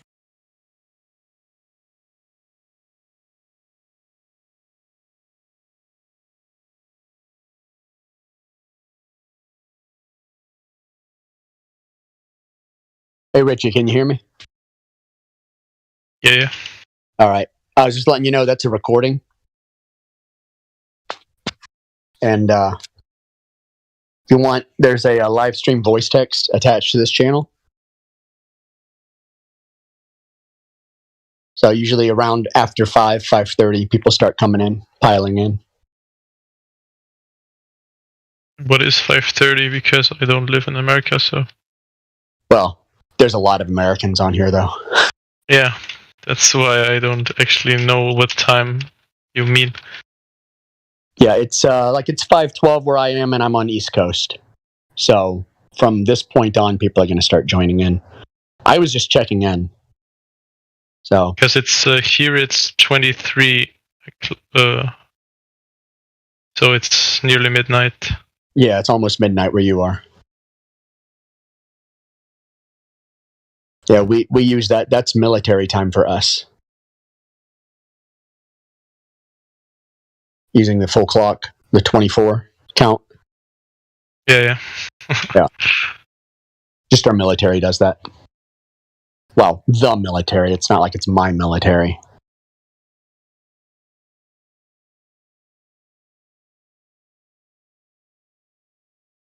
What are your thoughts? Well, we are used to it here, so. What are your thoughts? What do you mean? What do you mean thoughts about what? About the Earth, anything like that? It's pretty. Well, usually people say here it's not flat, but it's flat with with mountains or something like that. But for me, it's flat is the easiest way to say. Yeah. Doesn't flat just mean, isn't that just a grade instead of a gradient? So, like your house is flat. Yeah, it's built flat. Yeah, it's built on a flat, and so when we say flat, we obviously don't mean 2-dimensional. I think people are intentionally being obtuse when they say, but it's got stuff on it, because I think I know what you mean. Inherently, those are dishonest people because they know what you mean when you say flat. Because why would it mean anything else?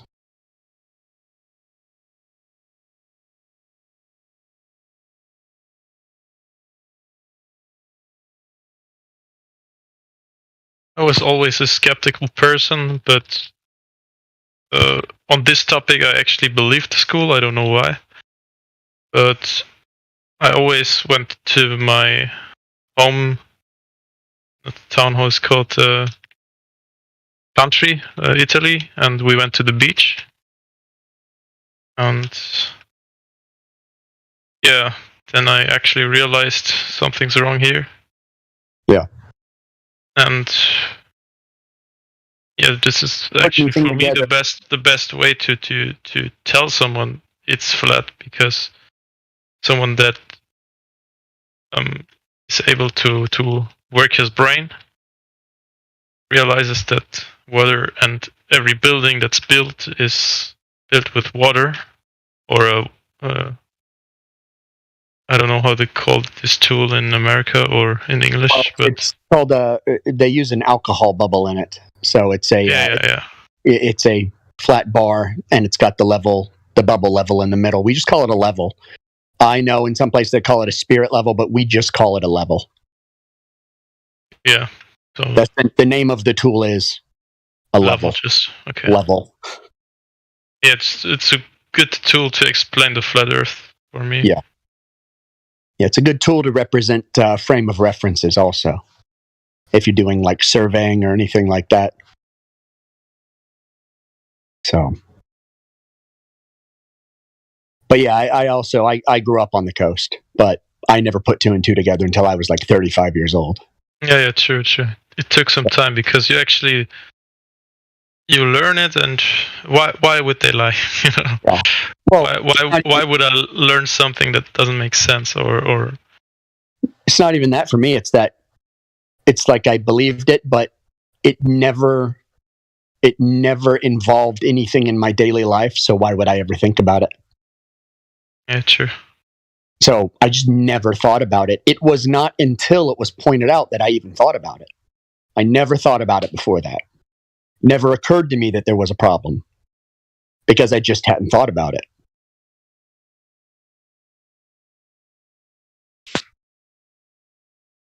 So that's what can end up happening. Yeah, a lot of people that I talk about this topic actually tell me why you care about this topic so much. I say it's not the topic that I care most about, but it's a topic that I know about. So it's a topic I am most entertained by and that I happen to be good at. It's not my favorite topic, though. Yeah. So.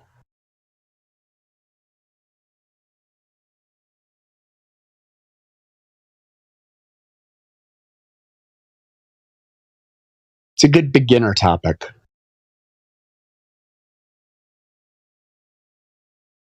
And I actually don't talk about it a lot here.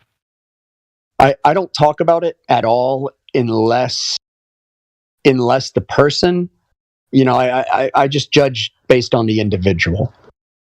If that person displays a lot of free thought, thinking ability, and already has, and you can tell through the expressions that they use that they have serious doubts about a lot of the things, then I'll usually lean into something. And I try not to talk about conspiracies in general. I just like to talk about like existential meaning and stuff, because I find it's much easier to come from that position down than from trying to say, here's a fact, here's a fact, here's a fact. Because People aren't convinced by facts.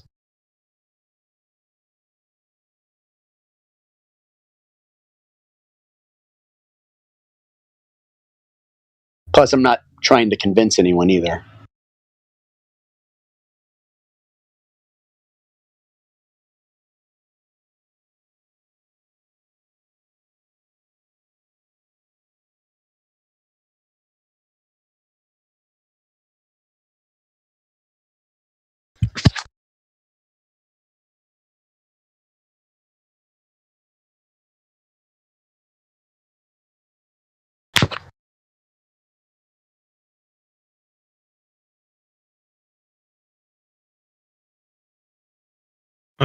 One thing about this topic actually is also that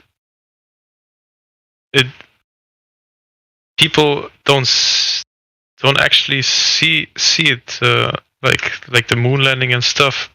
They can't think about it. It's what it wasn't true, even though it is. It's so obvious and so easy to see that it's actually impossible to go there. And when they went there, it was actually like aluminium foil garbage stuff put together, and this shit went to the moon. It's crazy to think about it. Yeah, with 1 trillion times the pressure differential. Yeah. But back then they had the technology. Now they don't. Yeah. Oh yeah. It's so funny. It's all very silly. It's all very, very silly.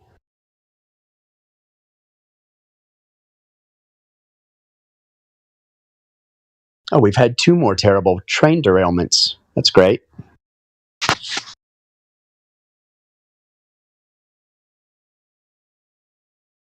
Two more since the one with the gas? Yeah, it says 3 train derailments, all carrying hazardous material. 1 in Ohio, Houston. Oh, and Norrie, South Carolina. Oh, it's only a couple hours away from me. I hadn't heard about anything but the one in Ohio. Yeah.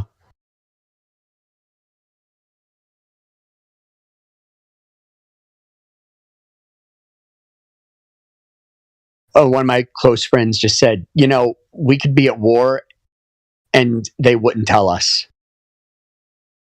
I thought, that's pretty dark. It's a dark thought.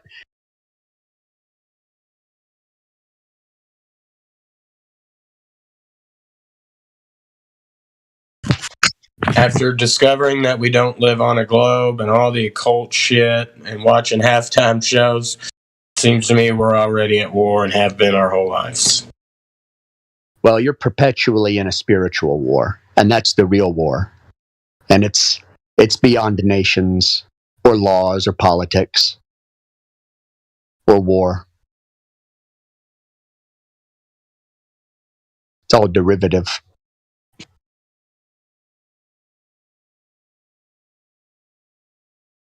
But it does help you look at the rest of the world and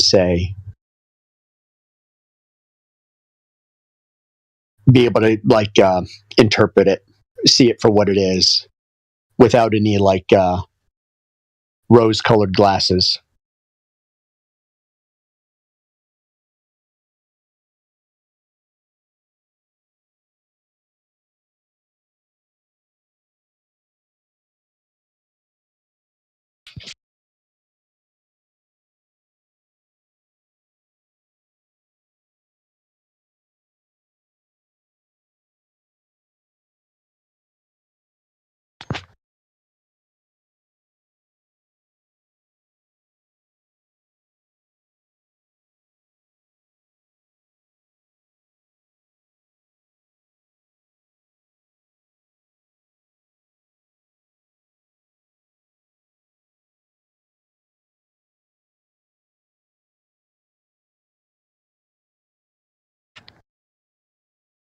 I'm going to turn the music bot back on because I have got some things I got to take care of. Where did the music bot go? There it is.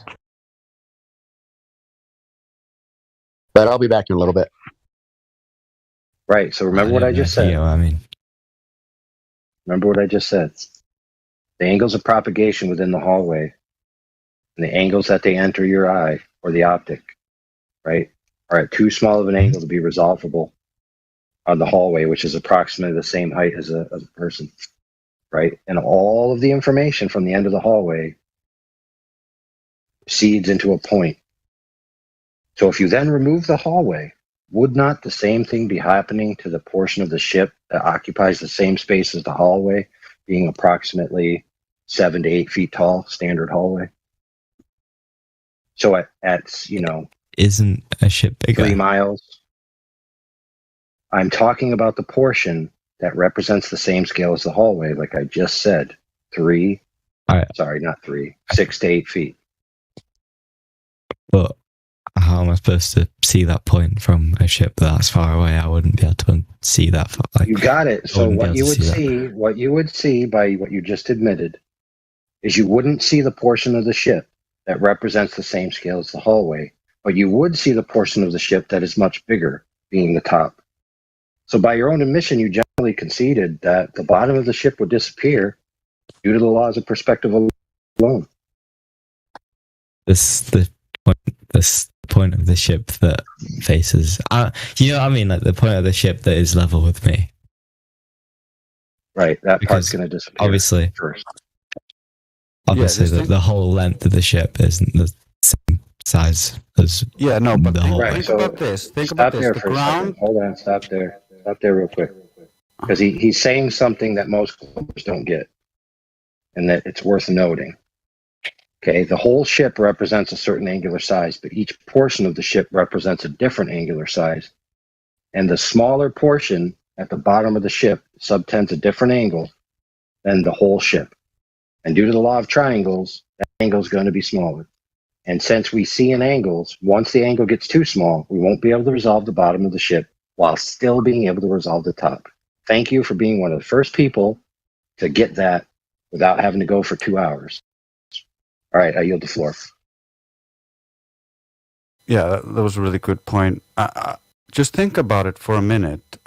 If the floor all the way up to the vanishing point, and at the vanishing point, that's where you can't discern the floor anymore. Of course, his feet or the bottom of the ship at that point cannot also be discerned when it's connected to that point on the floor. Do you get that?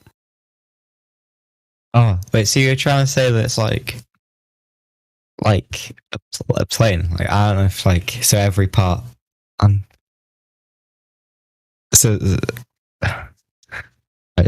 so every part is the. Sorry, I'm a bit,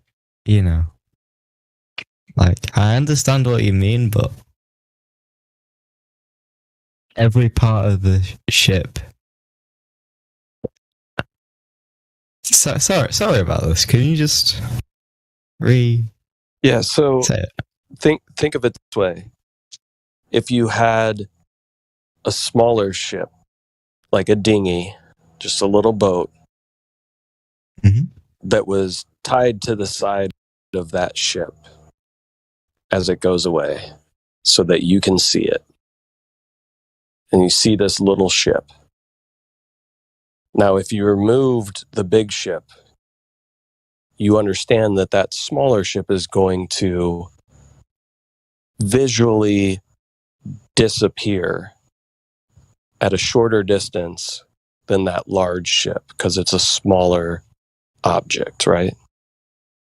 Got less height. Yes, less height. So you would expect the little dinghy to disappear before the large ship, solely just based off of its height, right? Because you understand perspective works. The angle is going to be too small for you to resolve that small ship first. Now imagine tying that dinghy to the large ship and sending it out. It would stand to reason that that small ship is still going to be unresolvable at the same distance, regardless of whether it's tied to the ship or not tied to the ship, right? Agreed. So as that little dinghy disappears because we can no longer see it due to angular resolution limits of our eye, it's tied to the ship. wouldn't it stand to reason that the whole entire portion of the ship that is that height would also be unresolvable? Yes, because in my opinion, it's gone under the horizon, but I understand what you said. Okay, perfect. So your claim would then be that the only reason that things disappear from view is because they're being physically obstructed by Earth curve. Would you agree with that? Yes, on long enough distances. Okay, perfect. So now I do this on the regular. I go to my little lake, 333 meters across from the observation point to the observation, which is a yellow floaty boaty on the other side. Okay. Now you put that into the math of the alleged curvature of the Earth, and you will find that the heights that I observed at, there is no way that the Earth curve, if it existed at all, could be precluding that boat in totality. Okay, so this means that it's not geometrically possible for the curve of the Earth to obstruct that boat.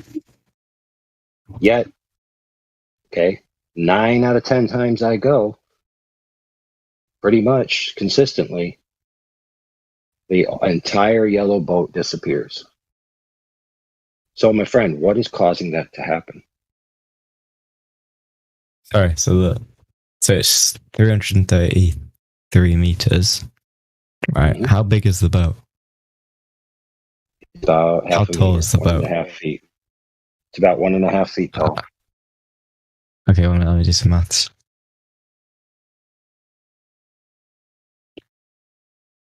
So how many?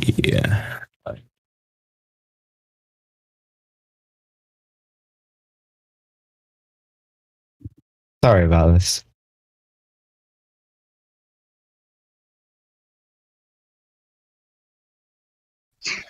Just doing the math off the top of my head, no portion of that boat should be hidden. And if it is a portion, it's such a small portion that you wouldn't be able to notice based on the Earth curve calculator. Because that's what, about a quarter mile? Right. It's 1.2 miles.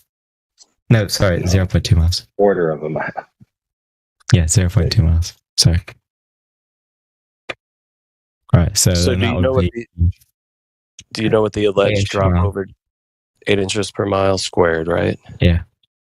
Right, so that would be at the surface. So then it would be like 1.6. 1.6 what, inches?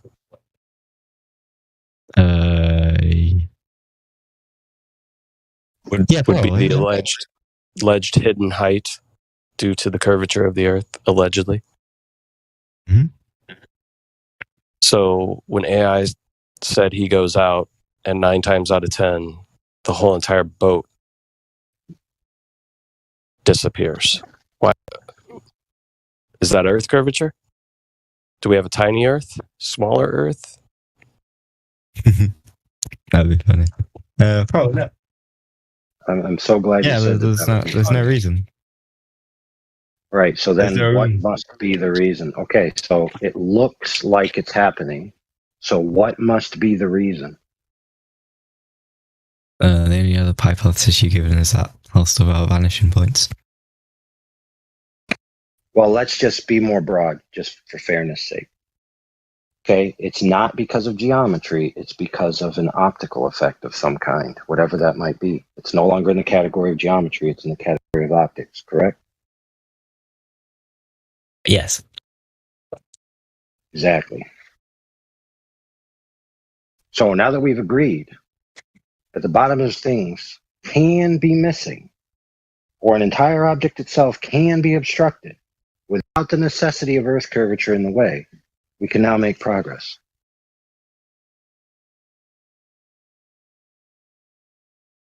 Oh, sorry, I'm not sorry, it's really late here.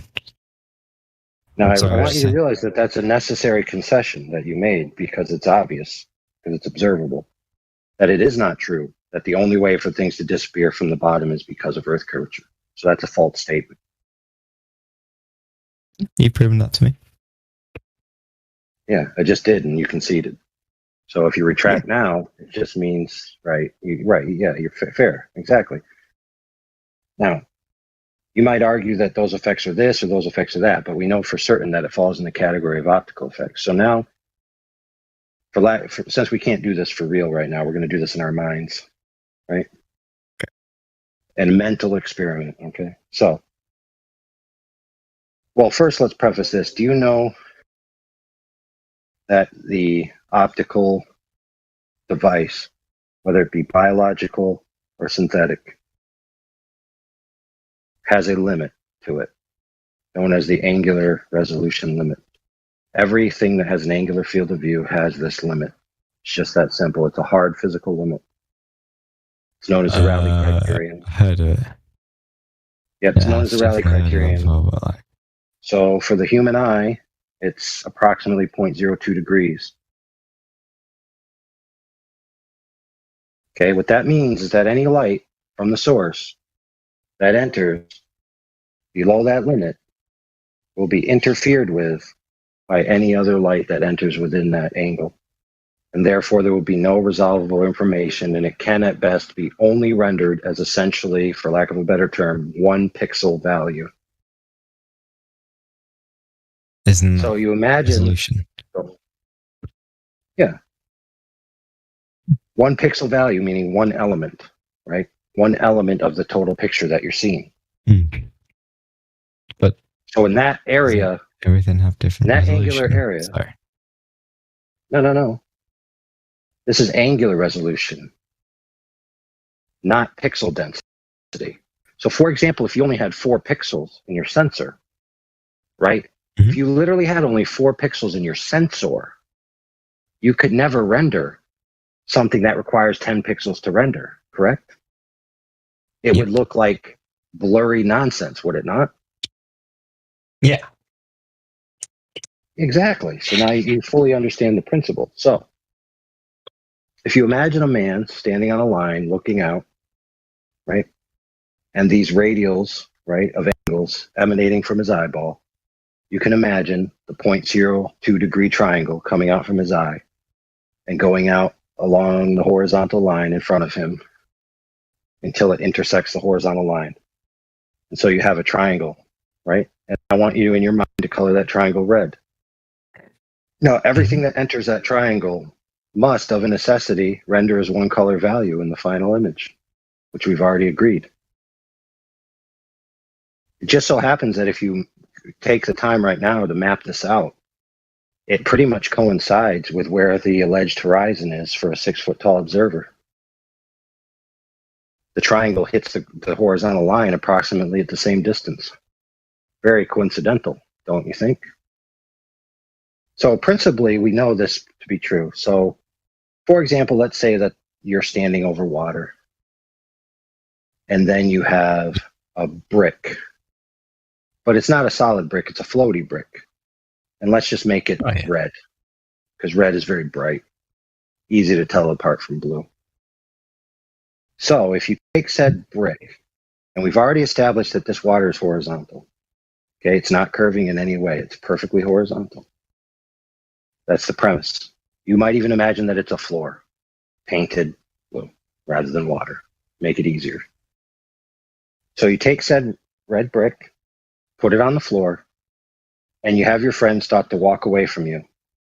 Now, as he keeps walking away from you, something interesting is going to happen. Eventually, you will not be able to see the color red anymore, because the red and the blue simultaneously will occupy less than 0.02 degrees. And as they approach that towards 0 degrees, the blue and the red will meld together into purple. And then it will meld together to where you only see the air and the blue floor. And you can't even tell the purple anymore. Now, that makes sense. Let's just say, for example, that you call your friend, you say, okay, I can't really see the red thing anymore, so you can stop pulling. And your friend goes, okay, and he stops pulling. Now what your friend does is he calls his other friend, who brings over a truck full of red bricks, and he starts stacking the bricks on top of the previous brick that you can't see. He stacks 1. You start to see a very faint purple. He stacks 2. The purple intensifies. He stacks 3. You start to scratch your head and say, I'm starting to see red. He stacks 4. Now you see some more red. He stacks 5, 6, 7, 8, 9, 10. And now you see a line of red. But when your eyes trace down this line as they get closer and closer to the floor, eventually you cannot see the bottom of the stack. It has become unresolvable. It has disappeared. Rest assured it is there, and it is the bottom portion of the stack. But the stack in total has disappeared from the bottom, has it not? I like that. I do like that, yeah. I Now, really do this like is a that. necessary, yeah, you're right. And this is a necessary consequence of the way our eyes work.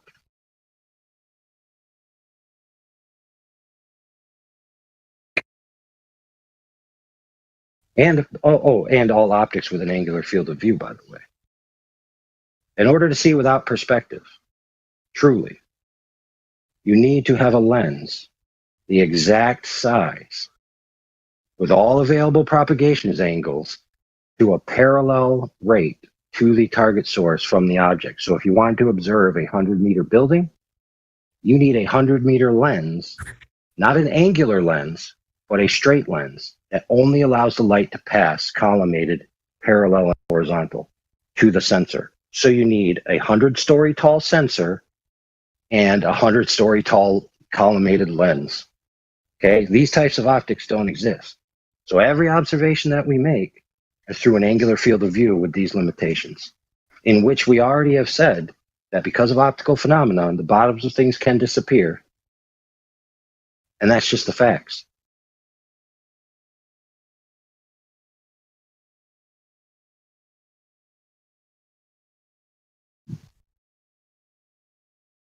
All right, so with that, I rest my case on that, unless you have any questions specifically.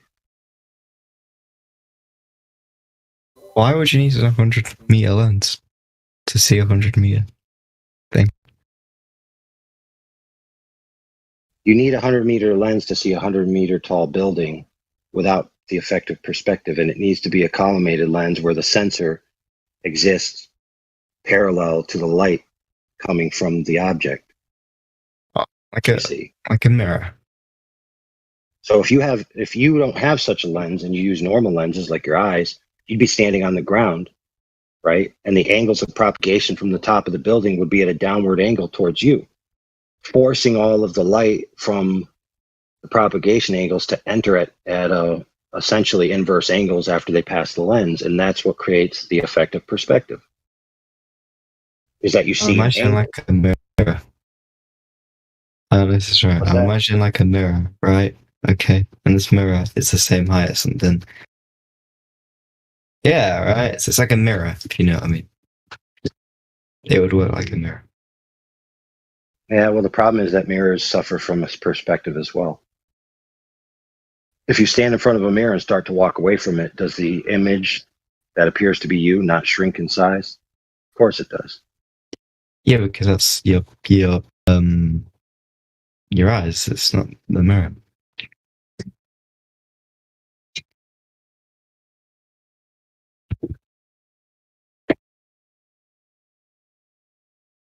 Right, because your eyes are getting the angled light, not the straight light, not the direct one-for-one parallel reflection that's going back in on itself.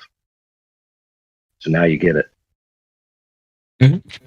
There's also another way to show it. The ancient Greeks, of course, didn't have any fantastic telescopes or anything. They just looked at the horizon with their eyes, and they drew on a piece of paper and used orthographic view to assume that the horizon was Earth curve.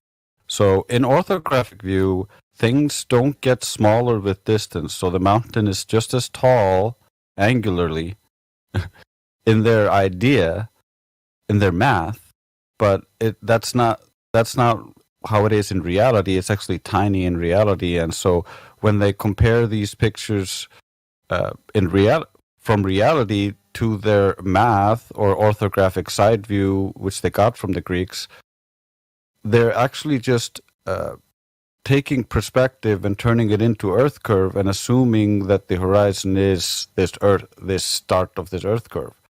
But there's no evidence to actually substantiate that.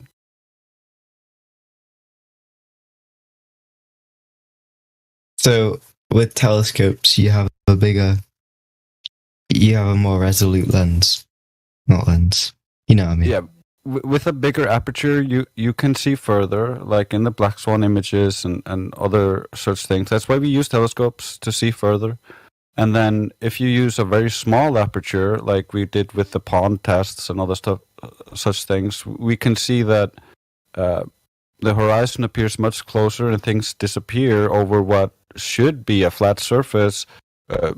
According to the globe mechanics, these bodies of water should not have enough convexity to hide these objects, but it does happen on the smaller aperture cameras. But on the bigger cameras, you can actually see the boat still. So it is optical. There's no Earth curve here. What's Black Swan? I know what a Black Swan is, but what is Black Swan experiment? A Black Swan is not an experiment. It's a reference to the Karl Popper's falsification, and he has a story that goes with it. You can say that all swans are white, and people can just accept that. But if you find a black swan, you know that all swans are white is just wrong. There are black swans. So that's what we find. We find black swans that show that all swans are not white. And so the black swan image is just what this image was called. It's two oil rigs taken. A snapshot taken from a video where he lowers the camera 1 foot off the surface of the water. So the horizon should be only 1.22 miles away on the globe, but we can see the horizon way past the second oil rig. So that's over 10 miles. The size of that globe is completely unsustainable, so it just doesn't work. Black Swan.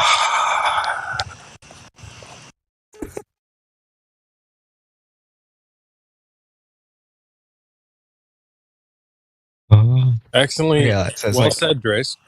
Go ahead. So it's basically just a proof, a contradiction. Yeah, we're comparing the claimed globe geometry to reality, and it doesn't hold up. But you can go try it yourself. You don't have to just believe anybody here. You really should go out and see if you can test some of this stuff on your own. If you have a body of water nearby that's like 5 miles, 10 miles big, maybe bigger, that's a good start. Next time you go on vacation to the beach or something, take an Earth curve calculator with you. See if you can do some long distance observations. This is the kind of stuff you want to. You don't want to just leave this Discord and be like, "Well, these guys on Discord told me it was flat." Like, you want to go out and check for yourself. So there's plenty of resources for you to be able to go out and do that. And if you need help, we're here. Okay, so let's establish where we've come from so far.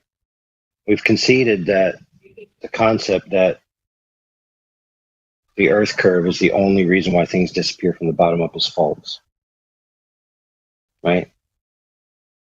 Now we've been presented with the black swan, which is a premise, right? In a sense. That premise is that if you can disprove a certain proposition by providing one counterexample, that negates the proposition, and the proposition isn't true. So the proposition in the idea that we already agreed to isn't true is that the horizon is a hump of Earth curvature between point A and B that's blocking the bottoms of things. Now, we've already agreed together that that's not the case. Now, let's talk about the black swan. In the black swan photo, the horizon, as you can clearly see by looking at the photo, is beyond the oil rigs. Right? Mm-hmm. The oil rigs are at 9 miles, respectively. between the other one and the other one, there's approximately 9 to 10 miles from the shore. This means that the horizon is greater than 10 miles. We only know this because we see the boats. Sorry, not the boats, the oil rigs. So we know the horizon is beyond 10 miles.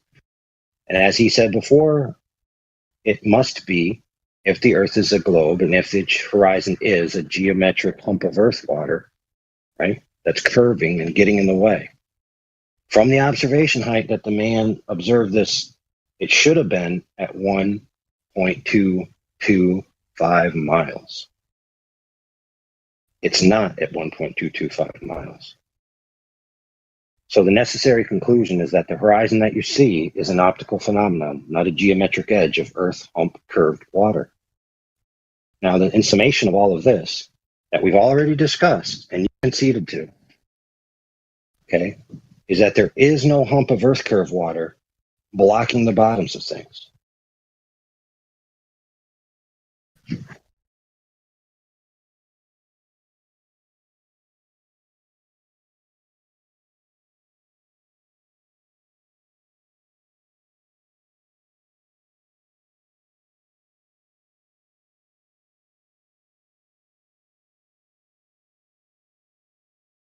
Now you might say, okay, that's compelling. How would I know for sure? Well, the correct answer is to directly measure the water. So far, we've been talking about optical defects, right? Mm-hmm. So let's measure the water. How are we going to do it? We can't use a string because of the catenary curve problem, right? Which is a physics problem. Just take my word for it. Can't use a string. Okay. Can't use a solid piece of steel for similar reasons. So the most efficient means to get something at that range, that we need a sufficient sample size, right? So what's a sufficient sample size? Let's say 25 miles. That sounds pretty good, don't you think? 25 miles, you'd see, doing the maths. 25 times 8, 200 inches, which is what? I don't know what that is in feet. 25 miles, it would not be 200 inches. Wait, what? So wouldn't it be 25, then 8 inches per mile, times it by 8? It's squared. Oh, there we go. So would it be if 5? If you were doing it your way, it'd be a slope, times... not a curve. Oh, yeah, that makes sense, sorry. Right, so 5 times... What is it again? What is it? 5 times 8? It's 20. 40. No, 25. 25 times 25. Times 8 inches. Right, so that'll give you inches. Sure. 5,000. That's going to give you. Right, that's going to give you the drop. 16 feet. Right, so that's 416 feet drop. Right. That doesn't seem very believable to me. I'm going to be honest. Really? Yeah. Why not? I don't think you can see 400 feet of drop between 25 miles. That's like. I mean, that's the math of the ball. Significant. That's very significant. Yeah, it's very significant. So we have something that's 400 feet, right? 400 feet. I can live with like 400 inches, but I can't live with 400 feet. Well, too bad, because that's the measurements of the ball that they told you exists. Yeah. Yeah, you're changing the size of the Earth if you're doing that. You're changing the size from what NASA told us it was. You got 400 feet. It's actually worse than that, but we'll just use 400 for sake of argument. It's easy to divide. Damn near a mile. So what they did is they went, set up what's known as a laser transit measurement. Laser transit is basically a really long level, right? Because obviously you don't have a 25-mile long level. So you level the laser on the one side of the land, you shoot it over 25 miles of water, and you have a target, right? You set up the laser at 6 feet off the ground. You set up the target at 6 feet off the ground. Right? Can't a laser be refracted stuff though. Ding, ding, ding. He said it. He said the word. Oh, what? Hey. Shh. Calm down. Oh, no. We're not getting frenetic here. Yes. The correct answer is lasers can deviate due to refraction. Okay. So I want to ask you this before we start. You already have heard this is a 400-foot differential, right, between the drop. Mm-hmm. Now, yeah, we're going to measure this. We're going to measure this to see if that drop is there by setting up a laser transit level. Now, I'm going to continue with how this works, okay? So we'll set a baseline for how this thing's supposed to function. So in construction, let's say you have a foundation, so you have a piece of land. You set up the laser on one side, you set up the storyboard on the other, which is what the laser hits, and it tells you the differential between a level laser and the ground. So for example, if I set up my laser at 4 feet tall and the storyboard says 6 feet, right? Then that means I have to add some dirt to level the ground, right? And transversely, if it says in the other direction, I have to take some dirt away. So what this tells me is over my foundation that I'm trying to lay, whether or not I'm laying it flat. Because I can go with that storyboard and get 4 feet here, 4 feet here, 4 feet here, 4.5. Uh-oh, I got to change something. Right? Yep. Now, of course, there's tolerances, right? So when, for a client, I want to make a level floor or a level foundation or a level piece of land, there's tolerances that they're willing to accept. Now, dirt has a different tolerance that someone's willing to accept in concrete, has a different tolerance that someone's willing to accept for their tile in their kitchen floor. Right? They want that floor flat. They don't want it curved, they want it flat. So I want to ask you this question. If they hired me to make a flat floor, and I got my measurements so off that I was 2 orders of magnitude off level, is that acceptable? No, it isn't, is it? In fact, 1 order of magnitude is not acceptable. So, for example, if the differential is supposed to be 0.4, and I have 0.40, right? Those are the same, are they not? Yeah. Okay, but what if I have 4? I'm off by 4. Yeah. That is not a flat floor anymore, is it? No, it's what's the word? Sloped. Right. I've done screwed up. Now, what if it's off by 40? Whoa. Yeah, you wouldn't even be able to walk. It'd be so steep. Right? So not acceptable. Mm-hmm. Okay, so if we take this laser transit and we want to know whether this Earth curve hump is there, and we can measure by getting the laser to hit a target of equal height, and it's off by 2 orders of magnitude, we've already agreed that that's not acceptable. So if the laser is at 6 feet, right, which is in the single digits, then the double digits, right, the tens is not acceptable. And the hundreds is definitely not acceptable, correct? So lo and behold, this test was conducted. The ambient conditions were measured. The refraction was taken into account. The millirad beam divergence for the laser in question that was used on this day was taken into account. The laser hit the target.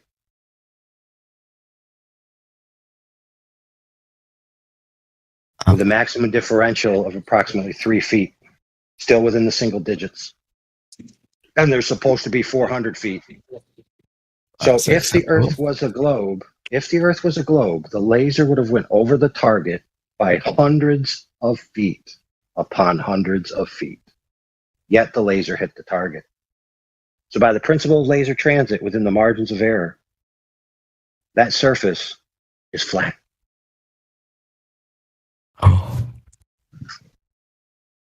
Now, what say you should be, I'd like to see that evidence. Lo and behold, we have it for you. We have a documentary of the people doing it. We have a short version of it if you don't want to watch the long version, just to get your, appetite satiated. We have a document, 120 pages, with all the information, the sites, the equipment, everything. Oh, one of my good friends will post that for you. Friends? Yeah. There we go. My buddies. So what's going to happen is you're going to say, oh, okay. Right? And then you're going to be like, well, is this the only test that's been done? The answer is no. Many have been done. Many. Hundreds. With all different kinds of methodologies. All demonstrating no big hump of Earth curve in the way. Observations as well in excess of 255 miles, to which the target object should not only be 400 feet below the curve, but should be a mile below the curve. Yet the object in question is clearly visible. So we've already established within tolerances that the Earth doesn't measure to be a ball, that the horizon that's been claimed to be a horizon doesn't exist, and that it's not true that the bottoms of things can only be obstructed or cut off by Earth curvature. So we've basically shown that there's just no evidence or need for this Earth curvature. What? Wait a minute, I'm looking at this thing, right? What is this thing about a blue laser and a green laser? Blue and green lasers refract at different rates. Colors refract differently comparative to the refractive index of the medium. By using different colored lasers, you can determine the refraction that's present in the ambient conditions. Okay. Which, by the way, the military... Hey, by the way, the military recently did that. The military recently did that at 120 kilometers, shooting two lasers to see how it does, and they found out that it doesn't match the globe model. Space Force is going to be angry about that. Space Force is going to be angry at that. Well, I mean, yes and no, because most people, when presented with this evidence, just hand-wave dismiss it. Because they're under the impression, right, that the Earth is a ball. Therefore, what must be happening is that light is curving. Do they have any demonstrable evidence of such a thing? No, it's just an affirming the consequent formal logical fallacy. So now we've established that the rebuttal for all of this evidence you've been presented with is a logical fallacy, not actual measurements or demonstration. So again, we just have no need or demonstration of this Earth curve on the ground level.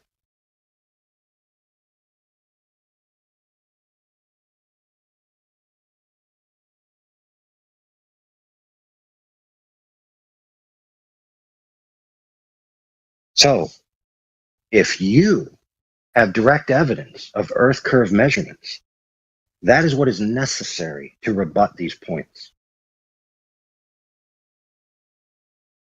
That makes sense. Unless you have that, the proposition stands. And the reason why it stands is because we all experience the Earth as flat, stationary. That's agreed upon by both camps, by flat earthers and globe earthers alike, that our present day experience of the Earth is a flat, stationary plane. That's how we experience it. That's the base axiom of our human interaction and experience.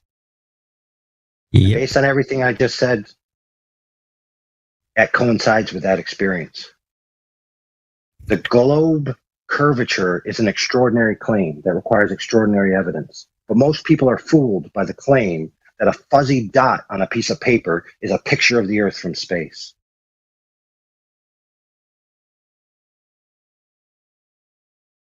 Given to you by a government, no less, who we know lies on the regular.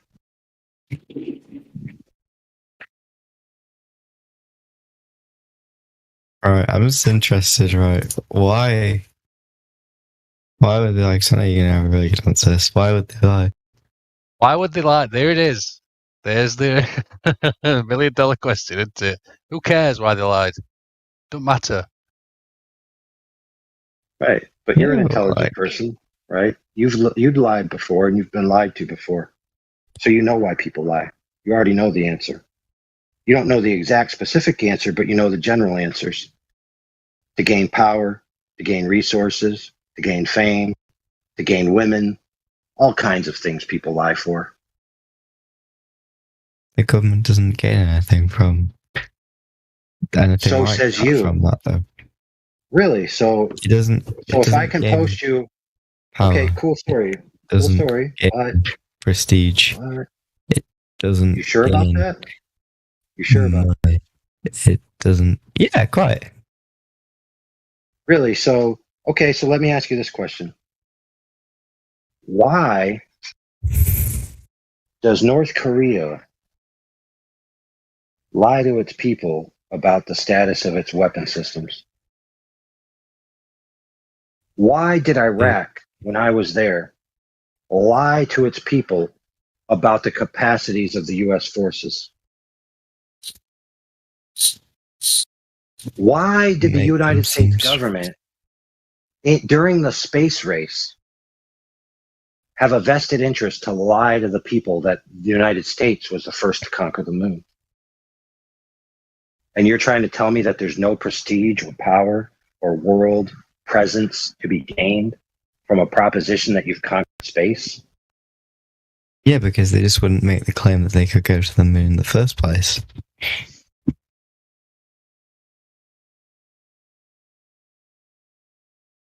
It would be better for them to just not make that claim in the first place.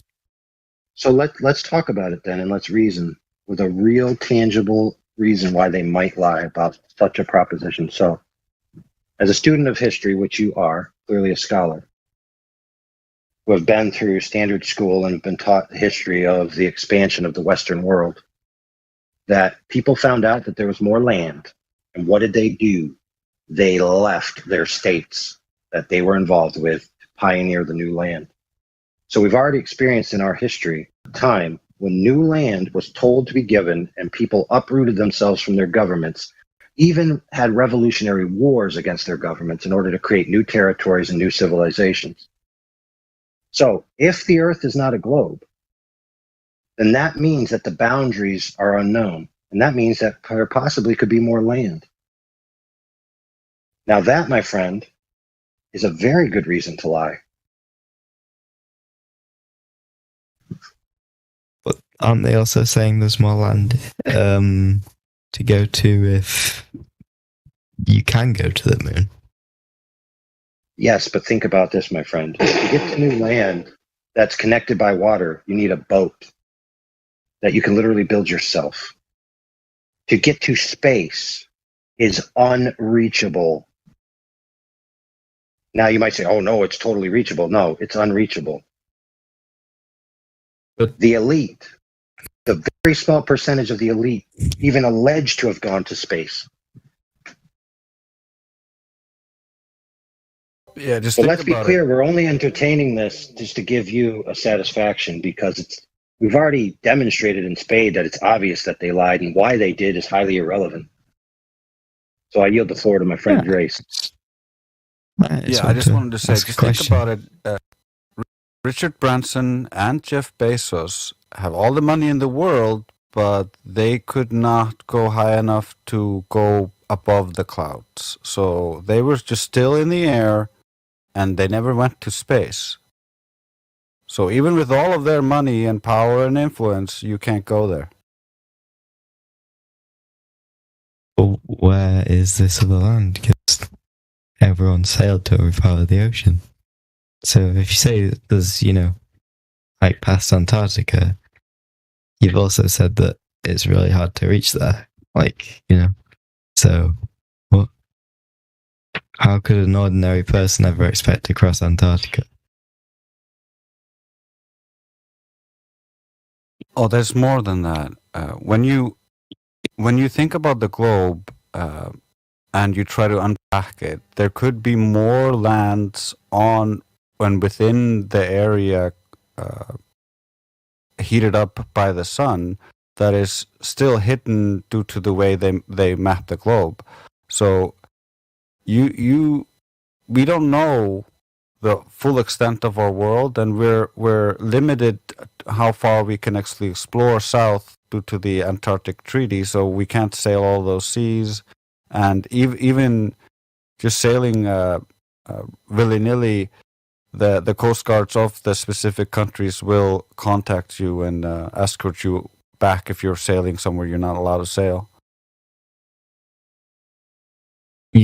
What? You can sail wherever you want, as long as it isn't in the nation's waters. What are you talking about, dude? You can't go to the middle. You can't go to the edge. That's a fact. You can't go to the middle. You can't go to the extreme edges either. You will be brought back because of ice. So if your proposition is true, my friend, that you can, then that means that there would never exist a story of a sailor freely roaming who was turned around by any military or shot at, correct? No, because that would probably be in the nation's waters, or they were doing something illegal. Right. So there's a guy called Jarl Anderhoy, right? Who tried to go to Antarctica in different manners. Okay, he lost a crewman being shot at by the government. So it's not the case that you can just go where you want, especially in regards to Antarctica. Not only that, but the logistics of doing so is very hard because of the nature of the temperatures and all of that. But again, keep in mind, we're only entertaining this for your satisfaction because we already understand logically why someone would lie is irrelevant. That they lied is the matter of the day. So you're just to be fair, no disrespect to you. You're trying to think these things through to make peace with it. But the problem is that you've already arrived at the bargaining stage. So your brain is already processing this information. Guilt. The 7 stage, right? Yeah, but yes, for example, my grandfather's is dead. Why would he die? Why would God do such a thing? It's like he's dead. It's just a simple fact. He's dead. So now you have to go through that process of trying to understand why and come to peace with the reason that you may never know. Once you accept that you may never know, then you can have peace with the fact that the lie is just a lie. I don't think it's possible to patrol that big of an area, though. Definitely. Can I just say this, though, real quick? Like, have you been living under a rock for the last, 2-3 years, dude? Well, I don't know where people get this idea that you can just go wherever you want. You can't even fly a drone wherever you want. They have perms and rules and stuff like that, man. I mean, you can't even get in a car and just go wherever you want. You can't walk wherever you want. So why can you get in a boat and go wherever you want? Why can you get in a plane? You can't. I just think it's goofy that people have this idea that you have. But then again, look at the last 3 years. You couldn't even go to the grocery store, dude. That's like, dude, I just don't know where people get this idea that, oh no, you could just do whatever you want. Like, no, you can't. Because it's a big place. Okay, and? I don't think it'd be possible, even if everyone was on board with it. Go to the grocery store. Everyone knows where that is. Come on, dude. Oh, so you're trying to say that you could do it? You could do it because there's nobody there to monitor you because it's so big they couldn't possibly know what you're doing? Is that your claim? It's like saying I can just do whatever I want on the highway. Who's going to catch me? Yeah, so they don't have radar anymore or anything like that they don't track ships now? If you were on Antarctica, no. Can I just jump in, guys? It's like saying, dude, well, if I'm in the boonies, who's going to catch me? I'll just do whatever I want. I'll just drive as fast as I want on this highway. No one's going to get. Who's going to get me? So guess how they caught Mr. Yarrow? Information that was acquired at land, because you have to plan and do all the logistics at land before you depart. It's like you don't just magically arrive in the middle of an ocean where there's nobody there to catch you. You can get a boat. Like, there's nothing stopping you from getting a boat and then going and sailing. Illegally, as you're saying. And, going there. Like... Dude, you know what, You dude? get me? To be fair, guys make excuses about all the logistics of how their girlfriend isn't cheating on them. Because why would she? There's no way a car can go from here to there with that much gas. Of course, somebody would have noticed she was at the store. And all these excuses upon excuses upon excuses because they don't want to accept that one of their friends gave them the stone cold brass tacks truth of what their girlfriend was up to the other day. But why would she lie? There's no way she. And you may die. You may die without her ever telling you the reason. Reporting back in after sunset here, great looking sky. You can see the tail end of the Big Dipper. Ooh.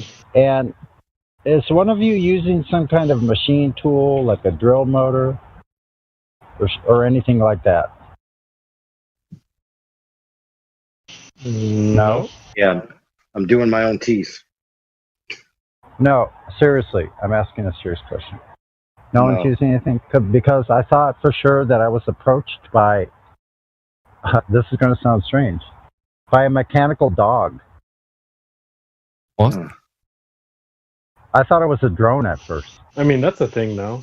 So, Could be. But wait a minute. Whenever one of you opens your mic, it sounds like that. So I'm going to leave it to say the most logical thing is to say that it sounds coming from the Discord. And it's my imagination. I just heard it from the Discord. So, good. Got that solved. Thanks for your help. Was it me? It wasn't a robot dog. Yeah, I'm glad it wasn't a robot dog. That would have freaked the shit out of me, but that's okay. I fucking fought him off if it was. I just turned my headphones off, Sonny. Was it me? I really don't know exactly. Try to talk from here. You sound like you're on some headphones. You listen. You two guys can solve that in another room. We're going to continue with the conversation. All right, my bad. Right. Exactly. Let's continue with the conversation. Forget about it. So if you knew that your girlfriend cheated, right, and you couldn't figure out why, and to her dying day, she never told you, does that mean she didn't do it? Correct. Yeah. I mean, if you don't know why she would have, that means that she didn't.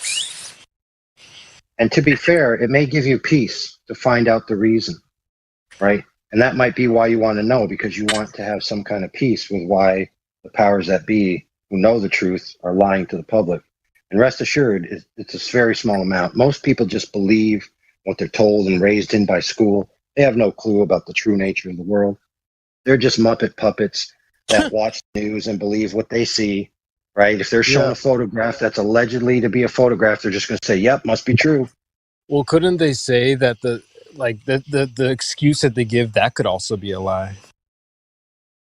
Yeah, I actually heard in the background that it was some kind of Dremel tool. I'm going through my files now to find out which model based on the frequency.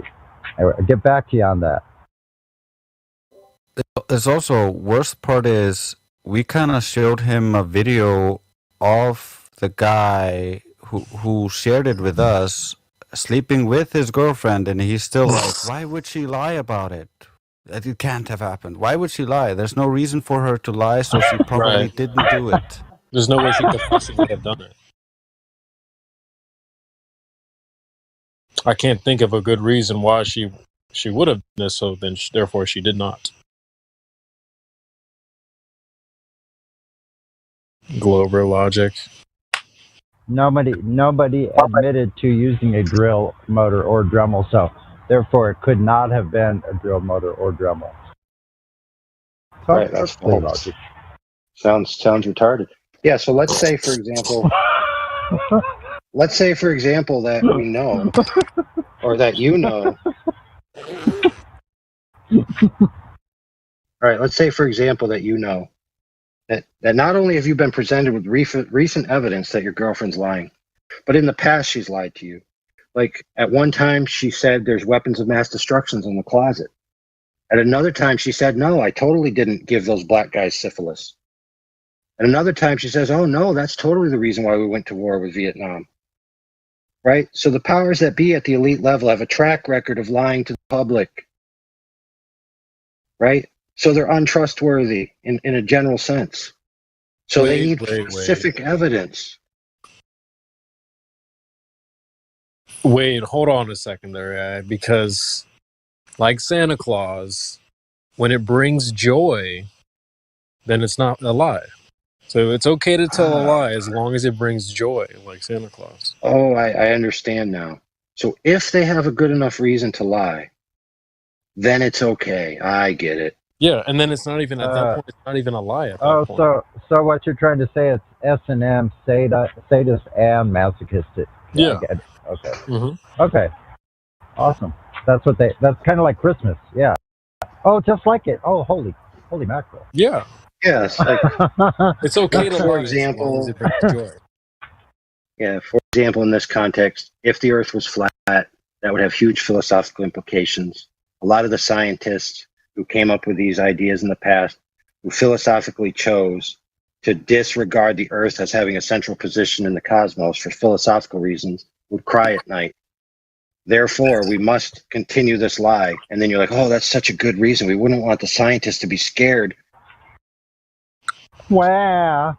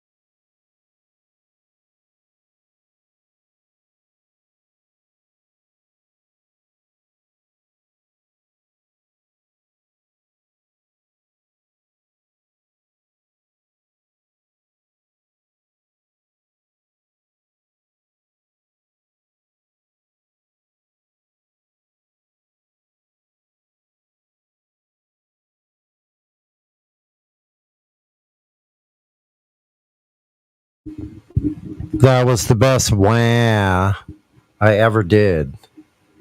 I'm glad they captured that. And I think my timing of barging in the conversation was actually the timing, I think, was impeccable on my part. Everybody had their whole full chance to like say their entire 2 cents without me interrupting, pretty much, until I think the time was right. Anyway, I love that. Why'd you have to interrupt the silent majority? Wait a minute, I can't hear Indio again. Hold on, what the hell? Let me also check my sound settings. Shouldn't have something screwed up. Oh yeah, I do. Hold on. It's my bad. Are you there? Yes, I'm here. I said, why did you interrupt the silent majority? Wait a minute, say it again. Why did you interrupt the silent majority? The silent majority. You interrupted it. I thought it was great. That was a really good conversation. Part of that conversation, I was outside on the trails on my bike listening, and then I stopped at this big old haunted mansion, I call it. It built in 1905, and it's like dark and like spooky.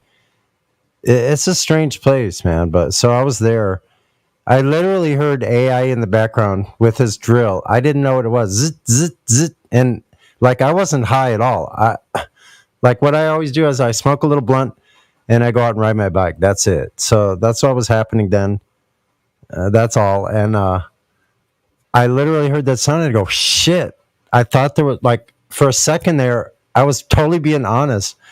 For a second, that sound zit, zit, zit, zit.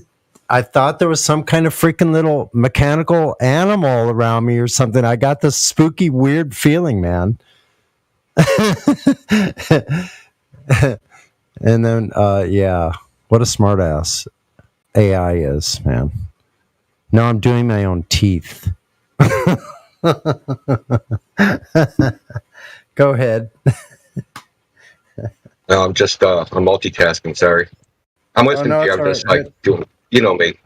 Yeah, me too. I'm that way. You hyperactive son of a bitch. You. I know. I bet you are. Anyway, me too. Got the affliction. Yeah, I got the multitasking disease, man. Yeah, I gotta. If I do anything this year at all, like, and even while I'm doing this, I'm thinking about something else. Totally. No, I'm picking up six new leads while I'm doing the first few the first six yarn ends. I'm picking up 6 yarn ends, finishing projects. I don't know if most people work that way, but I'm one of these you know how there's the direct approach where people just they think of something, they see it, they go and do that one thing. Well, on the way there, I see, oh, there's that over there, that over there, that over there, that over there, left, right, front, center, back, behind, 7 o'clock, like whatever, like, and I'll be categorizing every other thing of all these projects. And I'll literally find myself picking up something and I have that in between, let's say, my index and my middle finger. Then I'll pick up something in the other hand in between, let's say, the pinky and the other one. And then I'll grab something between my forefinger and my thumb of the same hand. And I end up having like literally 3 or 4 or 5 different things in my hands that all go to something that I'm on my way to. And I go, freaking stop it.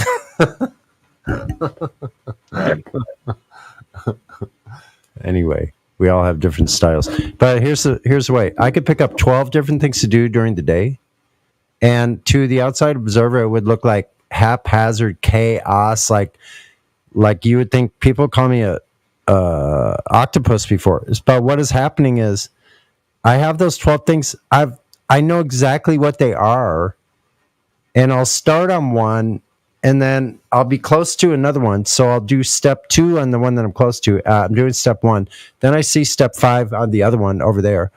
And I can end up crisscrossing back and forth and connect all the dots and finish every single project still.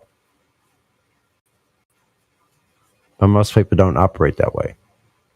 So I'm trying to focus on one thing at a time. I can do much better work, but my natural thing is that way before that I just mentioned.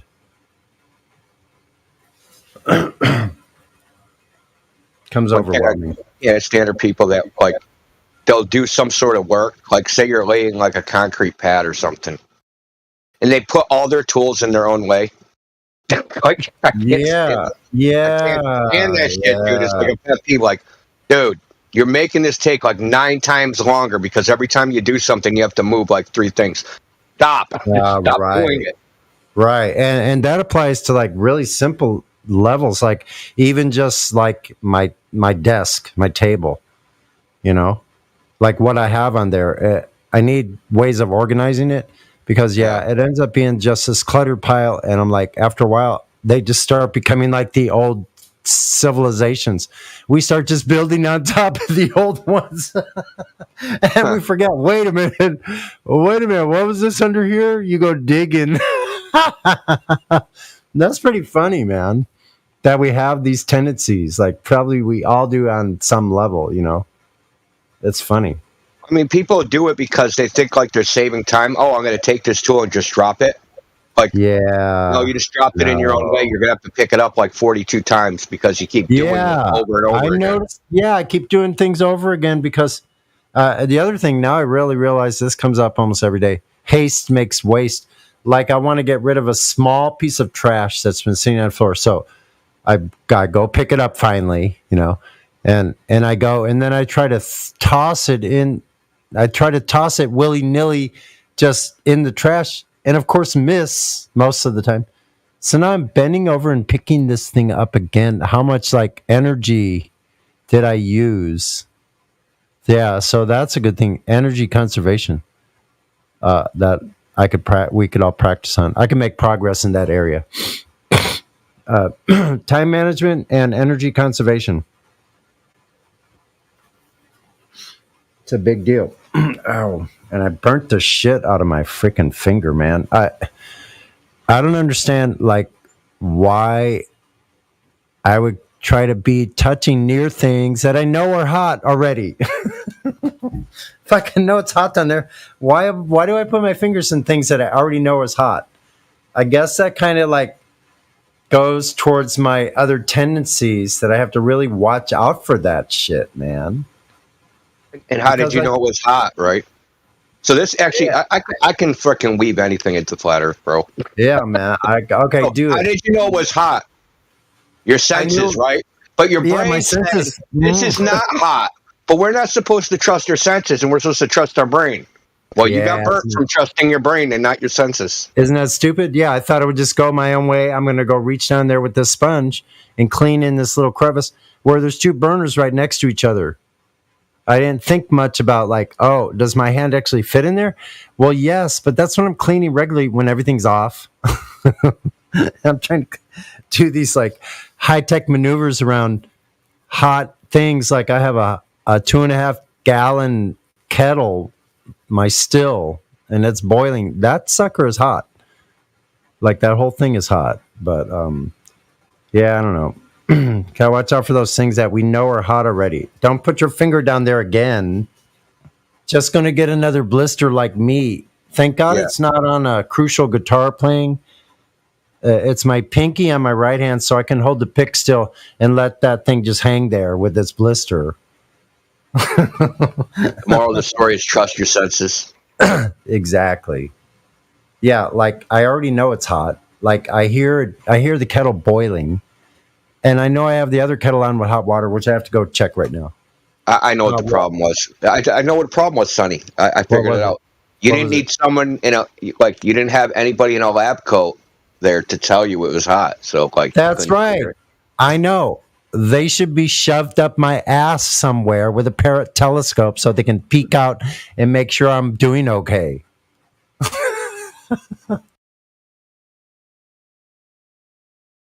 And they could say they put a telescope on Uranus.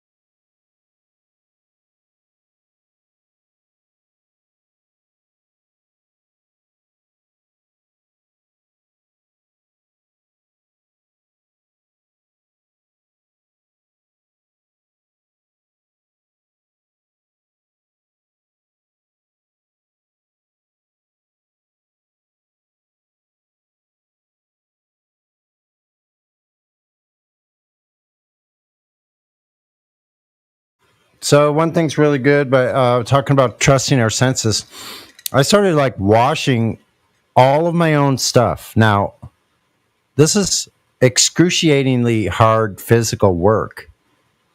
Try washing your own clothes and wringing out a freaking towel. One towel. I have, dude. It is a mother. But listen, there's been times in my life where, you know, when I was a kid, young, I was poor as fuck. Yeah, yeah. And like you had, like, we didn't have like the money to go to the laundromat to like wash your clothes. We had That's to like wash I am now. I spent over $100 last month in laundry, and I'm still not done. Jesus Christ! You need less clothes because of that. No. Listen, it's because of that debacle I talked about earlier. The temperature. That's when I started going fully to doing my own clothes. So now what I do is, at the end of the day, I take off all my clothes, put it in a big bucket, and pour boiling water on it. God damn, you got the cleanest clothes in the nation, man. Holy shit. Boiling water? You're going too far, man. I got to the point where I wringed out. It took a whole day, but I totally wrung out almost to dry, drier than a spin would do. I wrung out like 6 towels in one day. I washed and wrung out. These are by big hand. Towels. Yeah, by hand. I was able to do 6. Else? Did you use anything else? Nothing else but the bucket, my hands, and the water. Oh, dude, Sonny, you're doing it the fucking hard way. What you do is you got to find like some sort of like pipe or vertical pipe you can wrap the towel around in half, and then you use that, and you can use 2 hands to twist it. That's true. No, like listen, whatever you wrap it on has to be like stationary and solid. You don't do that like, and then like say you had a vertical pipe, you wrap the towel around it, and you use 2 hands to twist the towel around it. You know what I mean? Yeah, I got some pipes I can do. I can use 2 of them. But you want them to be stationary because like you don't want to like not like a tourniquet. You know what I mean? Where you twist the stick. Yeah, I could probably do it on a door handle. Maybe I'm thinking. I got big, strong stainless door handle like things. Yeah, like you can find something. I'm sure there's something in your house you can use because that's how I used to. Because like I said, I did it when I was a kid. And when you're a kid, you're not that fucking strong. So you need to use all the leverage you can use. Oh, yeah, I see some. I have this grow tent I just took apart, cleaned it, washed it, dried it, and the pipes are sitting there draining. They're all dry by now, 3 days. And I can use one of those pipes. I don't know, I'm pretty strong, though. I could bend You got a chair? You got a chair? A chair that has like vertical uprights in it. You can take the chair, stick it in the bathtub, and then put the towel through the uprights of the chair and twist it. I don't know what kind of chairs you got. You know what I mean? Like some chairs on the back, they have uprights. Or even you could wrap around a chair leg and twist it on that. Yeah, that's true. I would break the chairs I have, so no, they wouldn't work. But maybe my bed post. There you go. But then there's the problem of fucking making a mess. Well, yeah, but I could just I have a big like 3-foot diameter like a plastic wash basin. Oh shit, dude! Yeah, just put the bed leg right in the basin, right, and then you just do it like that.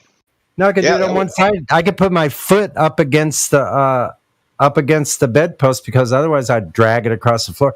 But I could put my foot up against it and wrap it around the bedpost, and then twist with my pole on the other end, and that eventually would be even shorter than 3 feet. And just in a few twists, it would start getting smaller. So, yeah, I could do it. But it would get this floor wet, but I don't really care because I have solid concrete floors. And every time I get it wet, I just make it cleaner and cleaner. I don't care how wet it gets. I keep putting pine sol everywhere, man, like killing everything. I need to do that daily. So, boiling water and on my clothes. And I baked my hiking boots a couple times. I feel much more confident. There's nothing in my boots now. But my other large hiking boots, because let me tell you, for California, it's freaking cold here, man. What? It changed to like Northern California or Oregon or Washington State kind of temperatures. What temperature is that? 60? No, 50. Like oh my God. Like the high during the day is 50 though, which is fucking odd because it should be like 70 by now already. Usually the high during the day here is about. It's been super warm this winter, so it's been about between 42 and 48.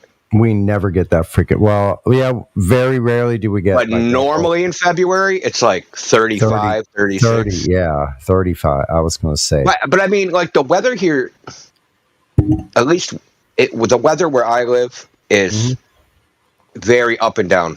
So like when they say like average temperature, yeah, it's the average between two extremes. You know what I mean? It's very deceptive because it'll be like 20 degrees for 3 days, and then it'll be freaking 40 degrees for 3 days, and then it'll be 20 degrees for 3 days, and it just bounces back and forth. Back so and you're forth, freezing or you're just cold. Right. You could have a choice. You could have it. You could be really extremely dry cold and even colder, or you could be kind of like miserably cold and damp. You probably got your different days, right? Yeah, if it's anywhere over 50 degrees, I wear a t-shirt. Well, yeah, actually, even at like 51, I'm out with a t-shirt.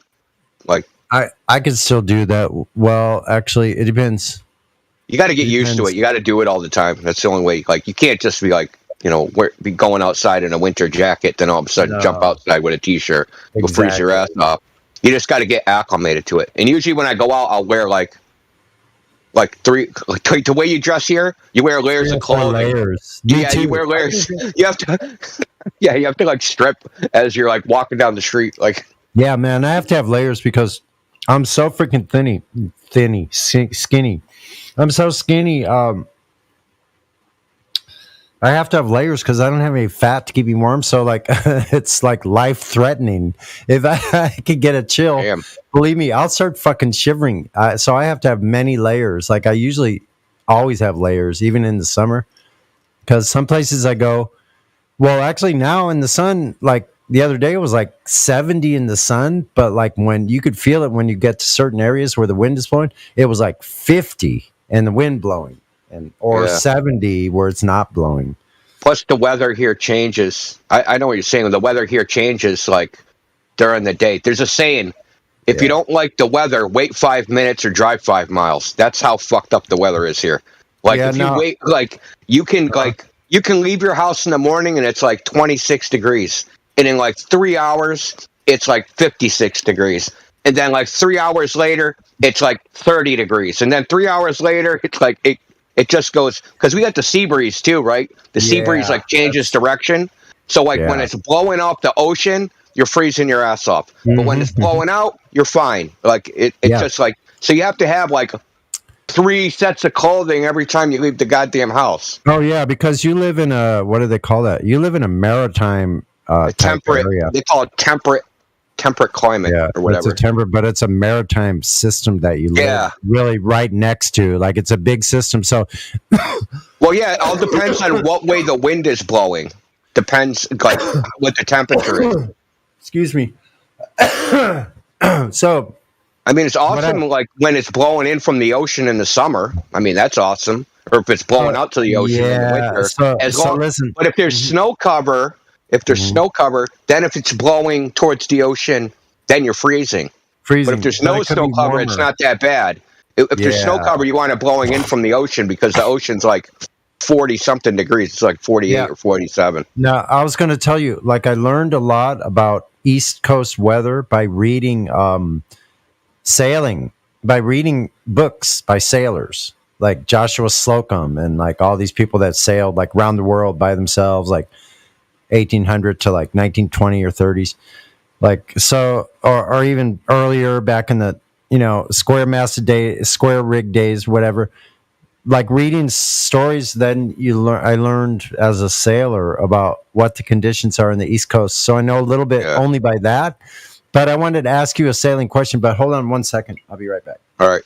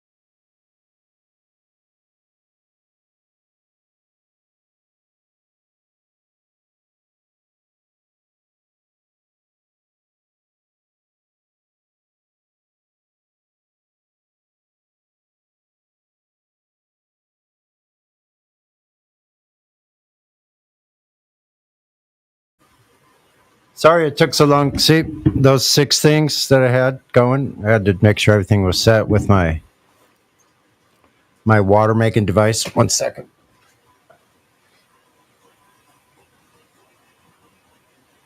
Yep. So anyway, the sailing question. Okay, so in sailing, there's a term or a saying that goes like this. Let me turn this one fan off.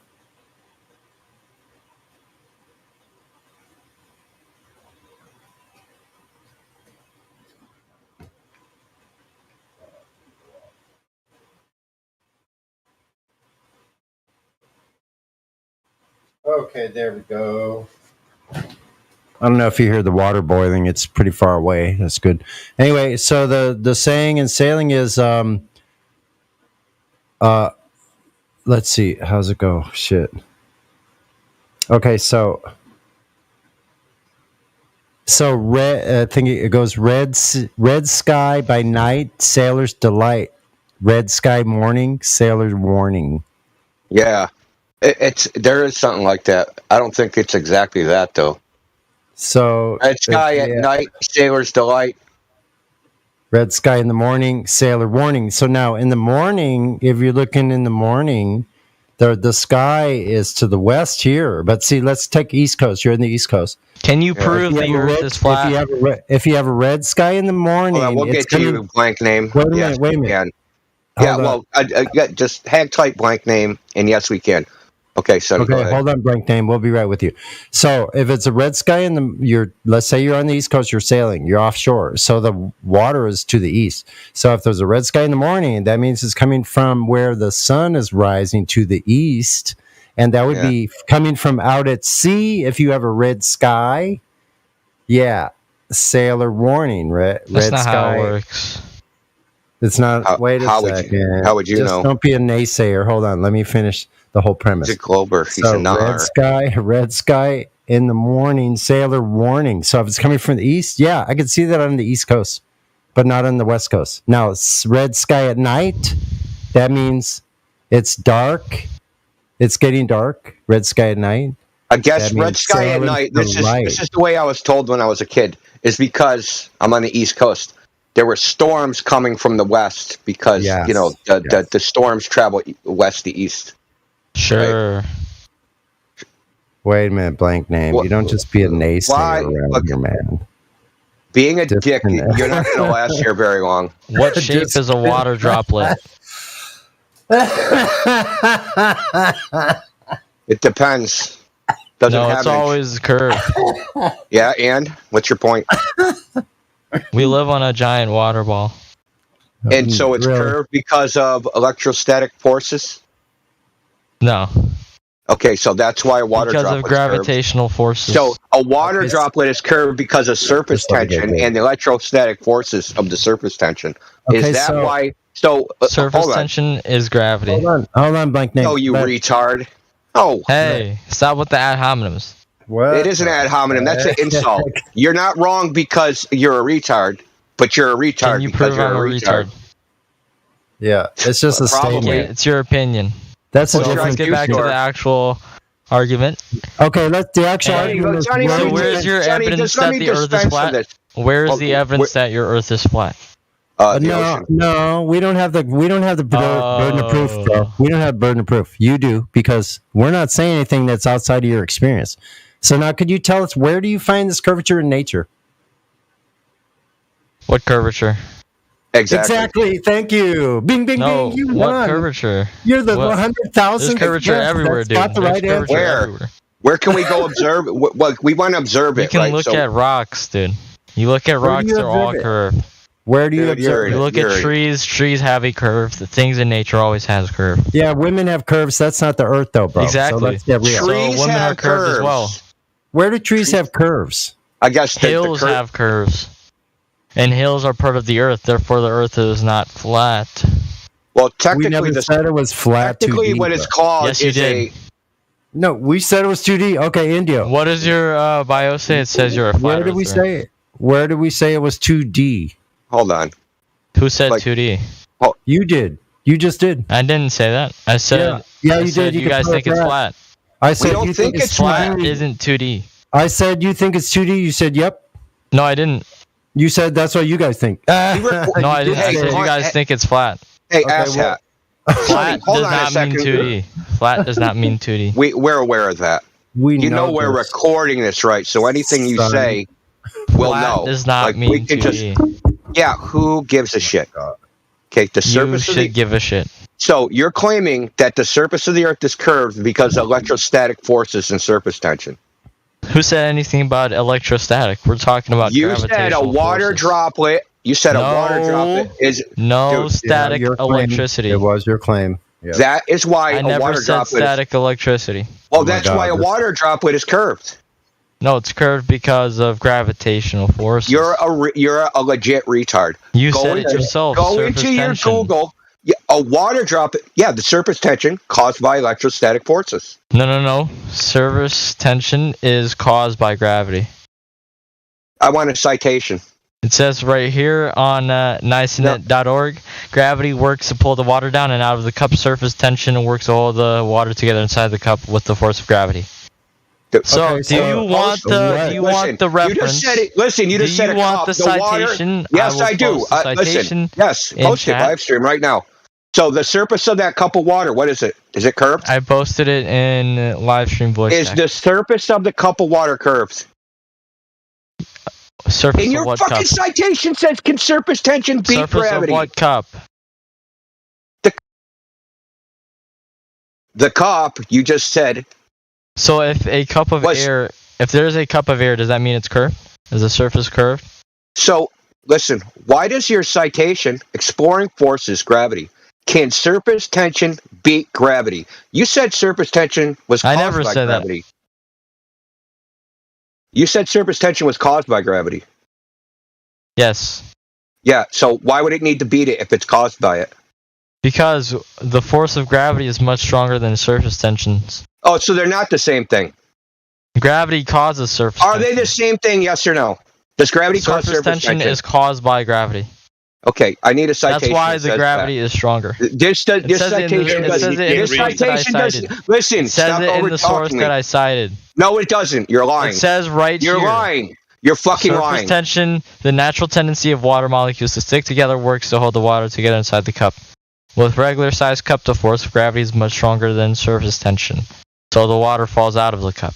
Gravity's So, stronger than surface this tension. is- They're this is opposing backing forces. up my claim. No, it isn't. They're This is opposing backing forces. up my claim. Hold on. They're opposing forces. So what the fuck are you talking about? They're not What the type same of thing. forces? You